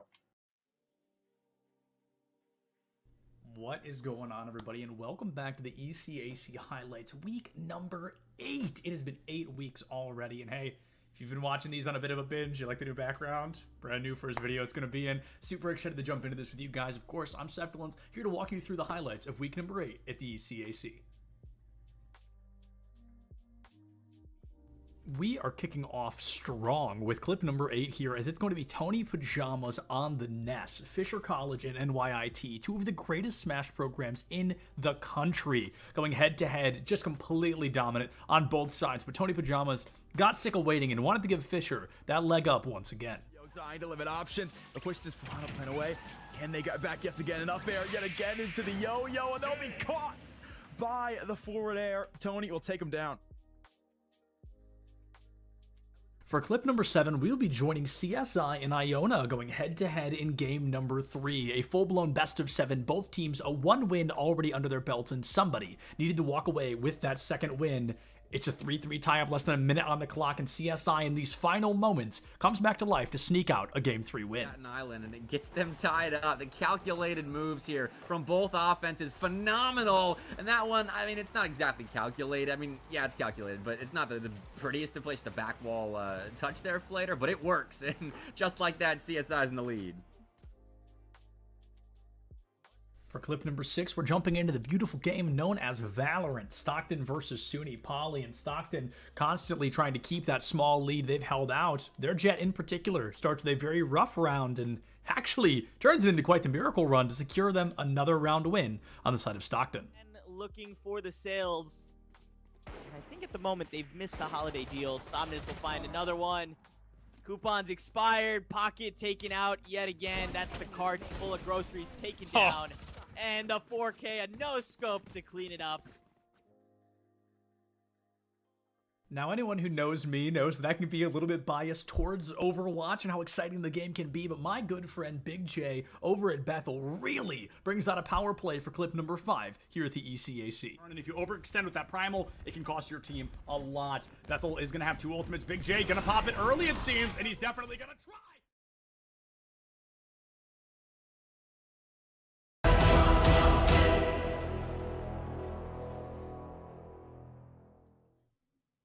What's going on, everybody? Just one more welcome back from Catinator and myself, and this time we are joined by Angelo, aka Jello, from Arizona State University, Angelo, I've got to ask, man, you are literally the reason the series is over. You are in a 2v1.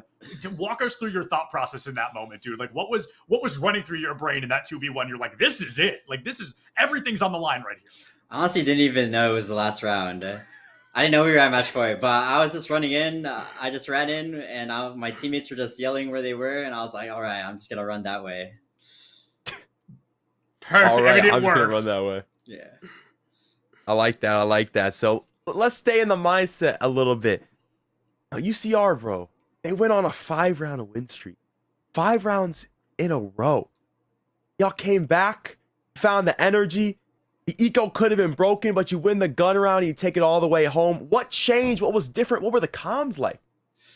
Honestly, when we took that timeout, our coach just said, keep it simple. Just play how we know that, like what we did in practice. Just do what we know, and we'll be fine.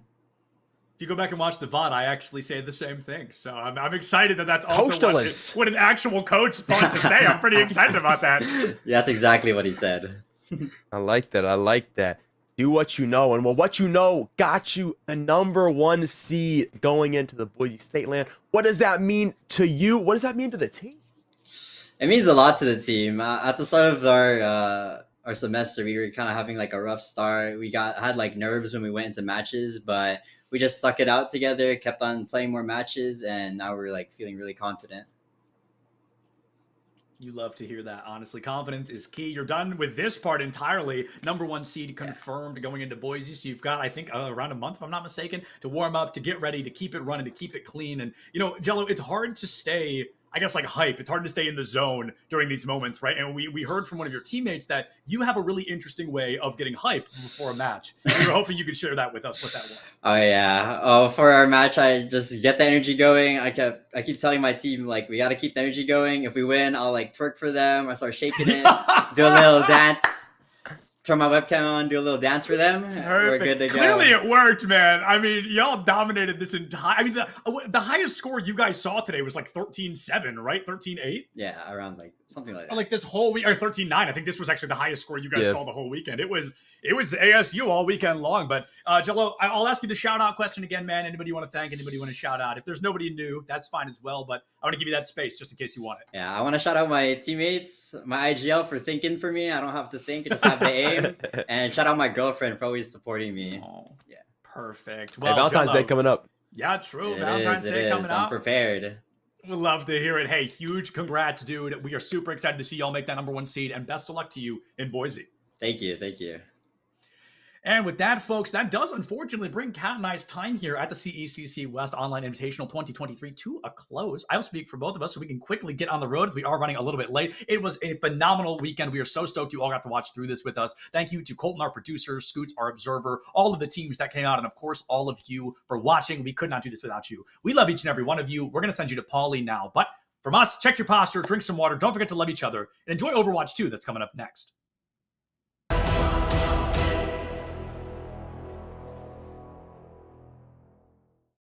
We're at the Collegiate Esports Commissioners Cup. Let's make some noise. Oh, and it's going to be what? Corner judges go for 1, 2, dip. He needs more. They're doing even more here. You gotta touch the point. Mr. College walks it in. Toy Boy is going to drop. Knife him. Right out in front. Yeah, 3, 2, 1. Running.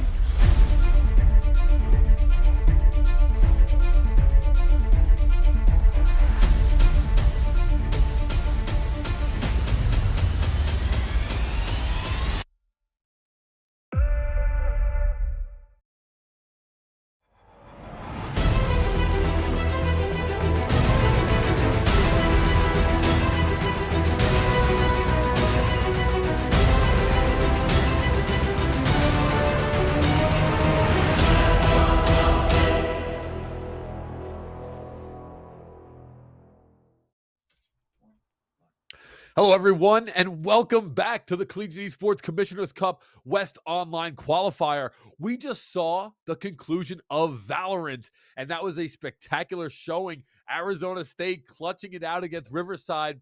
Riverside started battling back. We were watching. It was that 7-3, 7-2, 8-3, and then all of a sudden it was 12-9, and Riverside had a fantastic showing there, almost bringing it back, but it was Arizona State that clutched it out. I just want to take a quick look here as this West Online Qualifier presented by the Idaho National Guard, helping students find STEM careers inside the military and outside the military. But I also want to just go kind of through the bracket here for Valorant as I take a look at it. And number 1 seed, Arizona State Maroon. They came in, they saw some adversity, but overall dominated, and they will take home that number 1 seed here as we head to Boise State University in a couple weeks. UCR Gold coming through with the number 2. They weren't able to finish it out, but they did win their 3rd place match against San Jose State University Blue. So UCR doing a fantastic job. San Jose State, last year's reigning winner from the CECC in Atlanta, Georgia. So SJSU still having a good showing, but we'll have to see how they perform over in Boise State when we are on LAN. Remember, on LAN is a different game always when we talk about competitive shooters. So that's going to be excited to watch. Some notable mentions: UCR Gold, the 2nd team from UCR. They also come on in here, finishing about that 4th, 5th place. Boise State Valorant struggled today as they were in the 6th seed, were unable to come out of the bracket play. So I wonder how that will fare for them. I think they might not have made the LAN, but we know their Overwatch team is pumping and cruising along, so they have some backup support there. And UNLV Scarlet, despite the first day having some showcase matches, went up against Arizona State and wasn't doing too good there. But before we get over, we are going to be joined by Clutch Key and Nerdy Bird on Overwatch 2. So the second half of the action starts right now. And before we throw over to them, I just want to take a look at this bracket really quickly as well. So we're going to have UC San Diego Gold heading off against UCLA Maine. We have the Crusaders from Las Vegas. They'll be making a return once again against the USC Trojans. That'll be the second game of the day, of the night rather. Boise State will be taking on San Diego's Navy team. And University of Utah will be going against University of Hawaii Esports. So Overwatch 2, this is again one of the first major tournaments for Overwatch 2 in the collegiate scene, as we are in the first tournament of the spring split. But without further ado, I want to rev the stream back up. Idaho Army National Guard called me. They said, Paulie, you can't throw it over to Overwatch before you get the stream riled up again. So we're here. Overwatch 2 is coming up. Get this tie off me. I can't even take it. Ugh. Nerdy Bird and Clutch Keys, over to you for some Overwatch 2. Take it home for us.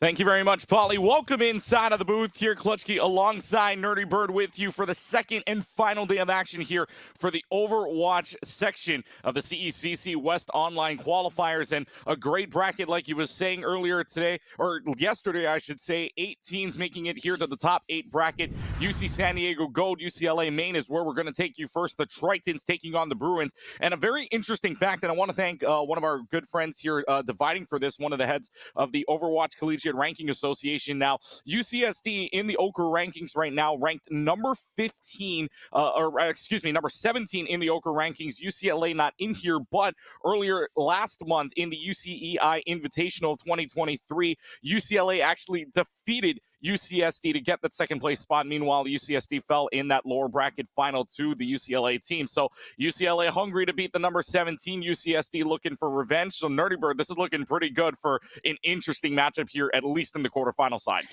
I mean, yes, but credit where it is due. This ranking is for UCSD is heavily based around their performance during homecoming, and you got to keep in mind that a lot of things have changed since homecoming happened. And sometimes, I'm not trying to throw shade here, but this is just how it happens. You'll see Matt Merck, if he's in on games, do the same thing, which is, your tank just gets tanked if they have an off day. Everyone has bad games. So the question is, can they maintain that type of aggression and momentum that UCSD had in homecoming with a completely different meta, where we don't have, the ability to one-trick Roadhog and just completely demolish a team and going unpunished? I don't think so. So, UCSD, best of luck. Let's hope that getting that high rank does not put a giant X on your back that is undeserved, because you should be you should be a team that is definitely feared, but we'll have to see if that actually comes to fruition. Yeah, and we'll see again. The Okra rankings for this semester just came out back on February 1st, only 4 days ago. So we will see if that holds true. Other teams on here from the CECC as well on this list. You've also got Utah, who's up at number 15. It looks to be the second highest ranked team. You also have Boise State on this list as well, listed at number 6. They're also in the quarterfinals. I believe they're in quarterfinal number 3 coming up in a little while as well. They'll be taking on UCSD Navy. But other than that, a lot of teams trying to prove themselves and trying to get that number 1 seed for all intents and purposes. All 8 teams here playing for seeding going into Boise, all of them playing for that top number 1 seed when we get to that land on March 3 through 5th. So we will see where these teams line up. By the way, taking a look at the rosters coming up for both sides, we'll start off with the UC San Diego team here. And again, another strong team listed at number 15 in the nation right now. For them, it's going to look like this: Frosted, Zinnia, Paco, Hinged, and Mine. And for, again, courtesy of our friend dividing here from the Okra, Frosted, a tank from the contender side. So a name you want to watch out here for UCSD. Yeah, but as I mentioned, I also intel from dividing was, Frosted can kind of make or break a game, and if Frosted's having an off game, well, the whole game's going to be off for his entire team. No pressure, but you're playing tank, so yeah, of course, there's a lot of pressure. Plus, I'm a caster. I'm a pot stirrer. My job's to stir the pots. Well, let's see how much they stir the pot this time. Meanwhile, on the other side of that same pot, you've got UCLA here, and their starting 5 for the Bruins looking like Star Factor, Theodore, Courier, Arcane, and Suarez. And you take a look at their matches yesterday, we were able to see them in that Group D decider match where they would sweep on UNLV 3-0. Star Factor on that Ramatra to start off, especially on control, looking really good. So UCLA off to a good start in that decider match, got that momentum. How can they fare this time? I am excited to see if Theodore is going to just stick on the Tracer and go unpunished this entire game series like we saw yesterday. We'll have to wait and see. I'm not positive what map we're starting out on. Of course, tradition, it has to be control. We had some creativity away from Lijiang Tower with one game starting on Busan, at least on broadcast, and we did just get word that we're getting more creativity. Take it as you will, because it's Nepal. I just pray we don't start on Sanctum. And why would that be? I mean, I know look, personally, Sanctum is my lowest win rate as well. I really hope I don't see it, but it gives me nightmares personally. It's just I need to know from the color side why Sanctum is not the map pick here. Too often I see people decide to join in the darkness at the bottom of the map, and whether it is an accident or an enemy player doing it, I've seen it enough times at this point that I'm just tired of the square hole, and I'm tired of environmentals. At least on this map, because they're not flashy. It is just Orisa uses Fortify. They don't have Spear Spin quite up yet, and okay, your Roadhog hooks the Orisa, but it goes through the Orisa and grabs a Squishy instead. Well, I mean, let's see what these teams pull out from the very get-go, though. You see San Diego, the Tritons taking on UCLA Bruins right here. Both are pretty much going to come out with the exact same thing. No ifs, ands, or buts about it. Both going to pull out the Symmetra, see if they switch to a Sojourner or a Tracer, and there it is. The Tracers are going to come out. So you will see a pretty much mirror lineup. Ramatras are going to come out one after the other. They're both going to take the upper platform here to start. Meanwhile, this Ramatra is already halfway past that middle area, so trying to make some space for this team for UCSD. Frosted's already up 20% and rolling them to Nemesis form, and it gets knocked off the map. Scar Factor is off and into the pits down below. Hinge sends them down there. Another one for the Abyss, and it's going to be UC San Diego off to the cap. Okay, so at least it wasn't, I mean, yes, we discussed it, Roadhog probably not going to be seen as frequently this weekend as we've seen in the past, but it was a Lucio boop, but still, 2 people down the hole, come on, you should have anticipated the Lucio boop as we have the Ramatras dueling it out, and unfortunately Star Factor gets very low, forced out Nem form, and is forced to immediately use block, goes down to the pummel coming out from Mine. We've got Kiriko trying to get out alive, Ramatra chasing after their Lucio, and Lucio from the Bruins looking to get a point flip as everyone's over distracted and forced near that spawn mega pack. Well, they get the force, which is good, so UCLA able to cap it off, so it's not going to be clean just yet here on the Sanctum. But meanwhile, ultimate percentages-wise, UCLA Star Factor's coming up at 78%. Kitsune Rush, also the closest one available, which is now available for Arcane. We'll see if UCLA pulls it off, although a lot of people low. Paco's going to go ahead and take advantage of those low HP bars. Meanwhile, it's a trade-off for right now. Samber is going to be invested here from Hinge, with that already 2 ultimates, making a third. Paco's got already a pulse bomb kill, making a second one. Frosted's got 2 on the Annihilation, and just like that, UCSD's got it right back. That was a very quick flip back over. I mean, 6% differential between the 2 point caps. Roughly, we're at an even sum, but if things go quickly, we can get 3 fights. If they're dragged out, this could be 2-fight territory. Well, let's see if it does become 2-fight territory here. They're playing it just a little bit back, but they know they got to hit the go button here. And the go button for UCSD. Bring out the Kitsune Rush and let's go. They're going to try to run him down so quickly here. And that's exactly what's going to happen. Paco's got 2 already, and Nate got a third courtesy of Hinged here. Hinged is 2 now on the sound wave, and that's 58% and rolling. We're looking at 1 fight maybe left. Early Kitsune Rush, as soon as the entire line of San Diego conga line into that corridor, was absolutely impressive and quintessential to winning that fight. Ulting quickly and catching them off guard. Let's see if they can do it again as they pop the overclock, but Sino is forced to use slide to get out. Paco goes down to Star Factor's pummel. Now we're going to have to back up. Pulse bombs drop, but it's a whiff, unfortunately. Frosted goes down. Theodore's doing some work again, showing them they can go toe-to-toe with the enemy Tracer. Recall has been forced out. They're trying to pick up support. Their team has locked down the point still. Let's see if they're able to maintain it and get clean up here quickly. Otherwise, they could get pitched off.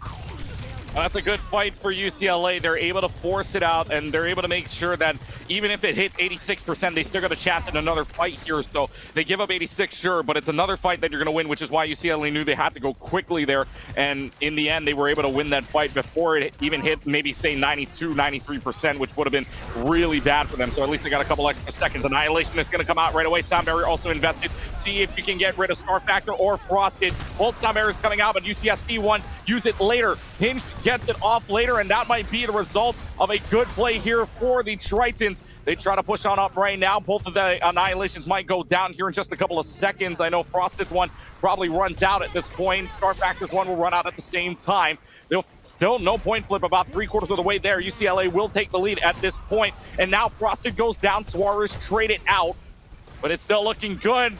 And UCSD trying to make this look even better. Overclock has to play the hero here for Courier. Is it going to be enough, though? Courier down to half health. Gets the health bar back up.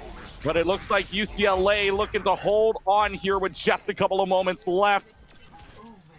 Is it Star enough? Factor backing up, recognizing, waiting, instead of just inting their brains up to stay on point and keep the contest open was the better of the 2 called. They do have a moment to reconvene. One thing I want to point out is right before last, Courier accidentally jumped and slid off the map, so if they do that again, they could be abandoning their team, as we have the Kitsune Rush come out from San Diego Gold. Kitsune Rush. Oh, Kitsune Rush. Sorry about that. Kitsune Rush is out. Paco and Hinge both getting themselves kills. It's going to be 3 kills for UCSD and a 199. How close do you want this to start off, ladies and gentlemen? Game number 1 of the day. UCSD takes a 1-0 lead, but a very close 199. Perhaps we see this go all the way like we saw at the beginning of the broadcast yesterday. Am I against this? No. Is it quarterfinals? Yeah. Should we see a full 5-map series in quarterfinals, semis, and grands? Heck yeah. Well, a reminder of yesterday, to Nerdy Bird's point, if you didn't join us yesterday, Hawaii and Arizona took on each other in Group A's first map, and yeah, that one went 3-2 for us. So this is looking pretty good to start, no? Most definitely. And a quick reminder to everyone who's watching, the Idaho Army National Guard is a proud sponsor of the CECC West Qualifier. The Idaho Army National Guard invites you to take your impressive critical thinking skills into real time with more than 10 jobs, offering $20,000 in bonuses and your degree of choice paid for. The Idaho Army National Guard is the best team out there. Be sure to reach out to them on Twitch at iGuard Gaming. And let's jump into map 2 here on Nepal. Looks like San Diego has already claimed the majority of the mid-ground here and is looking to just dissect UCLA's team and force their Ramatra out of position and take care of the backline. And Frosted's already got 2 inside of the Nemesis form, which means this is already a very first fight where the Ramatra is able to take up so much space, and look at that. They're already forcing out the Mercy back. They're forcing the Kiriko back. They've got to flip 4%, which is good for them because now you take a look at Ultimate. Frosted's already at 75%. I mean, Frosted's going to have that Annihilation pretty much here in the next fight. I mean, Frosted saw Ramatra just kind of split his team up and then just turned and burned and did as much damage as possible. It was disgusting. Annihilation basically in one fight. Best of luck. Well, let's see how they fare with this. Annihilation is going to come right out for Frosted. 3 people inside of it, too, simultaneously. That's both of the supports. Frosted is just going to make sure they chill out. And that is a team kill for UCSD on one Ramatra Annihilation. Annihilation, the key word. Okay, so we're coming up on Kitsune Rush. Arcane's a little bit behind on mine, and then Suarez is going to have that Valkyrie. Ponko is going to have Pulse Bomb. Star Factor is probably going to have their own Annihilation by the time this fight starts. The question is, what is the response from San Diego? The one thing they do have that the side of the Bruins does not have currently is that amp speed boost, which could allow them to survive, but that amp speed is why Frosted was able to be so successful with his utilization of Annihilation. Well, Frosted and Sinon both going to get kills to start off this one, so it's already a backup situation very quickly, might I add. Star Factor is still 2% away. He's probably going to get it by the time he spawns back. The Korean getting Sinon is not a bad thing at all, especially if you have all systems go. If you can find your way back here in just a couple of moments, you can win this last fight. 80% all spawns is a perfect amount of time. It's just the question is execution, because you have to start pulling attention somehow, and typically it does have to be your Tracer. But Theodore for the side of the UCLA Bruins is such a quintessential damage dealer that if Tracer pulls too much aggro and ends up dying, it's going to be rough. Recall's already been forced. We have a Kitsune Rush drop. There's the Annihilation from Star Factor, and we hear a Pulse Bomb. Frosted and Hinged go down. This is the opportunity for UCLA to bring this back. It's just 99-0. This has to be played perfectly from here on out. Hinged went for the sound barrier and the Annihilation canceled out whatsoever, so UCSD having any chance of that fight just went kaput right there. I mean, Hinged used the sound barrier. Oh boy, that's a big ult to lose here. I mean, yes, you got it to 99, but that's such a big ult to lose early on. Hinged from one Lucio main to another. You just Ajaxed. I don't want to be the one to say it.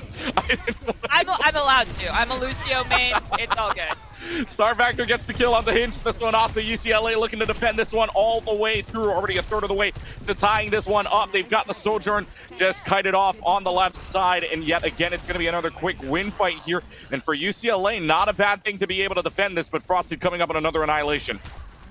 What's really great is that Courier was the only one to expel ult there. This is where ult management becomes very important in ult economy, because when you're having to hold for such a long period of time, you can't just drop 3 ults in a fight and then 2 ults the next, because you're going to bust your economy too quickly.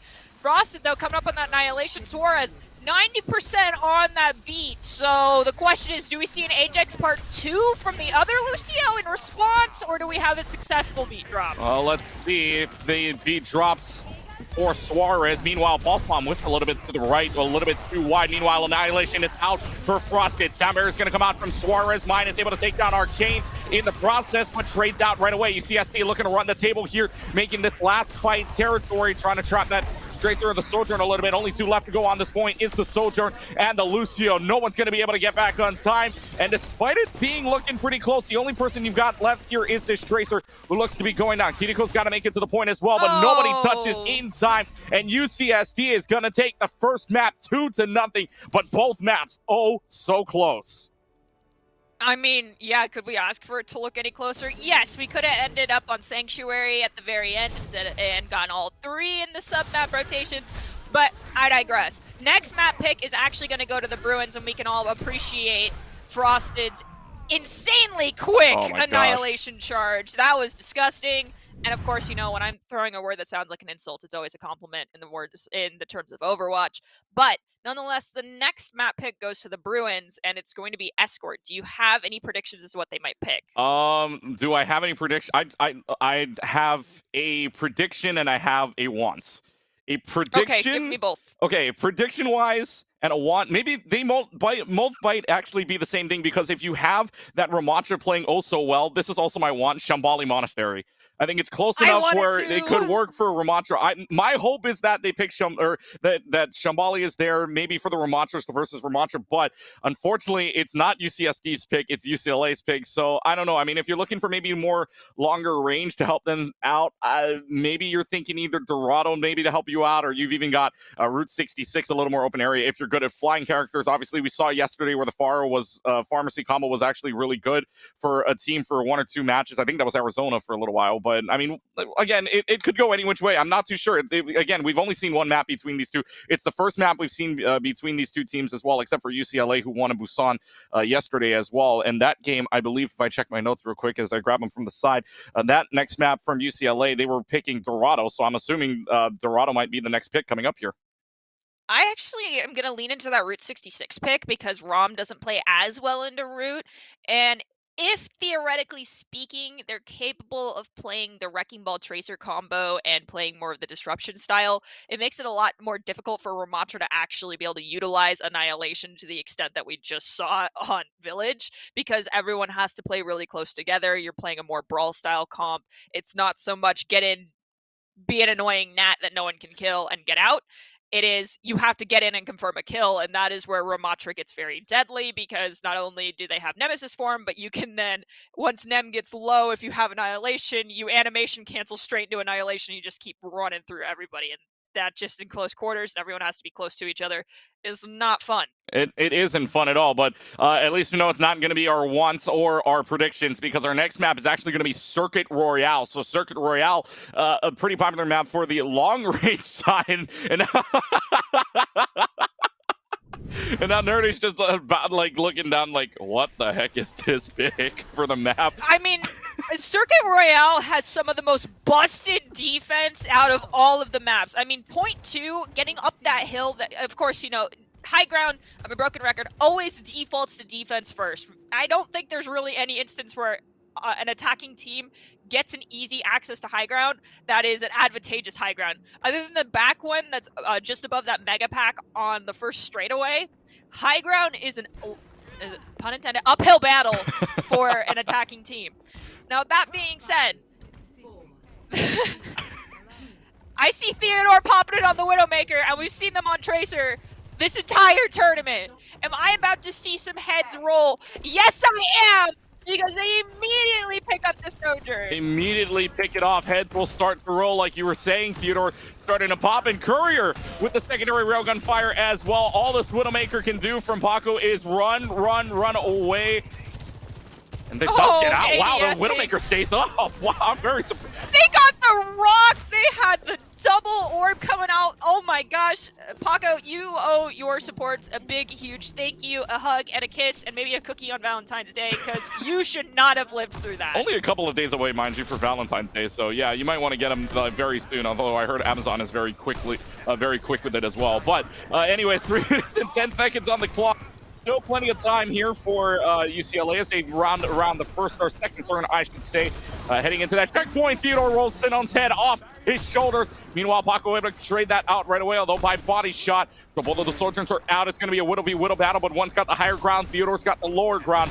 Although for Theodore, that might not matter too much. Star Factor wins the mirror battle courtesy of the Orb of Discord of Arcane. So right now they've got him pushed all the way back. Only 1 or 2 people need to stay on this point. Nobody else is going to contest. And it's a free point here with 5:10 getting on the clock here for UCLA. And now we have UCLA pushing up, rounding this corner, but this is kind of where things get a little iffy. We've got to have one on cart, which typically is going to be someone squishy, aka Zenyatta. However, the one thing that the Zen can have to keep their sanity is that there's no Tracer that's going to be looking at them. We do have Theodore go down to mine, though, who just volleyed from low ground. That was incredible. And now we have Lift from Star Factor, is going to pick up 2 as well. And we did actually have that Zenyatta make the smart move and move up just to get Discord orbs out and abandon the point for a little bit, and then go back after the fight was won. And that type of balance between knowing when you need to be on payload and being involved in the fight is actually a really good trademark of a solid support player. Yeah, we had Valorant earlier today, right? Star Factor basically got in essence, what was an ace. He got every single player, regardless of when they spawn or not, got every single final blow there. So hey, I mean, Star Factor's got the 5 kill there. Here comes up the Gravitic Flux from Frosted. Now an Application Matrix also out, plus the Immortality Field. Paco's got the help through the wall, but Theodore finds Paco through that same wall. And also, the Sigma's also low, which forces out the Transcendence from Mine. 355, still plenty time to try to play this one out on the attack, even though that car is so close. Going on, and Frosted, though, going to try to end this fight right away, and they will do so, wasting away a couple more seconds of UCLA's time bank. This is where things start to get really complicated, because now there's no one on high ground for the UCLA squad. They have to break through the busted defense zone here, where Hitscan just gets free reign from the high ground. I mean, you gotta bob and weave, dodge, duck, dip, dive, and dodge everything that's getting thrown at you with very little natural cover. Let's see, Overclock is going to be popped up right away from from Sinon rather. Courier's going to hold on to theirs for a little while, but Frosted does go down to UCLA. Hey, an opening for right now, unless Sinon decides to roll the head and shut that door right away. Hinge is also going to do the same thing here. Only person left on this point is Star Factor, but with no healers, you're probably going to die very early on, and there goes the rest of the team. Bye-bye Whittle, bye-bye chances for a fight.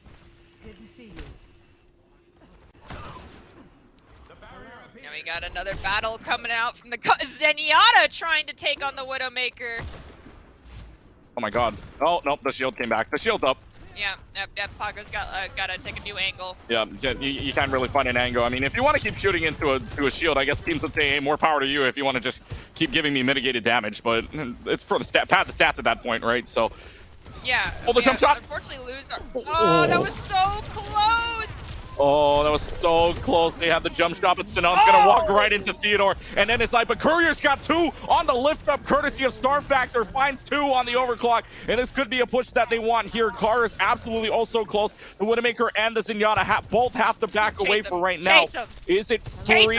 Are they going to chase is the question. Chase the Zen! Go get the heck Zen! I don't think they know where the Zen is. They don't chase him, but they do get another 90 seconds on the clock. The squishy floating monk just lived when he should not have lived. But Theodore's going to take down Paco. Can you find the Zenyatta who's been sitting down in this little area? No, you just pepper sprayed him. Thank you, Star Factor. The Gravitic Flux gets canceled. Star Factor accretions onto Frosted's Gravitic Flux. Huge for them. Still finds a kill through everything else. Finds Arcane. So it still accounts we cancel here. Theodore has to back up all the way out. Meanwhile, no ultimates online for UCLA. UC San Diego's got the overclock, which they'll use right away. Sinon's going to try to find something with it. See if they can win on this fight around the corner. The Immortality Field gone. Star Factor gets Frosted, but Paco trades that back right away. Still plenty of time, though, but they're going to go ahead and run away here. Paco's just going to sit back, relax for just a couple of moments while the Widow battle wins by Paco. Theodore sits down. Paco does have those infocytes online, but instead Courier's gonna make their head roll. Holy cow, this is why I wish I had an action replay button, just to like clip that, save it, and be like, can we talk about this insane shot? Because holy McNuggets. Now we've got Amplification Matrix online. They can lock down this entire corridor, and they're going to use it, just allowing Star Factor to go forward, having an insane amount of healing and damage output. Paco not popping sights just yet, as we hear Trance get popped. There we go. Sights are going to be used from both Widowmakers, so now it's a game of chicken. Let's see. They know where one Widow is, but can they find the other one? At least they know where it is right now. At least they know where that Widowmaker from Paco is for right now. See if anybody can come up with a big ultimate here. Frosted finds Courier through Hinch's wall, so that's a big start for them. Frosted's going to find a little bit more as well. They're going to run this down to 90 seconds, but all the Baptiste can do is shoot and pray that somebody can save their life. And right now, this Kiriko's doing a wonderful job. Arcane's going to get up to a Keaton and Rush while helping out the Baptiste, and this Baptiste is going to stay alive. Oh my. Holy heck. Wow. These supports are nuts. Supports won't win you a game, but they can lose you one, and these supports are making sure they're not going to cause a loss. Words forever true there. That support line from Suarez on Arcane doing a fabulous job. Running away for right now, but down to the final 60 seconds. What could be a last fight if this drags on way too long. They're going to go right overhead here. Gravitic Flux is up. That's going to find Star Factor, but is it enough damage? It will not be. However, Suarez, yes, Suarez goes down. Sinan's found 2. Sinan can find more without even needing to use the overclock. And down to 45 seconds, it's a team kill. And the first one of the round here for UC San Diego. Okay, San Diego now only has overclock. They're getting kind of close to that Transcendence. Hinged can most likely get this amplification matrix mid-fight. Suarez most definitely going to have it.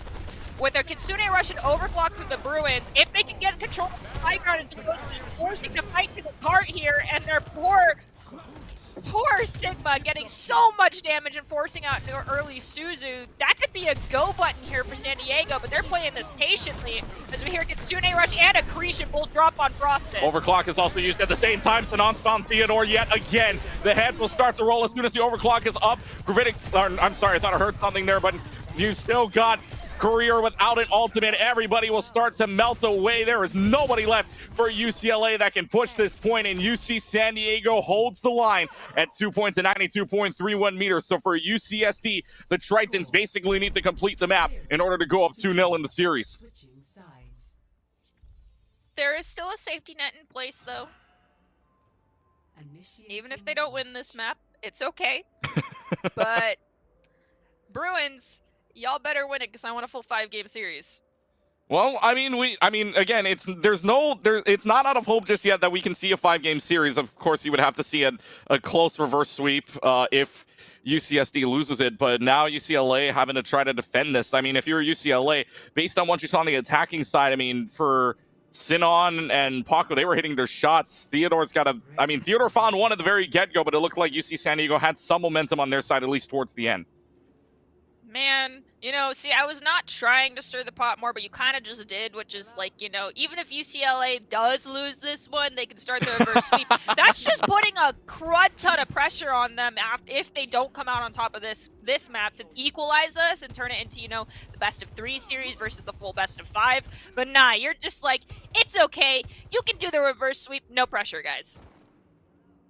Well, I mean, again, it's not that, hey, no pressure, but, I mean, if you don't win this, you're going to be a lower seed. No, that's a lot of pressure, but for both of these teams, if you don't win this, you're going to be a lower seed. If you win this, you're going to be at least the top 4 seed heading into Boise. So, I mean, pressure's on anyways, at least heading towards LAN in March. So, for UCLA, it's got to be a win here. I mean, just to at least even up the board, although losing that first control point would be really bad considering that if you do go to map 5, it would still be UCSD's pick no matter what. But now we'll see. Hey, can UCLA bring it all the way back is the question. And first shots coming out from Theodore, from Paco's not going to find anything. Ooh! Theodore finds the head of Paco, so that's a Widowmaker gone. Can you find another is the question. On to Sinon. Sinon knows where Theodore is, looking for him right away, just trying to use this barrier to peek out just a little bit, but no kills fall just yet, except for that one player from Paco. Now Star Factor takes care of Frosted, which means it's looking like a good defensive hold here for UCLA. It seemed like as soon as Paco looked away from Theodore, that's when Theodore got the pot shot right on their head. Now we have Suarez go down to Paco, so down to Baptiste, and then we have Theodore return the favor, taking out Sinon. But being down to Bap, never mind. Okay, Theodore. Okay, all right. I was going to say that things kind of equalized out there, but nope. No. Jump shot just ends. I think jump shot is basically your ace in the hole. Jump shot wins all. Yeah, jump shot there. Arcane goes down, wins the Zenyatta battle. And for right now, they're just hiding all over the place here. Frosted 59% through Gravitic Flux, Star Factor up to 66. Meanwhile, though, Theodore almost at an Infra site. Arcane almost at the Transcendence, close to support to an ult as well. Theodore has to back away for right now, right around the corner. Good support. Keeping him up for right now, trying to find if anybody's going to jiggle peek around that corner. Tries to slide a jump shot from Courier. Ain't going to happen for right now. They give up a little more space, but Theodore's going to make sure that Paco is still shut down. Another head will roll for the Widowmaker. Another headshot onto the Sigma, and this Sigma's in so much trouble trying to find the Zenyatta right now. Has the infra sights up, and this is just the rest of the team melting away. The Tritons have to back. I have a love-hate relationship when there's so many people that are just amazing at hitting their shots. I mean, you can get a one-shot combo with an accretion and 2 orbs coming out from a Sigma.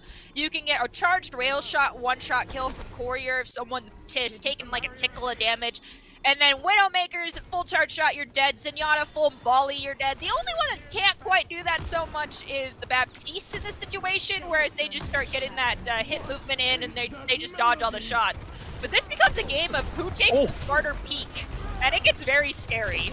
Well, I mean, hey, you still get Amplification Matrix, right, if it comes up, but that could still be a one-shot possibility. But 3 people upstairs, courtesy of the lift up from Frosted on the Critic Flux, plus a help out from the rest of the team. That's 3 kills simultaneously. UCLA starts to melt here down to what looks to be a 2v5 situation for UCLA now, and Mine will take care of 2, and the car will advance. Question is, do they have another fight coming up? Okay, so the one thing I want to highlight is Theodore recognized 2 people went down and backed the heck out. So if they get some nasty shots, as I'm saying it. As you say, another one! Get the contest! Get the contest! Oh my god, the Sojourn made it in! Wow, put that on the montage for Theodore. That's 2 kills already for him, and now the Transcendence needing to be forced out. 35 seconds left to go. This Sigma in a lot of trouble, but the Zenyatta trying to pop here what they can. Immortality Field needing to be used early on as well to just get this team out. But is it enough is the question. The overclock popped by Courier. Can they find a kill through it? No. Sinan shuts down Courier on the overclock. Theodore still on top, though. Will it find a kill? It will. Paco goes down. So it's still a 1v1 trade-off situation. Can you find more? Oh my god, Theodore at 5 health.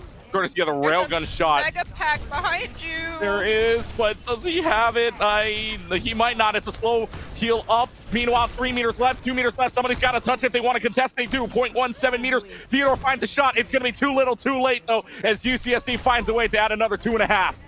All I gotta say, Theodore, is that I manifested those like that double dink for you right there by mentioning it.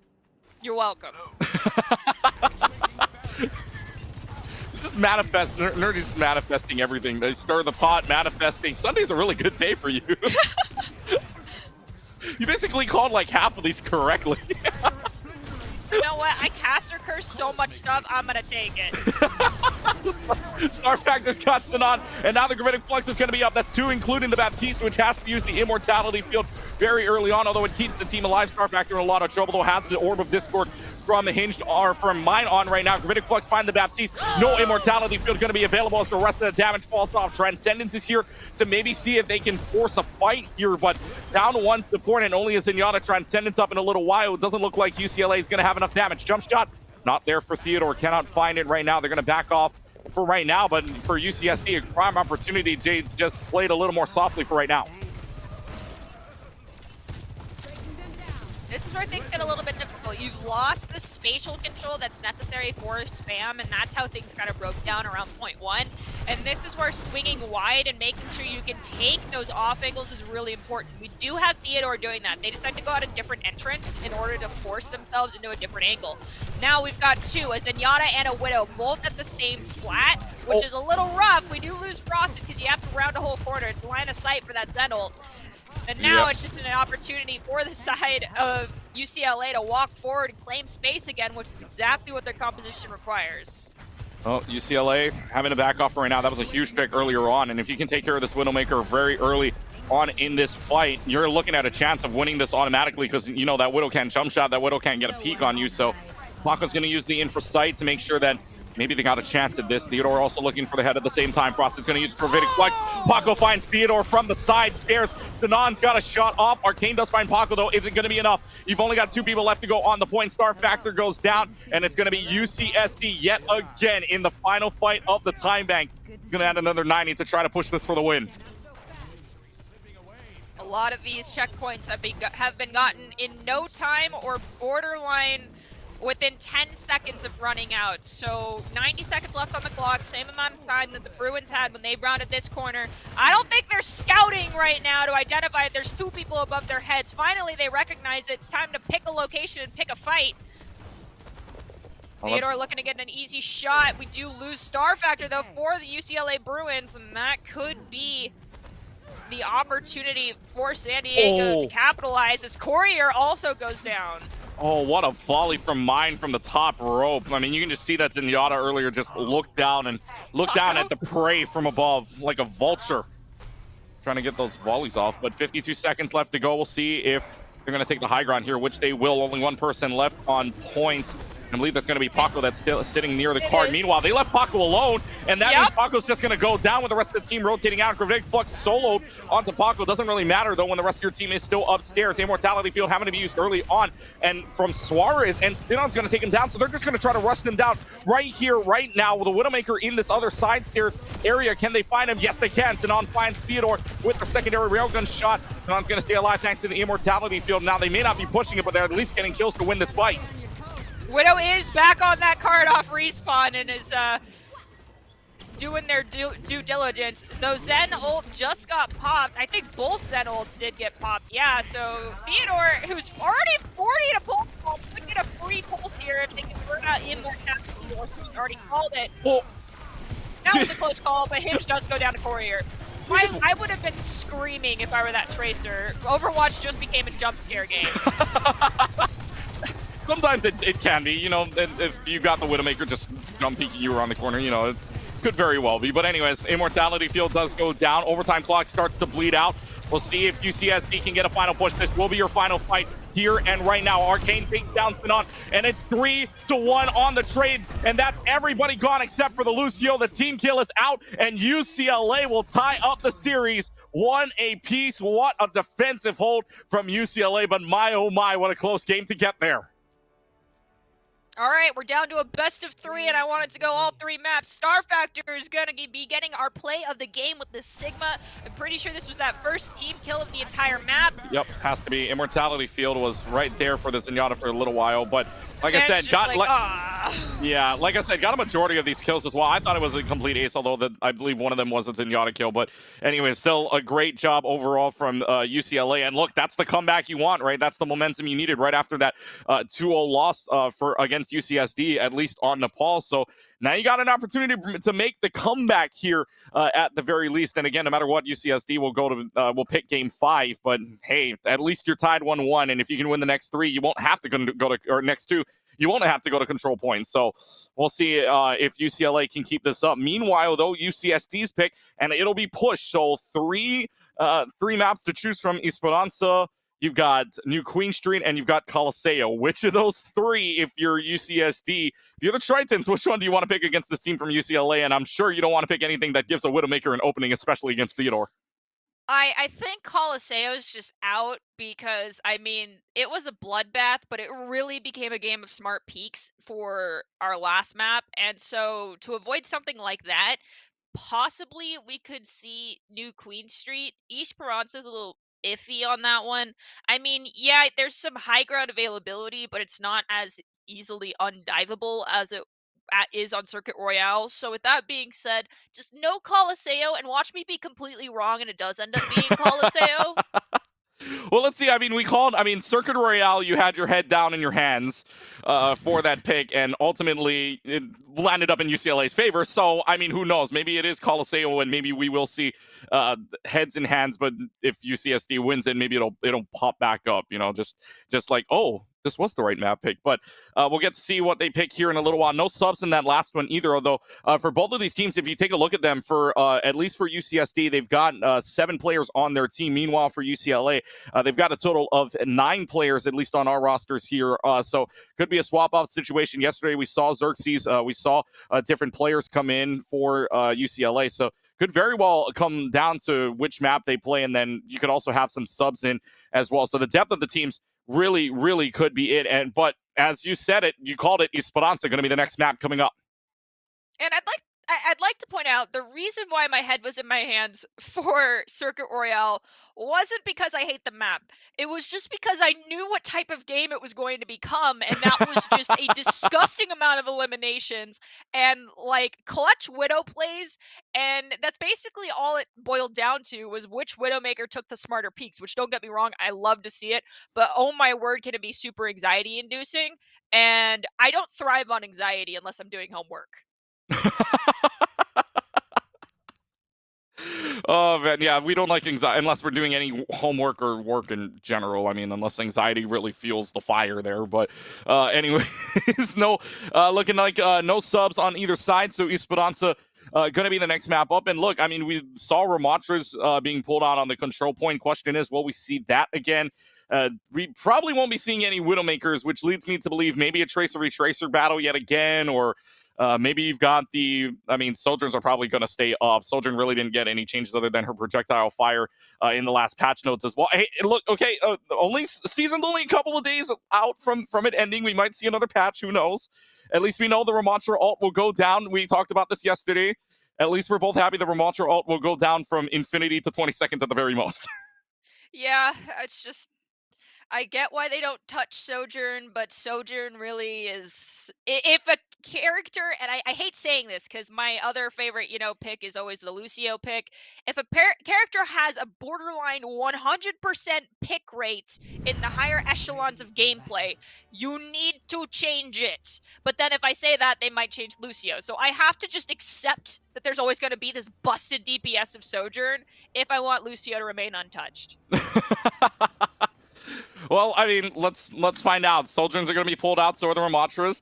Paco and Theodore, again, this is a game of speed, just like Control for the very first fight.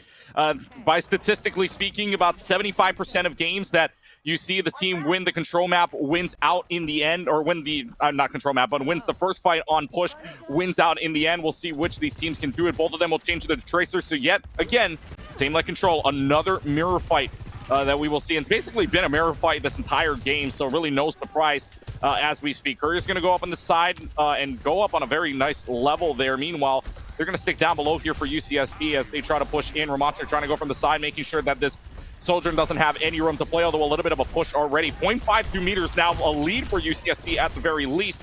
Question is, how much farther can they push it? And they will get a little bit more push here. As already UCLA having to back off. Nemesis form used very early on from Star Factor, who's already at 34%. Frosted still 6 there. But again, it's still a fight. It's still not just like, it's not just like an easy fight. This is the last Control fight that you want here. Sinan's going to get Theodore, and now it's starting to fall picks. And the Tritons are going to get even more meter rich with 3 people falling.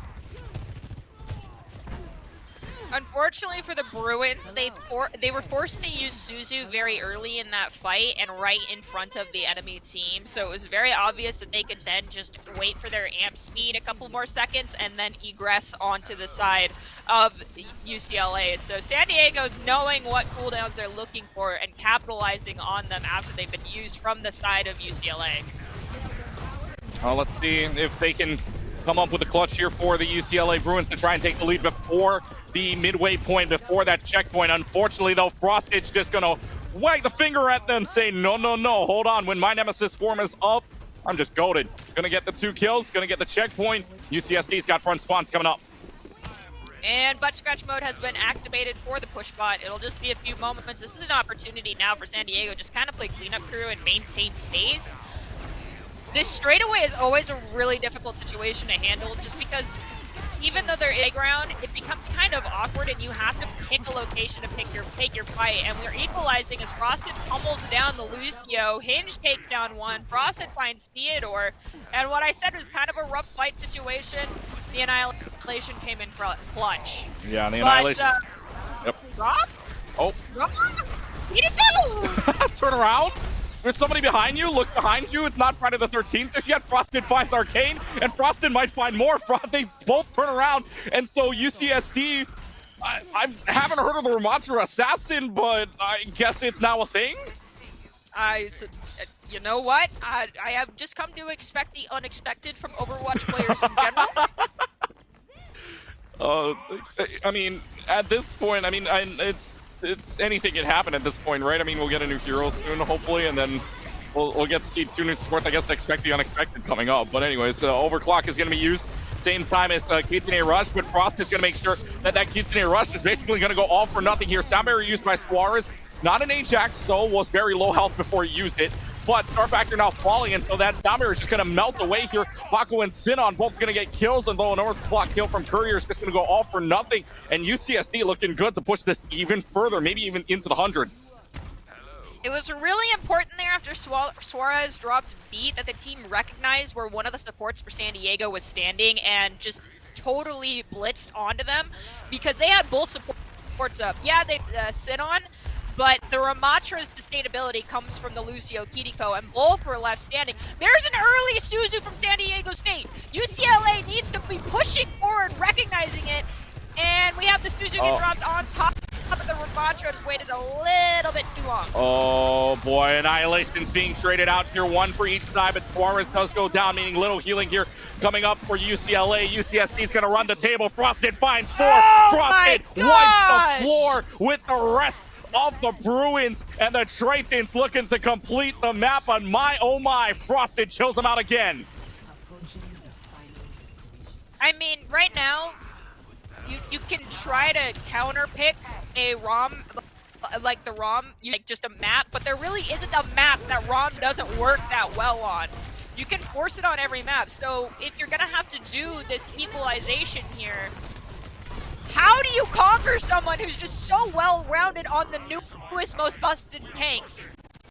Well, let's see. They got to try to stop Sinon at the same time as well. Sinon side 2 down to the final 3 meters. Is anyone going to be able to touch? They will. The Sojourn's going to slide right in and touch for a couple of moments, but Paco's already got Courier down. And meanwhile, last stand here from the Ramantra, who's going to be the last person to fall, and that's going to be a completed map.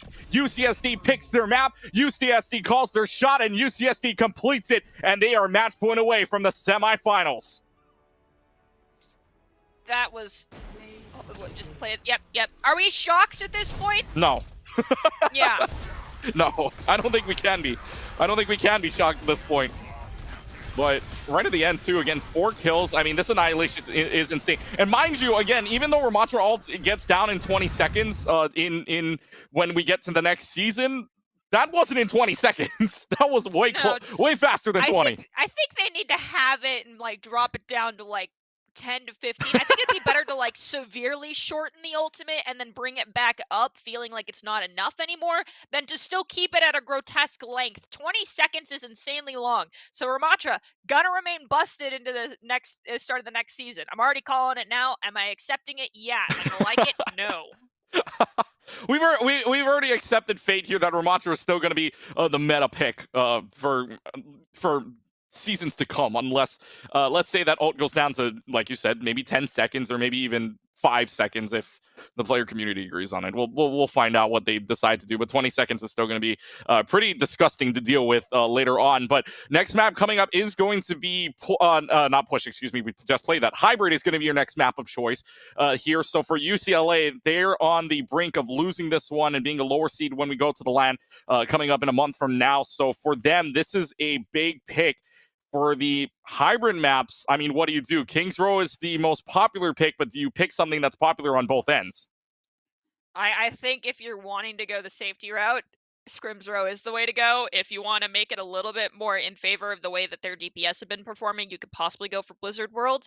What other hybrid maps? I mean, you have Eichenwald as well. You've got, I mean, Eichenwald is another pick that's kind of out there. You know, that's kind of a little bit out there. Yeah, it's just the worrisome part is if attackers win first point, ROM hasn't popped ult, defense is gonna auto default lose high ground because what's gonna happen is ROM, Lucio, Kiriko are gonna rush high ground, they're gonna pop Kitsune Rush, and Ramatra is just gonna go walking across the bridge in Annihilation.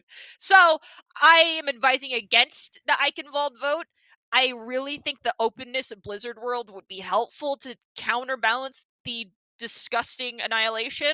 If you really want to go safe, you can go Scrims Row. You can break LOS of the ROM ult. There's a lot of buildings, a lot of alleys that you can duck and cover into.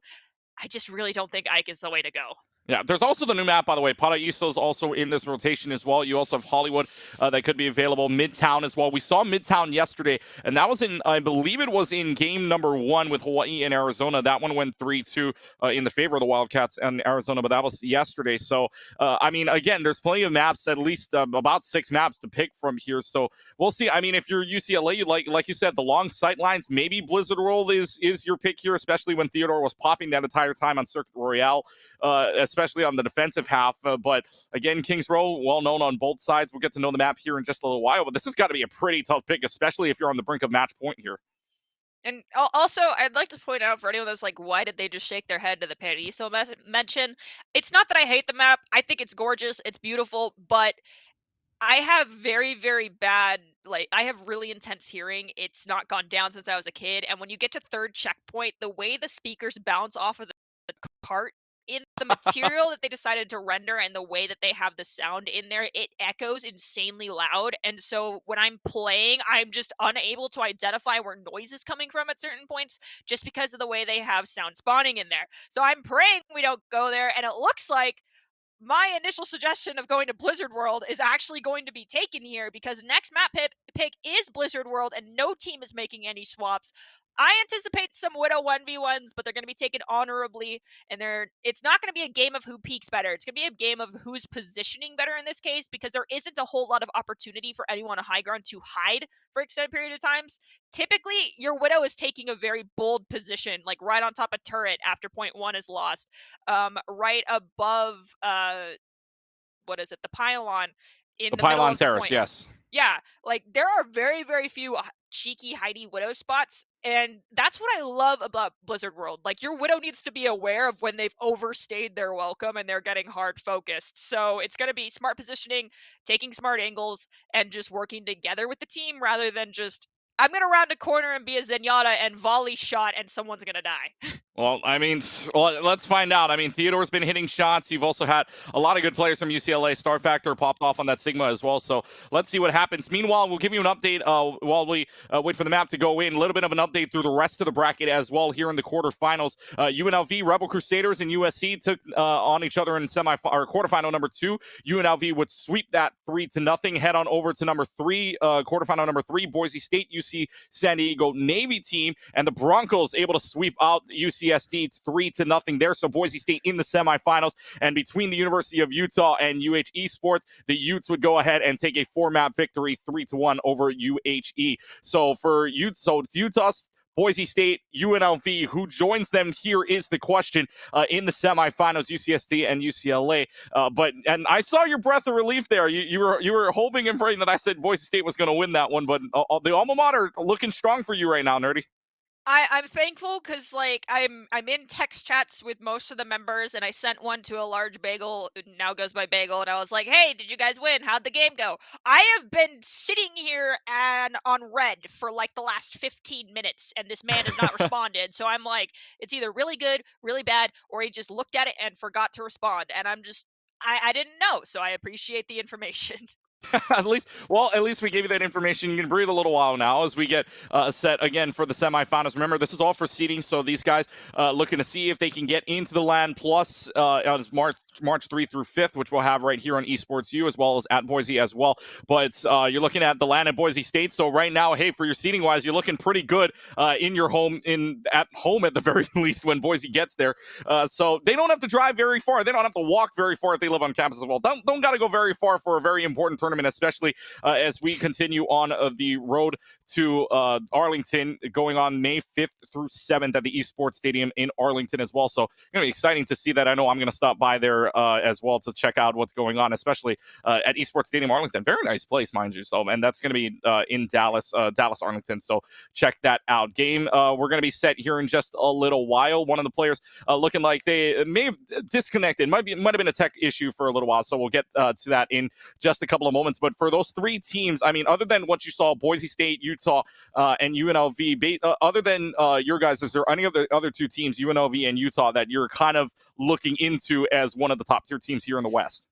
Utah. I mean, zero disrespect to UNLV, but I definitely see the Broncos playing against you guys enough times to know that you're definitely a Goliath, but you're not one that is not unbeatable. So definitely Utah is always been scary, and they are going to stay that way for me, especially.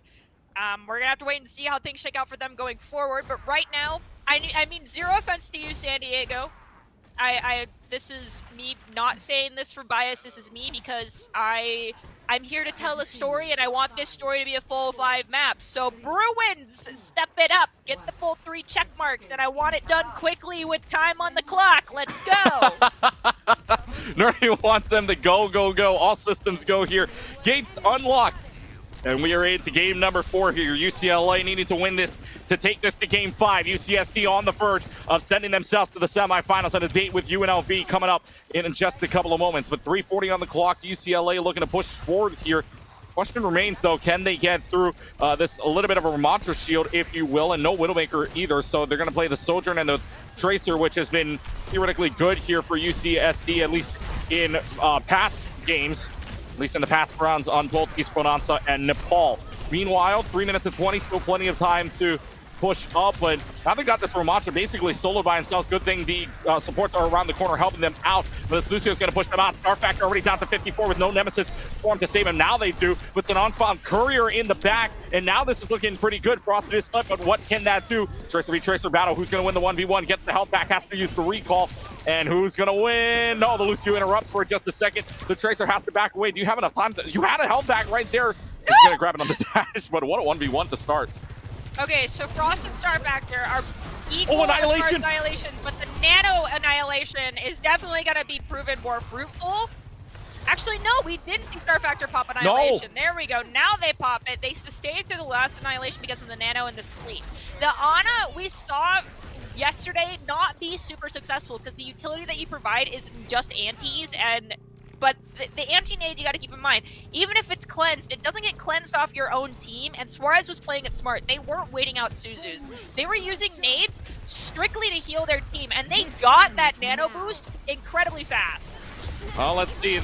Here comes the overclock coming out from Courier. Is this going to find anything? Kitsune Rush at the same time. Pulse Bomb goes a little bit wide. Nothing there. UCLA's used 3 ultimates. Is it going to find kills? Is it going to find the point with only 22% left to play for here? They've got the Ramontra on the point trying to hold on, but really the only people left are the 2 supports plus the Ramontra. The Ramontra's got to do as much as they possibly can while Courier's just trying to scrounge around for this Kiriko, and they will find the pick. Theodore in the back line. The only person left to go is the Lucio. There's no chance left, and UCLA finds a way to get 2.5 on the board.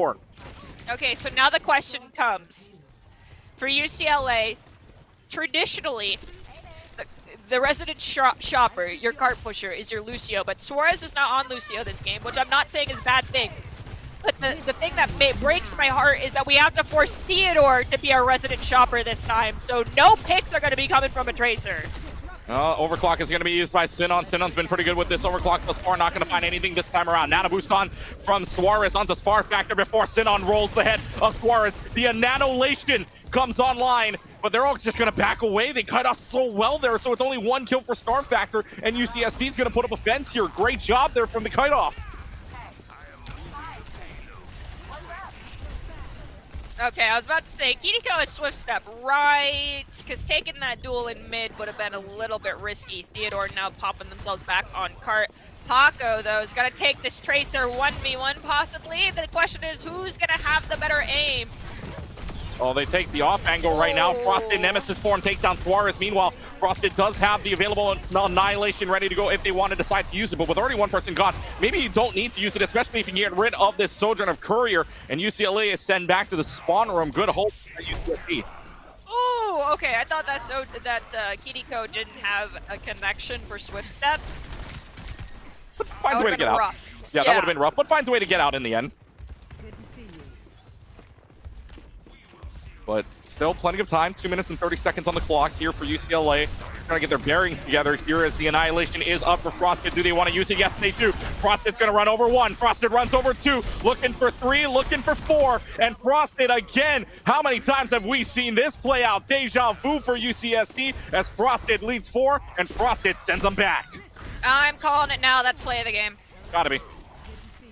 Like, there's just no way it's not. Yeah, I mean, zero disrespect, but that's play.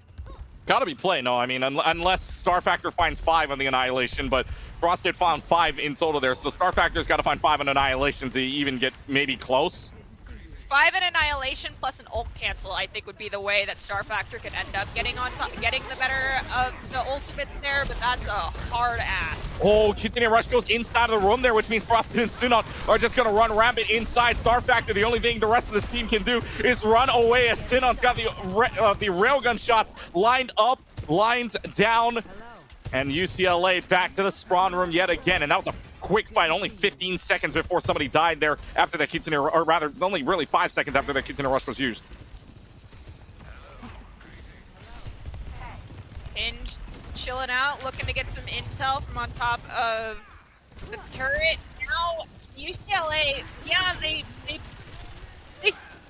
let themselves get deleted in the Kitsune Rush, but now they're going to respond with their own. Courier is down, though, so they need to use another ult or get a quick pick. There's the second ult to actually put them above 1. But the B in response means we need a fast pick here from UCLA in order to win out this fight. They almost got the key to go there, and they unfortunately, UCLA is going to lose both their support, so even with the ultimates online, they could not break through that sound barrier. They find the Tracer. It is just going to be 2 supports left standing for San Diego, so they have the opportunity right now for the Bruins to push this payload. However, it's Theodore on cart, and Theodore in this matchup here could really be playing more disruptively, but they needed that extra cart space with 2 people. Yeah, credit to the supports there to keep Star Factor alive during that annihilation. Meanwhile, Courier's going to pop the overclock. Suarez takes down Paco, so that's big, 4v5, and now the annihilation is out. Do you have enough fight back? Do you have enough damage to take down Frosted before he runs rampant? Courier goes down. That answer's going to be no right away. The annihilation continues on, but there's just little to no hope for UCLA to even make a comeback here. UC San Diego is going to be 1 point and basically 103.92 meters away from sending themselves on a date with UNLV to the semifinals. UCSD holds the line. I'm not calling it yet. We've seen at least enough times on Blizzard World full holds on point 1. I have faith that the Bruins can do it because I want the 5-game series. We want the 5-game series. Well, to get that 5-game series, UCLA's got to do basically a mountain of tasks here because UC San Diego's Frosted just popping absolutely right off. We were talking about it. That one play has got to be just play the game, and that was that 5K that Frosted had 4 on the Annihilation, basically, and 1 punch on Nemesis form right afterwards. But still, UC San Diego is going to pull out what they can here. All the stops to see if they can end this series right here, right now. For UCLA, I mean, for you, what do they got to do here? Ready for battle.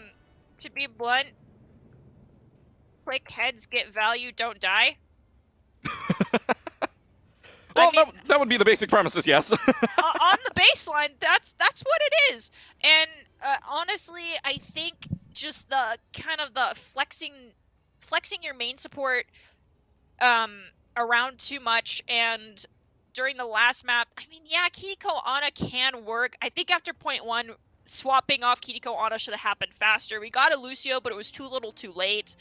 And just UCSD has showed us that, like, if they're running Kiriko Lucio, odds are UCLA should be running Kiriko Lucio.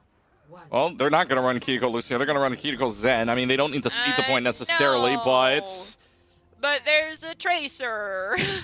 And who knows? Maybe Arcane pops. Have mobility.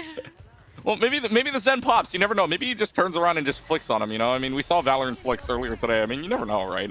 That's valid. You never know. I mean, I've seen Zenyatta's pop here and there against the Zenyatta or even a Tracer. I mean, against a Lucio or a Tracer. So, I mean, who knows at this point? But let's see if we get proven wrong or right here. This Kiriko's in so much trouble. They decide to do what I like to call a cinnamon swirl. Go all the way around and basically try to force a fight on their back line and make it look like it's defense versus attack. Meanwhile, Tracer's on the point. Star Factor and Theodore both get their kills, though. So they tried to go all the way around, but in the end, they get sent back. Flipping the point can work, but the issue comes with not recognizing who needs to die and where they're at. And that Zen just had free reign on high ground. No one went after him because no one could. I mean, if a Tracer did, in that instance, they would have been Buddhist. You know, they would have gotten a monk foot to the face and thrown off the high ground anyway.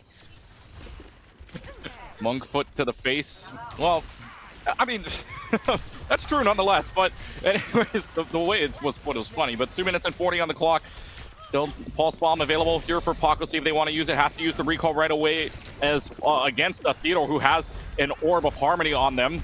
Meanwhile, it's still going to be a look around here as they try to find this Tracer who backs away for right now, and Paco has him on the ropes, but Theodore finds a way to take down Paco thanks to the help of the Orb of Discord from Arcane. So yet again, another try at the front lines and the back lines here, but to no avail. And UCLA looks like they're going to be able to waste away half the clock.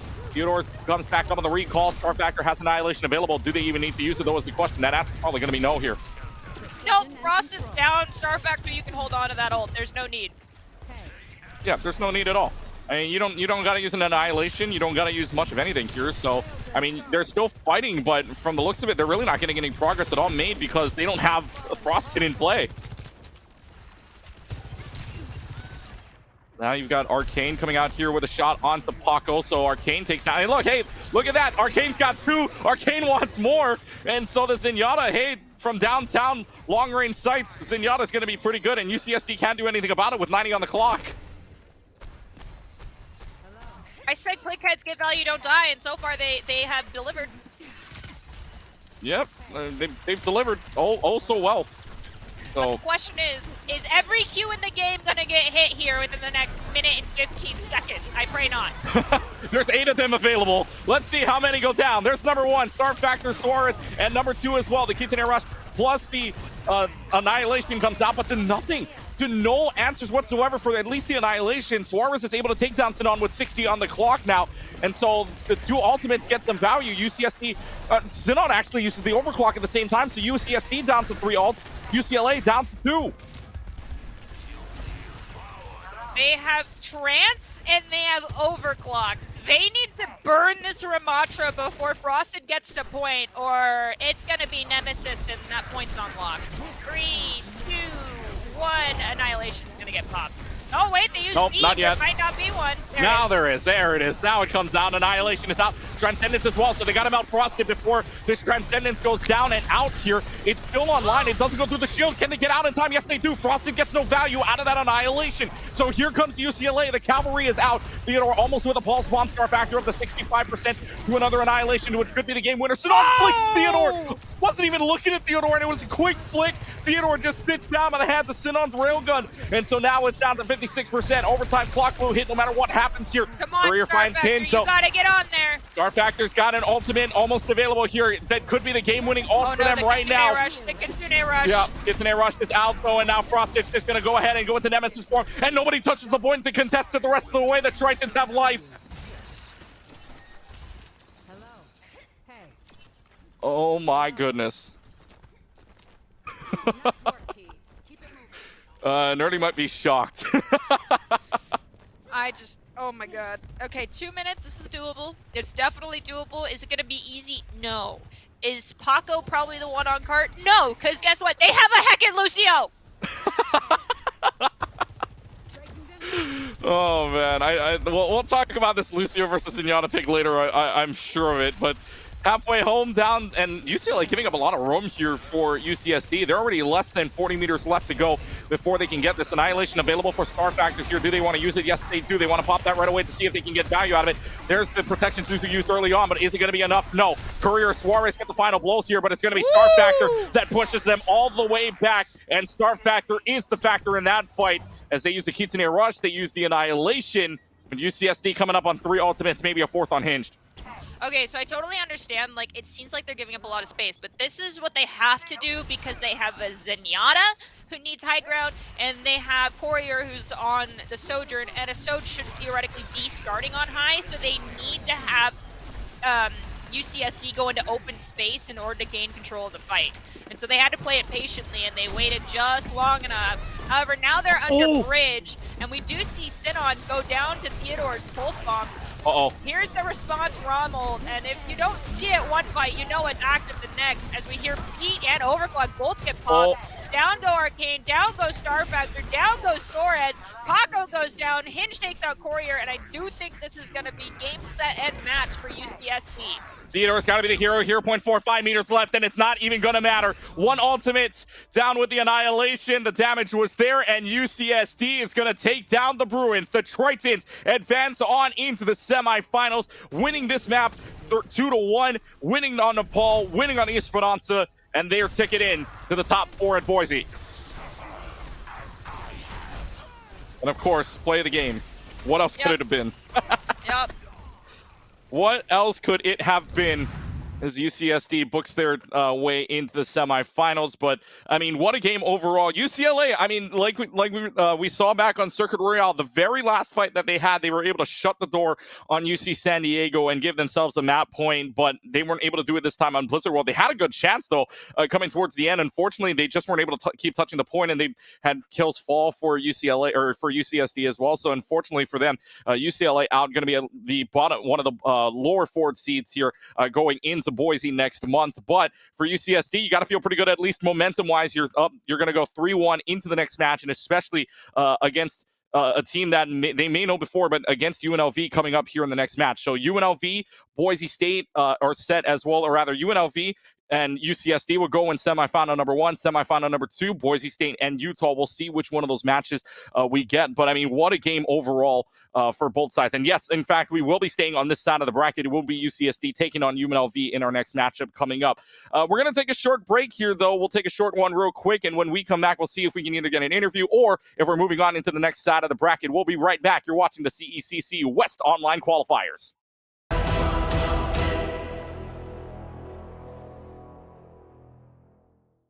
Remember clip number 7 of this week, CSI versus Iona. Both teams, one win already underneath their belts. Well, did anybody wonder how they got there?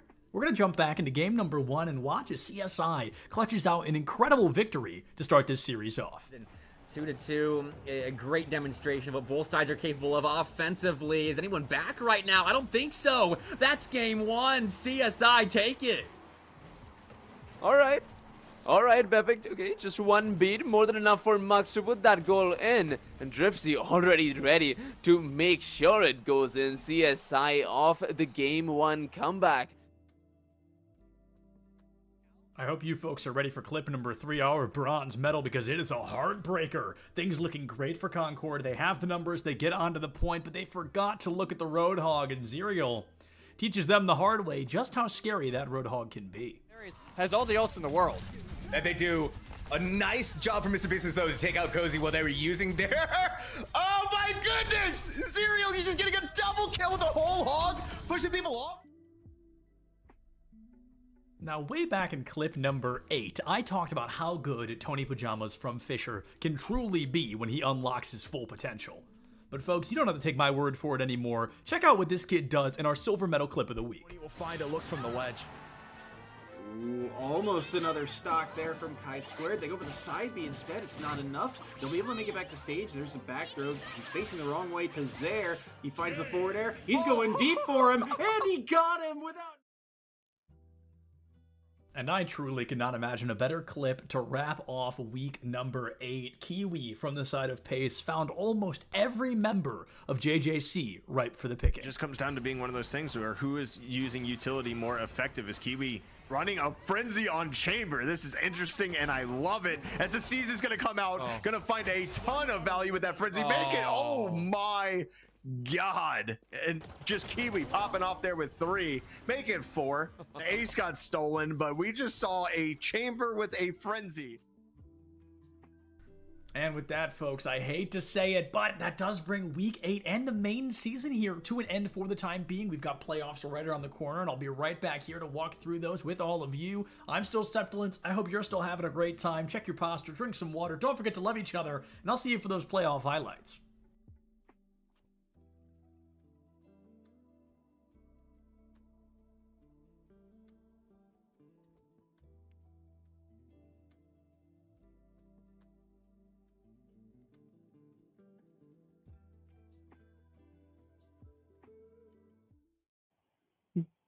Hi everyone, my name is Heather Garozzo, also known as Sapphire.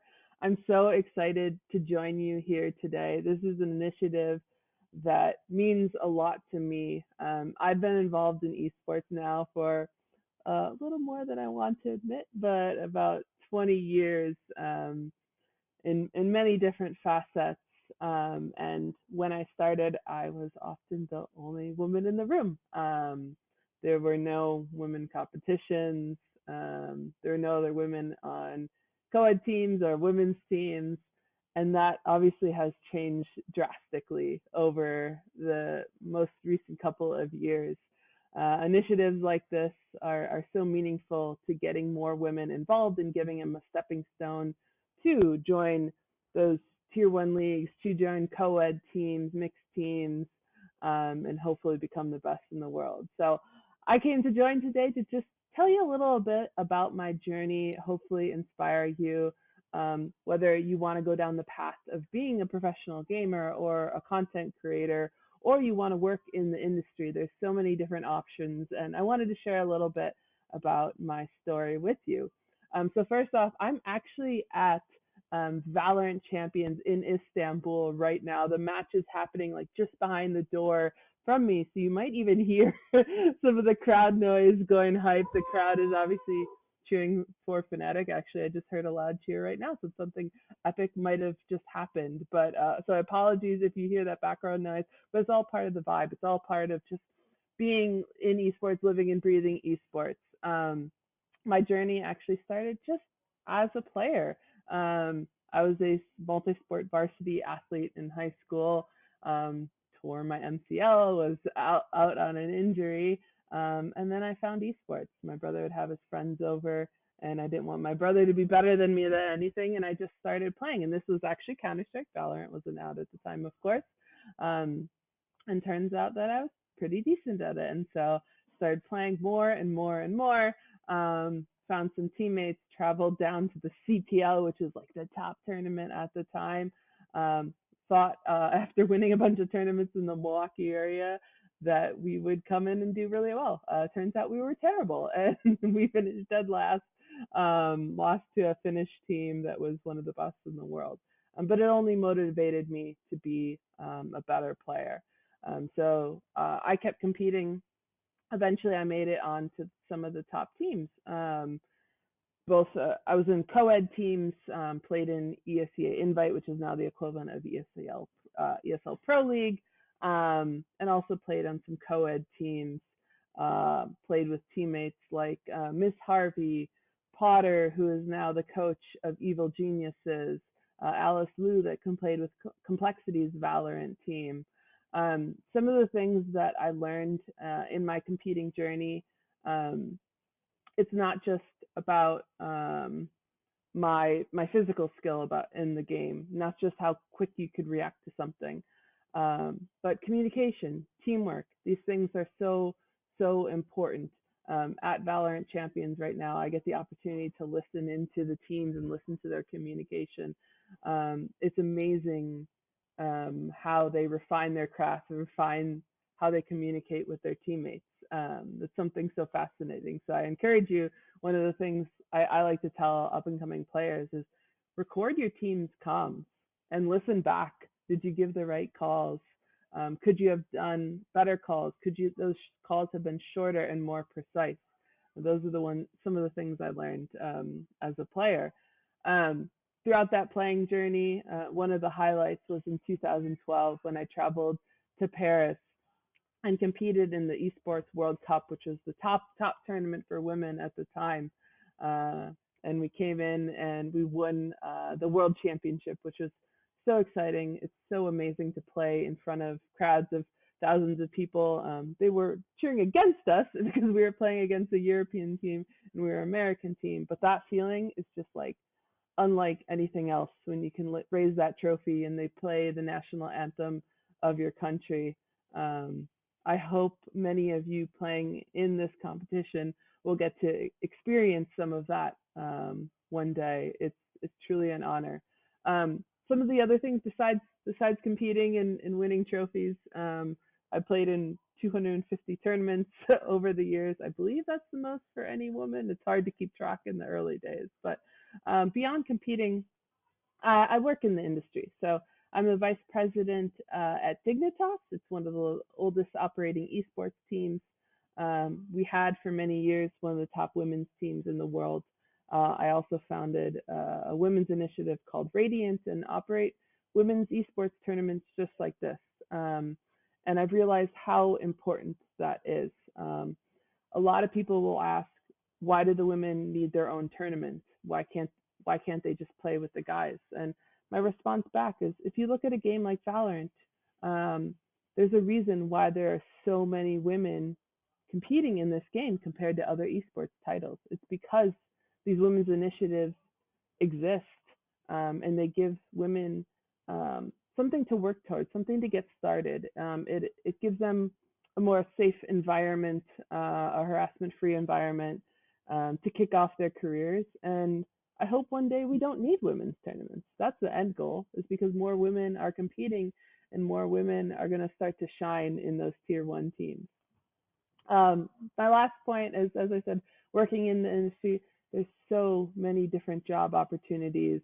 You don't have to be the best player in the world. You don't have to be comfortable on camera and be a content creator. You can work in business side, marketing, advertising. You can work in PR. You can work even in the sciences. There's sports psychology jobs. There's team chefs. There's nutritionists. One of my positions is being an observer. Like I said, I'm at Valorant Champions right now. And, if you're dual monitoring and you're watching both this event and Valorant Champions at the same time, after this, I'm about to hop in and be the observer for Xset versus Fnatic, essentially an in-game director. There's a million different production jobs as well. But I just wanted to use this as an opportunity to hopefully inspire you to continue to pursue esports and gaming if that's something you love. And then my final comment is just a reminder that, you're going to be in games sometimes and people are going to say terrible things. I hope that ends someday, but just know that no matter what they say, you belong here. You deserve this. You deserve to play this game. You deserve to be in this competition. And I wish you all the best of luck. Thank you so much for having me. I can't wait. I know there's going to be some superstars. I hope I see you one day at Valorant Champions kicking ass. Thank you so much for having me.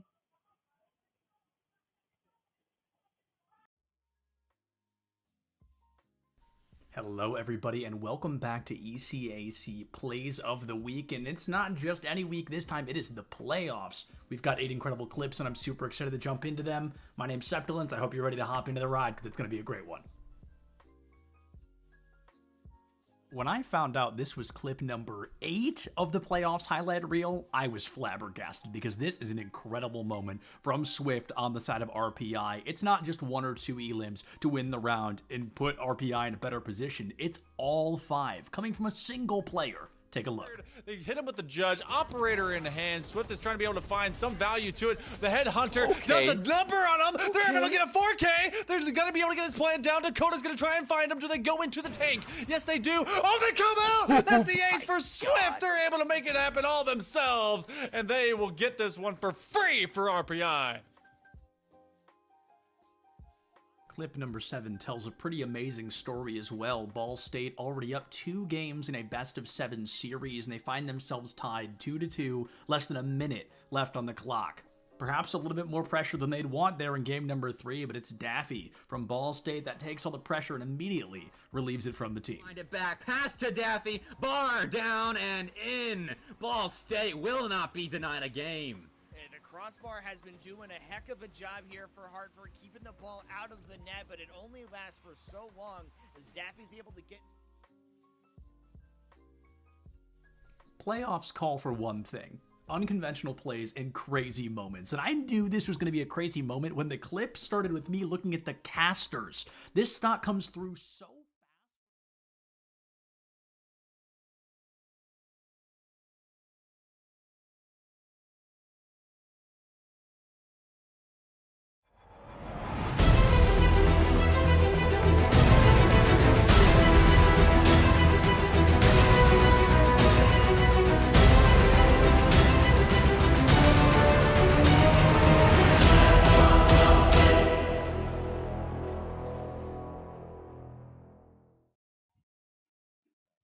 Welcome back, everybody, inside of the booth here. Clutchkey alongside Nerdy Bird with you for the semifinals of the CECC West Online Qualifier here for the semester of Spring 23 as we head to the road to Boise in March. And, of course, it all comes together on the road to Arlington May 5th through 7th. And right now we're going to stay on the same side of the bracket. We just saw UC San Diego win against UCLA 3-1. And now the Tritons have a date with UNLV, the Rebels and the Crusader team. They had two teams. Cavalry we saw earlier on, they lost, and they were out. They actually lost to UCLA, who was in this. Meanwhile, the Crusader team did really well in their group stage. Now they're here in the semifinals playing against the Tritons. So let's find out for the Tritons at the very least, for UCSD, do they have the momentum to carry them forward? And we saw this where UCSD, they won on Nepal, they won at Esports, they won on Blizzard World for them. I mean, Frosted's been really, really good as of 3 out of those 4 last maps. So for them, I mean, that's pretty much your key to go right around Frosted. Yeah, I mean, the Ramatra play is strong. The question is, yesterday, we unfortunately saw UNLV kind of really struggle against Ramatra play. Just the wrecking ball compositions were just not working out for them. Don't know if it was timing related or not.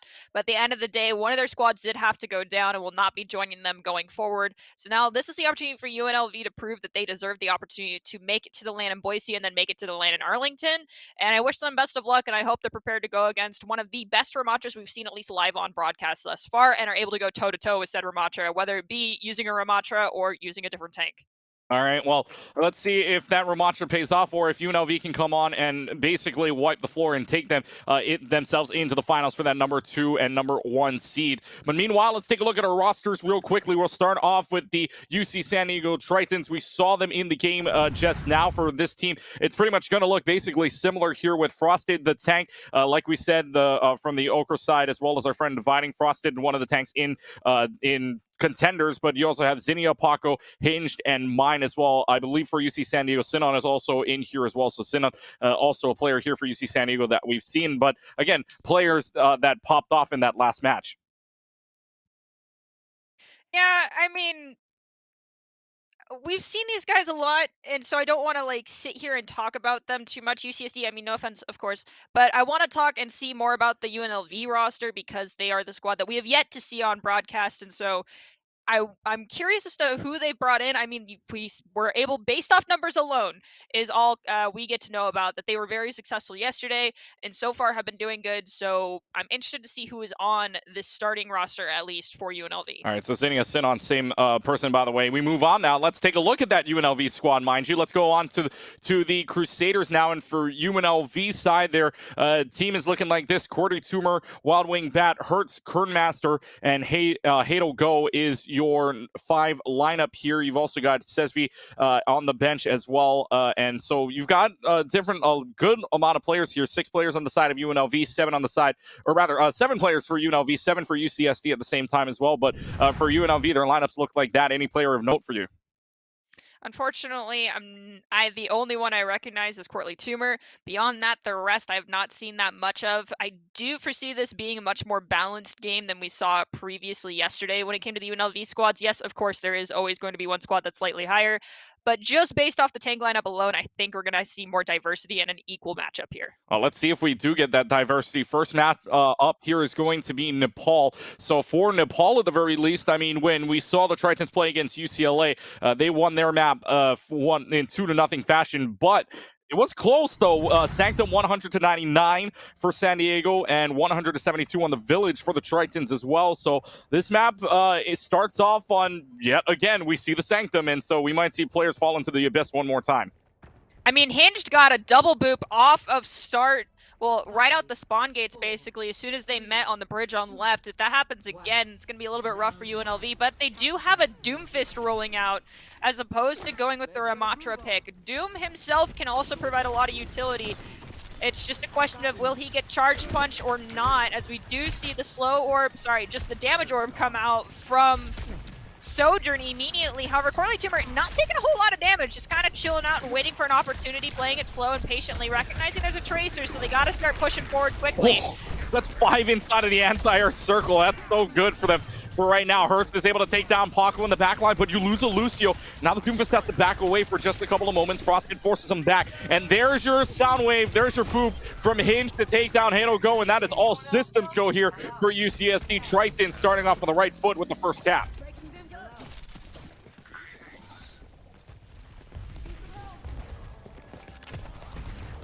And now we get to see. Going in next. Yeah, we'll see. Doesn't look like there's no swaps. Doesn't look like there's any swaps, really. They're going to empower the punch for a little while, but they're back out right now, at least on the side. No boost as of yet. Frosted haven't used the Nemesis Form very early on here. See if they can get any damage onto that. Doomfist is going to try to block. Gets the protection Suzu out. Is it going to be enough for them to push in, though? Frosted's having to back up all the way with this Doomfist. 42 are in the backline. Unfortunately, just too much damage being poured out. The Lucio just can't get around the corner, and UNLV is shut down yet again. And cleanup crew came in quick, so not a whole lot of staggering. Actually, no, I'm going to correct myself. There is a decent stagger between the support respawn versus the DPS respawn, and we already have a Doomfist pushed up the doorway, taking a little bit of damage, but not anything that they can't sustain through.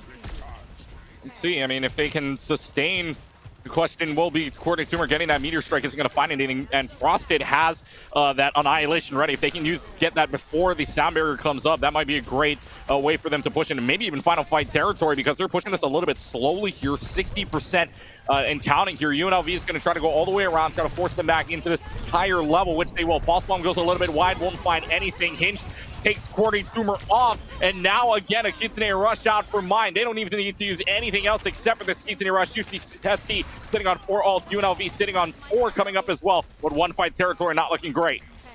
One fight territory, the only thing expelled was Mine's Kitsune Rush. This seems very vaguely familiar to what we saw earlier in the last match with UCSD. Doomfist are going to be able to use Meteor Strike to get out and survive and stop a Ramatra ult from feeding off of you, but if you get Pulse Bombed, your team is kind of up the creek.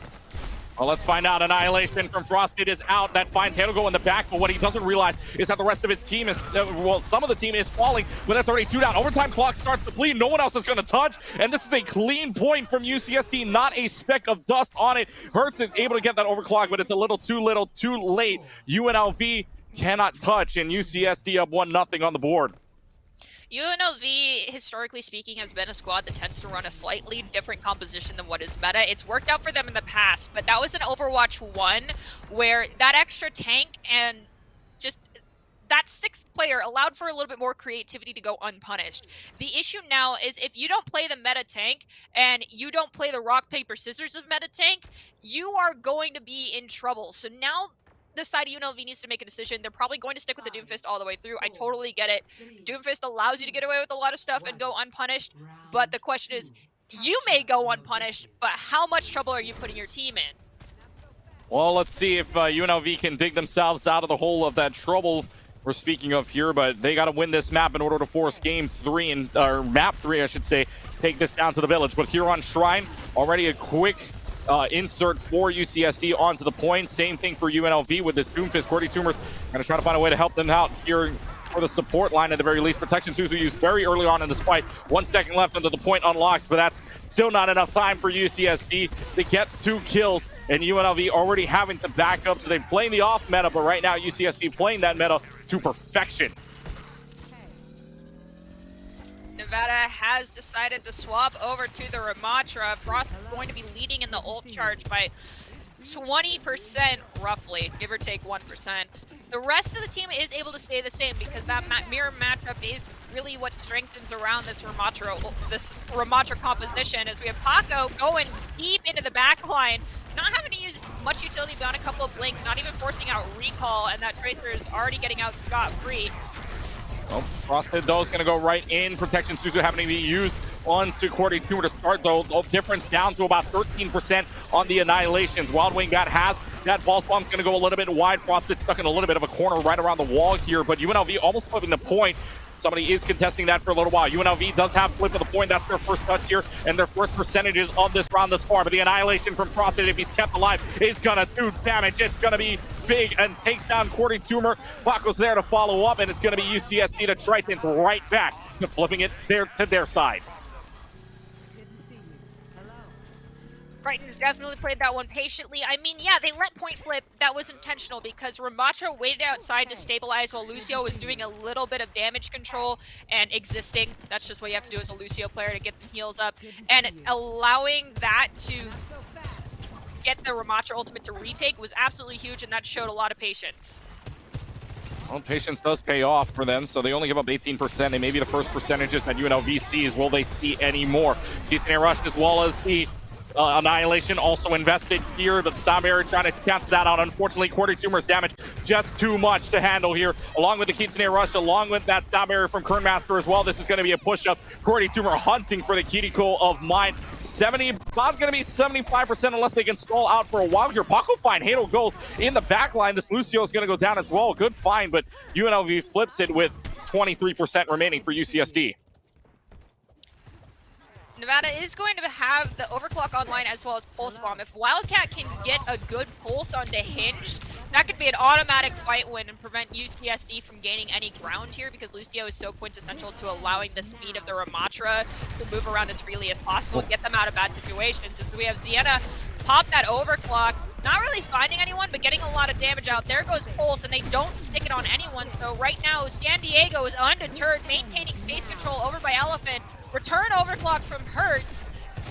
Got a pepper damage down onto Sonata. They get super, super low, and Wildbat is able to confirm the kill. So San Diego now down a lot of their damage, but the Rommel from Frostbit popped out of nowhere and is going to allow their team to spearhead into the point. 3-3. Now it's just Wildbat who's got to go back to the battle round. But at least they stalled it. If you're UNLV, you at least you stalled it. And look, you pulled out Frosted's ult. You only have to worry about a Kitsune Rush coming up with Pulse Bomb as well. UNLV, meanwhile, they're going to have their own Annihilation to play with as well. So if you keep the Ramatra up, you've got a chance at winning this fight and potentially pushing this to overtime as well. Unfortunately, the way this is looking, though, a stick not going to be anywhere, though. Does take a lot of damage down from Quarter Tumor, about 94%. Somebody's got to touch here in the next 5 seconds, which they will do so. So the overtime clock will be forced, and the Annihilation is out all over the point. They got to stay on here, though. Zenia's in so much trouble. The Ramatra, though, down to 79 health, 69, and a great protection Suzu to keep them up, which means this Ramatra can keep playing all over the point. UNLV scores the flip. Are they going to be able to score the rest is the question. Both of the supports down in this back line. Sound Barrier forced out from Hinged. Big one for them. Big ult to pull out here. There's a Pulse Bomb that's going to be stuck. And now Wild Wing Bat takes down Frosted. A huge play there. You lose Hertz, but you still get a big amount of damage on the point. And it could be last fight territory coming up. We have a Kitsune Rush and the beat from Kernmaster and Hidalgo from UNLV. They're going to take down Mine and Paco. 40 Tumor just has to maintain this front pressure. The Doomfist swap from Frosted ain't gonna work. You are not 40 Tumor, my friend. And unfortunately for the side of UCSD, they are gonna have to go to Village. Well, the overtime clock's still running around, but you are absolutely right. Nobody, still the Tracer trying to touch, but the overtime clock still bleeding out. If this Doomfist can touch, they still got a chance of this. They will rush right in, but Quarter Tumor finds Paco. Protection Suzu having to be used very early on. It still could be a turnaround fight. This could be insane. As a turnaround, but Quarter Tumor's found too. Halo goes, got Tania, and right now the only person left on point is this Doomfist, along with the Lucio. Hertz is pooped off for just a couple of moments, but the overtime fight still lasts on, and there goes the Doomfist, meaning only person left to go is the Lucio. The overtime clock finally runs out, and UNLV wins it 100-99. We are headed to map number 3 on the Village. I'm really glad that UNLV decided to swap off the Doomfist and win over to the Ramatra. It definitely was their key to success. The question is, do we see them go back to the Doomfist? Frosted, are you? Please don't. Okay. Oh, so Zena is actually going to pick up the Reaper. Oh, well, close quarters here on Village, at least in the point, so it's not too bad of an option. Oh, wait, nope. Baited. It's not really anything new at this point. No, but I mean, we always like. I always like it when the Bastion gets pulled out and then the Junkrat, only to be disappointed in the end. I mean, if that's what you're into. No, look, I just appreciate the Bastions being pulled out. If it sticks, it's great, but if it's not, then it's just a little bit sad. But anyways, fast-paced by both sides. Kernmaster does go down, and this is just going to be... Yeah, bolts. Yeah, this is just the fight win here for UCSD. Ain't even gonna be easy for UNLV to try to push this point. They've already got capped with. They had. I mean, there was 10 seconds left until the point unlocks. It is now unlocked, but UCSD won that quickly. That seemed borderline identical to what we saw UCSD do on this map in the last match. Yep. Which is disgusting. Yeah, I mean, it's... You can't keep letting him get away with this. You can't let Frosted get another play of the game. Well, let's see if Frosted can. He's already at 75%. getting up to an ultimate, make it 85, could run rampant in that room if they had the ultimate. Meanwhile, Frosted down to 256, trying to locate the shield, but the shield doesn't come down in time until now. Now has the annihilation, and Frosted's going to start running all over him, has enough room to get down Hurts, to get down the Soldier. Is only going to get 1 kill out of it on the final blow side, but Frosted takes down Wild Wingbat, and UNLV is sent back. UNLV, yes, they're all back at the Shadow Realm for the next couple of seconds. However, this is roughly the same time last map that they were able to pull things back in their favor. So they're picking a different rotation. They're going to go through main this time.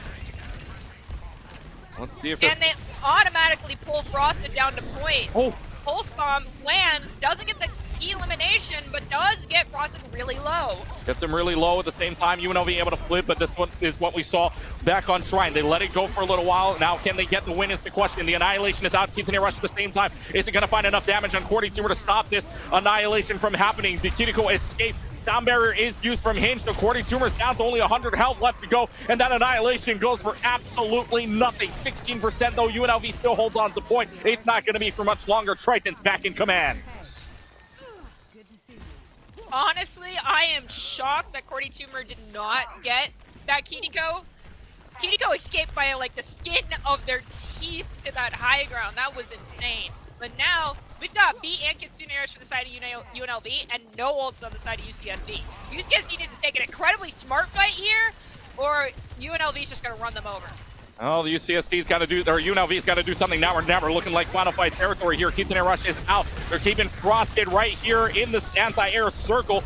Question is, can they get the damage off? This is a great job of the supports to keep him up as long as they possibly can. Already back out of Nemesis form, having to block all that damage, not doing any damage in Nemesis form whatsoever. Kern Master has the sound barrier available. Will they use it in this fight is the question. Pretty much got to be all systems go. UNLV does find a way to flip the point. Meanwhile, False Bomb located, but False Bomb's going to go a little bit wide. Doesn't find the Sojourn as the Sojourn was a little bit too high up. And Tania's now going to take advantage of that by taking down Wild Wing Bat. There's the sound barrier, out trades out both of the Tracers, but still fight going on here. They're just going to push up. Frosted's going to find a way to use that Annihilation. He's going to use it in such close quarters here, which is going to find a lot of damage. In fact, Hurts in a lot of trouble, but they take down Frosted, and the overclock is popped as well. What a play from UNLV. They're going to stay in this game.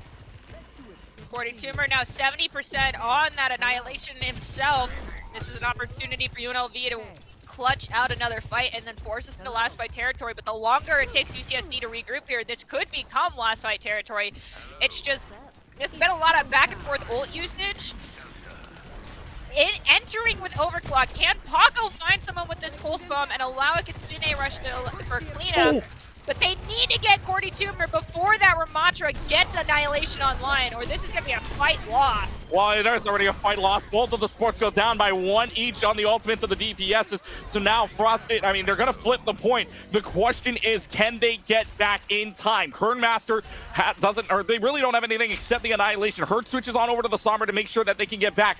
The question is, does he have enough time? Does Hurts have enough to get their 97%? The Lucio booped away and nobody touches. That's it. UCSD takes map number 2. The Tritons are up 1-0. The same storyline as the last one. And UNLV now on map pick, but UCSD takes map 1. They're up 1-0. Hinged coming in with the play of the game. I like the Lucio POTGs. Is this a boop? Or is this just annihilating someone? Nah, it's a boop. It's a boop. Oh, that was off the map. Cordy. What? Wait, so Cordy punched, but he knocks him off enough to go off the map. That's what? Prod, can we get any chance we can get a replay of slow-mo? That's nuts. Hinged, I don't understand, but sometimes the game just does things that don't make sense to me to begin with. Oh my goodness. Nonetheless, congratulations on making sure that we did not have to just see another Ramatra Annihilation POTG. You definitely get the good noodle star for the day. I appreciate you for that. Oh my. Okay, let's shift our focus away from that mind-breaking POTG and focus now on UNLV's map pick. So we're going into Escort next, and this is where we saw D kind of lose their footing a little bit last time.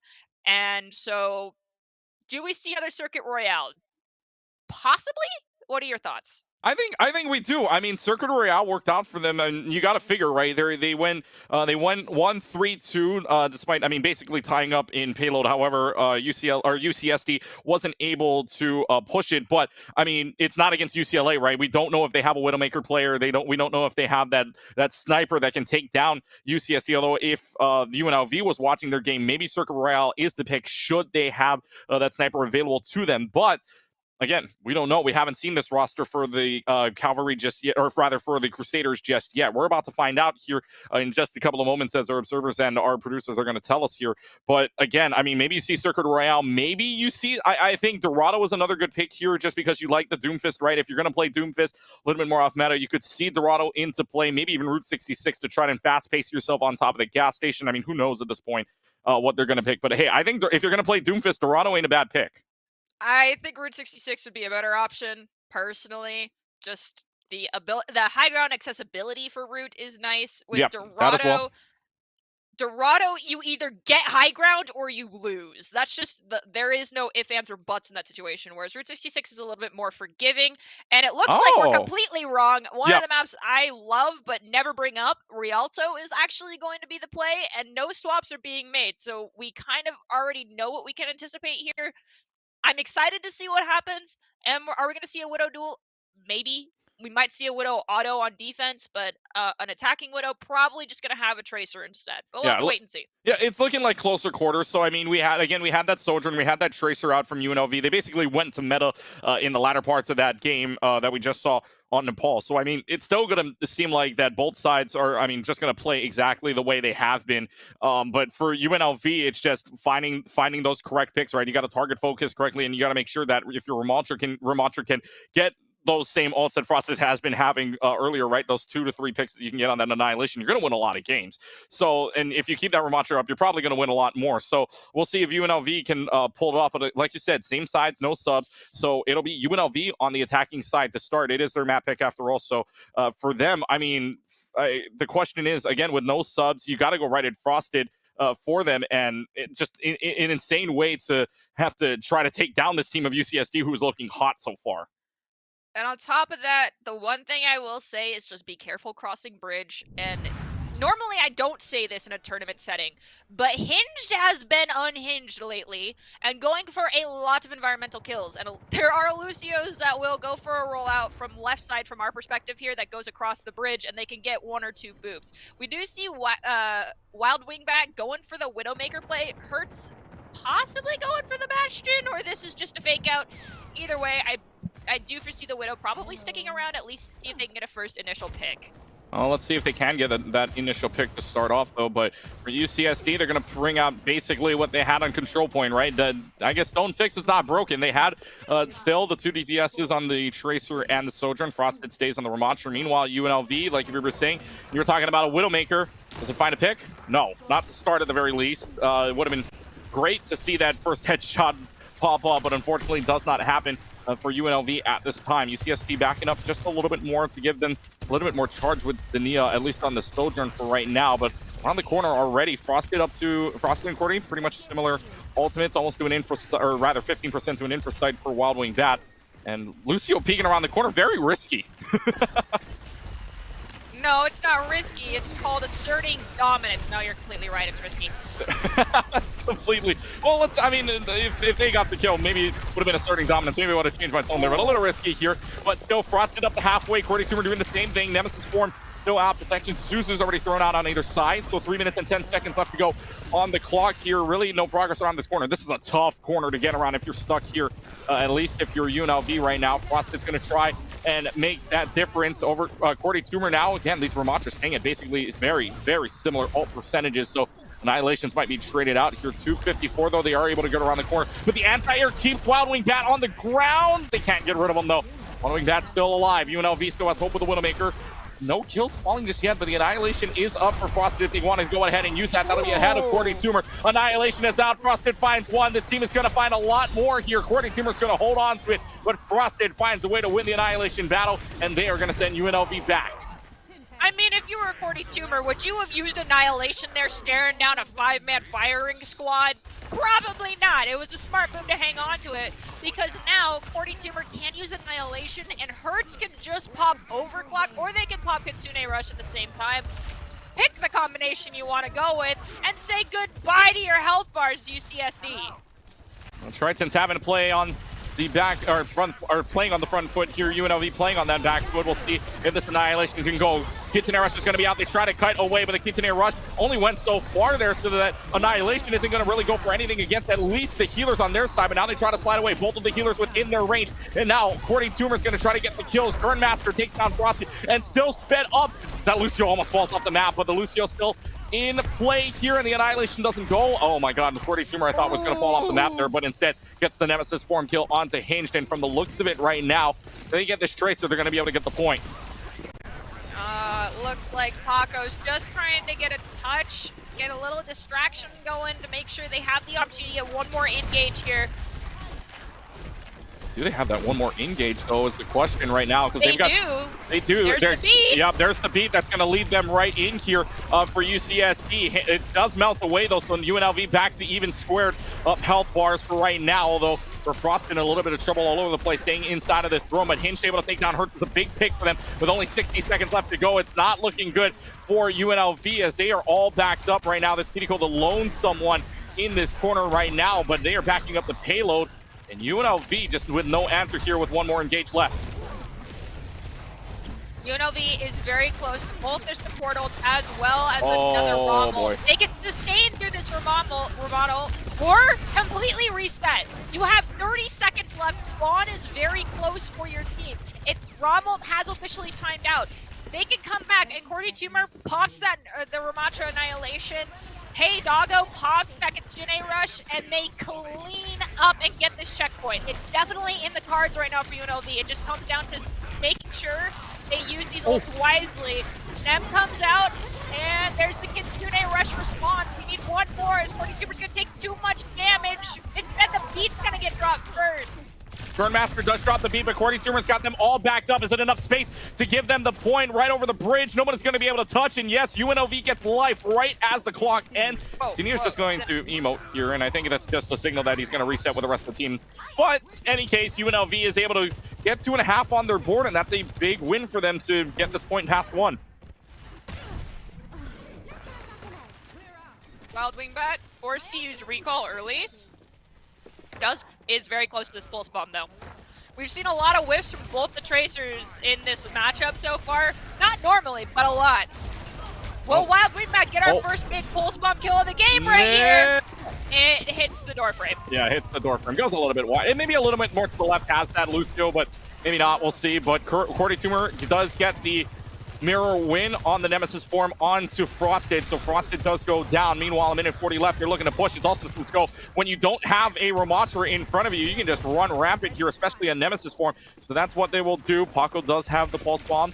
Looks to see if they can get an opportunity to drop one down below them or maybe onto somebody here, but now they know where he is. So Paco's just going to back away for right now. Tracer v Tracer battle. Who's going to win it? Don't just yet. We'll find out. But overclock used by Zinnia in the process here. And Zinnia finds nothing thus far. Keeping a rush is going to be used by Halo Go. Sound barrier used as a trade-off for right now. Find up to 70% on that Kitsune Rush. Annihilation being used by Frosted. Is this going to find something? It will. Kernmaster just a little too far up. And now Frosted is just going to run upstairs and make sure that the rest of the team starts to fall here for UNLV and the Tritons. Put up another fence with less than a minute to go. Okay, really? I thought Frosted's Rommel, I thought Annihilation timed out when he rounded that corner and got up those stairs. You could see the nanite tentacles still tickling people in that moment. Frosted, I don't know how you did it. That was disgusting. I appreciate it, but Cordy Tumor's going to return the favor. Well, Cordy Tumor does have that ultimate available, does have Annihilation ready to go. Surgeon for Hertz also having the overclock ready. See if they pop that here because it's pretty much final fight. Let's see if you can show up in prime time here. Could be the final fight. Overclock is popped, can't find a Tracer to start. Zinnia returns fire, takes down Hertz. Overclock, absolutely zero. Mine also takes down Wild Wingbat. The kunai headshot is big for them. 10 seconds left to go. Somebody's got a touch to give them a chance. Hitogo does take down Zania on the trade, though, so both of the Sojourns out right now. It's gonna be Hurts that comes back. Hitogo could be your player of this fight here because he's already got 2 now thus far on this Kiriko. So the overtime clock will start to run here. And now they're just gonna contest this out. Now Wild Wing Bat takes down Paco. Here comes the Kitsune Rush out from Mine, but Mine is taken down. Cordy Tumor takes him down, and UNLV once again in the final fight of overtime. When overtime clock starts to play, UNLV will swing away, and they now add 90 on the clock. Hurts, I don't know what voice in your head decided to say go Pharah, but I get it because it worked. That was incredible. My question now is, how long is UCSD going to let you get away with the Pharah? Well, there's no counterpick to it except for Zania, maybe on the secondary railgun fire, and then Frosted on the anti-air, but that anti-air only goes up so high. So now you have the sound barrier being used, and that's going to be a lead-in sound barrier as well from Kernmaster. Hinge doesn't have his quite yet, about 20% on the way there. Ball spawn for Paco a little bit wide, and now the Annihilation from Frosted as the sound barrier all but melts here. Keep Frosted up. You're going to win this one with the Annihilation. Here is still up through the shield. A good shield dance there from the Ramatra that's to hold on, but it's not going to be enough here with only 40 seconds left to go. UNLV's got one more fight remaining. They've got one more fight, but they're coming in with a Rocket Barrage, a Kitsune Rush, and an Annihilation. Just 2 of those is enough to win a fight. The question is which ultimate is Hinge going to respond to with Beat? Which ult is his team not going to be in a good position to deal with, and is he forced to use it as in a non-advantageous situation? 15 seconds left. They're going to run upstairs here and see if they can find a pick to start. Cordy Tumor 2% away from the Annihilation. Will they pop it right away is the big question. That's 2 inside of the anti-air. They don't use it just yet. Now they will, and they're going to use the Annihilation, but everybody's cut off, and now they're going to use the sound barrier. So they use the sound barrier in response to the Annihilation. However, they might not even need it for the Rocket Barrage as Zania takes down Hurt in the process. 6% left. Overtime clock starts to bleed out. Somebody's got to touch, and nobody will, somebody will. The Ramatra will, in fact, just touch. The Tracer also there at the same time, but Wild Wing Bat can only do so much by themselves, and the Lucio there for desperation, and Hurts will not even get the chance to get a kill with the Rocket Barrage. UNLV had their overtime fight won in the first point, the second point, but it's not going to happen on the third. UCSD shuts them down in 2 points, and basically going to be about 38 meters here for UCSD to go up 2-0. University of Nevada, UNLV still got that cart pretty gosh darn far. I mean, Bridgeway after checkpoint 1 can be a little bit rough sometimes, and they got through that area quickly. It's just, unfortunately, the cleanup crew was coming out a little bit too late, and it was kind of trying to grasp at straws a little bit after they got that second checkpoint because they had to make swaps to get to the point as quickly as possible. That kind of ruins your ult economy. So for a scramble, get a foothold on payload and win the fight and go from there type of deal that they're having to overcome, I think they did a great job. Well, for UCSD now, the job that they need to do is get this 2 points to 38.95 meters. But remember, the last time a team scored 2 on them on Escort, you go back to that last match, Circuit Royale, UCLA able to score 2 points at 92.31 meters, eventually winning in the end because UCSD did get 2 points, but they weren't able to get to that golden box of victory. Same scenario here for UCSD, but can they change their fate? And for UCSD, Zania's going to be on the Widowmaker to start this one off. Instead, UNLV is going to basically play meta here. Wild Wing Bat stays on that Tracer, Hurts on that Sojourn. Can the Widowmaker find a pick is the question. Finds a headshot on the Ramatra to start. If that's any other character, they're dead right out the gate. Luckily for them, it's Cordy Tumor that was up top first, and they're just going to get healed back right away, and they're going to switch on over to the Sojourn now. I think that's the second time we've seen Zania get an intro headshot, but it landed on a tank. Yeah, it might just be. It might just be. I think it might be multiple entry headshots, but for Zania to be hitting these is insane. Again, if that hits any other character, they're dead. So, I mean, luckily enough for them, Cordy Tumor was the one that peaked out. The 3 minutes and 20 seconds now, seeing if they can push right up here, right around the statue. So they're going to give up at least the first turn, and Hitogo takes down this Tracer of Paco, but it's traded out. Hurts goes down in the hands of a Disruption shot. Goes to Nia, still trying to find a pick around here, in a little bit of trouble trying to just dodge around what they can. Hinge finds Wild Wing Bat as Wild Wing Bat was trying to jump down and play the hero a little bit. Cordy Tumor up to 57%, Frosted 63. Basically the same story that we did before, as both teams pretty much getting their ultimate percentages. However, Xenia and Paco, the combination of the DPS, has shuts them down, and it's a first fight win for UCSD.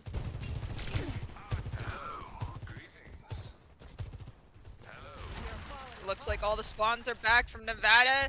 Wild Wingbat has that pulse bomb very close. They're ahead of Paco, and they're going on the flank, but they're battling so there's a battle of the Tracers, and now it's a 4v4. Oh boy, well, Battle of the Tracers, see if that works out for them for right now. 2 minutes and 26 seconds. Paco's from up top, tries to use the pulse bomb for Wild Wing Bat, isn't going to find anything. Annihilation available for Frosted. Do they want to use it now is the question, and with the anti-air, they will, but if everybody in here good, kite back and the good protection Susu for right now, Cordy Tumor will respond in kind, but Frosted one catches Wild Wing Bat when Wild Wing Bat was trying to go around, not enough health to live, and now Frosted's just going to run rapid, finds a second, finds a third onto Cordy Tumor, and Frosted runs them over. It's another 2.5 to UCSD. It's just the Kiriko left standing. They use that protection. Suzu trying to... They managed to escape! Oh, hey, Doggo, that was incredible. Yeah, that was incredible. They tried to get away, but unfortunately UCSD, right now, I mean, Hado goes, has the Kitsune Rush, Hertz has the... Hertz has the overclock, but we remember last time, Xenia took Hertz out of play as soon as they tried to use that overclock, and a great clip from them. Paco has the pulse bomb around the corner. They know where he is, tries to look for a land. Is he going to find anything? No, lands a little bit too low, jumps around it, and they move forward for a little while. Now the overclock from Hertz. Hertz, can you find a shot? Here is the question. On the Kiriko, the sound barrier also being used out by Hate. Hertz able to find mine, is traded out though, but Cordy Tumor does go down. That's your Ramacho down. That's not a good sign here for UNLV. They try to push up. The sound barrier now invested by Kernmaster here to see if they can push UCSD back. They are not perturbed though by what they see. They're just going to keep pushing it along. Paco coming upstairs from behind, forced to use recall, but is not going to get pressured. Wild Wingbat looking for a target, sees that there's a Sojourn, drops the pulse a little wide again, and we have a Kitsune Rush come out from UCSD. This is the opportunity for them to flip the fight as they take down Cordy Tumor. Kernmaster goes down, Hey Doggo goes down. Now it's just the DPS left standing for the defense. Hey Doggo gets the kill there, or Hey Doggo does go down, which is big for them. So now it's going to be a fight for the end here. It's 38.95 meters. You have to defend if you're UNLV, but the annihilation from Frosted, if this comes up, it's now. And this could very well just end it. They are all together. They are all clumped up in this side room. Paco Xenia getting those kills down to the final 26 meters, but you do not have enough time to respawn and touch this back. Change on over to the Hanzo. The Hanzo does go down immediately. And down to the final 13 meters. Frosted ends Kurtz through the door. 4 meters left to go. No one is going to touch, and UCSD changes their fate on an escort map. They're able to get to the golden box of victory, and now they sit on match point. How do you stop a Ramatra that is Frosted? I don't know. There is going to be a complicated answer to this, but I mean, Frosted right now, again, look at Wild Wing Bat just ran right into him, and that's the goal signal here, and see the Lucio in the side room, but oh my goodness, just the amounts of damage that is being poured out by this Annihilation. Even got Hurts at the end there as well for Frosted. So for Frosted, I mean, that's a lot of kills coming his way, at least on final blows for Annihilation. If we just need to later on count up how many Annihilation final blows we've seen on stream today, because it's got to be plenty. I don't need a ticker for that. I think that'll just further ingrain the fact that Annihilation is too OP right now, and I can't cope harder than I already am. With that being said, it is going to be UNLV's pick once again for a map. It's going to be Push. If you were UNLV, is there any suggestions you'd be giving? Is there a map you'd say you shouldn't go to? Not New Queen Street. I would say not New Queen. I mean, basically, your only chance is maybe long sightline. So maybe, I mean, if you can win the long shot battle, maybe you go Coliseo. I mean, you don't want to play against Ramatra close up, right? You know, I don't think you want to go to at least Esperanza, which is kind of close up as well. I mean, you got maybe different levels. Maybe Esperanza is the call. I'm not too. There's only 3 maps here on Push that, I mean, you know, they play similarly in some cases, but I don't know. Long sightlines, you may be looking at maybe. You're looking at maybe to stay away from the Ramacho as far as possible. Maybe you're looking at Coliseo. I actually think Coliseo, with how quickly Frost is able to actually build his Annihilation ultimate, we'll see it within the first fight and a half if it's not cleaned up quickly. So just like a really long first fight is what they'll be playing for UCSD, just to charge Annihilation and clean up with just Annihilation. Because of how close quarters Coliseo first fight is, you can get pummeled through a lot of people, and that gives you a lot of ult charge. With that in mind, we did see Esperanza. It didn't work out in favor of LA last series, but I do actually think New Queen Street would play a little bit better into UNLV's favor. And that's why you're the color caster. New Queen Street is going to be the pick here for UNLV. That's why you're my partner here, to make sure that my triad prediction goes a little bit better. But anyways, New Queen Street is going to be the pick here for the UNLV Rebels here. But Crusaders sitting on basically needs a reverse sweep here. Triton sitting on match point here to advance on into the championship round. And right now they're either facing Boise State or Utah, so a tough challenge ahead nonetheless here for either team. But as it stands, I mean, UCSD looking pretty good as long as they've got Frosted. Frosted sitting really pretty right now on top of at least your player of the game thus far. Yeah, I have no arguments with that one. It's just, I want to see a map where there's just like a gentleman's ban on Ram. I know it won't happen, but you know, sometimes in tournaments we get those blessed moments where it's like, okay, for point one in the days of 2CP, which push has just become the old 2CP, it's like, for point one, we're going to have a Torb hammer fight. Whichever Torb wins, then we're going to go on to fight actually on point. It'll be, you know, a 4v-ish a Torb that's really hurt and that type of stuff. Are we going to get a gentleman's agreement for no Ram? No. Would I love it if it happened? Yes. Well, I think we all loved if I think we all loved if we're ready to go, or if we're ready to see a Torbjorn v Torbjorn, or I mean, even a Tracer v Tracer battle would be pretty interesting. But we've seen that a couple of times already between these two teams already. I mean, Sojourn v Sojourn, we know that Hertz has had that overclock, but Zinnia able to shut them down right away. So I mean, we've had a lot of different mirror battles. Is it good to ban out Ramontra? I mean, there's no ban pick system just yet. So, I mean, there's no ban system for Overwatch. I mean, there has been an Overwatch League which was banned during a stage, but not quite yet for anything else. But here We've comes... seen it in Collegiate. We did have it for a semester. I actually enjoy it. It forces people to have the ability to adapt, so you don't have just the chronically overpowered one hero that you're always going to see, Ramontra, Sojourn, for instance. It does force creativity, and it does allow teams that do play more flexible comps the opportunity to shine. But we've gone away from that. I digress. We're about to hop into New Queen Street. Paco already looking to post up over here and to jump onto whomever puts themselves in a bad spot. Taking the battle to the high ground, pretty standard to roll out on New Queen Street. Well, let's see. 20 seconds in the game already, and you can see Zinio already up to 20% on that ultimate. Same thing for Hearth. So really it's just a trade fight of just damage. They're just poking at each other for right now, just trying to feel out what's going to happen in this game. Meanwhile, Paco is surrounding Cordy Tumor right now, and Paco's on this lower staircase, which they don't even notice, and that's a lot of damage being poured out. Paco has to use the recall to get away from, 3 people, but that bot is unlocked, and basically gets themselves 7/10 of a meter to start off. They could be getting a lot more, though, as UNLV starts to fall a little bit down in health, but Paco does go down on the hands of Kernmaster, so for a while, UCSD is going to back off for right now, getting that 7/10 of a lead. UNLV making sure that they have some momentum going into this. In fact, they're going to try to make sure that they've got enough damage to pour onto this Ramontra right now, who's already 82% to the ultimate, and the Annihilation not going to happen this time around. Wild Wingbat takes care of it, looking like UNLV might win this fight here, and in fact they will. They're 0.7 away from the lead, and they will take the bot. And we have another pulse that does not land. I'm starting to just think they're zoning ultimates. But the one thing I want to point out is that though Cordy Tumor did sustain and live through that fight, there was a heck of a lot of healing that had to go into him. I'm pretty sure there was one moment where we saw a flash of his health from his POV, and he had sub 30 health, which was incredible.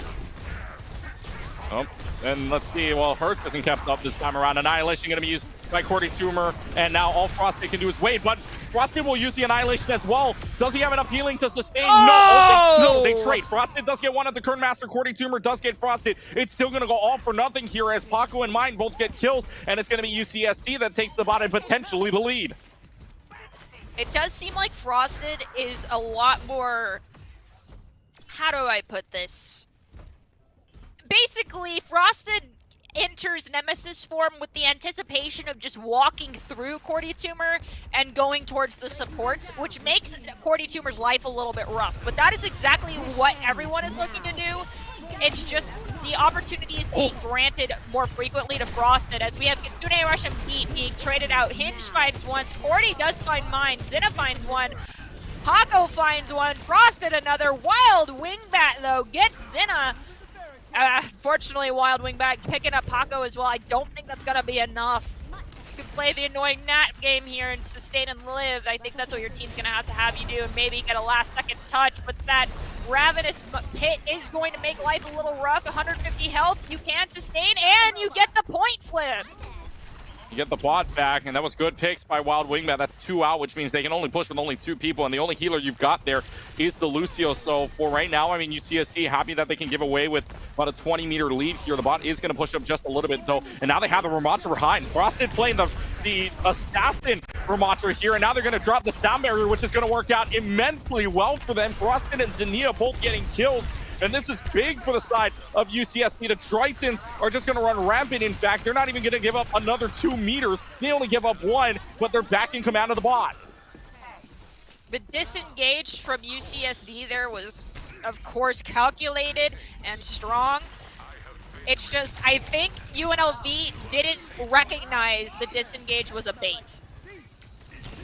Yeah, I don't think they knew that at all, but now you're coming down to the final 5 meters for the first checkpoint, and in fact, they are going to get it. So it's going to be front checkpoint here for the Tritons. We'll see if they want to contest right here to maybe tie up the game if they can get their pulse bomb is out from Wild Wing. That lands up going a little bit wild.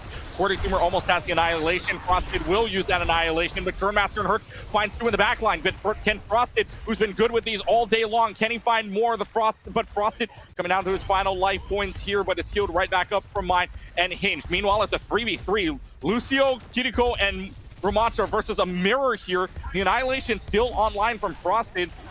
But now they start to back away, knowing that they've got control of the bot, and if they were to fight this, they've got a 5v2 situation coming up.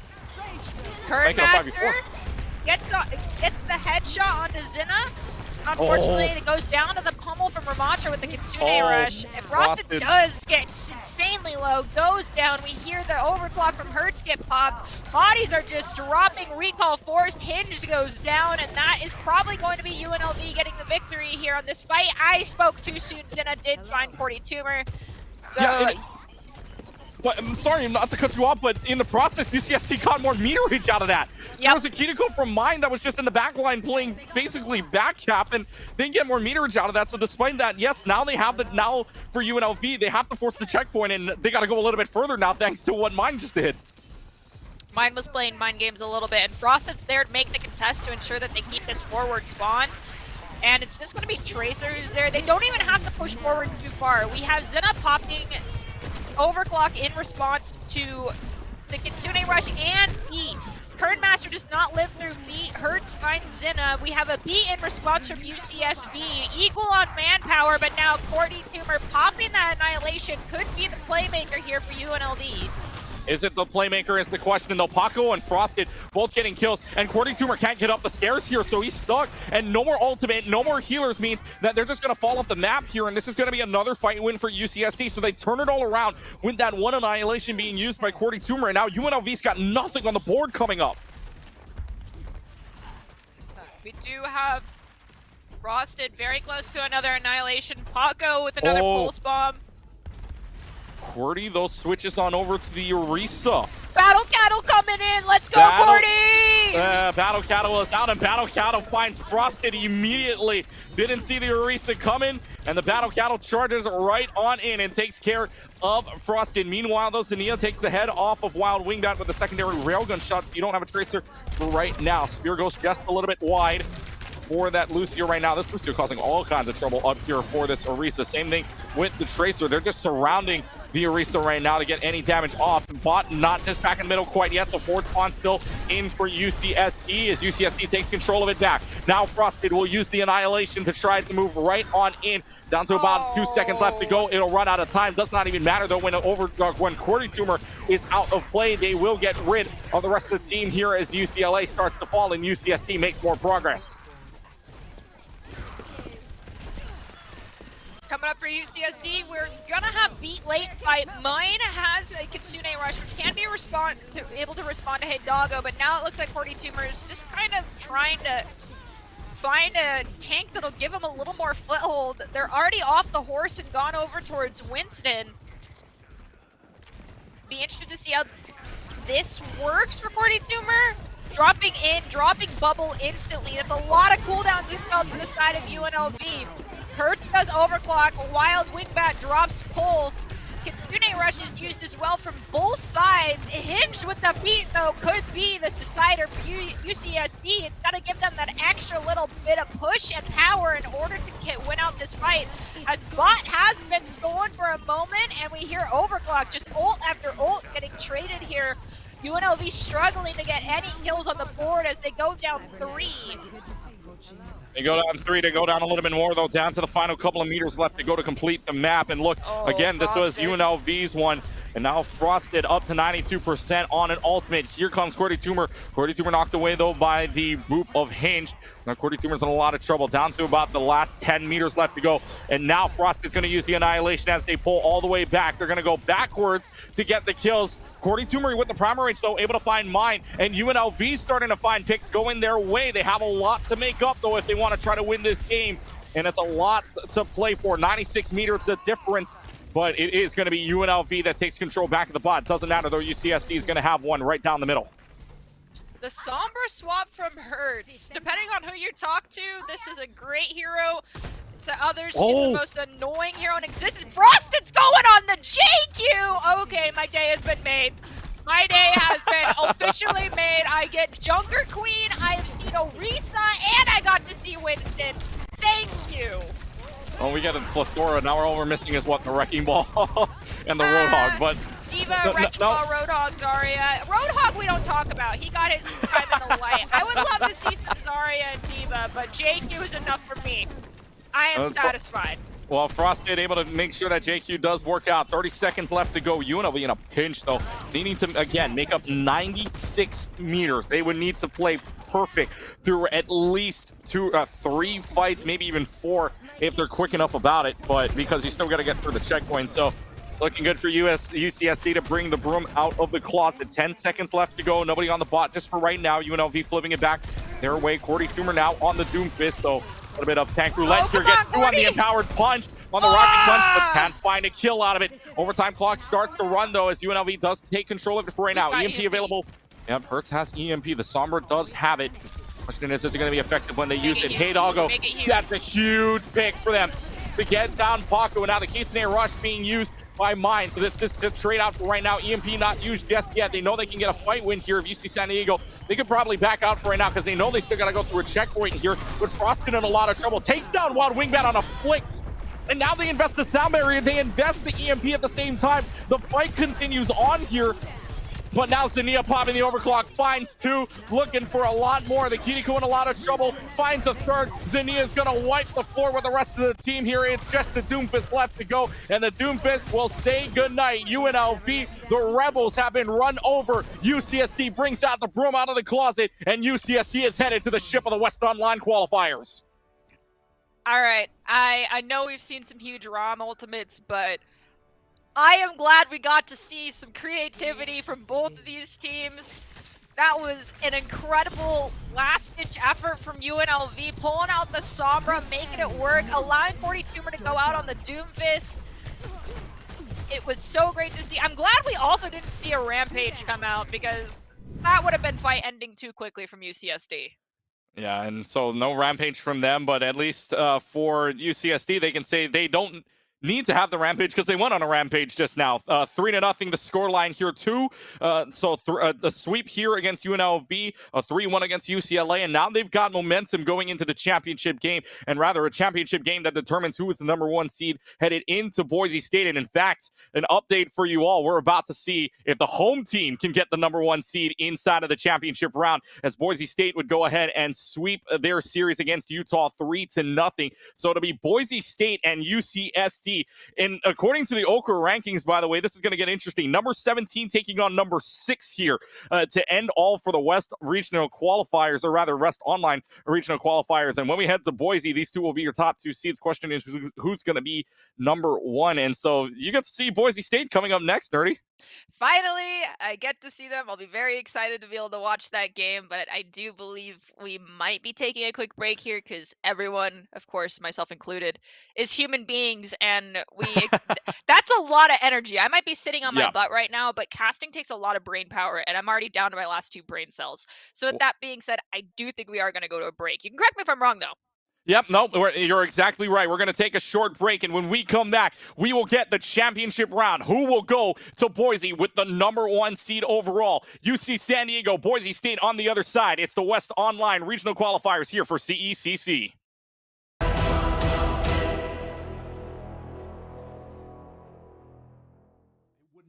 Enough. It is an incredible moment from SGP, and it just goes to show how good Northwood continues to be. See, seconds into the match, and SGP's got a spike, a 0 to death at that. Brother, that was literally 1 down here after Fireball, bro, please. Oh, and now we're playing this dangerous game at the ledge. For clip number 5, we're jumping into one of my favorite games, and we get the chance to see one of my favorite ultimate combinations in the game right now. The Roadhog ultimate and the Kitsune Rush from Kiriko. So unbelievably strong, and it really helps Newberry kind of snap back in a moment where they were struggling to gain their footing once again. To deal with that Nano Blade. You really just have to get around the protection Suzu and the Sleep Dart. Well, there's the whole hog, there's the Kitsune Rush, and there goes the lives of Alfred State. Depressus is going to find a third. That's going to be a team kill. Kitsune Rush plus whole hog, overpowered, I swear. Clip number 4, not quite on the podium, but still very, very impressive. Emery and Henry versus St. Lawrence going head-to-head. Both teams, 2 players left, but Hispanerd wants to clean up their opponents as quick as humanly possible, and quick they certainly were. Yeah, little in fact, PhD actually stands for pretty heavy dude, because Dr. Mario might as well be ahead with how he hits and how hard he can be to kill sometimes. The fact that he has Mario's hitboxes, his get off move tools, and these kill confirms at ledge, like I said, throw confirmed. At the beginning of this video, I talked about the individual presence a single player can have to make or break success for their team. Keller from Fisher College proves that point in its entirety by dropping a 4K against Ball State University and removing any iota of wind from their sails on Kings Row. They could potentially use to be able to make something happen here. Now Ravenstrider is going to use the Kitsune Keller! 2 kills inside of the oh my word, inside of the Dragons, and now they're looking for a 4K.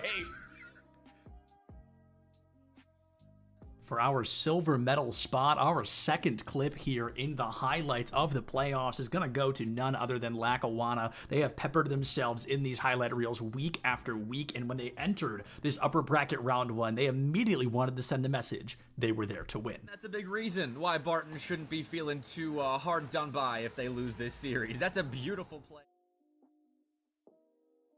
And our number 1 gold medal clip of the ECAC playoff highlights is a beautiful moment from Hybrid, one that left my jaw on the floor. Let's see if the same goes for you.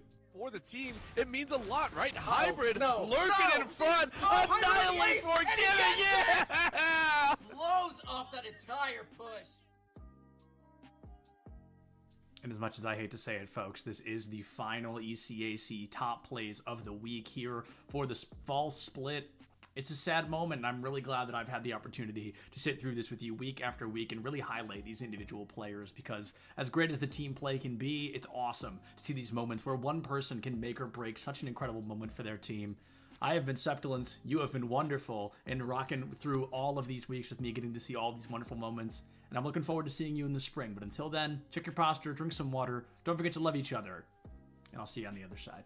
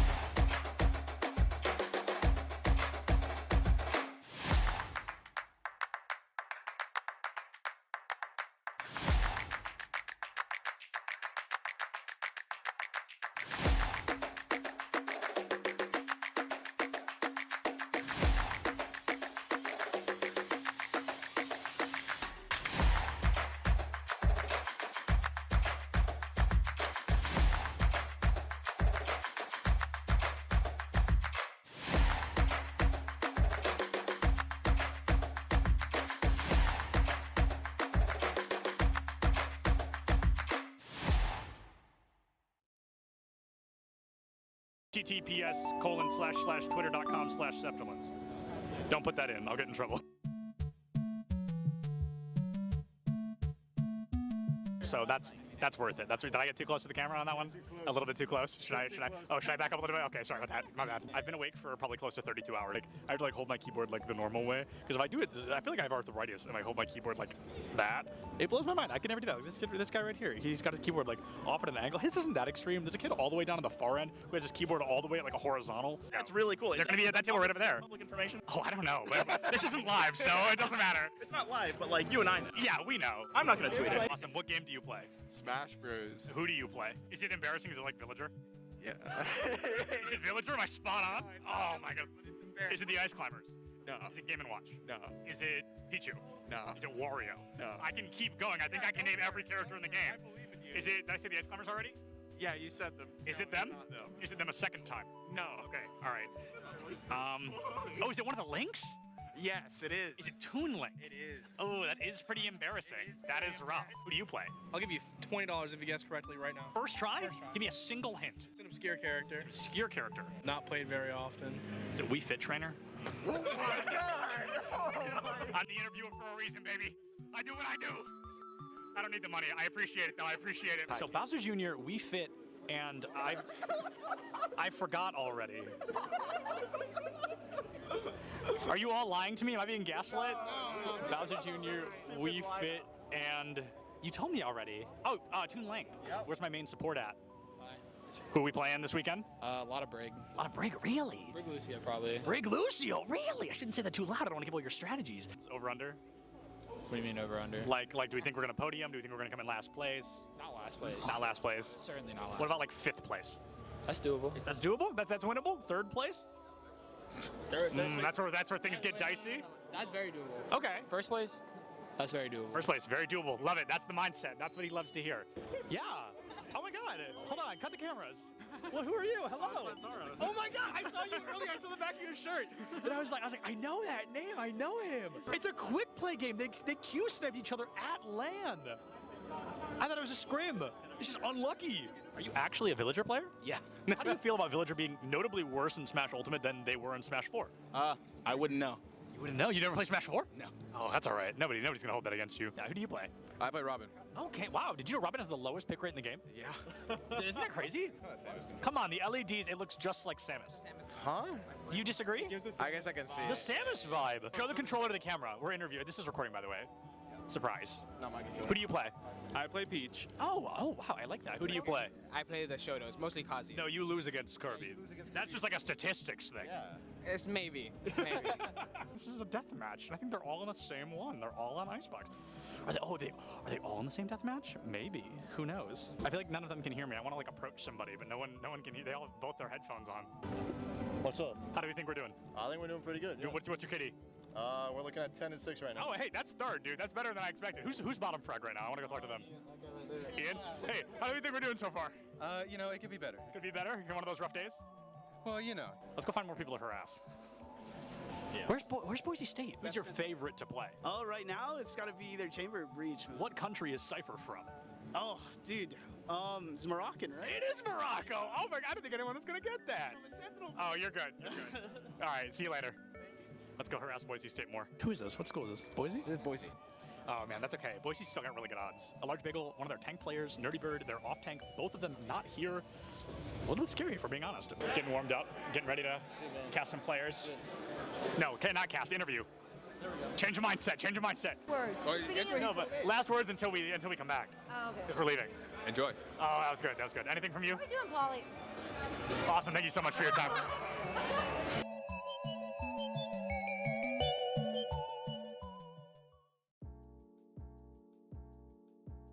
What is going on, everybody, and welcome back to ECAC Top Plays of the Week. I am Septilence, and let me tell you what, right away, if you thought last week's clips were great from weeks 1 and 2, your minds are going to be blown here in week number 3. Let's take a look at what these players brought to the table this week. We wanted a banger to kick things off strong in our 8th slot of the week, and let me tell you what, CU definitely coming in clutch. They're already up a couple of points, but they want to make sure they can walk away victorious in game number 1 with a pretty good pinch from Pancake. Yeah. Another good shot. pancake with that shot. Oh, get your syrup and your chocolate chips out, because this pancake is looking tasty. With only 60 seconds on the clock, the University of Kentucky was feeling great. They'd already won a fight, Midtown was within their grasp as they only needed to secure one more fight win to full hold Bryant University. But Klaus knew, sometimes it's not just about winning. Sometimes it's about sending a message. Okay, they've got to move. There's the initial hack. Klaus down like the cat among the pigeons. And there's not a lot of coming back from that one. The fawn, it's... RPI found themselves with their backs against the wall on bind. They were 2 round losses away from losing the map and the series being tied up 1-1, going all the way to map number 3. They needed a hero. They needed somebody to guide them to the promised land, and it was Moses with a 3-piece that secured the deal and won them their 9th round. The team, Southern Arkansas, will make it free and clear, taking on the site, unless Moses able to lock it down with a 3K! It's all up to the singular Briani, who's nowhere to be found! That must have been, he just walked through. CU did such a good job this week that we want to highlight them not once, but twice. This time the attention pulling over to Lyric, who gives us a great aerial coast-to-coast play and seals the deal with what looks like a 0-degree goal to put CU just 1 point further in the lead. Oh, that was beautiful. Beautiful aerial goal. Could have said it better myself. Look at how Lyric creates space. And the accuracy. Does it get any better than that? It really doesn't. For this next clip, we're jumping over to a Smash crew battle where things are looking good. All 3 players alive on both sides, and Bounce with 3 stocks against their opponent, Sam Kalta. Bounce finds an amazing snipe off stage to guarantee Sam's first stock be taken off the board, putting Bounce's team in the lead. Unlike very high. Oh, but that nice neutral B off beautiful stage. snipe. You love to see that one. Week number 3 was the week of Rocket League, the week of CU in particular. Lyric, just when you think this team can't come out any stronger, finds a 3-second goal against CMCC that just showed the dominance CU was willing to come out with here in week 3. We are 3 Oh my god. seconds into game You don't get much number better 2. than that. That was awesome. Oh man, that was beautiful. Ceramics, pedal to the metal right there. Foot on the gas pedal. With a 1-round lead on Ascent, Suni Canton was feeling a little bit shaky, and it was up to Lil J to make some big moves. You got dash. Not gonna go for it. Get all the way out of that one and fake the dash away, so they know about him close. Well, the Roomba will give it away. Has tucked the nade though, so definitely gonna stay alive. Party's Okay, over. good. All right. Spike down B. Jinx, bro. Yummy a soda now. Love that. Oh, the timing. I like the gust. One enemy remaining. Never mind. Ace, ace, ace, ace. Fantastic Lil J ace on its way. Happy to have it. 5-3. Sunny Things were looking bleak for the University of Kentucky on the 5th and final map, but the momentum started to shift when Klaus decided the chaos needed to end a little quicker. Arrow, who just won't be able to survive on the point all that long. Yurik finds Rimru. High noon for 3 for Klaus at the last possible second to secure a cap and buy them a stay of execution. And with that, folks, ECAC highlights of Week 3 have come to a close. Let me tell you, it's been a pleasure getting to reminisce on all of these fantastic moments with you. Check your posture, drink some water, don't forget to love each other, and we'll see you next time.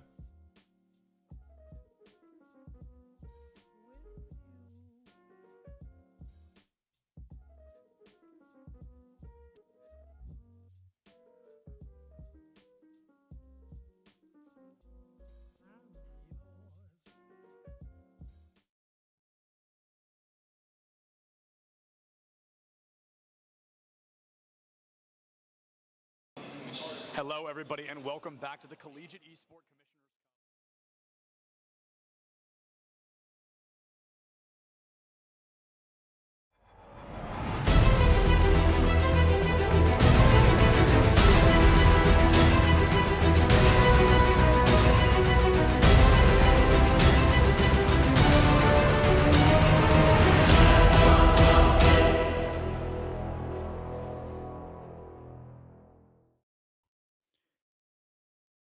Two teams remaining here in the West Online qualifiers. They're both in, but which one will land up with the #1 seed when we head to Boise in March? Welcome back inside of the booth. Clutch Key alongside Nerdy Bird, bringing you the final game of the Spring 23 West Online qualifier here for CECC. It all comes down to, according to the Oka rankings, number 6 versus number 17. Boise State Broncos on their way here, sweeping both of their opponents to get to this point. Meanwhile, UCSD number 17 having to go 3-1 against UCLA and 3-0 against UNLV. But both teams here playing for that #1 seed, which will really help them when we get to then land. And you can see the bracket right in front of you. And Nerdy, you have some connections with Boise State. UCSD also looking good as well. I'm excited for this one. I mean, there is a deep-seated rivalry that exists between UCSD and Boise State Broncos. So it's very exciting to have them battle it out in the championship here. Yes, the Broncos took on the Navy squad earlier today. They 3-0'd them. Will the Gold squad be as easy? No. Why? Frosted gets Ramatra Annihilation extremely fast for a Ramatra. I'm not sure if Clear can keep up with UCSD's Ram if Clear is the one playing main tank for this main game. Well, let's see if Boise State can come out of this with a winner, if UCSD is going to take the #1 seed over the home team of Boise State. And meanwhile, let's take a look at your rosters real quickly. We'll run through UCSD's. For those of you just joining us, we'll do this one more time here. For UCSD, though, again, the name of note, Frosted, who's been building up the Ramatra ults very quickly. That is Frosted, Zania, who we saw on the Soldier earlier, Paco on the Tracer on games previously. Hinged was on the Lucio, Mine on the Kiriko. And this team, again, a big threat heading into this championship match. Now we'll switch on over to the team we haven't seen since yesterday, Boise State. And for the Broncos themselves, their lineup looks like this. It'll be Clear, Matt Merck, Plato, Chosen, and Bagel. And again, for Nerdy Bird, you can talk about this team all day long, but yesterday when we saw Clear pop off on that tank position, Clear was looking really good. Clear was. You even saw Clear rocking it on the JQ into some interesting matchups, to say the least. However, I don't think Clear is going to be able to get away with that same thing in this next game. I think you got to start out strong and start out on the ram pick just out the gate. And then if there are counter swaps, you can. And we actually are going to get a quick view into the arena. That person we are currently looking at from the Boise State arena, that was originally Plato. Here from the front left, that is Chosen, that followed by Matt Merck, Clear, and then that is Goblin on the far right. Yeah, and so Boise State again playing against UCSD coming up here in just a couple of moments. Big West versus Mountain West. Again, you can see inside of the Boise State arena. That'll be where the LAN will be held later on in early March there. But again, both teams looking to complete the conquest for their very first tournament of Spring 23 in CECC. We've already done the South. We've already done the East. It's down to the West and the Midwest. Midwest coming up later on this month, I believe. But we're going to see, again, a lot of teams playing for those spots in CECC as we head into the road to Arlington and the Esports Stadium Arlington. But again, Big West versus Mountain West, two very prominent teams. In fact, again, first Oka rankings of the Spring 23 semester coming out, and Boise State put up in the number 6 slot behind UC Irvine, Fisher, Maryville, Northwood, and Illinois State. So if you're up there with the best of the best like those 5 teams, you got to feel pretty good going into this game.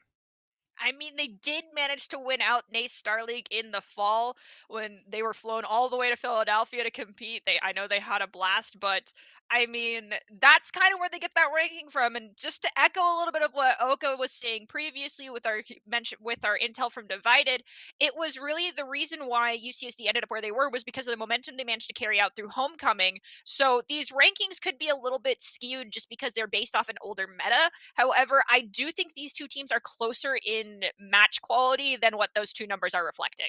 Yeah, so I mean, still, I mean, even in all other games, when you see a rank pop up and you see 2 teams ranked in these positions, you know it's going to be a good one coming up here in a couple of moments. And the other thing too about Boise State is, you take a look at the rankings, it's not all too wrong when you look at who they faced off. They took on Utah earlier as well in that semifinal, and look, they didn't seem like they had too much of trouble with Utah as well, going 3-0. Neither of these teams really did have any trouble against their semifinal opponents, both in a 3-0 sweep. But now we we get to see what these teams are made of. In fact, there's only one game in this bracket that went to 4 games, or 2 games that went to 4 games, and one of them involves the team right here. UCSD lost to UCLA back on Circuit Royale on Circuit Royale 3-2. So that was their closest game. And other than that, now we go head on over to Ilios, where UCSD's been pretty good and won 2 out of the 3 maps on Nepal, won both maps in their first game on LA. This time it's different on the Ruins.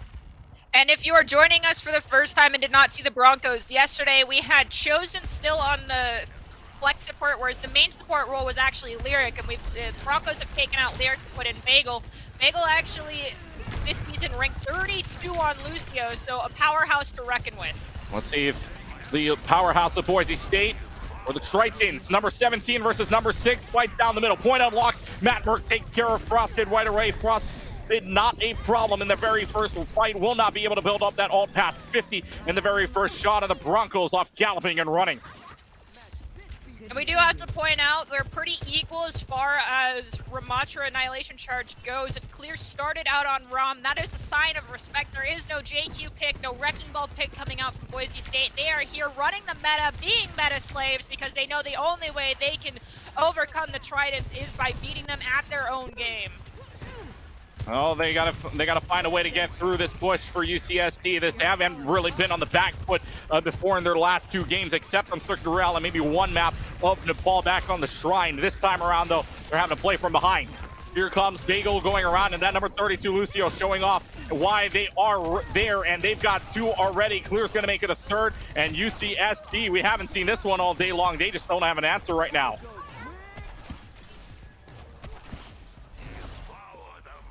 Annihilation is online for Clear. Pulse Bomb from Matt Merck online.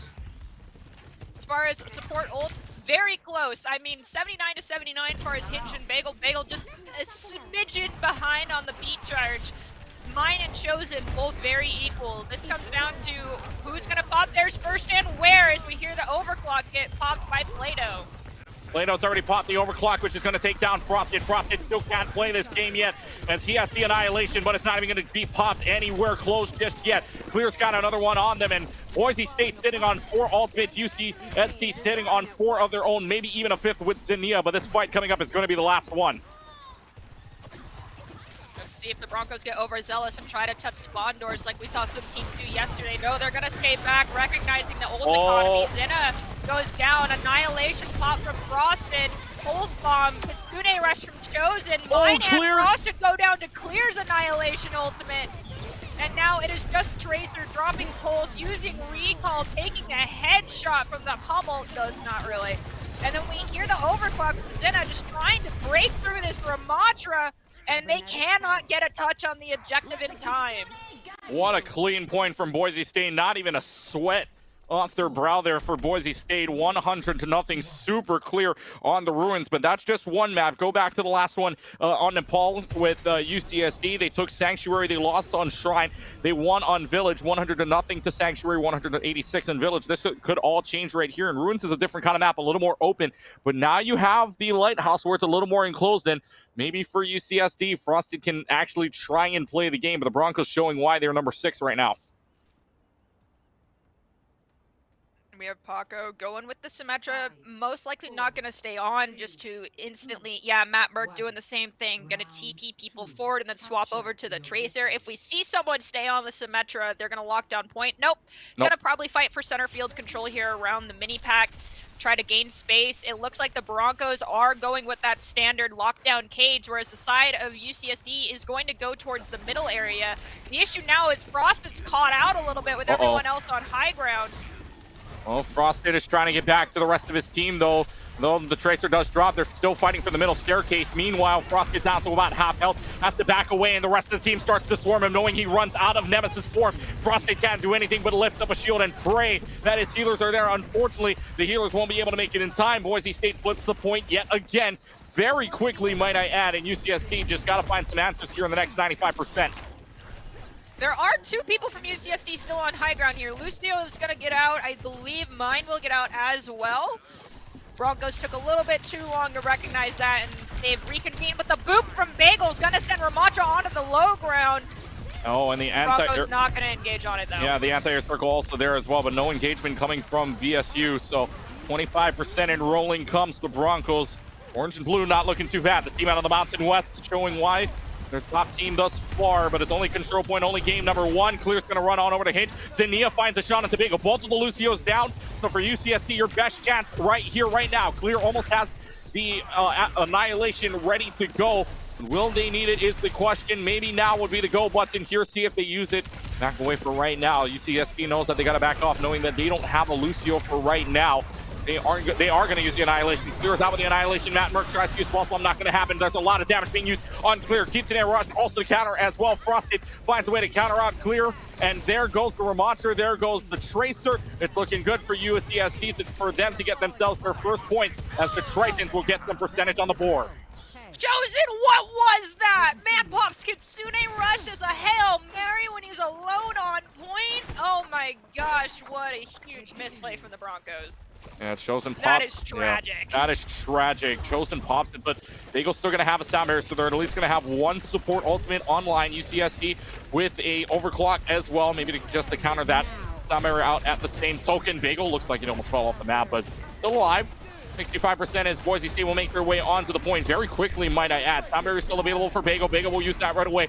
And again, UCSD with no support ults anyway, so BSU will go ahead and just start running the field here. Takes down Frosted, another big pickoff as Frosted goes down first yet again. And Boise State flipping the point, taking this to the final fight. Last fight territory, we're going to have roughly a Pulse Bomb from Matt Merck online. Paco's going to have a Pulse Bomb. Frosted, though, leading the charge as far as the Annihilation ult goes. And if this fight lasts long enough, we could see a Rom v Rom Annihilation get popped, and it's just going to be a bloodbath. Well, 90%, still going to find a way to touch the point regardless here, at least within the last 4%. 95% though, you're going to have Frosted running towards the point on their own. No healers whatsoever. Has to use Nemesis form right away to pop, but Zania does find Matt Merck, so that's a lot of your backline damage gone there from the side of Boise State. For the frontline damage, the one you're worried about, Frosted oh so low. No help with the support just yet. Overtime clock starts to bleed halfway down, and now Frosted getting some help here. Clear and Frosted both using their Annihilation. Who's going to get the better of it? It's looking like UCSD has some life in them. They get 4 kills, and the Tritons are still in this game. And look at those ults that are online now for UCSD. Pulse Bomb, Beat, and Kitsune Rush. The Broncos actually have to take this engage a little slower so they can get up a Pulse, get up an Overclock, and Poswison's ult online as well before they get a full engage. So this neutral fight stage is going to be important. If the Broncos lose someone, they're going to have to basically reset. Oh, Boise State now, again, like you were saying, Ultimate's online, though. Chosen back with the Kitsune Rush available. This is going to be check marks aglow here for both sides. Paco uses the Pulse Bomb, not going to find anything. Meanwhile, Kitsune Rush is out, Pulse Bomb is out, finds a stick onto the Ramatra, which shaves them off just a little bit for a little while. Chosen using the Kitsune Rush, but it might be to no avail. Plato does go down. Mine ults and Hinge both using their ultimates on the Kitsune Rush and the Sound Barrier. Sound Barrier finally melts away, though. So now the overtime clock will hit. Boise State able to flip that point back, so UCSD gets nothing more after this fight, but they will get a little more percentage as they win the fight, and no more support ultimates left online except for Bagels coming up. We'll have Overclock versus Overclock, Beat versus nothing coming out from UCSD. It's going to come down to Frosted, who's leading once again on this Ramatra ultimate percentage to basically clutch this fight out long enough for one of the supports to respond from UCSD to help them out. Boise State going to look for a quick engage. Zena pops the Overclock, gets a lot of damage onto Clear. Oh, Clear gets sent to the Shadow Realm. Can they find a second? No, Frosted gets Bagel. They do, but it's a trade-off 1-for-1 on the overclocks. Now down to the final 5% here for UCSD. The Tritons in command on the driver's seat still. Nobody's touching the point for Boise State. They thought they had it, but they really don't. Nobody touched. And the Tritons take this to map number 3. We're headed to the well. They had a touch potential, but Boise State just doesn't do it, and the Tritons are still in game number 1. Oh my goodness. Now we are on a playground. Hinged and Bagel. Who's gonna get the intro boop to get their team the win here? If you all don't go for boops, I will be very sad. Hinged, I've seen you pop off all day with them boops. Bagel, you had a nice highlight that was literally your highlight at the beginning of a week worth of top 5s. So come on. One of you has to do it. If you don't go for it, I'm roasting you both on Twitter. Well, you have the connections there. You're just going to go right onto Twitter and just roast them, I guess. But that's what you get when you get the Boise State connections there. And they're right at it. Number 6, number versus 17. This one will go down to the last map here on Ilios. It is the well. Big hole in the middle there for anybody to get booped off of, which is where the Lucios play the strongest here. Really nobody else. I mean, maybe as protection, Zuzu could get the environmental kill, but that's super, super rare, if that. 5 seconds until the point unlocks. They're just going to run rampant here. Frosted in a whole lot of trouble. And now the rest of the team having to back up, having to play right around this little side room. The Lucio in a lot of trouble for them as well. This Lucio is just going to stay alive. I mean, this Lucio's been staying alive for quite a long time. But with Frosted going down, Boise State's got first cap yet again. 3rd straight map. Hinge was looking for it. They almost had the boop. It's just the reduction boop knockback on the tanks just did not help Hinge, or they would have gotten the ROM. I saw you. I appreciate it. You get the golden star for this one. Well, I mean, you are a Lucio, man. You got to appreciate the attempt there. I mean, 100%. Right? You got to go for it. Yeah, you got to go for it at this point. But, I mean, all systems go at this point, especially in map number 3. Crucial map number 3 at that as well. 25% enrolling for the Broncos. Going to try to go ahead and send the side room near the mini pack.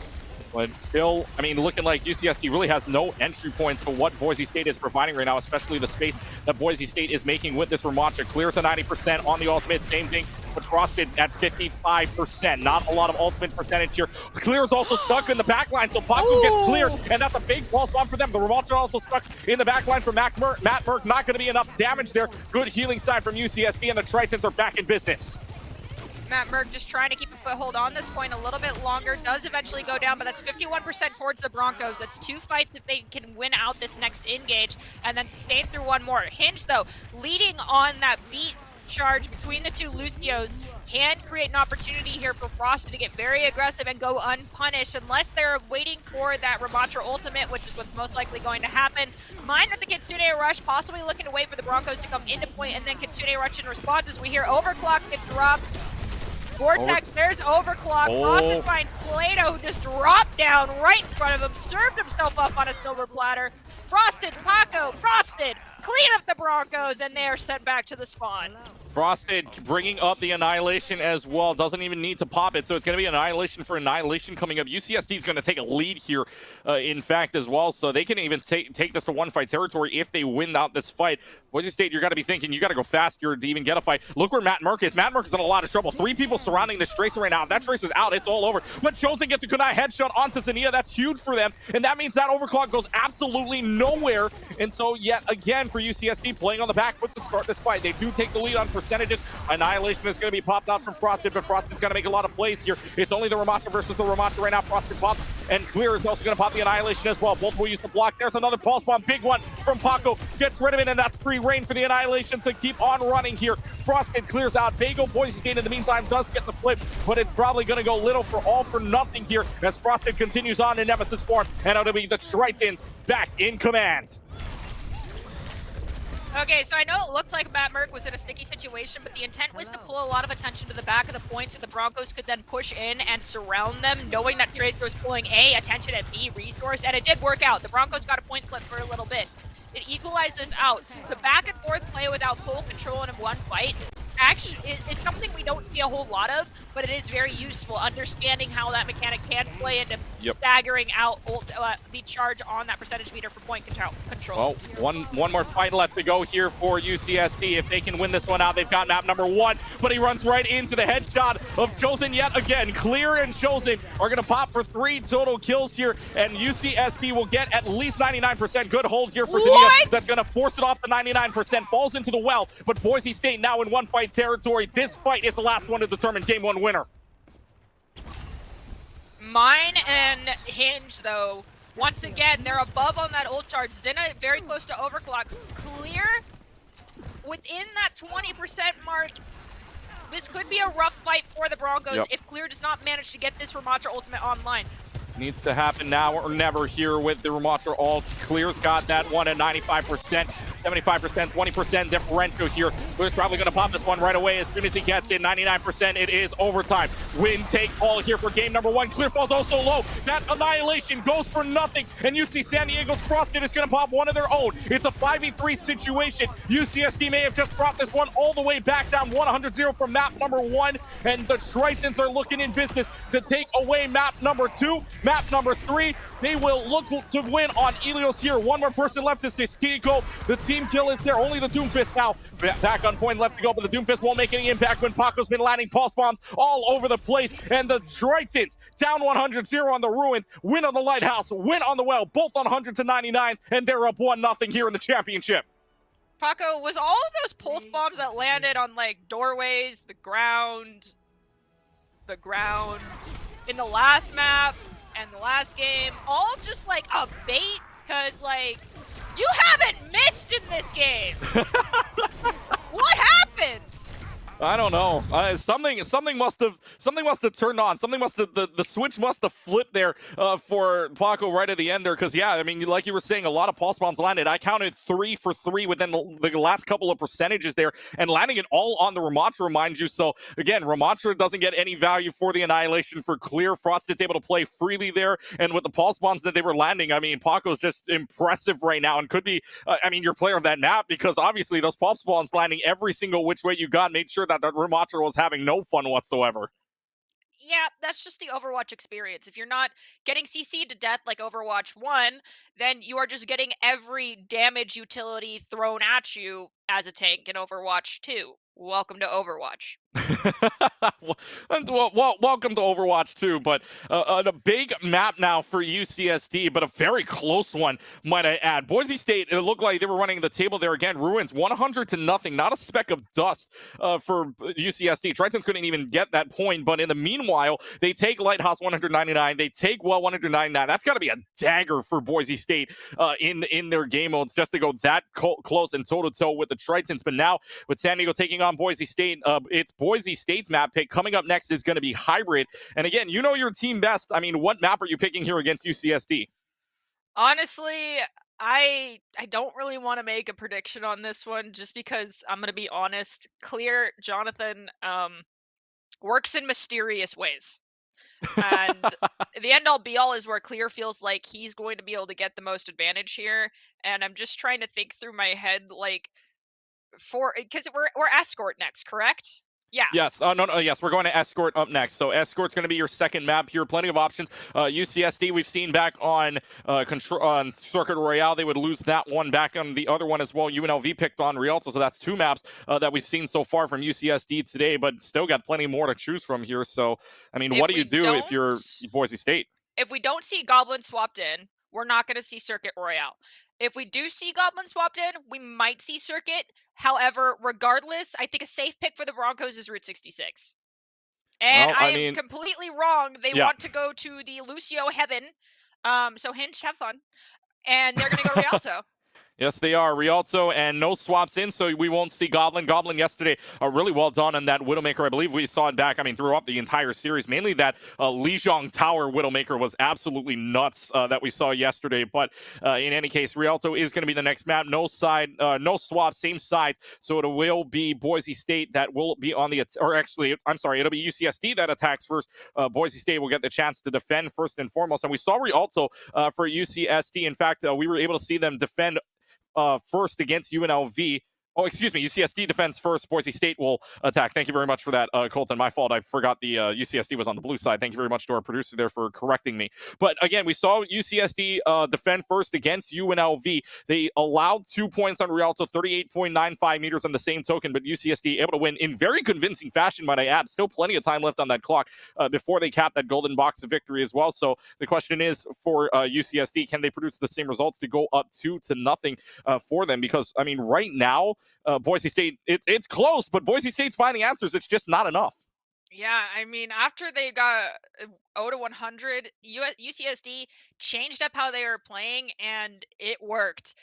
They definitely realized that Frosted just can't do what he wants like he was able to in the other games. I mean, Frosted breaking off from his team and like waiting for them to then catch up was a trend that we saw in the maps and the matches leading up to this one. But when he was doing that on the first map of Ilios, he got punished, and they fixed that right up. Well, let's take a look at for Boise State now what they're going to pull out, and again, or rather for UCSD, as they're on the defense side. Hey, don't fix what's not broken for you. So they're going to stick on to the Sojourn and Tracer combination with Frosted on the Ramatra, and Frosted's been pretty good on the Ramatra all day, to say the least. I mean, that might just be an understatement considering what we've seen these last 2 games. But Frosted sticking on the Ramatra side, and it's basically looking like a mirror for mirror, unless no. Okay.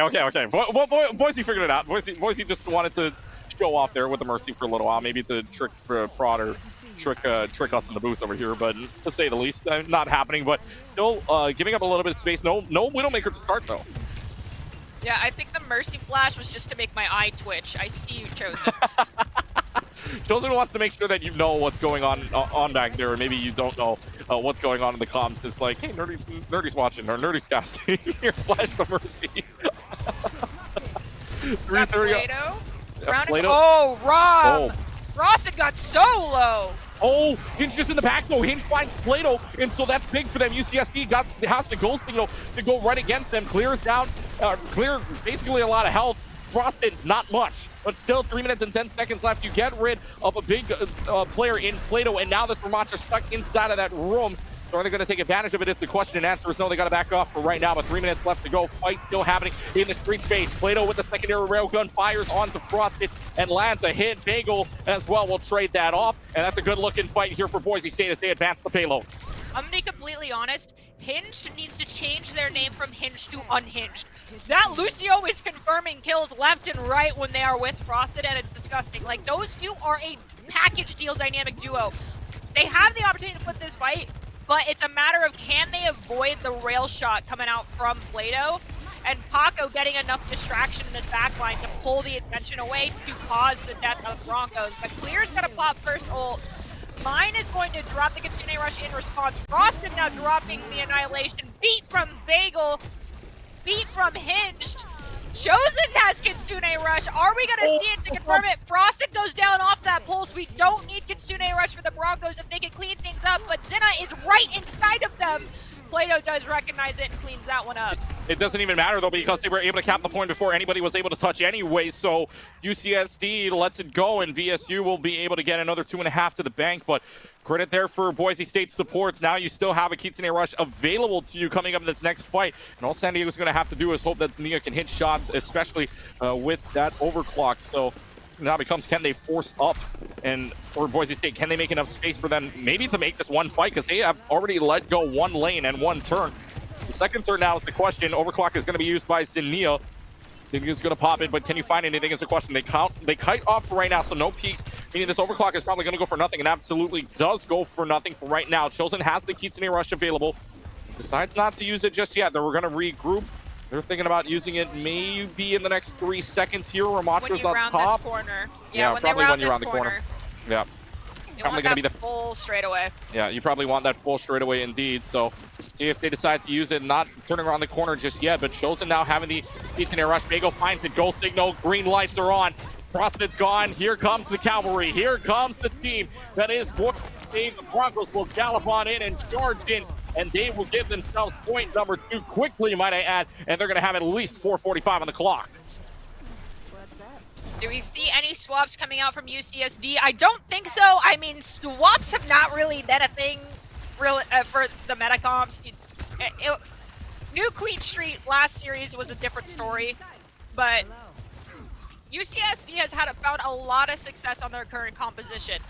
This is where teams start to get a little overzealous and push too far forward of the payload and lose focus, lose target focus because of just the amount of alley space that's here. So this could be the opportunity for UCSD to turn this back around in their favor.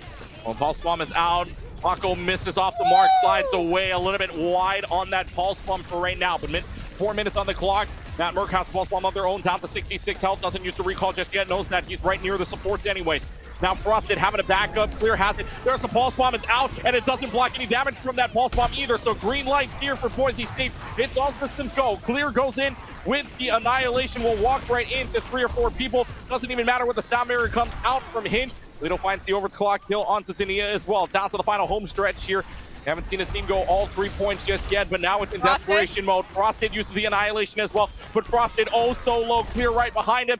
Clear is finding kills right now, down to 1.71 meters. No more left to go on the point, and the Broncos with 3:27 on the clock go uno, dos, adios, completing the map of Rialto. It's UCSD's turn, and they have a tall mountain to climb. UCSD, when they played UNLV, they were able to capitalize on that high ground control around that corner that we were discussing where we were saying the Kitsune rush is going to happen coming out from Chosen. Nevada really struggled with deciding to go high ground or deciding to go low ground, and the Broncos just said, okay, come to us, and they Kitsune rushed into them and forced them to take the fight on cart by getting it so close to that checkpoint.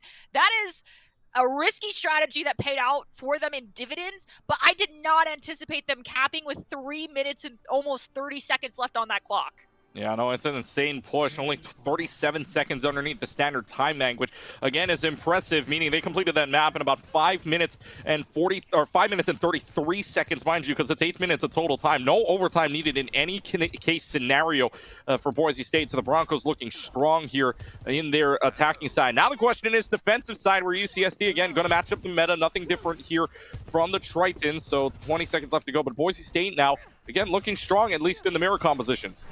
Me wanting to stir the pot, as I always do.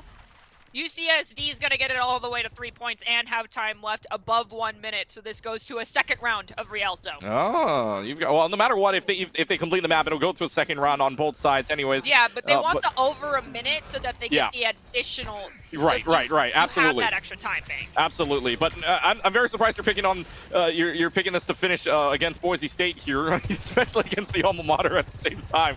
But I am a pot stirrer. I don't care if I love these people. I want them to have to deal with the chaos. Oh boy, somebody from Boise State is going to clip this real quick and just show this to the players later. 3.5 minutes on the clock here. UCSD is going to take a little bit of a different scenario here. They're going to go around the point and they're going to go off it, but they're going to take the high ground on this second level here, which Boise State's willing to give up for a little while. Now Frosted's going to drop down onto the ground, clear right at him. At the same token, already 34% to ultimate, but they're all actually pretty equal right now. Nemesis form being brought out by both sides. And so now it's just a question of who's got the better Nemesis form. Clear's doing a lot more damage though, 52%, 10% differential for the Broncos at this point on the Ramatra. Still clearing out what they can. Chosen take care of Paco, which is a big pick for them, which means no backline assassinations happening. And this is another all systems go here for Boise State. Broncos want to push this, and the Broncos want to win this map right here, right now, especially with they've wasted away a minute on the clock, and Plato's going to waste away a little bit more with that kill onto Frosted.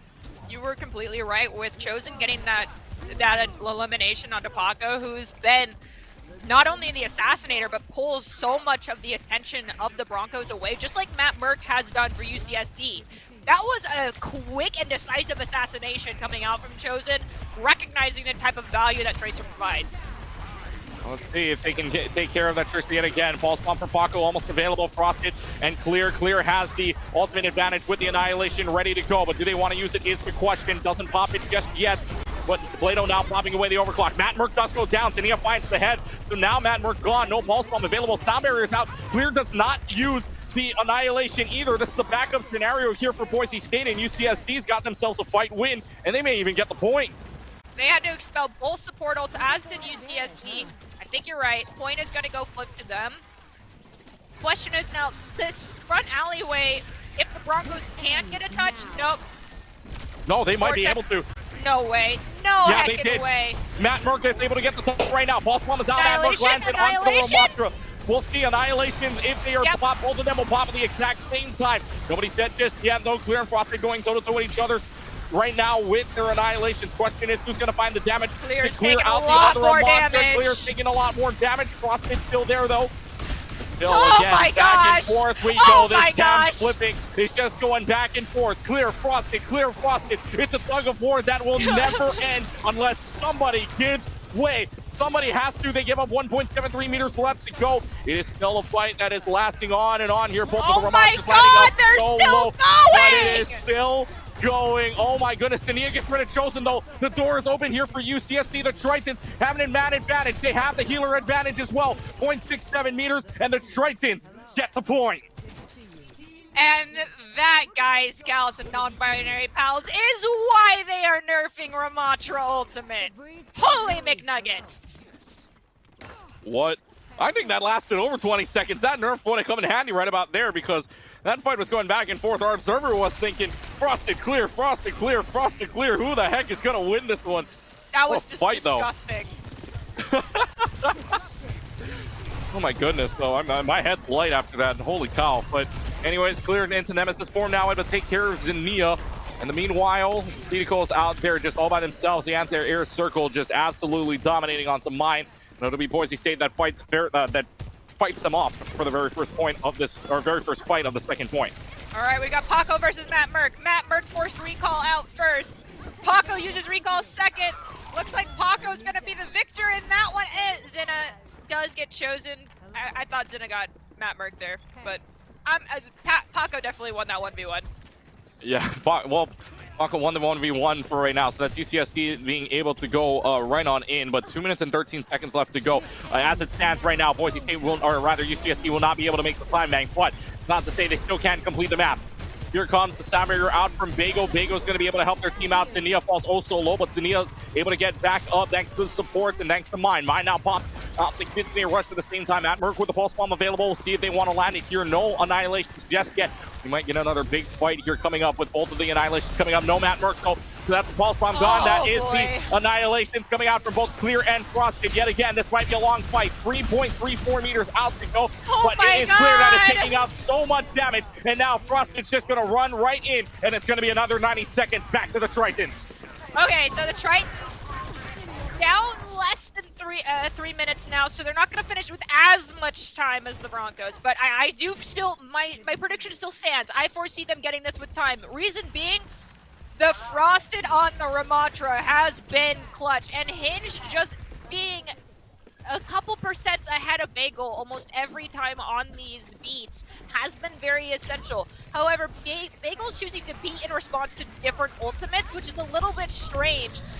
If UCSD kind of stops the Kitsune Rush beat combo, I could see them actually finishing with more than a minute on the clock. Well, they got to finish with some time on the clock here. 2:22, though they are being stopped just a little bit. Paco's pulse bomb you saw just a little while ago runs up a little bit wide. Nothing there just yet. Matt Merck looking for an opportunity to pulse bomb themselves, but not getting any opportunity. They know where the tracer is in the back line. Johnson is going to go ahead and pop the Kitsune Rush. The sound barrier also coming out, but it might go off or not. Your Clear's just going to go ahead and run rampant, especially when you're in Nemesis form and run right across Frosted. 2 minutes left to go. It's still not enough. UCSD's backed up. UCSD, though, the one thing I said was if they stop using Beat and Kitsune Rush in conjunction with each other, and they did that. They used Beat there. Mine is going to have Kitsune Rush this next fight. The question is, can Bagel get beat up in time to respond to that Kitsune Rush? Well, let's see. I mean, Chosen has 17%, but again, Mine's Kitsune Rush way up there. So now Mine's Kitsune Rush got to be big here for UCSD, seeing if they can get anything going, especially with only 90 seconds left to go. Mine is going to use the Kitsune Rush out and about here down the middle of the lane. Frost is going to go ahead and just punch right in, and it's Superman time for Frosted to just punch one after the other. Oh, Bagel doesn't use the sound barrier just yet. Decides to hold on to it here, and they've got Annihilation Beat. They're going to do it. Annihilation Beat, not a bad idea to hold on to that for right now. You can let it go one turn as long as you don't let up the point in general. But down to a minute left to go on the clock. Sound barrier available for Bagel. Hinge not quite yet. Annihilation is going to come up from Clear. Bagel decides not to use the sound barrier just yet, but Clear's got half health, good support lines to keep him up right now. Clear's just going to run rampant here. Only one person left so low. There's the beat that comes out. Great timing with the pulse bomb landing on from Paco, and Matt Merck lands the pulse bomb themselves. Annihilation, pulse bomb get their kills, and 30 seconds left to go. Tritons on the back foot. Matt Merck took a page out of the book of Paco and started waiting for when Frosted got very low, and they'd already used Suzu to drop the pulse, which is what Paco was waiting for last map, and that's why they were able to delete Clear so frequently. Broncos made an adjustment. There's one more fight left, though. They have Beat. They're going to get Kitsune Rush. Can San Diego get a foothold here to close out the map and force it into an overtime scenario? Tritons have one last fight here. You're right. They have the sound barrier available. The sound barrier is out against the entire team. Keith and Air Rush from Chosen out as well. Mine and Clear both trade, but with Hinged gone, that's your healing gone as well. And now Clear's just going to use the Nemesis form to turn into the One Punch Man. Turns into the Nemesis form and is going to give themselves a chance to win out this fight right here, right now. There's the Swift Step, not going to be of use anyways. Only the Tracer, only the Lucio left, and only the Sojourn left to go as well. There's only a Lucio left to go on point, who's just going to run all the way around. Overtime clock starts to bleed. Not going to be able to get a touch, and Boise State wins the map. We are tied at 1 apiece. All right, San Diego, they get to pick push, right? Yes. Next Push map is up next.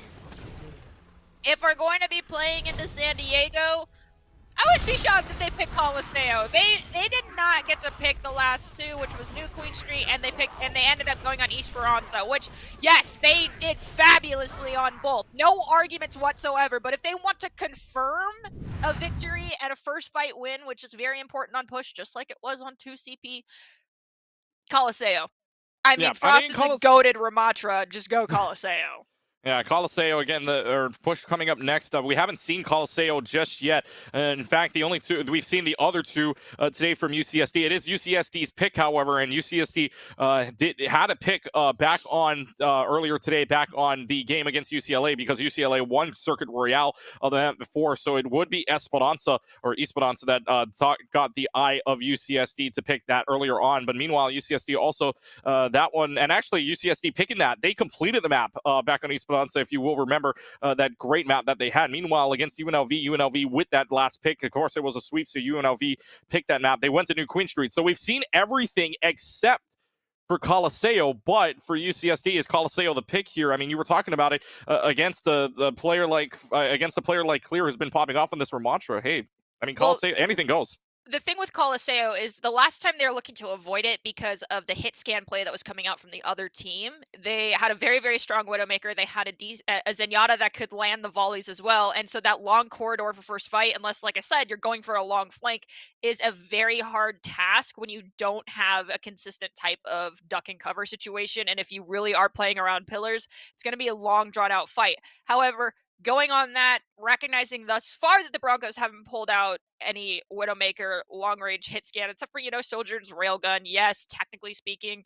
But if they know that there isn't going to be a Widow gameplay, they can possibly go Coliseo. But the caveat is if they pick Coliseo, Broncos are probably going to drag and drop Goblin in, and then, yeah, they're going to end up going against a Widowmaker who can also just swap over to Tracer and play Tracer. So it's a really lesser of two evils here, pick your poison situation. Safe pick, Esperanza. If you're looking to really feed into Frosted, though, I say Coliseo. Yeah, so I mean, we'll see. I mean, the New Queen Street also got picked out first from UNLV, so we don't know. Again, there's only 3 maps that you can pick from here. You've got, and again, no Penguin map either, so you don't have Antarctic for control. But that's control. We're not talking about that. We're talking about control, or we're talking about push here. But again, Esperanza was the pick for San Diego. You would think the bread and butter would be that pick. You think their comfort pick would be Esperanza. But again, the question is what they will pick to counter what Boise State has given. And in fact, UCLA, they tied it up in 1 apiece as well going into this third map, but UCSD would win the last 2. So this could be the momentum map here for the Tritons if they want to take down this great team of Boise State, especially Clear on that Ramatra and the rest of the team as well. Matt Merck on that Tracer, like you were saying earlier on Rialto, playing that waiting game as well to play that assassination. But in fact, comfort pick, we will go to San Diego. We'll go ahead and pick the next map, Esperanza. Both same sides, of course, no subs, no side swaps either. So Esperanza, comfort pick here for UCSD from the looks of it. I mean, I may have been voting for the Coliseo. I can't argue with the Esperanza pick. They won that one very heavy-handedly last time we saw it. Are they going to have as easy a time on this one? Probably not. Do I anticipate a Ram v Ram borderline mirror matchup on both sides? Yeah. The questions that the hypotheticals have already been answered at this point. It's going to be a mirror matchup. Yeah. It's going to be a mirror matchup. We know it's Ramatra versus Ramatra, Lucio versus Lucio, Kiriko versus Kiriko, Sojourn versus Sojourn, Tracer versus Tracer. It's almost like GOATS is happening all over again, except it's not the tanks that are the problem. It's the fact that we have 1 or 2 characters per role that work and the rest don't. Yeah, oh boy. Looking at and- you, Activision Blizzard. Looking at you, team development. Looking at you, balance patchers, right there. We're looking at you to see what's going on here. But I mean, maybe it'll change. Maybe that fate will change later on as we get. We're gonna get 2 new supports later on, right? So maybe that'll change. Maybe the fate of time will change. Yeah, but see, they recognize the mistake that they made by giving a support the ability to not only have a get out of jail free card, but a get halfway across the map free card in the form of Kiriko. I have seen Kirikos in the higher ranks that do just as much damage as the DPS and are still out healing the other supports. So I don't think we're gonna see a hybrid support of Kiriko for a long time. Oh, I mean, let's find out for sure later on, of course, in the year if we might see another Kiriko. I mean, there's still plenty of characters that you can come up with, but I mean, that's still yet to be seen. Of course, that's later here in the year 2023. But what we're focused on right now, Lucio and Kiriko versus Lucio and Kiriko at the very same point. 30 seconds remaining, or 30 seconds gone by, I should say, as the bot unlocks. And you've got the first meters already going to UCSD, who plays right near the bot to give themselves the first 5 meters of the game, but where the fight really begins. It's going to happen right now. See if they're going to push right in here. And in fact, they're just playing around this clock tower for right now, and just to see who's got the better shots off. Natural cover, duck and go. We have the Vortex go down, Plato's slides out. Clear pushing forward, Snuzu's out, Ramatra, Nemesis traded on both sides, but one is forced to already use Absorb and into the corner on the clock tower. Oh, still fight going on. Nobody has died in this game yet. Nobody's been eliminated at all, but Matt Merck almost going down to half health. Zania, I changed that mind because Zania is going to roll down the head of Plato. So now the systems might be all a go here. You still got a Tracer to worry about on the left side, but Matt Merck falling oh so low, picks up the mini pack, stays alive for right now, but the fight continues on. Plato back in play, but it's going to take a little while for them to come back. Meanwhile, the scope pushed up 8.86 meters, going to push up a little bit more up to the double digit south. And now 8 minutes and 20 seconds, 1 minute and 30 has gone by at the very least, and we still haven't seen a team push this over 20 meters. In fact, we still won't. Pulse Bomb available here for Matt Merck, see if they want to land that quite yet. And now Pulse Bomb is going to come out.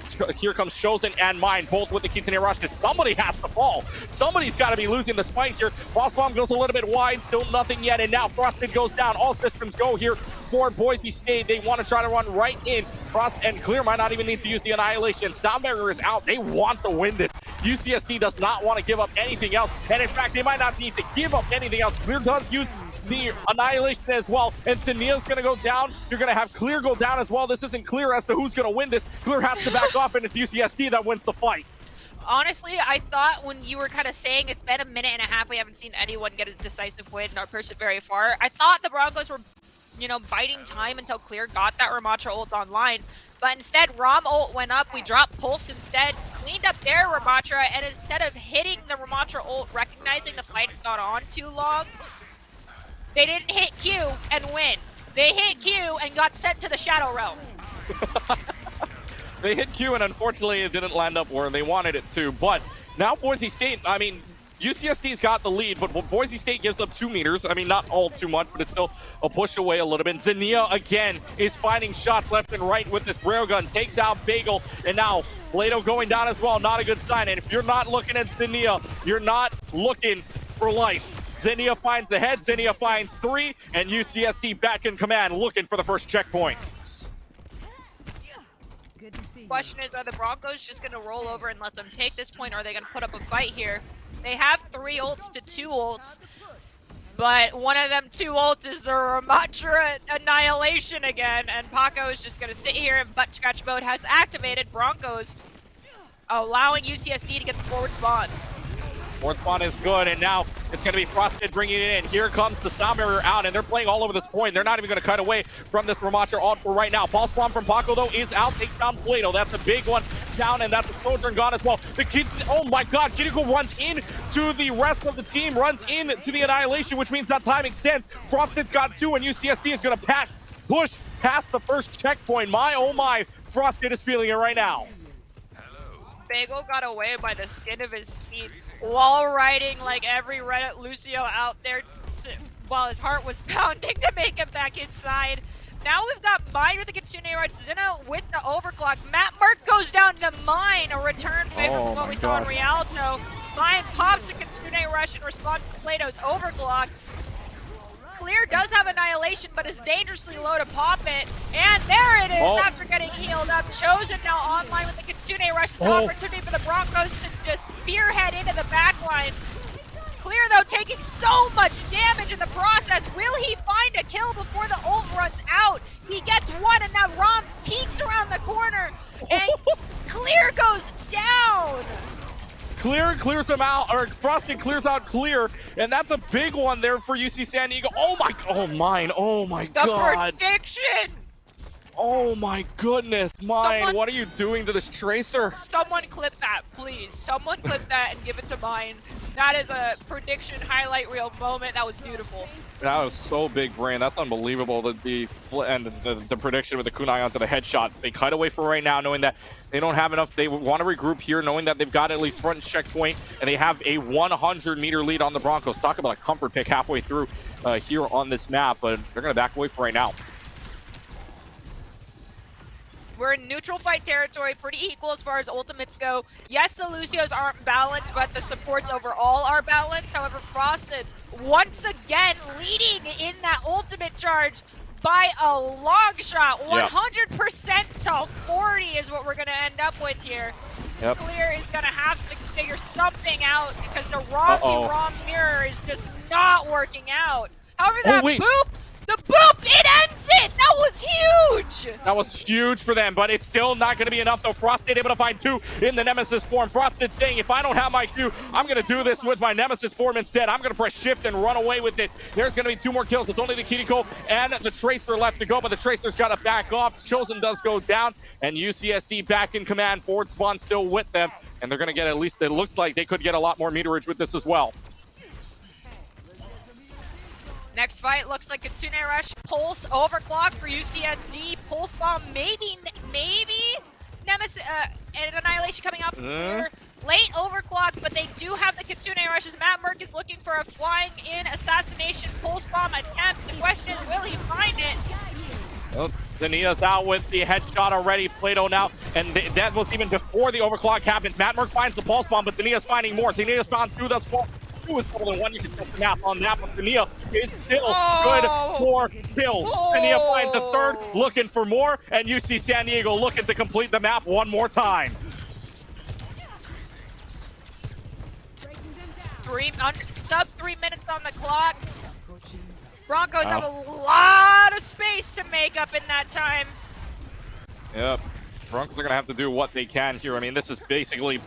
I mean, even you're down 120 meters. This is perfect. You got to play perfect the entire way through. They do take care of Matt Merck, but trade it out. Plato uses the overclock instead. Clear's going to use it. But what a pulse bomb from Paco to end the annihilation. They're traded out 2 for 2. Kitsune Rush being invested by Chosen to see if they can still win this fight out. No more ultimates available for Boise State just yet, but UCSD still making progress. Annihilation out for Frosted. Isn't going to find any more picks with it. Down to about half health before Annihilation runs out. Here comes Nikita trying to make any difference. Has to use protection Suzu on themselves very early on, but Matt Merck finds a kill in the back line. The assassination kill is there, and Boise State hangs on.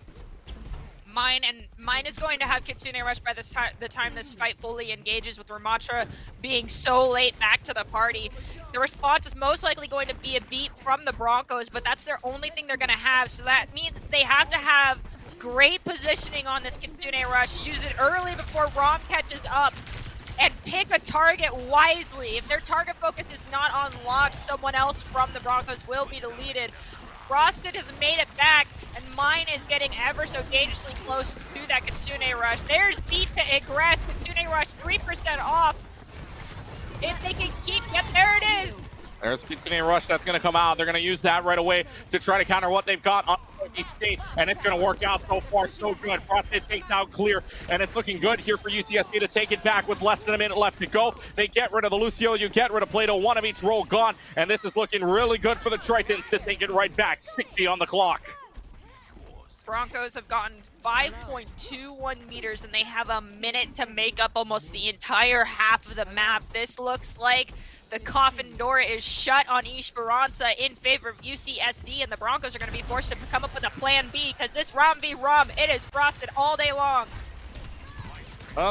Take a look at the Ramattra v. Ramattra fight, 70% on either side. Sinia has the ultimate on that Sojourn. Same thing for Matt Merck, who's been playing on this Tracer and has the Pulse Bomb available for them as well. Overclock is run up, the shield right in front. It doesn't matter. Sinia's going to walk right against the grain here and takes down the Lucio. Looking for more, looking for the backline. Slides right into the backline. Has the confidence, has the aggression, looking for it, but Plato's got Sinia. It doesn't really matter when you've already lost 3 of your teammates. Make that 4. 15 seconds left. UCSD looking to finish this one off. And in fact, the smart move here, they're going to make sure that they can't even touch the bot here, because now down to the final 8 seconds, they're going to force the Lucio to try to touch. They're not touching the spot at all. They will get the touch, but Gagel is there, cleared out. No time left to go on the clock. Nobody else is going to touch. And UC San Diego wins on Esperanza, 1 map away from the #1 seed. All right, play of the game, Frosted. Frost, no. No, it's mine. Please tell me the predictions flick onto It's gotta the be. It's Tracers gotta in be. this. Surely. That was so spicy. It is. I think it is. This is with 5 minutes left to go.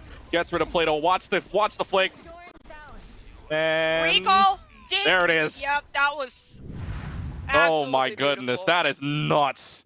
The way mine is playing right now, absolutely nuts for the side of UCSD. The Tritons now on match point. But what a game from UCSD as well. Boise State not even past 10 meters on Esperanza as well. So they now got to try to make the comeback. And again, no matter what, UCSD gets last map pick, but here comes the most important map of your series. If you want that #1 seed, the last map Boise State is going to be able to pick here.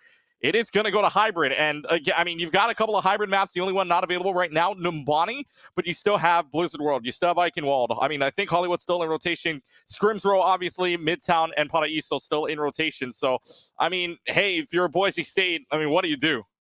I mean, why not run it back to the Classic and just go to Kings Row at this point? It is, yes, you understand that everyone has played this map a disgusting amount of times, thus the name Scrims Row, but it also guarantees that you yourself have played it. It has perfected, you know, positioning, rotations, ability usage at which times, in which situations, that it can allow for a team to just fall back onto the basics and what they know, rather than trying to play into kind of more of the unpredictable, because they've probably not faced UCSD on the majority of the new maps. Knowing how they used to play and anticipating how Frosted's going to work into that mix can possibly be the deciding factor if they decide to go with Kings Row, which I'm going to vouch for it. I've been wrong quite a few times in this last series here, but I think Kings Row is a good bet for them. Yep, and well, at least you got this. You've got this prediction right this time around. We will be heading back to Scrims Row here. That will be the next map pick. No swapping sides. No swapping sides. No subs either. So this is going to be a game that sees the same people in the exact same way. Yet another mirror comp here for both sides, and even we got a clip of that prediction here. Thank you very much, Leighton. Thank you so much. Thank you very much. Appreciate you. Thank you very much to Professor Leighton bringing that clip to us, and you can check it out again on the Esports U channel as well later on. And for Boise State, download that one, because that's one you want to save, especially with the flick of the wrist and the prediction, mind you, from that kunai of mine. And that's been so far a great play for them on the Kiriko. However, that was a comfort pick for them for Esperanza on the side of UC San Diego. Now they're on match point here, and you know Boise State the best out of every one of us here. Is this Kings Row basically a comfort pick for them in this case? It is and it isn't. It's more like Kings Row is a map that every team has to have in their back pocket. You always got to anticipate that if you are at match point and the other team gets to pick, it's most likely going to be Kings Row. So you practice it with the understanding that this is the make or break. I have seen C9s on this point from top teams just because they think they are, dominating, and then they chase people off the payload and they C9 a point. I have seen complete upsets. I have seen teams that both had under a minute, so they get one whole minute to, run the whole course again, full cap, not once, but twice, because they had, of course, they full capped it once, and then in 1 minute, full cap again, and then the other team full caps again. So Kings Row is a very tug-of-war style map, and it is a map that previously in Overwatch 1, there was a lot of different compositions that could be run. Like, literally, you would have a composition for a map for point 1, and then from checkpoint from that first archway to the second checkpoint, you swap to a different composition, and you burn all your ultimates right before that payload check mark.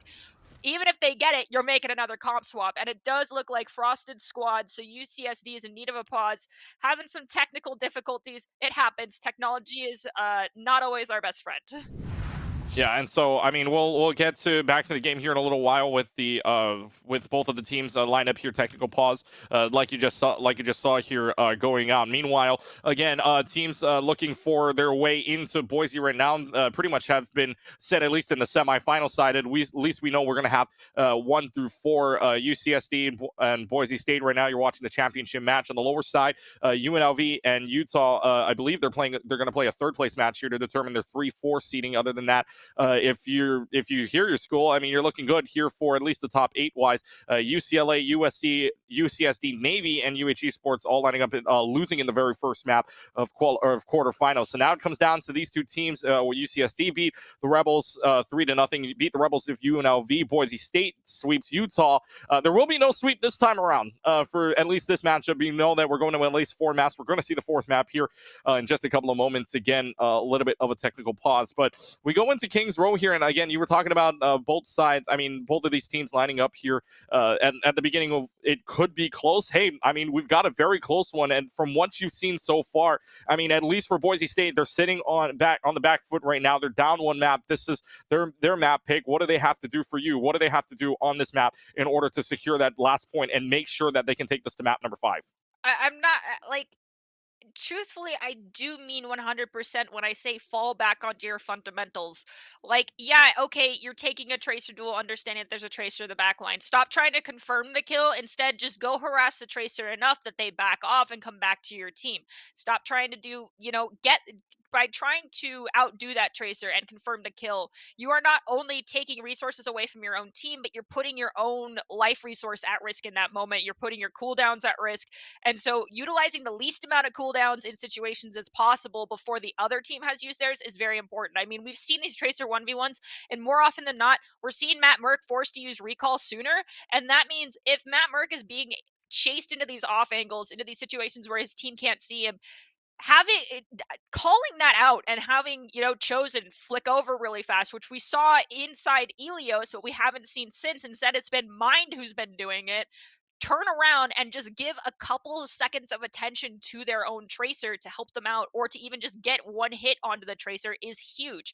It's that communication mechanic, understanding how your team can help you out. You are not the only player on that field, and the Broncos have been kind of doing some stuff that to me makes it look like they are not fully playing as a team. And so Kings Row, it's time to focus up, rekindle the flame that they have, and bring it back in their favor. I mean, UCSD's coming to their home turf. They've got to defend it, Well, I mean, yeah, UCSD is running again. This LAN coming up in March is at Boise. It's in that LAN center we saw earlier on as well. So, I mean, this is going to be trying to defend home turf territory. Unfortunately, Boise State down 2-1, but well, showtime and prime time got to be up here for Boise State, especially when you get down to the fact that, again, Boise State is the host. They're number 6. They're the top ranked, according to Okra at the very least. The Overwatch Collegiate ranks right now. Boise State's basically number 6 right now. UCSD number 17. So this is basically going to come down to which of the ranked teams is these ranked teams is going to go maybe even up in the rankings. If UCSD is keeping it close right now, this might be a little bit different going on. But now we go into the game itself, where these teams are now ready to play here on Kings Row, and yet again, I mean, why would we expect anything different? It's going to be a mirror matchup. I just gotta say that they are in good spirits despite this long technical pause. We got a little snippet of what was occurring in the match chat. Everyone here is having a great time, and they're all goofballs. That's the only thing I can say, because the rest of it, that is why I was face palming. Yep. Well, well, hey, these players can have fun, right? Of course.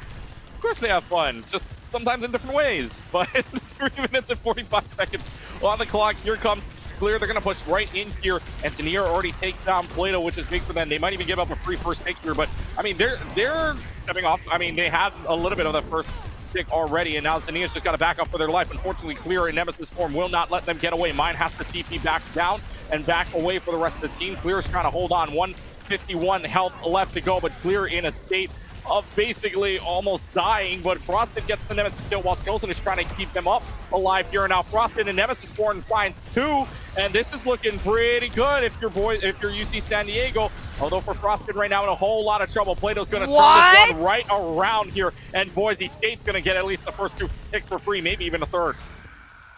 I'm gonna be completely honest here. I was looking at the Nemesis, at both the Ramatra's just health lines there. I was like, oh, Clear is gonna go down. He is so low.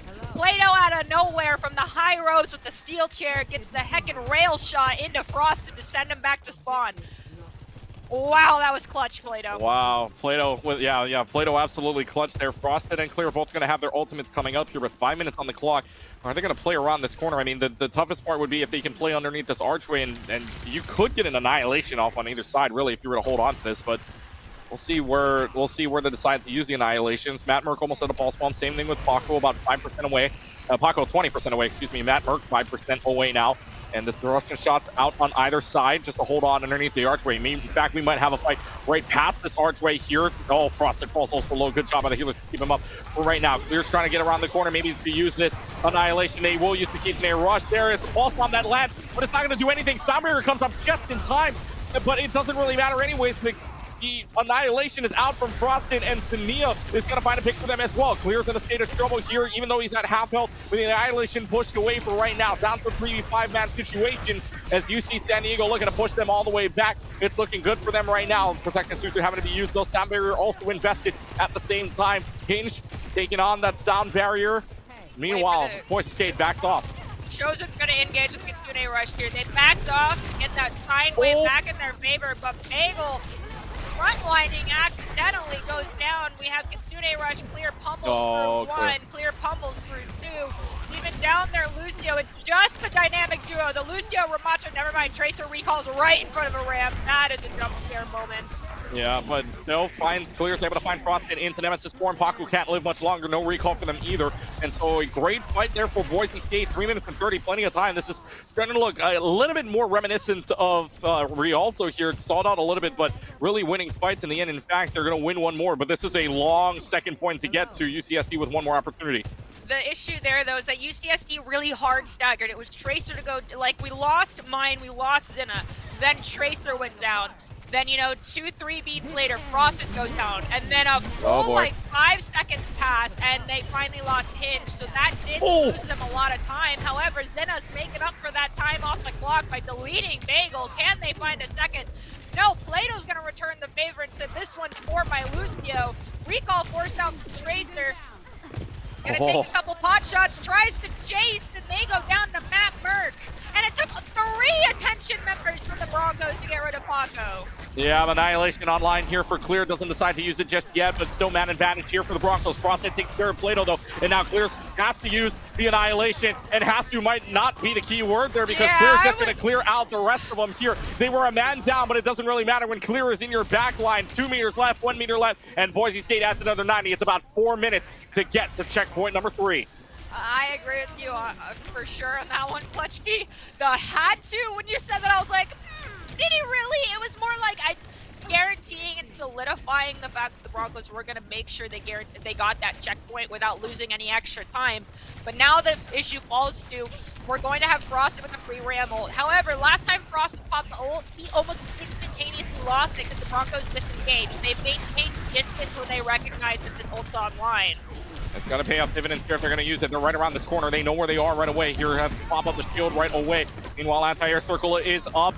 Matt Merckx win the Tracer battle in the back line, so it's free reign here. But Frosted is going to go ahead and Nemesis form away clear and does not pop the ult either. So the Annihilation ready to go here for the next fight as Boise State has to back off for right now. Annihilation still unlocked. Pulse bomb, beat, all online. Annihilation, 65% for clear. We're going to have overclock, Kitsune Rush, and beat. Who's going to use it first and who's going to use it right is the question. Chosen's getting aggressive. Yep, gets the Kitsune just past the Ramatra. We have a beat come down from Hinge in response. Beat from Bagel. Annihilation from Frosted. Pulse from Paco. But Frosted backed away from that for right now, knowing that there was going to be a lot of damage poured out. So Frosted's Annihilation is gone. Boise State backs off. Good kite for them. Although they do get Plato, another couple of seconds is going to be wasted away off the Timac. Protection Suzu having to be used very early on. And now Chosen goes down, which means you don't have a Suzu, you don't have a Kiriko at all. Boise State's going to have some time melted away as well. 2 minutes on the clock. If they do not win this next fight, they are looking at closing out Kitaro with no time left in their time bank. They have to capitalize on a single mistake here, round this corner, and get a victory in a fight. As Clear is going to drop. Yep, there it is. Annihilation comes out, but he's incredibly low when he does it. Oh my god. Frosted takes them down. Clear was so low. You're absolutely right. Clear gets nothing out of that. And now the Tracer, in the meanwhile, Paco takes down Matt Merck. And that revenge lettering is pretty good, knowing that you've won the Tracer v Tracer battle. But 1 minute and 30 seconds left to go. And like you were saying, I mean, they don't win with that Annihilation. This could very well come down to overtime. Mine's gonna have Kitsune rush. Supports from Broncos boy. have nothing in the bank. Matt Merck's the only one with something, and it's just a teeny tiny little pulse bomb that hasn't gotten much value for the Broncos. Paco finds Clear. There is under a minute now going to be left when they reset this next fight. Matt Merck needs to get out alive, lest it be a struggle situation for the Broncos. Gonna be a little bit annoying. Nat, get out. And they have Chosen there to help them out, which is exactly what I was mentioning earlier. But Paco, ooh, we see you. This is also why we're on a delay. The drop bomb. Only the drop we bomb. know. Only we know for right now. Drop bomb. Dropped it. No, not going to drop it, but not going to drop him at the top rope. Already have to use the recall, mind you, but not using the pulse bomb at all to get something there down in the back line. Sojourn's in a lot of trouble, has to slide away, but does he have enough room? There's no health back there, my friend. But no, he does grab it in time. Good in health bars as well. Boise State is able to get 2 kills already. They back up right now with 35 seconds left to go. We're coming into final fight territory when we get into the home stretch. There's a straightaway point here. Chosen can drop Kitsune rush. We're going to be able to have Plato get on high grounds. This is an opportunity now because Zena has to then meet Plato on the high ground. Yeah, Plato already taking the advantageous positioning. Going high left. Matt Merck finding out where Paco has gone to force them into a location where they don't want to take the fight. Oh, Overclock gets popped. Lucio, unhinged, comes in, throws Plato off the high ground, saying, no, sir, you are not allowed to play where you want. It's a Sojourn versus Sojourn. Who's going to give the Sojourn a little more attention? Matt Merck will.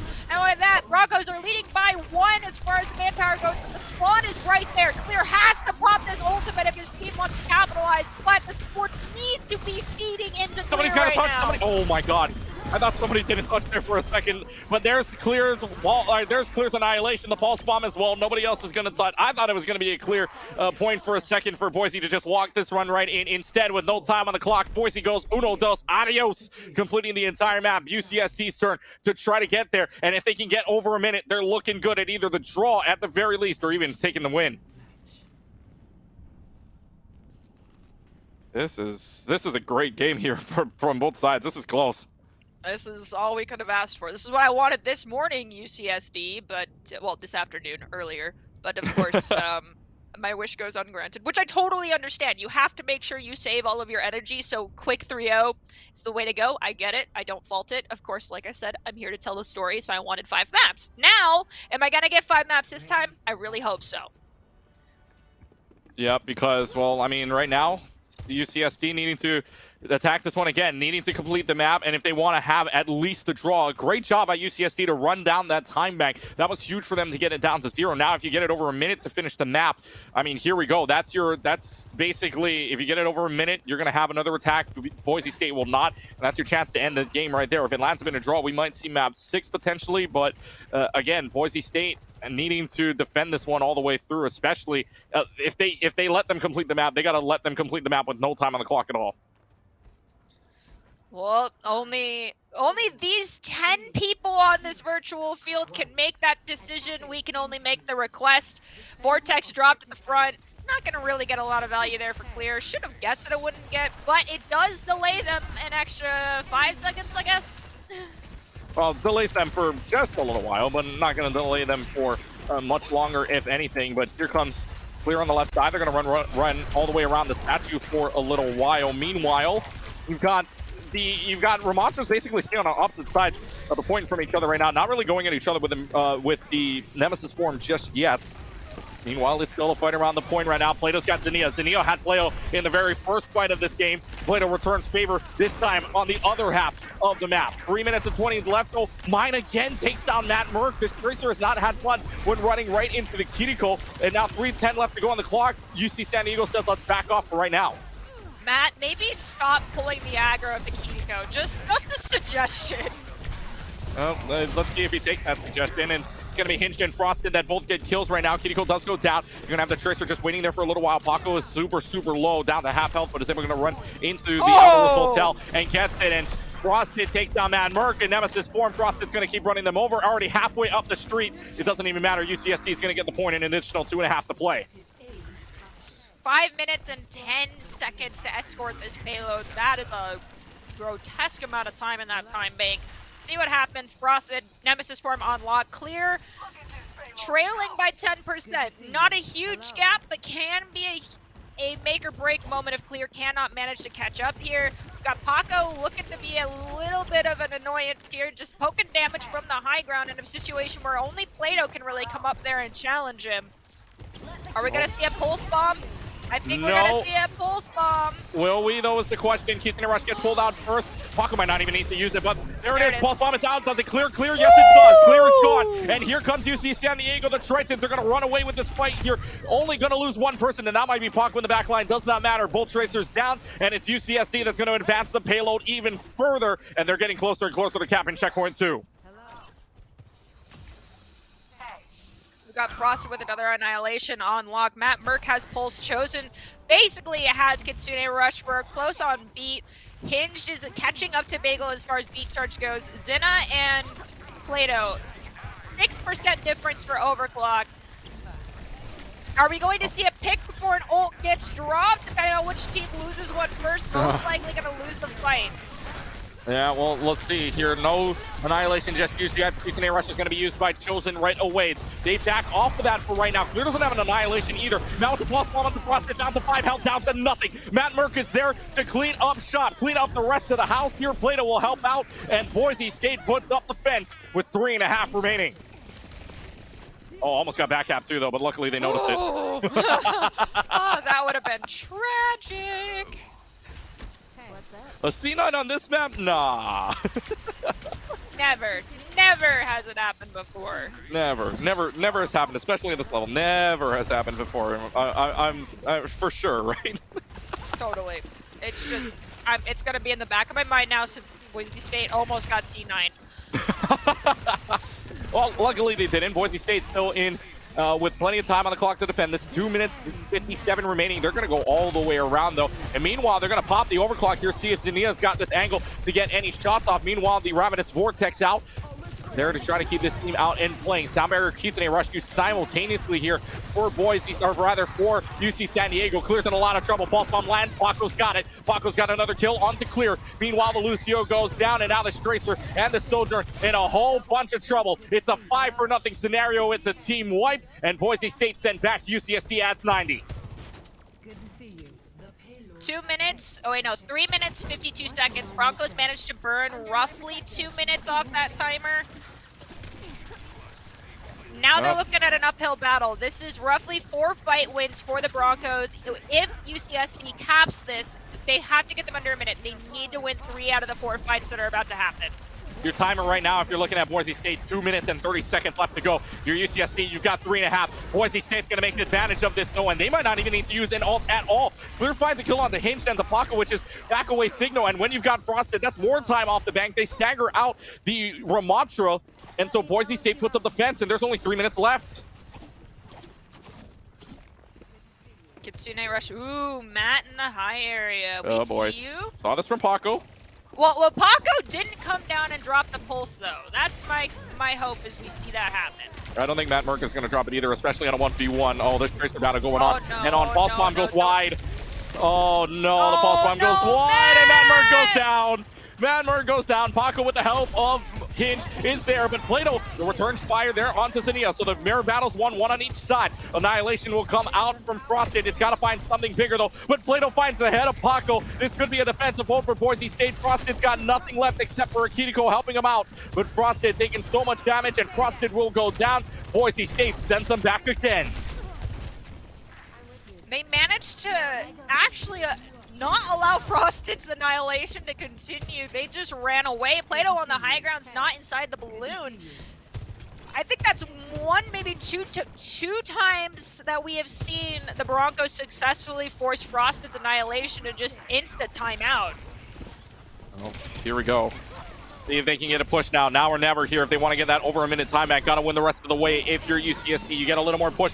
1v1 against the Tracers isn't going to be won by anybody for right now. But right now, Paco's got every single bullet lined up, and Matt works head and gets the punch at the end. Lands the pulse bomb as well. So Clear did not use the Annihilation, but that pulse bomb clears them out right away. Down to a minute and 45. Payload in the home stretch.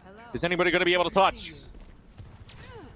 Still have Beat, still have Annihilation, close on pulse, Overclock as well as Beat coming out for UCSD.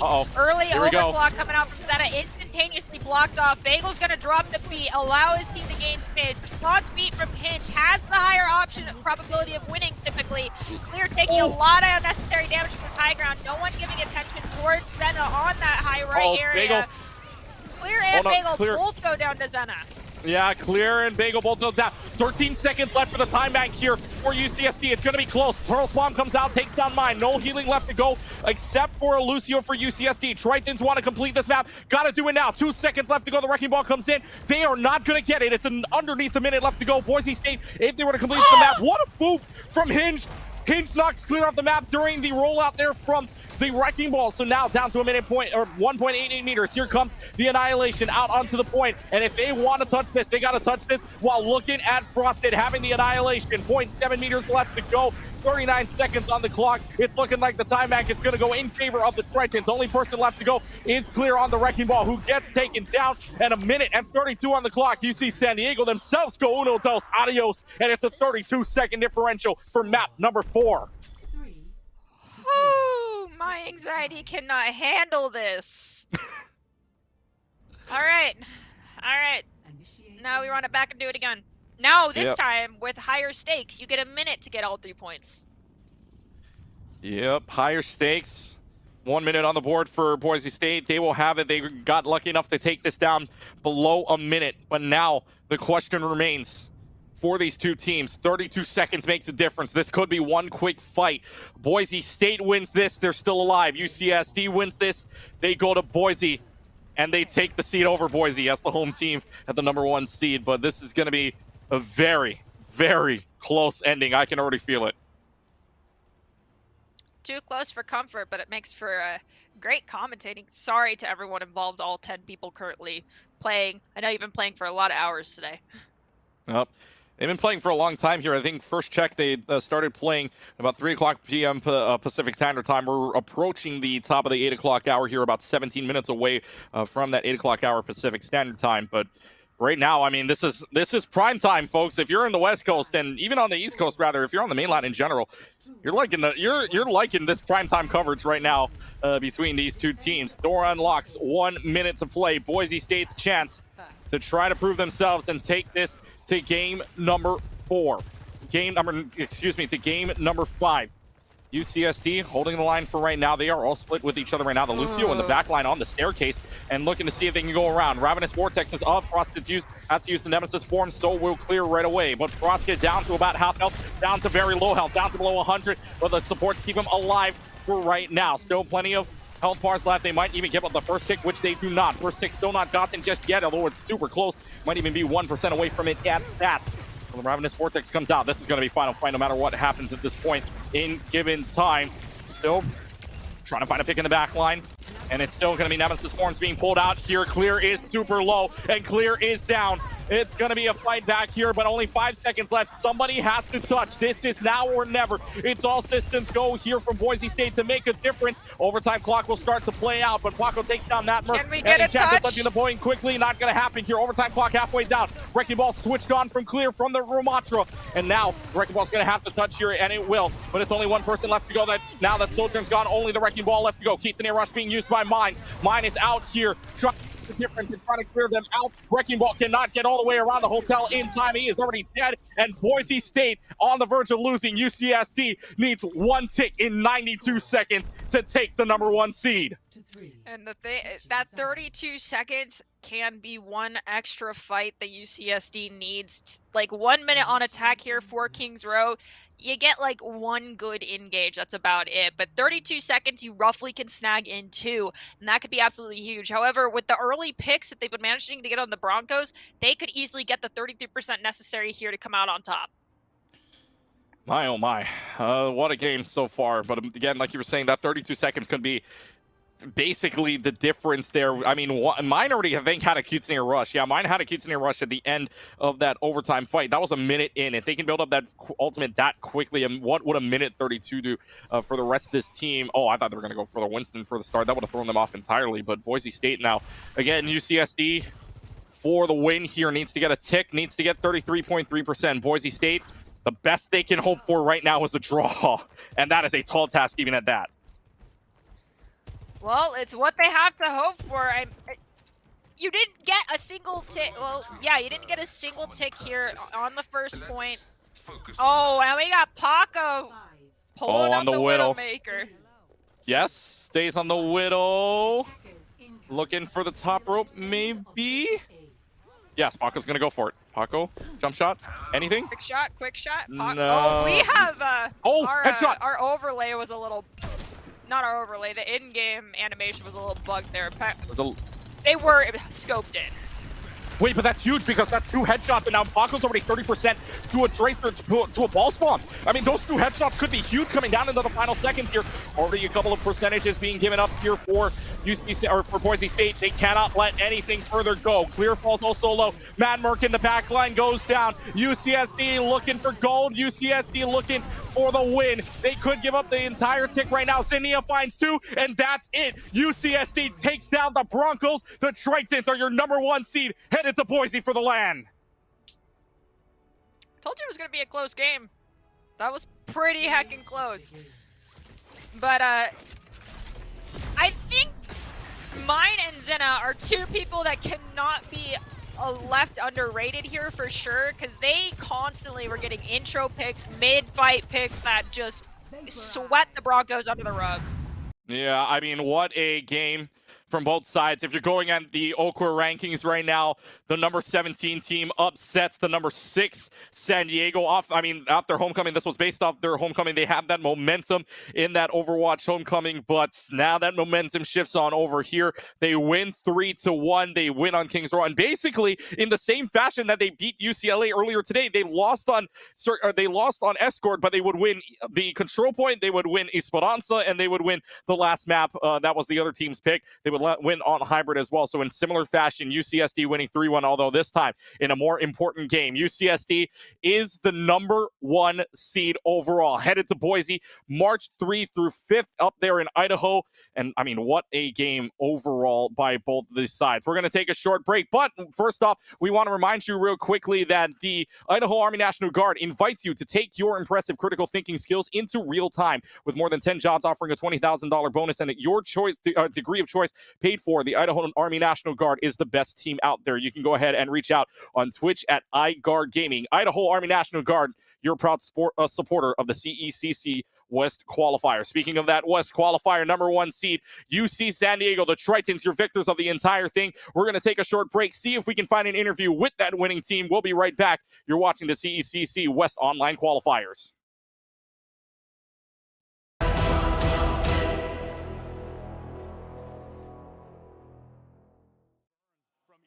Burns, how you doing? I'm doing well. How about yourself? I'm doing great. We're on day 2 of the event. It's been a fantastic one. I ran into you yesterday, but we were running around like chickens with our heads off, and it has been, I mean, how has your time been here? What has this event kind of been like? Yeah, it's great. I just love being in a passion pit, seeing all the college kids go at it.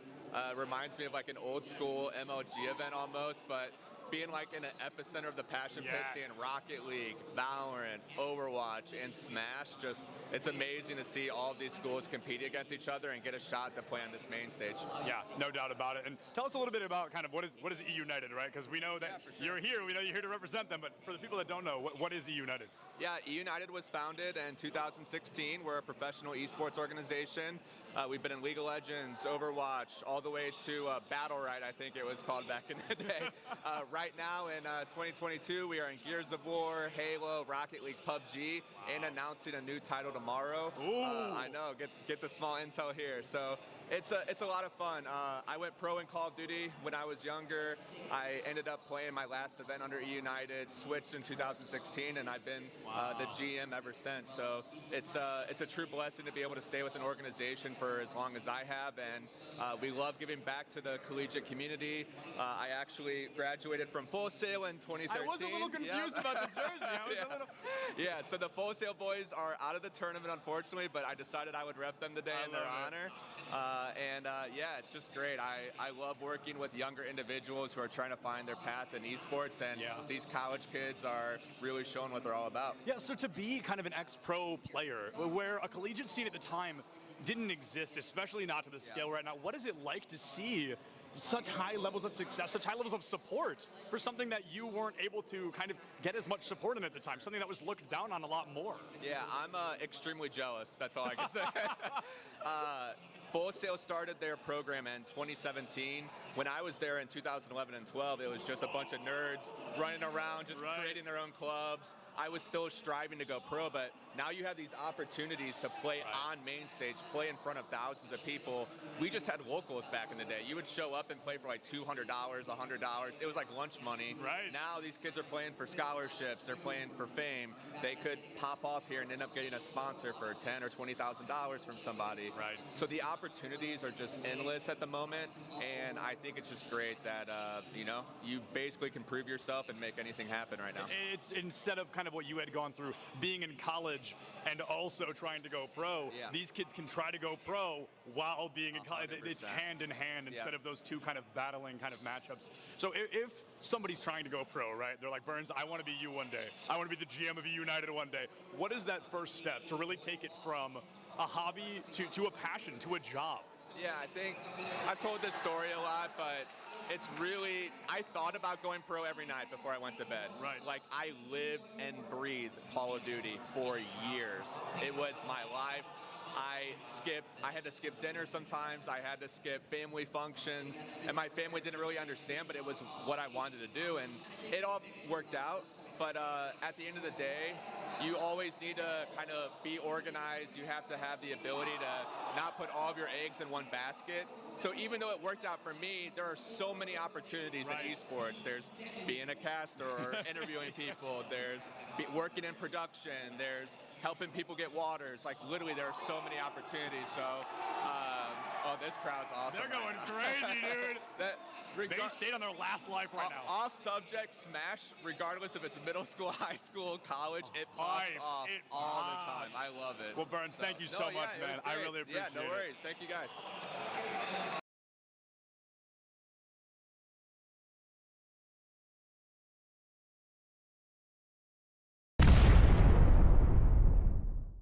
We're at the Collegiate Esports Commissioners Cup. Let's make some noise. Oh, and it's gonna jumped into it. Corner judge is good for 1, 2, dip. He needs more. They're doing even more here. You gotta touch the point. Mr. College walks it in. Toy Boy is gonna drop. Knife him. Right out in front. Yeah, 3, 2, 1, running.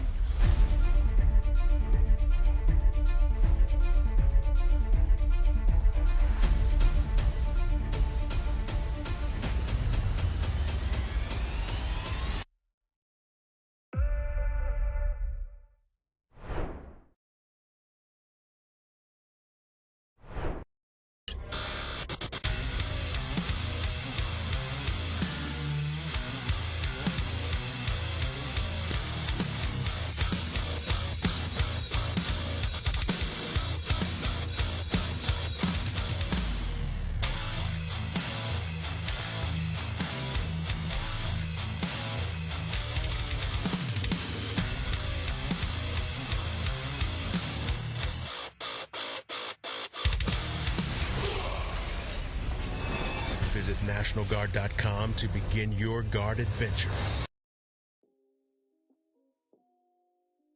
What is going on, everybody, and welcome to the ECAC Top Plays of the Week. I am Septilance, and I'm super excited to walk through these with you so you can see all of the great moments we are getting out of collegiate esports. One of my favorite things about these seasons is as they go on, as the years continue to pass, the skill ceiling just gets higher and higher, and the teams get better and better. Starting things off in week 1 and 2, these teams came out the gate swinging. Let's take a look at what they were ready to bring out in these early weeks. Valorant is a game all about risk versus reward, and Sin from NYIT wanted to show us just how much he was willing to risk to get that great reward of a round win. Sort of forced to pop off, maybe get a little bit more sniper play, but these direct tight angles make it tough. You have Axorus that actually gets a wall bang headshot onto Prime. Oh, that timing on the paranoia works so well. Yo, give it up for the util, bro. Sin's gonna pick up 3 into the site. It's a lurk on its way from the chamber, but unless you're gonna spam through this box, you're not getting anything done, and Panda won't even let him get that far. Super Smash Bros. Ultimate is a game that can be decided in milliseconds, and Waka, one of the best players from SUNY Canton A Squad, wanted to show us just what they can do with only a second and a single stock on the board. Cena, Sledge option going to be charging forward smash, going a little early. They're not quite getting what you want. Drop shield after first hit of pick, getting hit by the kick. High percent. There is the stun into Claw. That Claw could have been charged for a lot longer. Oh my goodness, that's a forwarder into stage with the stage spike and then upping immediately after. What a sick. 1 point in Rocket League can never make a team feel comfortable, but Driftsy wanted to show us that not only was he going to pick the pace up, but he wasn't going to let his team down. Defensive test with flying colors, though they couldn't get out, and that is the important part at the moment. Clears a must for UA, and it's just not in the cards at the moment. Dripsy! Dripsy connects off the backboard! What a shot! I watched it unfold slowly! You stopped speaking at just the right moment. Valorant is often called a team-based shooter, but sometimes it can't just be about the team. Sometimes you gotta have those hero plays. Spec wanted to spray and pray and was actually able to save the day for SVSU, tying up the series 7-7. Hard B push here, 2 Omens folks coming out. 1, oh, Spec Oh just finds 3. What? Spraying through the smoke? Oh, what, Spec? That's not legal, man. That's not legal. This is match day 2 of the ECAC League. You can't be doing that right now.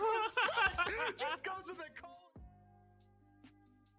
Here in this clip, Fanshawe finds themselves with their backs against the wall, 20 seconds left on the clock, and they're desperate to take down Wake Forest. They don't have anything to get through this team, they don't have any weapons on the field, but with Jackie Moon in the wings, at least they had a sniper.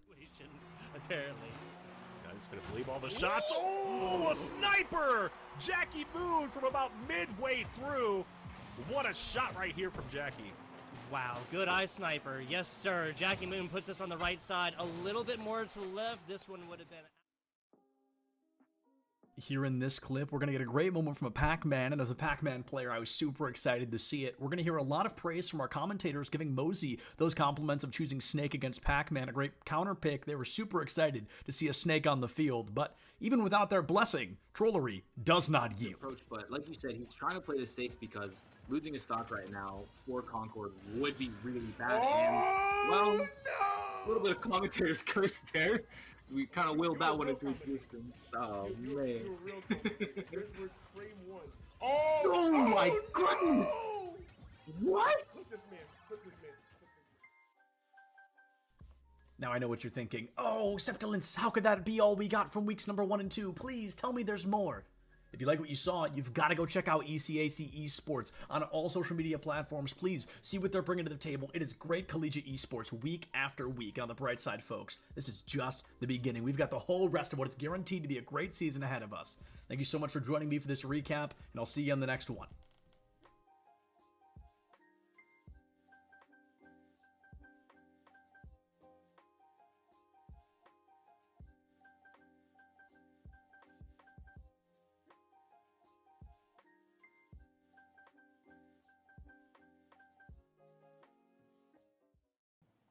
And there's so many other jobs as well that can translate out of this experience in esports.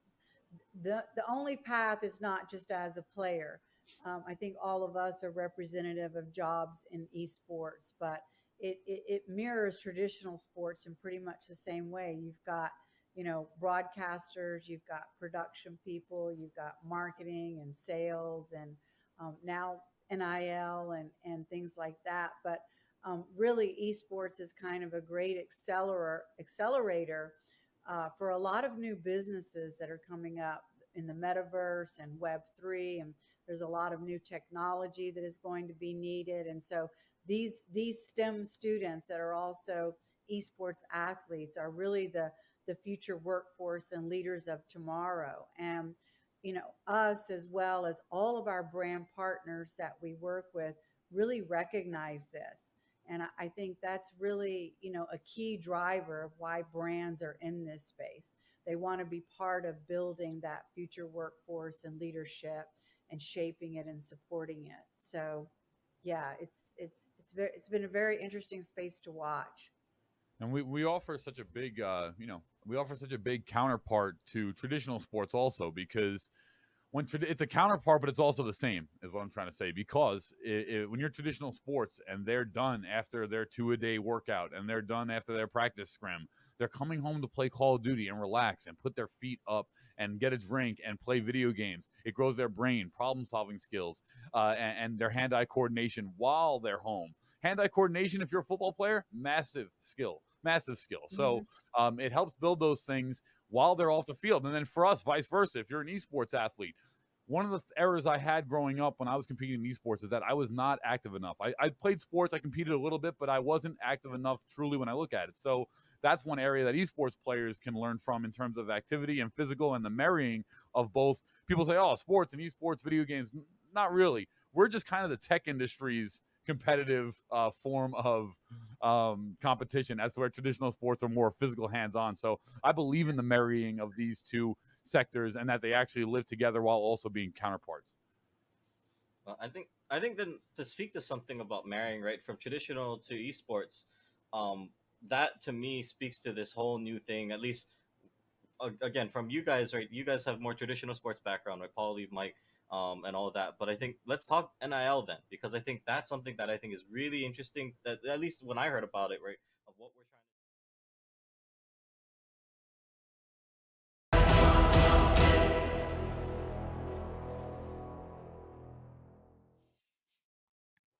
Welcome back, everybody, inside of the booth here. Clutchkey alongside Nerdy Bird with you, and joining us from now the number 1 seeded team of the UCSD Tritons. We welcome in Zinnia into the booth here. And Zinnia, what a great game from you guys overall there for UCSD. And mind you, from the let's go back here all the way back to the beginning at the Oka rankings back February 1st. You guys were ranked 17th. Boise State ranked number 6. Now you guys have defeated that team that was ranked above you in the Okra standings.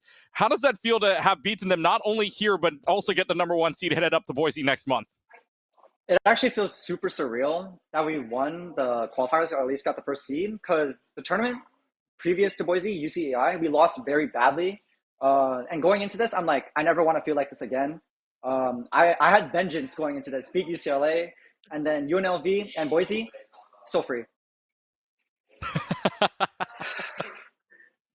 I mean, you guys got the trifecta there. Yeah, actually, we only had a little bit of practice going into this because we actually swapped me and Paco playing Sojourn and Tracer. So I haven't been playing Sojourn for that long, but we had pretty good looks on it. So I'm happy about that as well. Wow.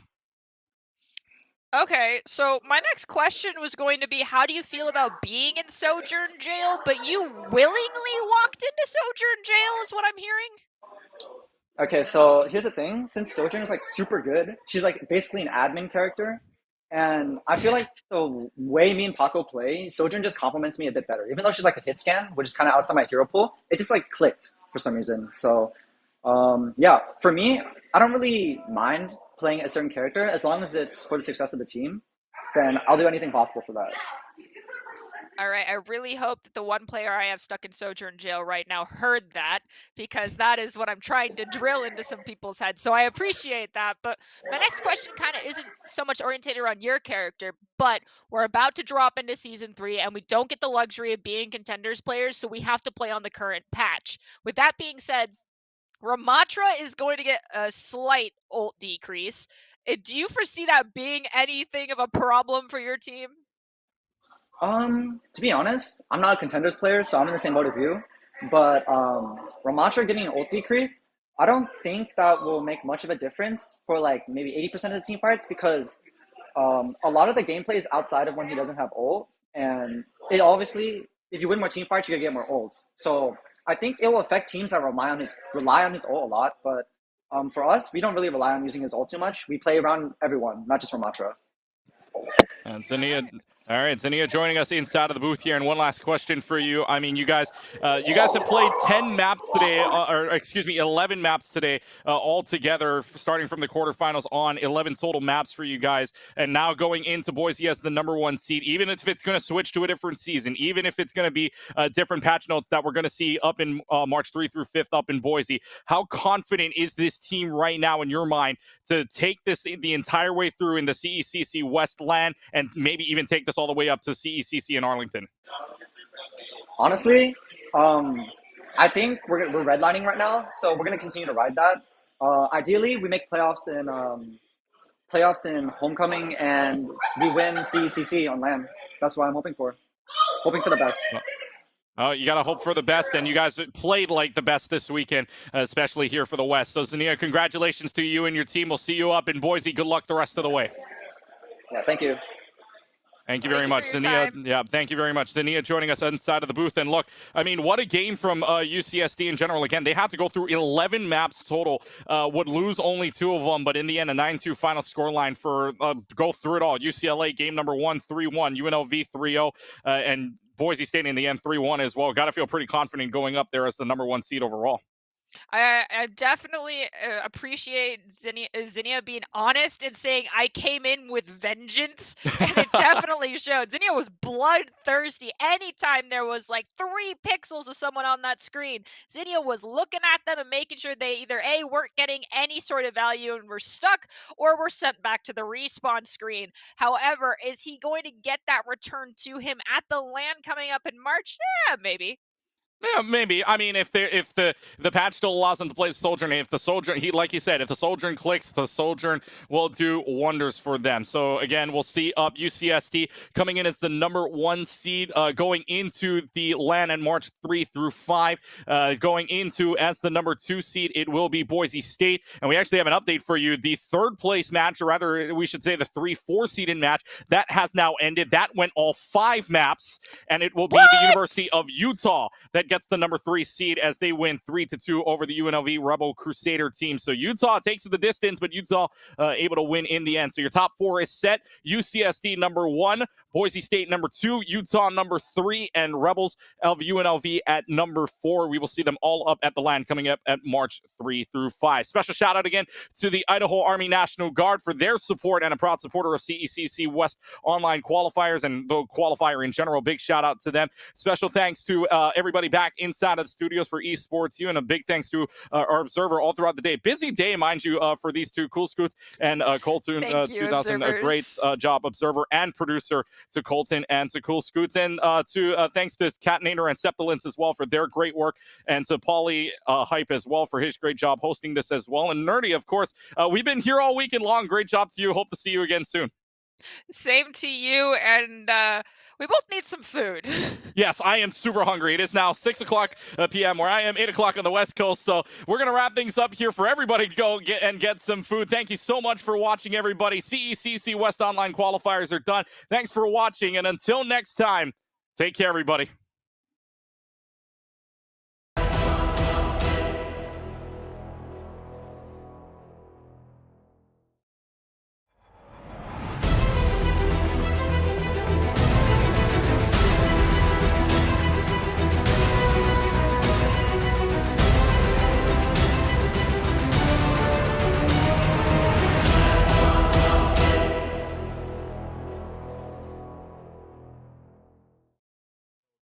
Quarterback, it makes sense, right? The guy is somebody that everybody knows on campus, whether you're on the team, off the team, or you're just going to the school. It makes sense. But I think nowadays it's not as common, or people don't think that they could be somebody that their name is out there, right? Or that they're known, right? As we're growing the space, as we're putting this together, it almost feels really interesting that your star entry in Valorant, or your star forward on Rocket League, right? Whatever the case might be, now they can have NIL deals. It's a thing out there, and I think, I don't know, maybe Mike, you want to start off? But I think thank you for teeing that up. So I was talking for too long. I forgot to bring NIL into the mix. So it's a common occurrence, occupational hazard. So I would say that so NIL for I'm sure most of you watching understand what it is, but NIL stands for name, image, and likeness. Name, image, and likeness, that term has been utilized to describe the transition of traditional student athletes, NCAA athletes, and their ability to monetize their name, image, and likeness. It went live July 1st, 2021, and it has continued over the course of the last nearly 14 months now. It's an interesting term because it's been co-opted to describe the NCAA's approach to student athletes being able to make endorsement money or be able to monetize any part of their name, image, and likeness, but it's been around forever, right? We've had athletes endorsing brands for over 100 years. Babe Ruth of the New York Yankees was endorsing brands 100 years ago, and it has continued onward from baseball cards all the way through now, where we have lots of different integrations of how influencers can monetize their followings. So what I would say on the traditional side is it's still a very young space. There are a lot of stories out there regarding NIL that tend to focus on the negative or how out of control, I put in air quotes, it has gotten. But there is still a burgeoning marketplace for many more student athletes that are involved. About 17% of NCAA athletes are currently involved in NIL, but 65% more than that want to get involved and are curious how to get started. On the flip side, brands are challenged with a few different things in the space. There are 10,000 professional athletes in the United States. Once July 1st, 2021 hit, and you dump every NCAA athlete into that space, that's another 500,000. So brands that maybe didn't have a dedicated athlete strategy when there were 10,000 now have 500,000 plus that 10,000 to figure out how to activate who they are. That's a lot. I understand brands' hesitancy in some instances, but I can tell you that companies like us are on a daily basis educating brands and student athletes as to the software you can use, the types of activations you can get involved in, and how to utilize your followings, or if you don't have to or want to be a social media star, are there ways in which you can monetize it? Now, I know I described that under the umbrella of the NCAA, but I see it as being no different in esports. I think there are massive opportunities for people with followings to be able to use that and connect with brands. I think a company like us can help you to do that.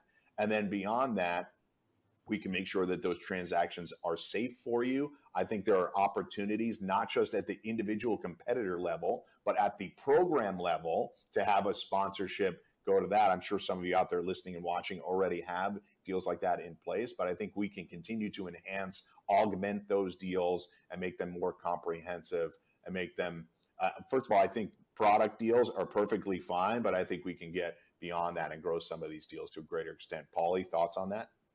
Yeah, what you said is right. So I'll put it in for layman's terms here for just the esports players, because I talk to so many of our athletes that compete in our CECC series that are currently still in college. And basically when Mike Blewett says NIL, what he's referring to is just very simple. If a brand or any sort of anyone wants to use your school's name or your brand or anything with you, there is a deal for you that can be put in place, whether it's product deal, whether it's a paid endorsement.